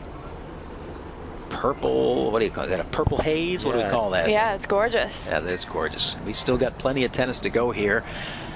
We're still coming to you live from the USTA National Campus in Lake Nona, Florida, as we wrap up our second day of the NEC Singles Masters and the UNIQLO Doubles Masters. There's a great shot. Kind of getting quiet at the tennis center right now. Really, the only action going on right now is on the stadium court. You see some activity over in the Nemours kids section, but we are finishing up our second day of coverage here. It's been a good long day of tennis, and we've got another week of it. We're going long and strong there, Bjorn. Yeah, we're going under the lights, the night session. You know, this is where you want to be right now if you're at the campus.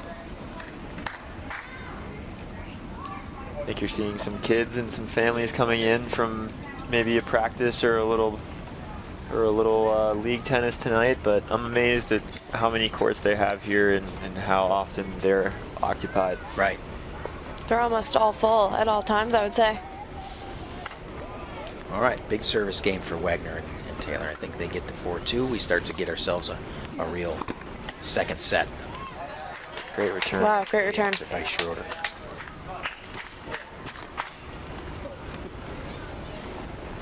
It's one way to erase that last game. Yeah, definitely. It's always a good feeling to do that after you lose a tough game like that.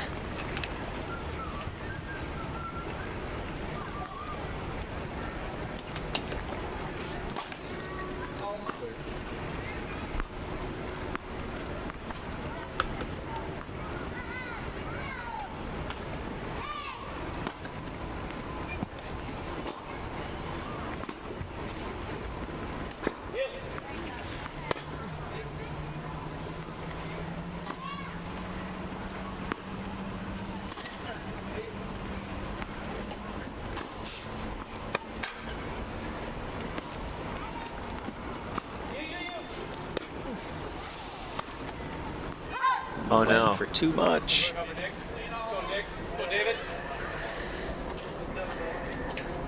That's a great point. Those guys staying alive there to get it to 15 all, big difference. Looked like Lapthorne and Schroeder, Lapthorne in particular, was completely in charge of that whole point, but at the end, just too much.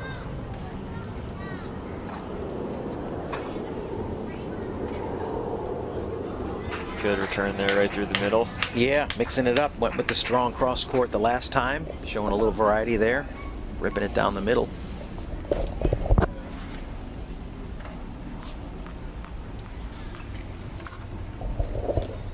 With double duty today, what time does David play tomorrow? Yeah, I doubt that he'll be. Not you know what? schedule. We've got the order played for tomorrow. He might not even play singles tomorrow. Yeah, no, looks like not on the schedule. Yep. So not for singles. So he'll have quad. He'll day off of singles. There'll be some quad doubles tomorrow. It's nice to have a day off after a big day like this. Yeah. Right. Yeah. So they've got the amount of time built into the schedule here for these players to get a little bit of a break at some point. So that's good. Get a little chance to sleep in, get a light hit in, late morning, something like that. Get lunch, and then be ready to go for the doubles. Doubles looks like it's scheduled for third on. Yeah, so third on, so that'll be perfect for these guys.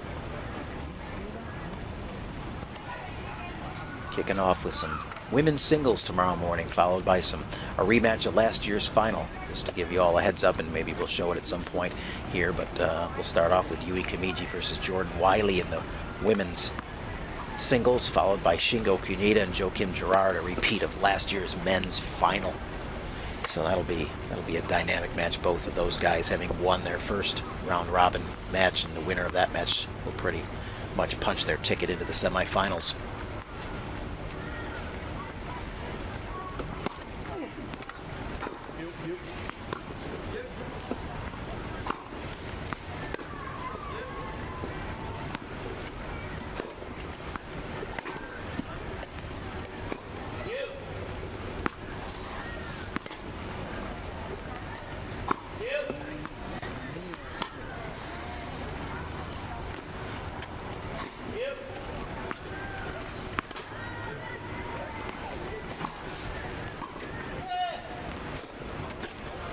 Oh no.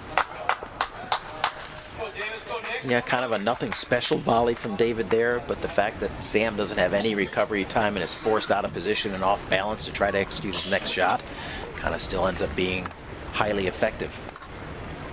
Still Lapthorne and Schroeder with a chance to break here. Seeing a lot of bigger ground strokes from Lapthorne and Schroeder through the second set. I think the cooler conditions maybe allowed them to hit out a bit more on their shots and maybe, you know, not have the errors that they were having in the first set, missing long. They missed a few shots long in the first set. I think now they're staying in, and maybe that has something to do with the conditions changing.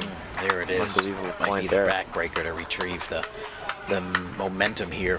And we go up to 5-1. Yeah, so now if I'm Wagner and Taylor, you just let them serve it out. Yeah. So they can serve first in the third. Yeah. Yeah. That's what I would do.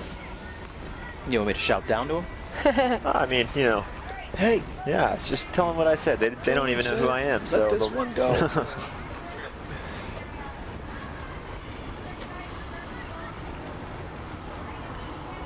Yeah, but I mean, you know, the approach that I kind of coach is at this point, you know, asking you guys this question, but at this point, if the comeback just kind of happens organically, you know, you get, next thing you know, it's 5-2, 5-3, and you maybe did or didn't do anything special to get it there.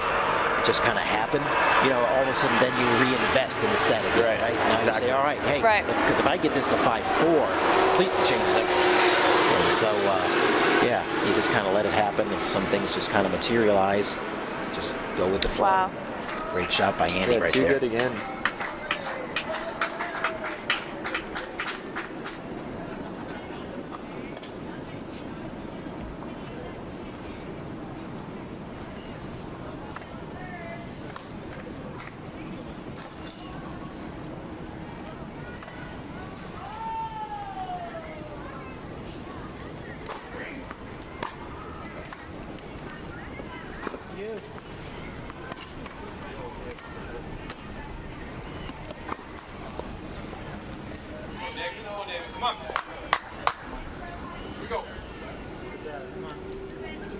It's good back in there from Nick.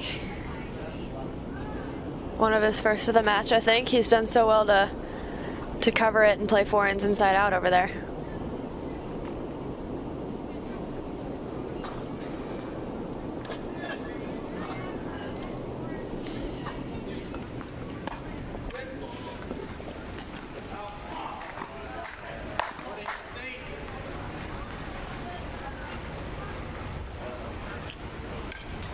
Now, Paul, if it goes to 3 here, would you still give the advantage to Taylor and Wagner?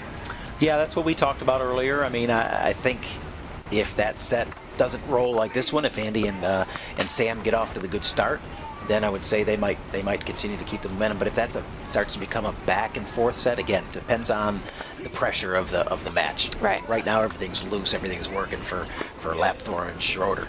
But if they get into a back and forth, break hold, you know, 2-2, 3-3 kind of match set, then I think the shift, the momentum shifts to Taylor and Wagner, their experience, their ability to perform under pressure.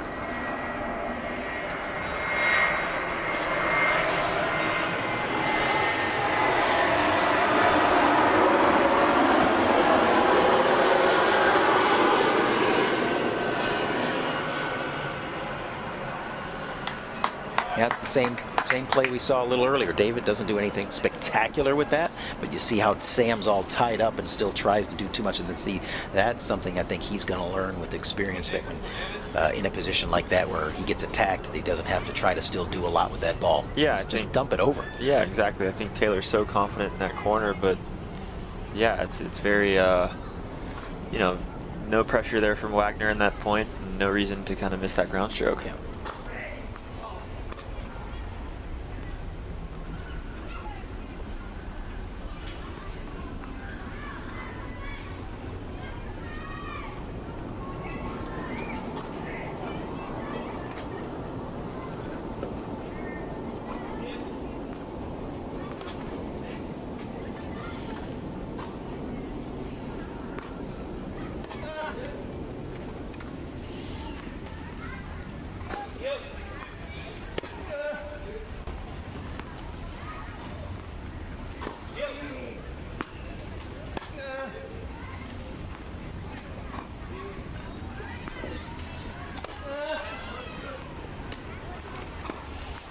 Yeah, there we are, another cross-court exchange. I'd just love to see how many unforced errors Nick has made in this match. It's got to be under 3, yeah, I would say. 3 or less. Compared to the amount of balls that he's hitting, right? Yeah. Yeah. It's incredible. Yeah, really. And this is normal for him. I mean, that's just how he plays. I mean, it's just his ability to repeat. It's amazing to see. Pretty crazy. I'm sure he's gone matches without making unforced errors.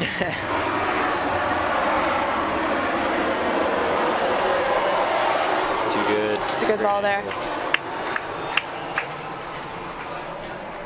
Yeah, I think on these deuce side points, they're very worried about finding the Taylor backhand, and Wagner's just kind of camping out there, not doing a whole lot. I think maybe if they pinch Wagner to the backhand corner a little bit, it forces Nick to move over more towards the middle, and then they get a chance to open up to that backhand. But right now, if you're just going to pepper that side, Nick is going to stay in the forehand corner all day long.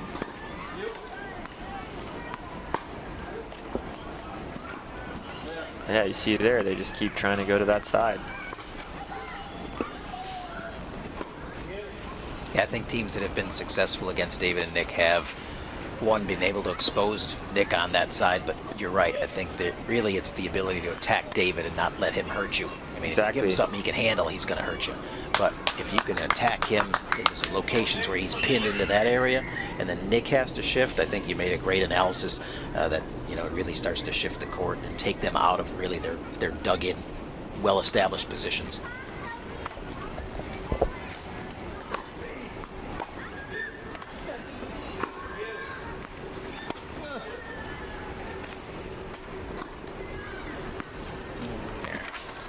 There you go. Yeah, great shot there by. Yeah, so they finally got what they wanted there, but you know, it took what, 3-4 missed opportunities in those deuce points to get one. And of course, it comes on a break point. Yep.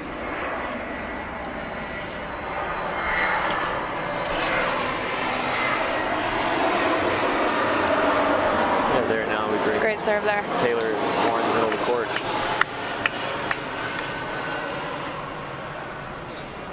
looking to close this one out here. So we've had 4 matches here on center court today. This is the 4th. And this would potentially be the 3rd of 4 3-set matches. Getting their money's worth.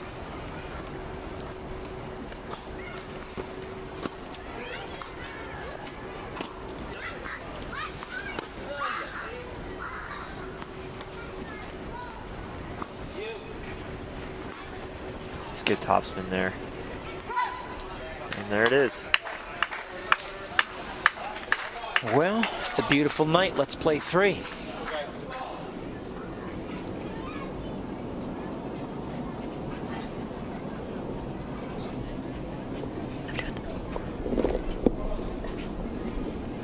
Look at that sky. Wow.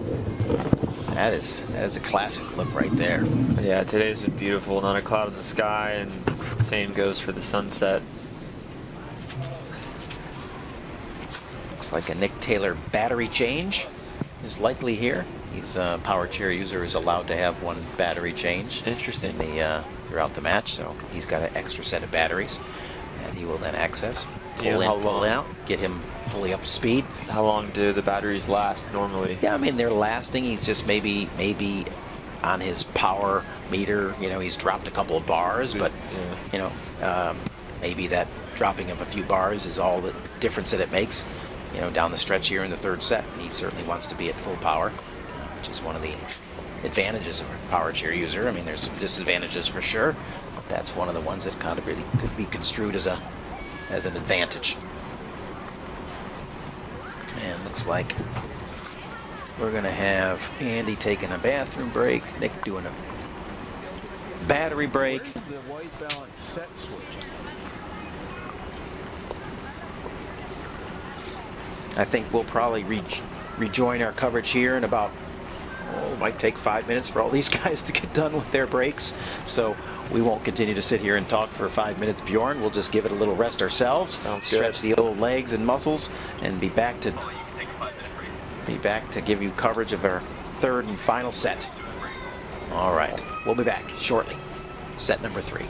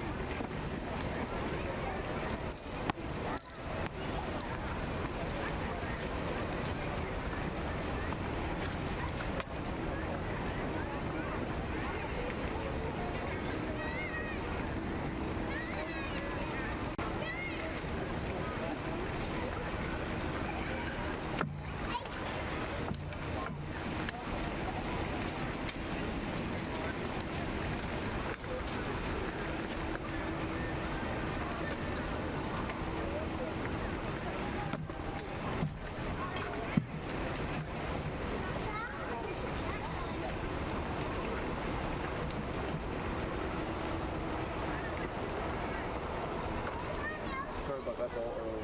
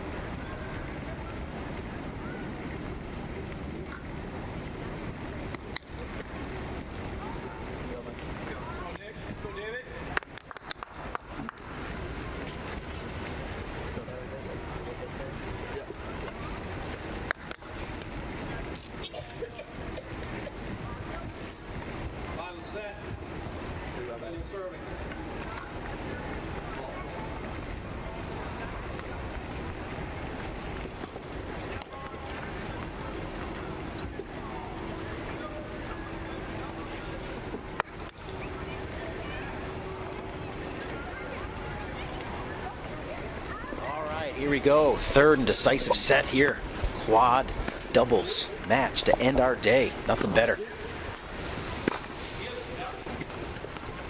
See who comes out and gets the early lead here, if that can be the deciding factor in this set.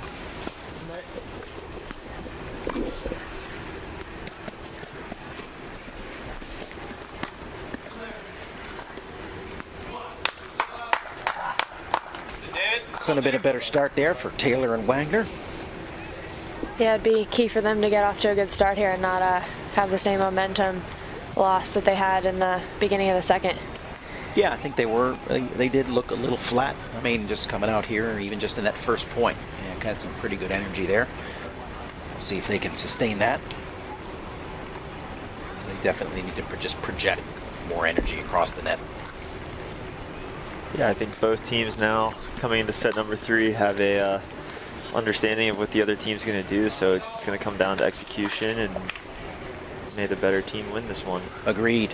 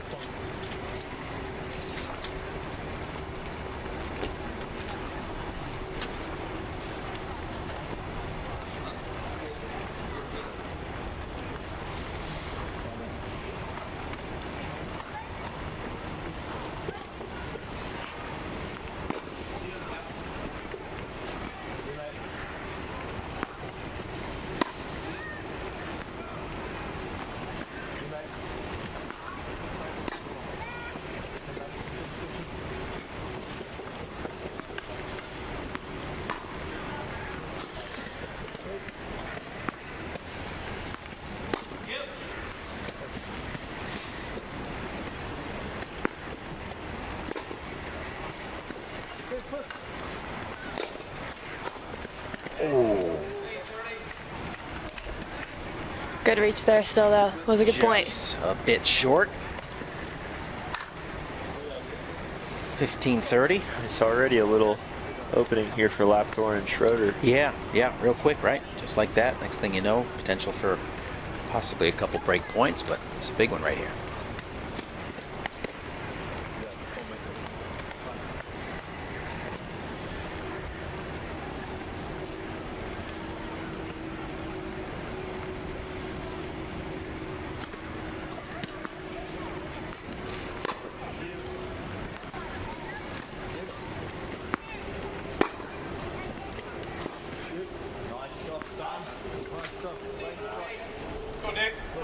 David not able to generate a little topspin on that forehand.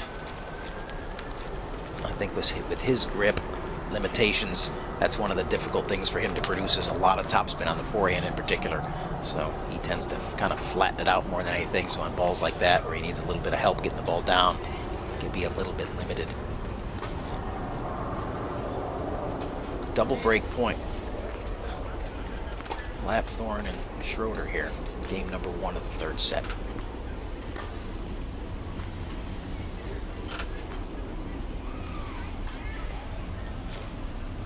There's the break.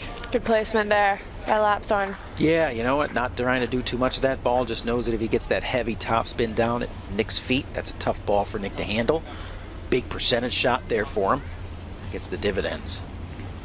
I think it was big to get a break first game there. That's definitely going to give him some confidence, a little breathing room going to the service game. Well, Paul, you've seen all these guys obviously more than CC and I. How do you say the body language is right now from Taylor and Wagner? Yeah, right now, pretty good. I mean, you know, they came out here in this first game. I thought it was pretty good, actually.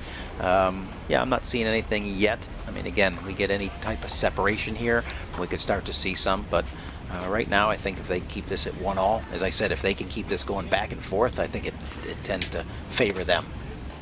If these guys stay loose here, Schroeder and Lapthorne stay loose and continue to swing out like they are, that's going to be a possible problem for Taylor and Wagner. You know, to me, it's been Sam Schroeder who's been the difference. Yeah. In that second set, driving balls on both sides, forehand and backhand, not missing. You know, like he was in the first set, just really cutting down on the unforced errors. Really tightened up. Yep, a lot. And so to me, that's been the difference. Andy is going to almost always be steady and crafty and know when to pick things apart. But it's really up to Sam to kind of match Nick in his ability to sustain rallies. And so far, he's been up to the task here in the second set and the early going of the third.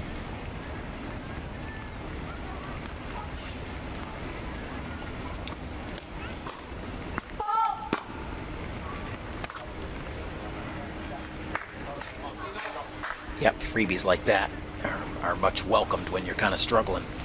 Take every free one you can get. Definitely. Yeah, definitely take it. That's also a pretty big confidence booster. Second game, getting a good point in there from a double fault. It's huge. You mean I don't have to do anything to win a point? Yeah, we love that. Yeah, We really do. Yeah, I mean,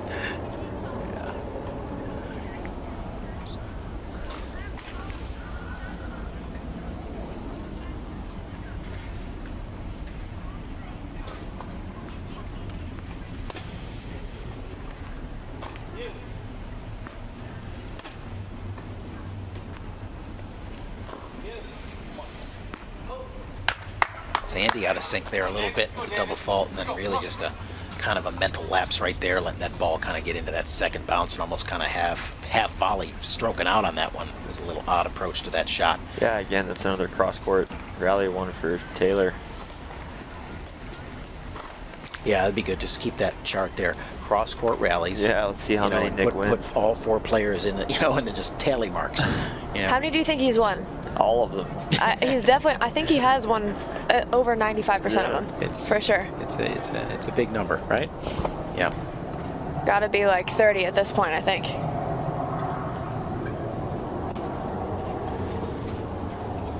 Another freebie. Yeah, double fault. That's where I think you don't want to get obsessed with playing to the other opponent's weakness. Yeah, because sometimes, isn't it the case that sometimes when you overplay that weakness, they find people are just naturally adaptive. We're talking about an adaptive sport here, but even in your game where there are perceived lesser strengths or weaknesses, when you go at it so much, oftentimes those people find ways to kind of shore it up a little bit, and then when that stops working for you, you're like, now what do I do? Right. It's like you got to kind of find the right balance. Like, all right, I'm going to go there when it's of a high value. I mean, no sense in wasting bullets at 15 all or love 15 or 15. Right. Early on. But hey, when we start to get in deeper into the games, maybe that's when the pressure mounts. Maybe that's when I tend to attack. But I just can't be every point going there, right?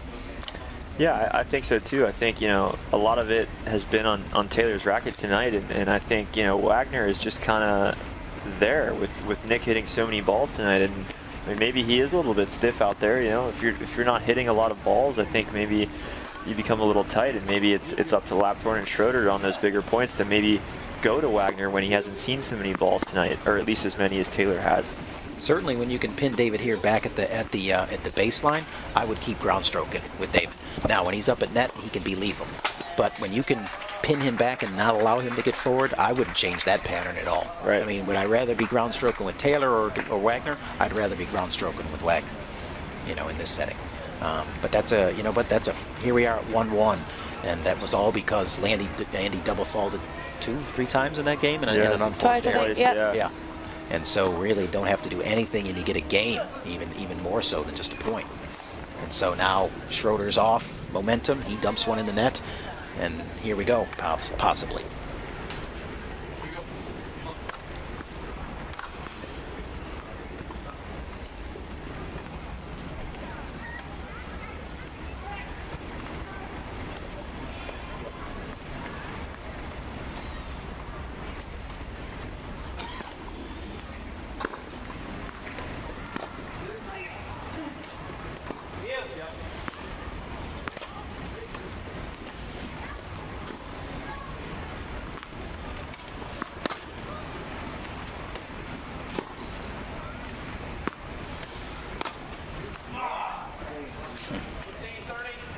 One of the first forehands I think that Nick has missed. It's been pretty rare. Yeah, on a ball that it's not like he was out of position or. Yeah. We'll give him one. We'll give him one.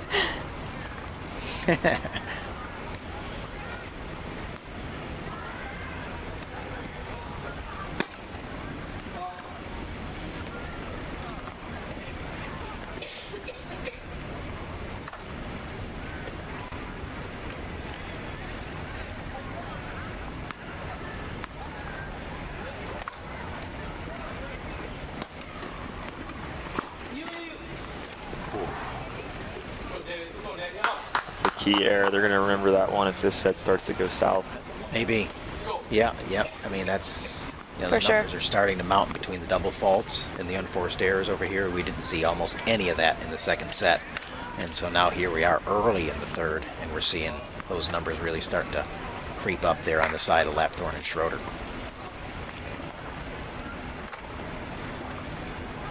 You know, does Sam try to pick Andy up a little bit here right now, and in so doing, does he overplay a little bit, you know, sensing, hey, my partner's struggling, I got to do more.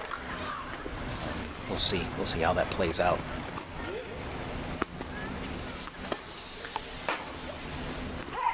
Great angle there. Yeah. I thought he was going to make that one. I did too. I thought he should have gone into the boards.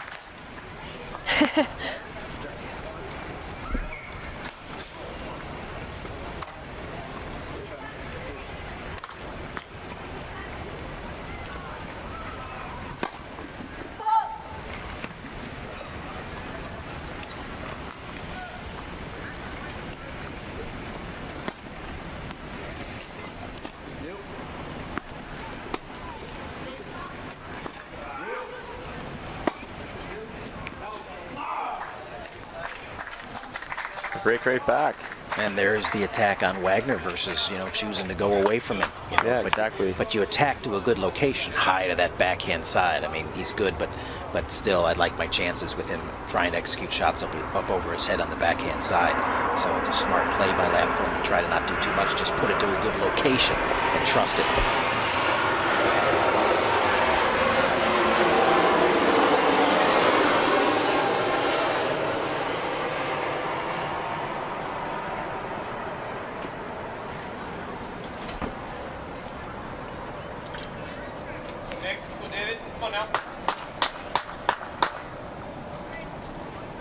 I think a hold would be crucial here for Lapthorne and Schroeder to get a good lead here in the third set.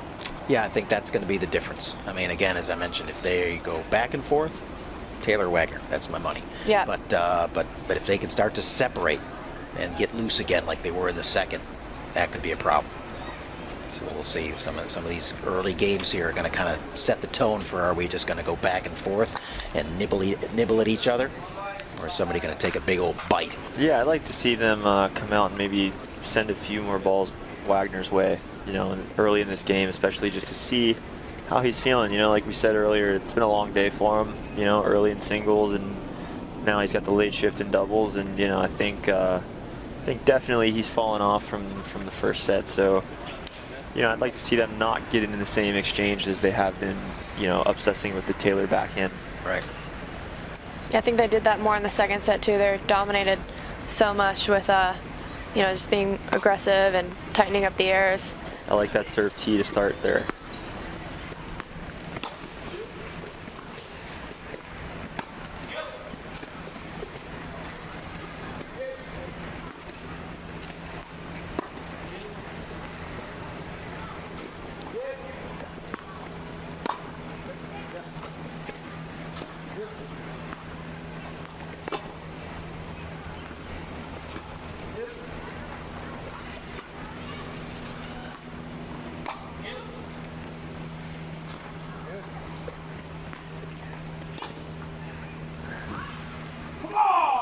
Great forehand there, right in the corner. I mean, that from start to finish, that point was played exceedingly well by Schroeder and Lapthorn. Like you mentioned, Bjorn, from the serve location to start the point, and every shot after that, not getting greedy early, just letting the point evolve, and then Andy finally finding the mark.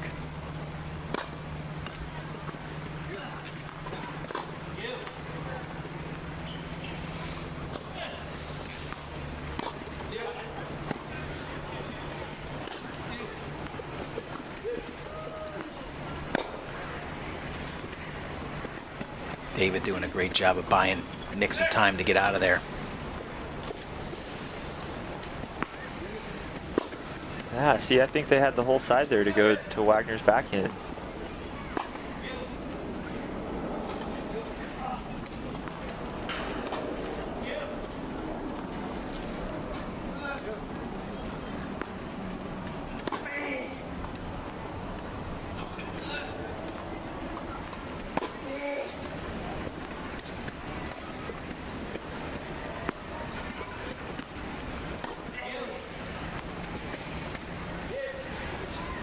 Andy being relentless on that angle, not overplaying. Wow. Wow, it's the first one he's lost. Yeah, I agree with you, Bjorn. They had a lot of chances. Lapthorn and Schroeder to go to David Wagner's backhand there. Yeah, I think chose to go back to Taylor's backhand. Tunnel vision at that backhand side. It paid off for him there, but yeah, I think they could have ended that point a lot quicker.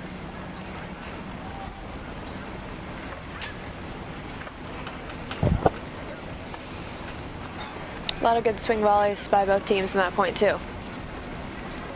Yeah, good quality 30 love lead here. Two really well played points by Lapthorn and Schroeder. Incredible focus right here, right now for them. They kind of sensed that they could make this separation. And then there's Lucky.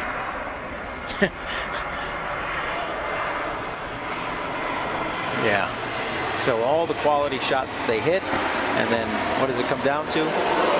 A net cord winner. Wow, couldn't have been in a better spot too. With angle. Yeah. I'm sure they're not sorry about that one. No, they might have said it. You say sorry when you hit let cords? Yeah, I do.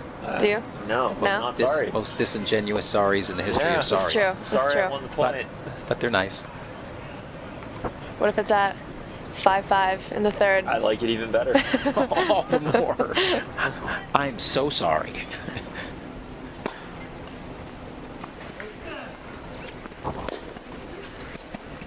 That was better use of that There you go. Yeah, there you back go. in there. There's the Bjorn Frantangelo approach Yeah, to attacking David yeah, Wagner. He's maybe I been do right know on what I'm a- talking about. Yeah. See, you keep guessing. You keep second guessing yourself. I'm thinking you're spot on. Have been since the start. Yeah. 3-1, Lapthorn Schroeder. This is where it gets interesting. 3-2. I think we got ourselves a dogfight. 4-1.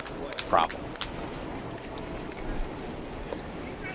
Yeah, I think Lapthorn and Schroeder have a good understanding now of what they need to do throughout this third set, and I can see a little bit of irritation coming from Wagner and Taylor, so we'll see.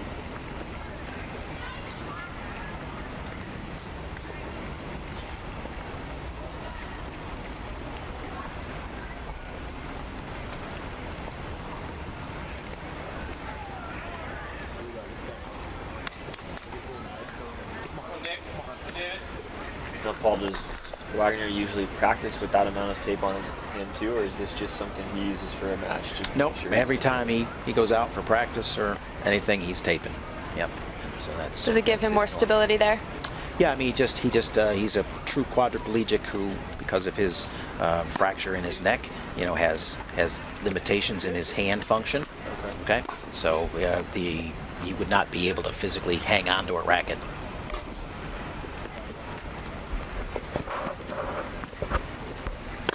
So yeah, that's an absolute necessity for him to be able to just hang on to a racket.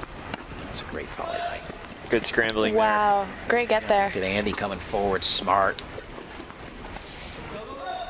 Trouble.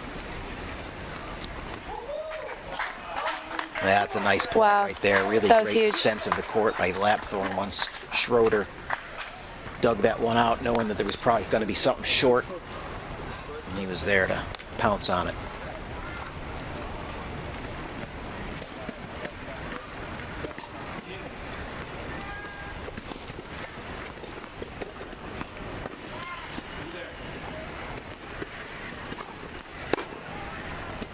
Good defense there. Yeah. Here's Andy again, looking to impose himself. And he does. Wow. Yeah, I think you're seeing the confidence start to flow from Schroeder and Lapthorne here. Yeah, it's been Sam on the wheels, really. You know, a couple of the pushes that he's had to make to get to a few balls that would normally possibly be winners or forced errors, you know, are balls back in play, and then now that allows Andy to go in and clean up the mess.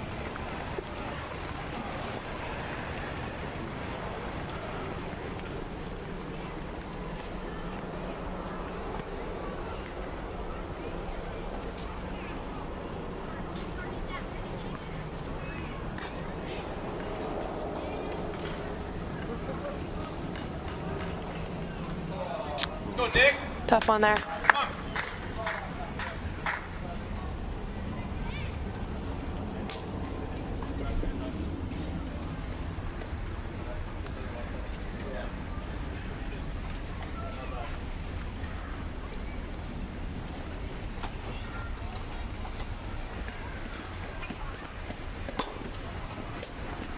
It's a heavy return. Oh, Andy. Great return there.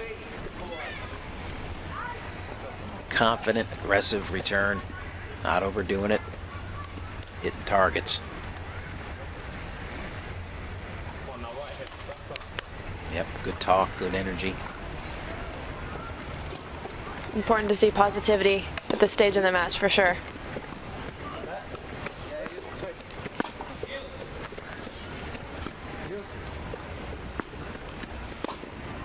Another heavy forehand. It's a great ball. Andy's starting to really feel it. You can see his confidence in each one of his swings. Yeah, too good. Starting to run away with this one. That was 3 committed swings in a row there. No backing off whatsoever. 4-1. Heavy deficit for Taylor and Wagner here. Late on a Wednesday night. Well, not late. It just feels late because it's dark, I guess. Yeah, late in the day. Not a fan of this time change this time. No, it's there's some good parts. I like waking up to the light. Yeah, I agree with you. Great about waking up, but boy, I'm like ready for bed at 7:30. Yeah, for sure. I gotta check my watch and be like,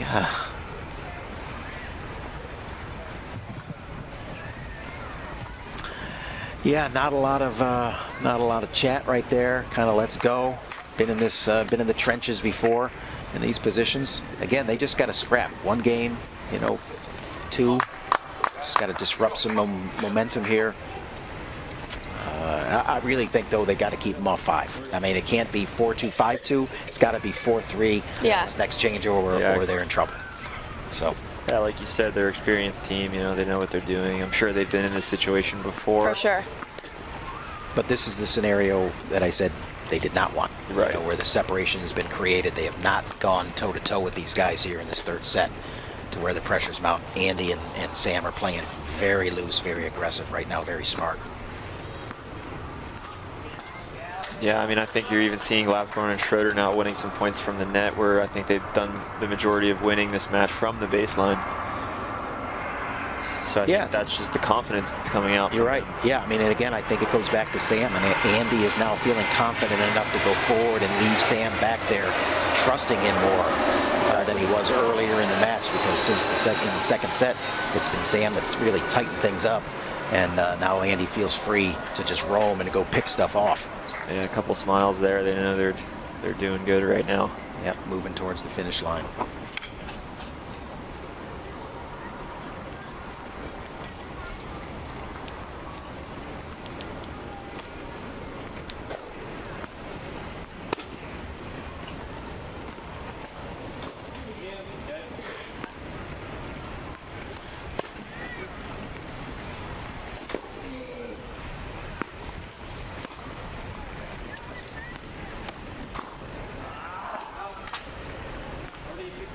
A little ambitious there, but probably the right time to do it. Yeah, I don't mind that miss at 30-15.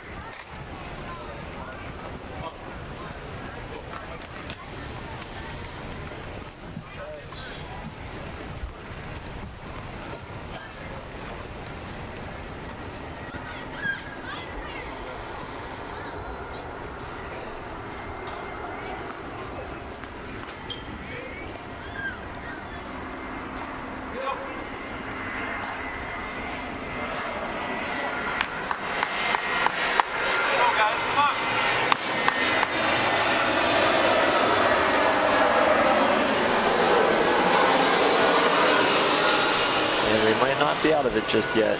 Taylor and Wagner still fighting hard for this one. Yeah, it's nice to see they're really still fighting and have a good break point here.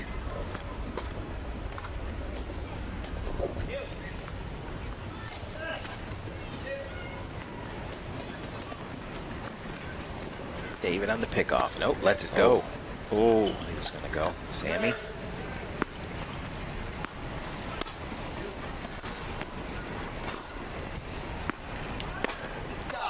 Such a heavy ball.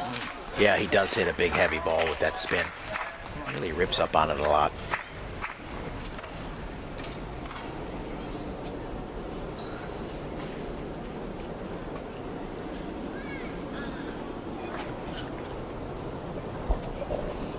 Break point quickly erased.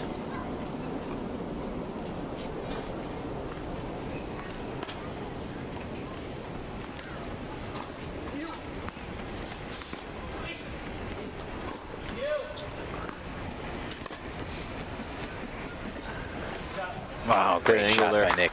Yep. Great shot.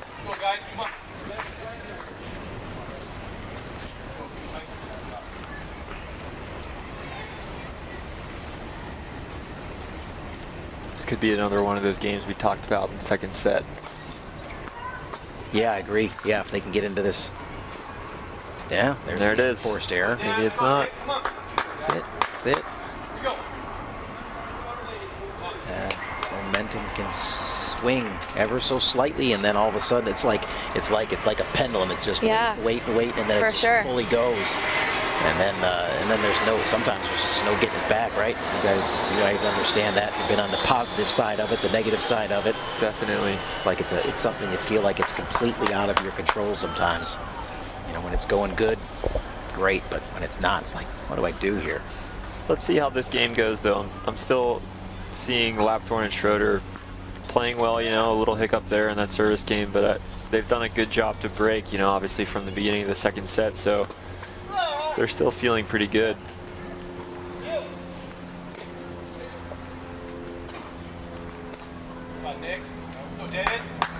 We're going to need to see if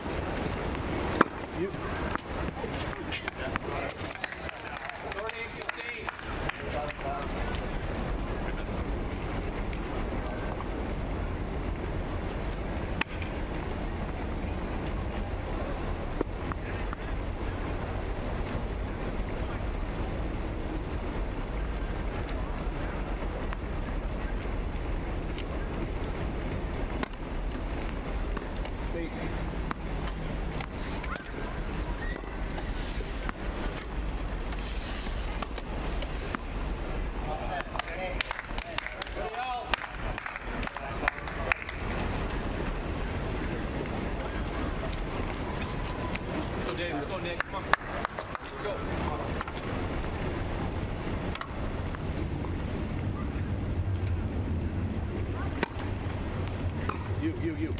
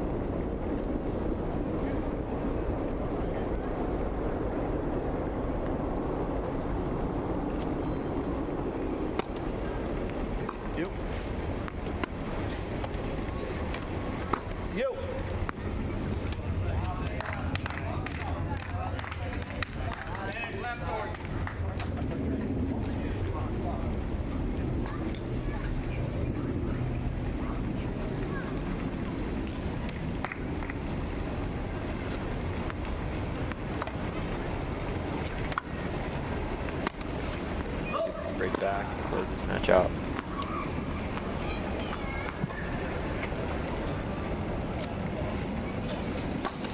Wagner with the second serve.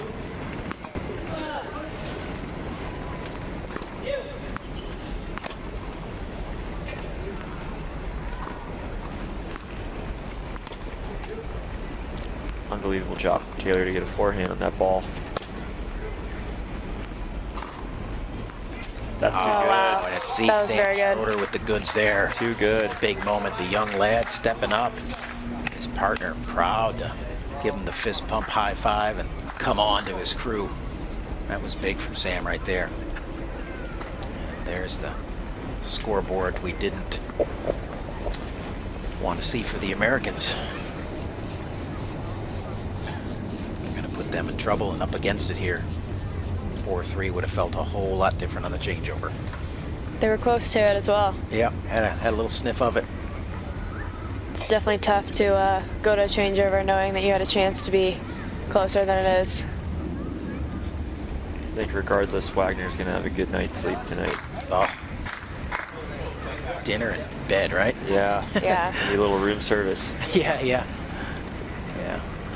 Well, as you know, staying over at the Lake Nona courtyard or residence, you know, you got access to the restaurants right there outside your door. So Yeah, it's they're always very nice good. that you don't have any additional transportation needs. Roll out, grab a shower, roll out, grab your dinner, roll in, bed in 5 minutes out. You a big Bosphorus fan? I like Bosphorus. I think Bosphorus is very good. Yeah, they do a nice portions job. there. If you have a fridge, I think Residence Inn, you have the fridge. You can maybe reheat it the next day. Oh, no doubt that's a 2-for-1 right there. Yeah. Yeah, I mean, honestly, I could go. Honestly, you go 3 out of that. Yeah, you might be able to. You really could if you're really not a huge eater. I mean, those portions are massive. All right, back to tennis. I think we're all getting a little hungry. Talking restaurants, you know, everybody's getting a little hungry.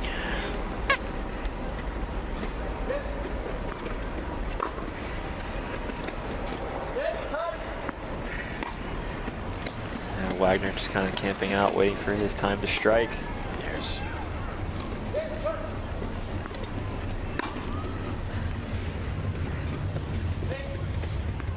Want to see them go line here? No, they go middle again. Andy just really dominating from that position at the tee there.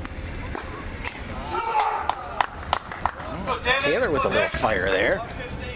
Trying to get his partner rolling. a lot of communication in between points and during the point for both teams, which is nice to see.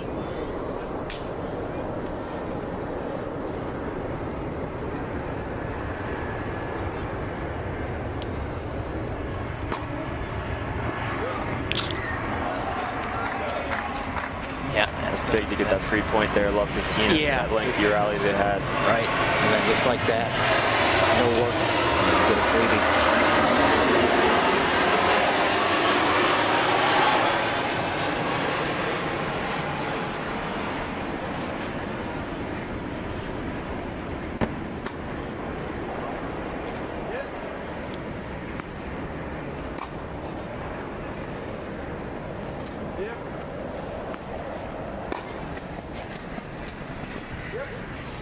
Deja vu.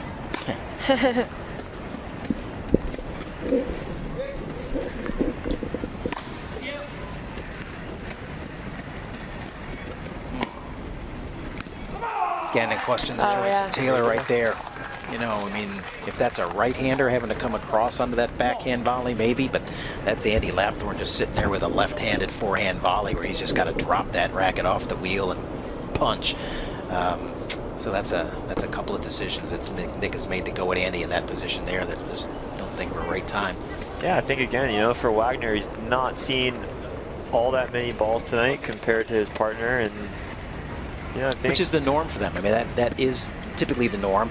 But you're right. So, but on a cold night, a long day, all the factors that you mentioned earlier, I really think are coming into play there, where he's just a little tired, not quite sharp yet.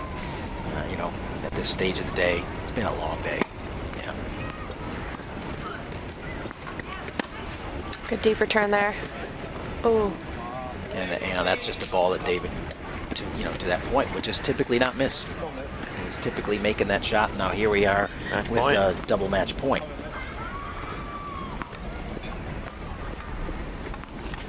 Remind everybody that we'll be back in action tomorrow morning at 9:30, where we'll kick this off with some women's singles. We're not done here yet tonight officially, but we're getting a little bit closer to the finish line. And we'll follow that up with some men's singles and then some quad doubles, and then possibly round out the day with some men's doubles as well here on center court. Full day of action, day 3 of the NEC Singles Masters and UNIQLO Doubles Masters as we get closer to the conclusion of day 2. And the nerves creep in. CC, you've been in this position before when you're serving for a match, 40-15 up. It's like Sam changed his mind tough. like in the middle of that. Yeah. It's right there. Important to get a first serve here, I think. Yeah, it's never easy, no matter how big the lead is, to close a match out. Especially beating such an experienced team like Taylor and Wagner. Did the right thing, CC. Got the first serve in.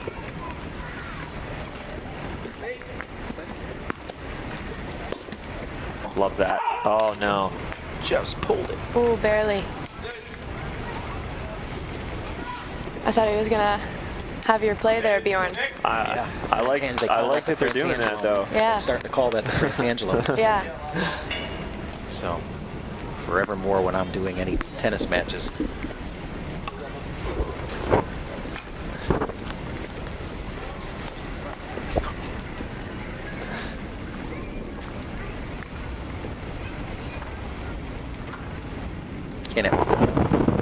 Can't ask for much more than that. Somebody come by and throw a jacket over you. Got to keep his athletes from getting chilled. Oh yeah. Head of USA Medical, right? Yeah. Yep. Shout out to Ed Bryan for the help on this unusually cool night here in Orlando. Head of A lot better USA now. Medical comes by and throws a jacket over Bjorn and Cece. Gonna sit here and watch a couple of his young stars get a chill. So now we're definitely seeing a case of the nerves. Boy, aren't we now? Yeah, certainly on that match out. side, he doesn't look like he has any idea what he wants to do with the serve. I think you're right, Paul. It did look like he changed his mind there again. I think at this point, I'm like, serve to the body, big target. Don't try to be fancy.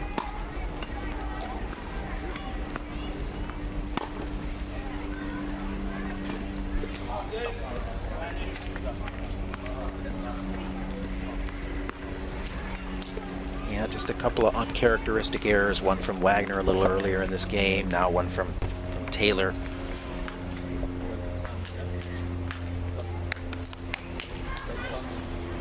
What do you think, CC? Just aim middle here for that box? I think so. I think, yeah, just try and spin it in maybe. Yeah, that was a good one. There we go. There it is. Yep. Problem solved.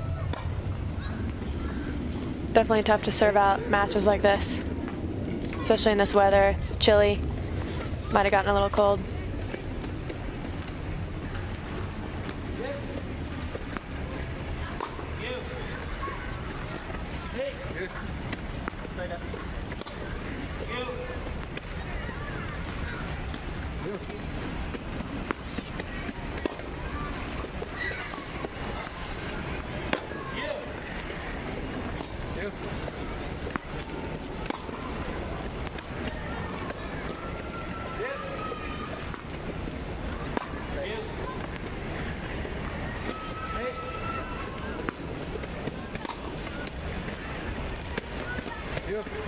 See if Lapthorne tries to get in at any point during this extended point here.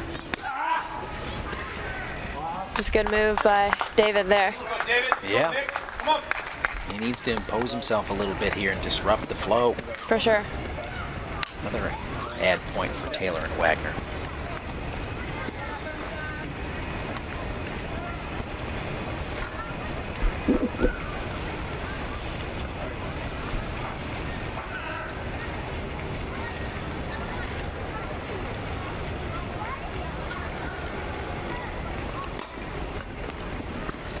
Good first serve there for Sam. Yeah, Sam hasn't had any trouble on the ad side. It's just been that deuce side. He's been a little funky.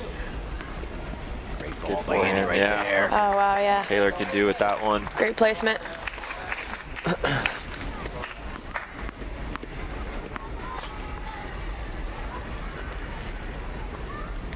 You know, I sometimes think we get so, I mean, wheelchair players maybe have a lot more freedom on this than maybe you guys do. But you get so routine oriented in regards to going probably within 2 or 3 inches of the same spot you ever serve from, when sometimes all you really need to do is slide a foot right, slide a foot left, or back up a foot or something, and you'd be amazed at how simple it is to kind of fix just your mentality.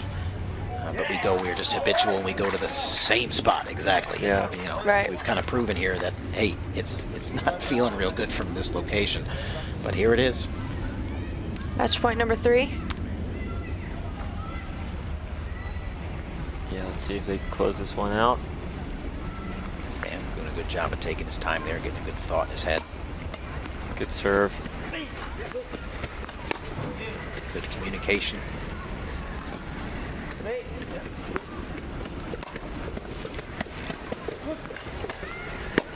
That's the speed of Schroeder. Nice get there. That's the difference here in this match.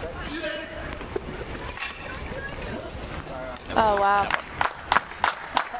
Great point there. David and Nick definitely fighting tonight. Refusing to go away. Yep.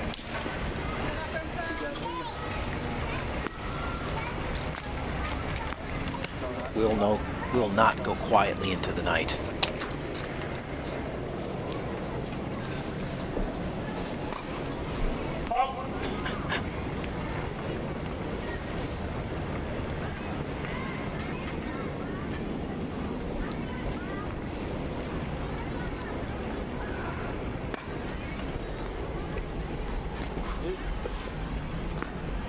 Sam even thought that was maybe a double.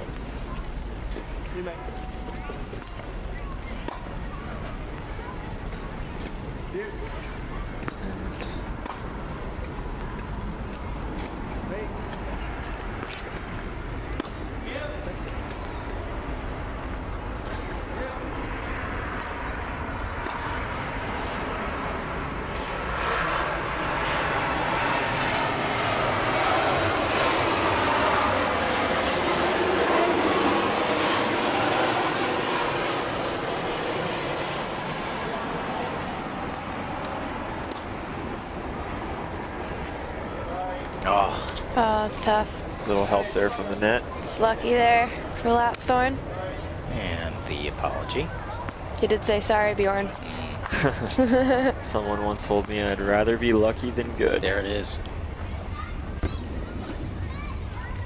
What do we got? Match point 4? Match point. I think so. Number 4. Cece's been doing a good job of tracking them for us. It's good first serve there.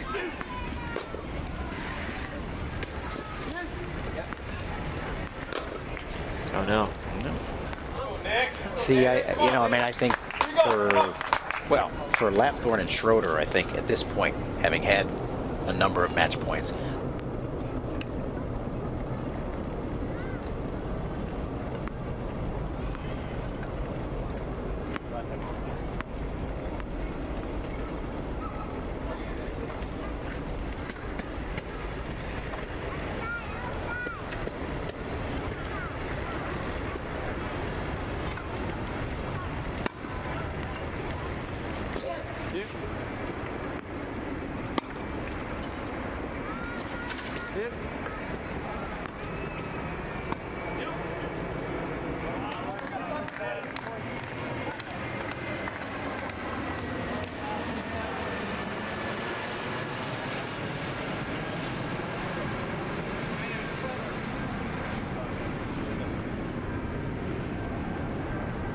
get a sense of that kind of thing and say, hey, I'm going. Yeah, would you like to For a see short ball, I'd like to see. I think Lapthorne going forward. He's done well up there to control the points from the tee oftentimes. It's a great.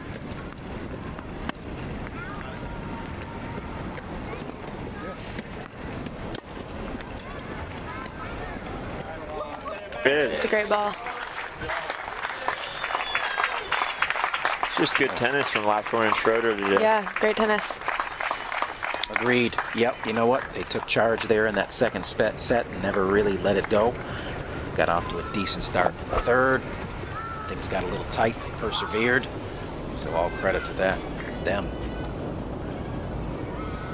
Great job by Andy Lapthorne and Sam Schroeder to get that opening match here in the quad doubles round robin portion of the UNIQLO Doubles Masters. I'm sure we're not done seeing David and Nick. I think the chances of them continuing to circle back out of this round robin portion are legitimate. It's been a long day. So, wow, you know what? I got to tell you, just one day of you guys seeing a little bit more wheelchair tennis. You really stepped it up here today. I was really enjoying your predictions and your calls and kind of getting you engaged a little bit. So thank you for your insight. I really think you guys did a that great was job awesome today and really picking it off. So we're going to be closing our coverage here on day number 2. Again, we'll resume coverage tomorrow at 9:30 a.m. Eastern Standard Time, where we'll pick up some action with women's singles. But for now, I'm Paul Walker for Bjorn Frantangelo and Cece Bellis saying goodnight from the National Campus here in Lake Nona, Florida. We'll see you all tomorrow.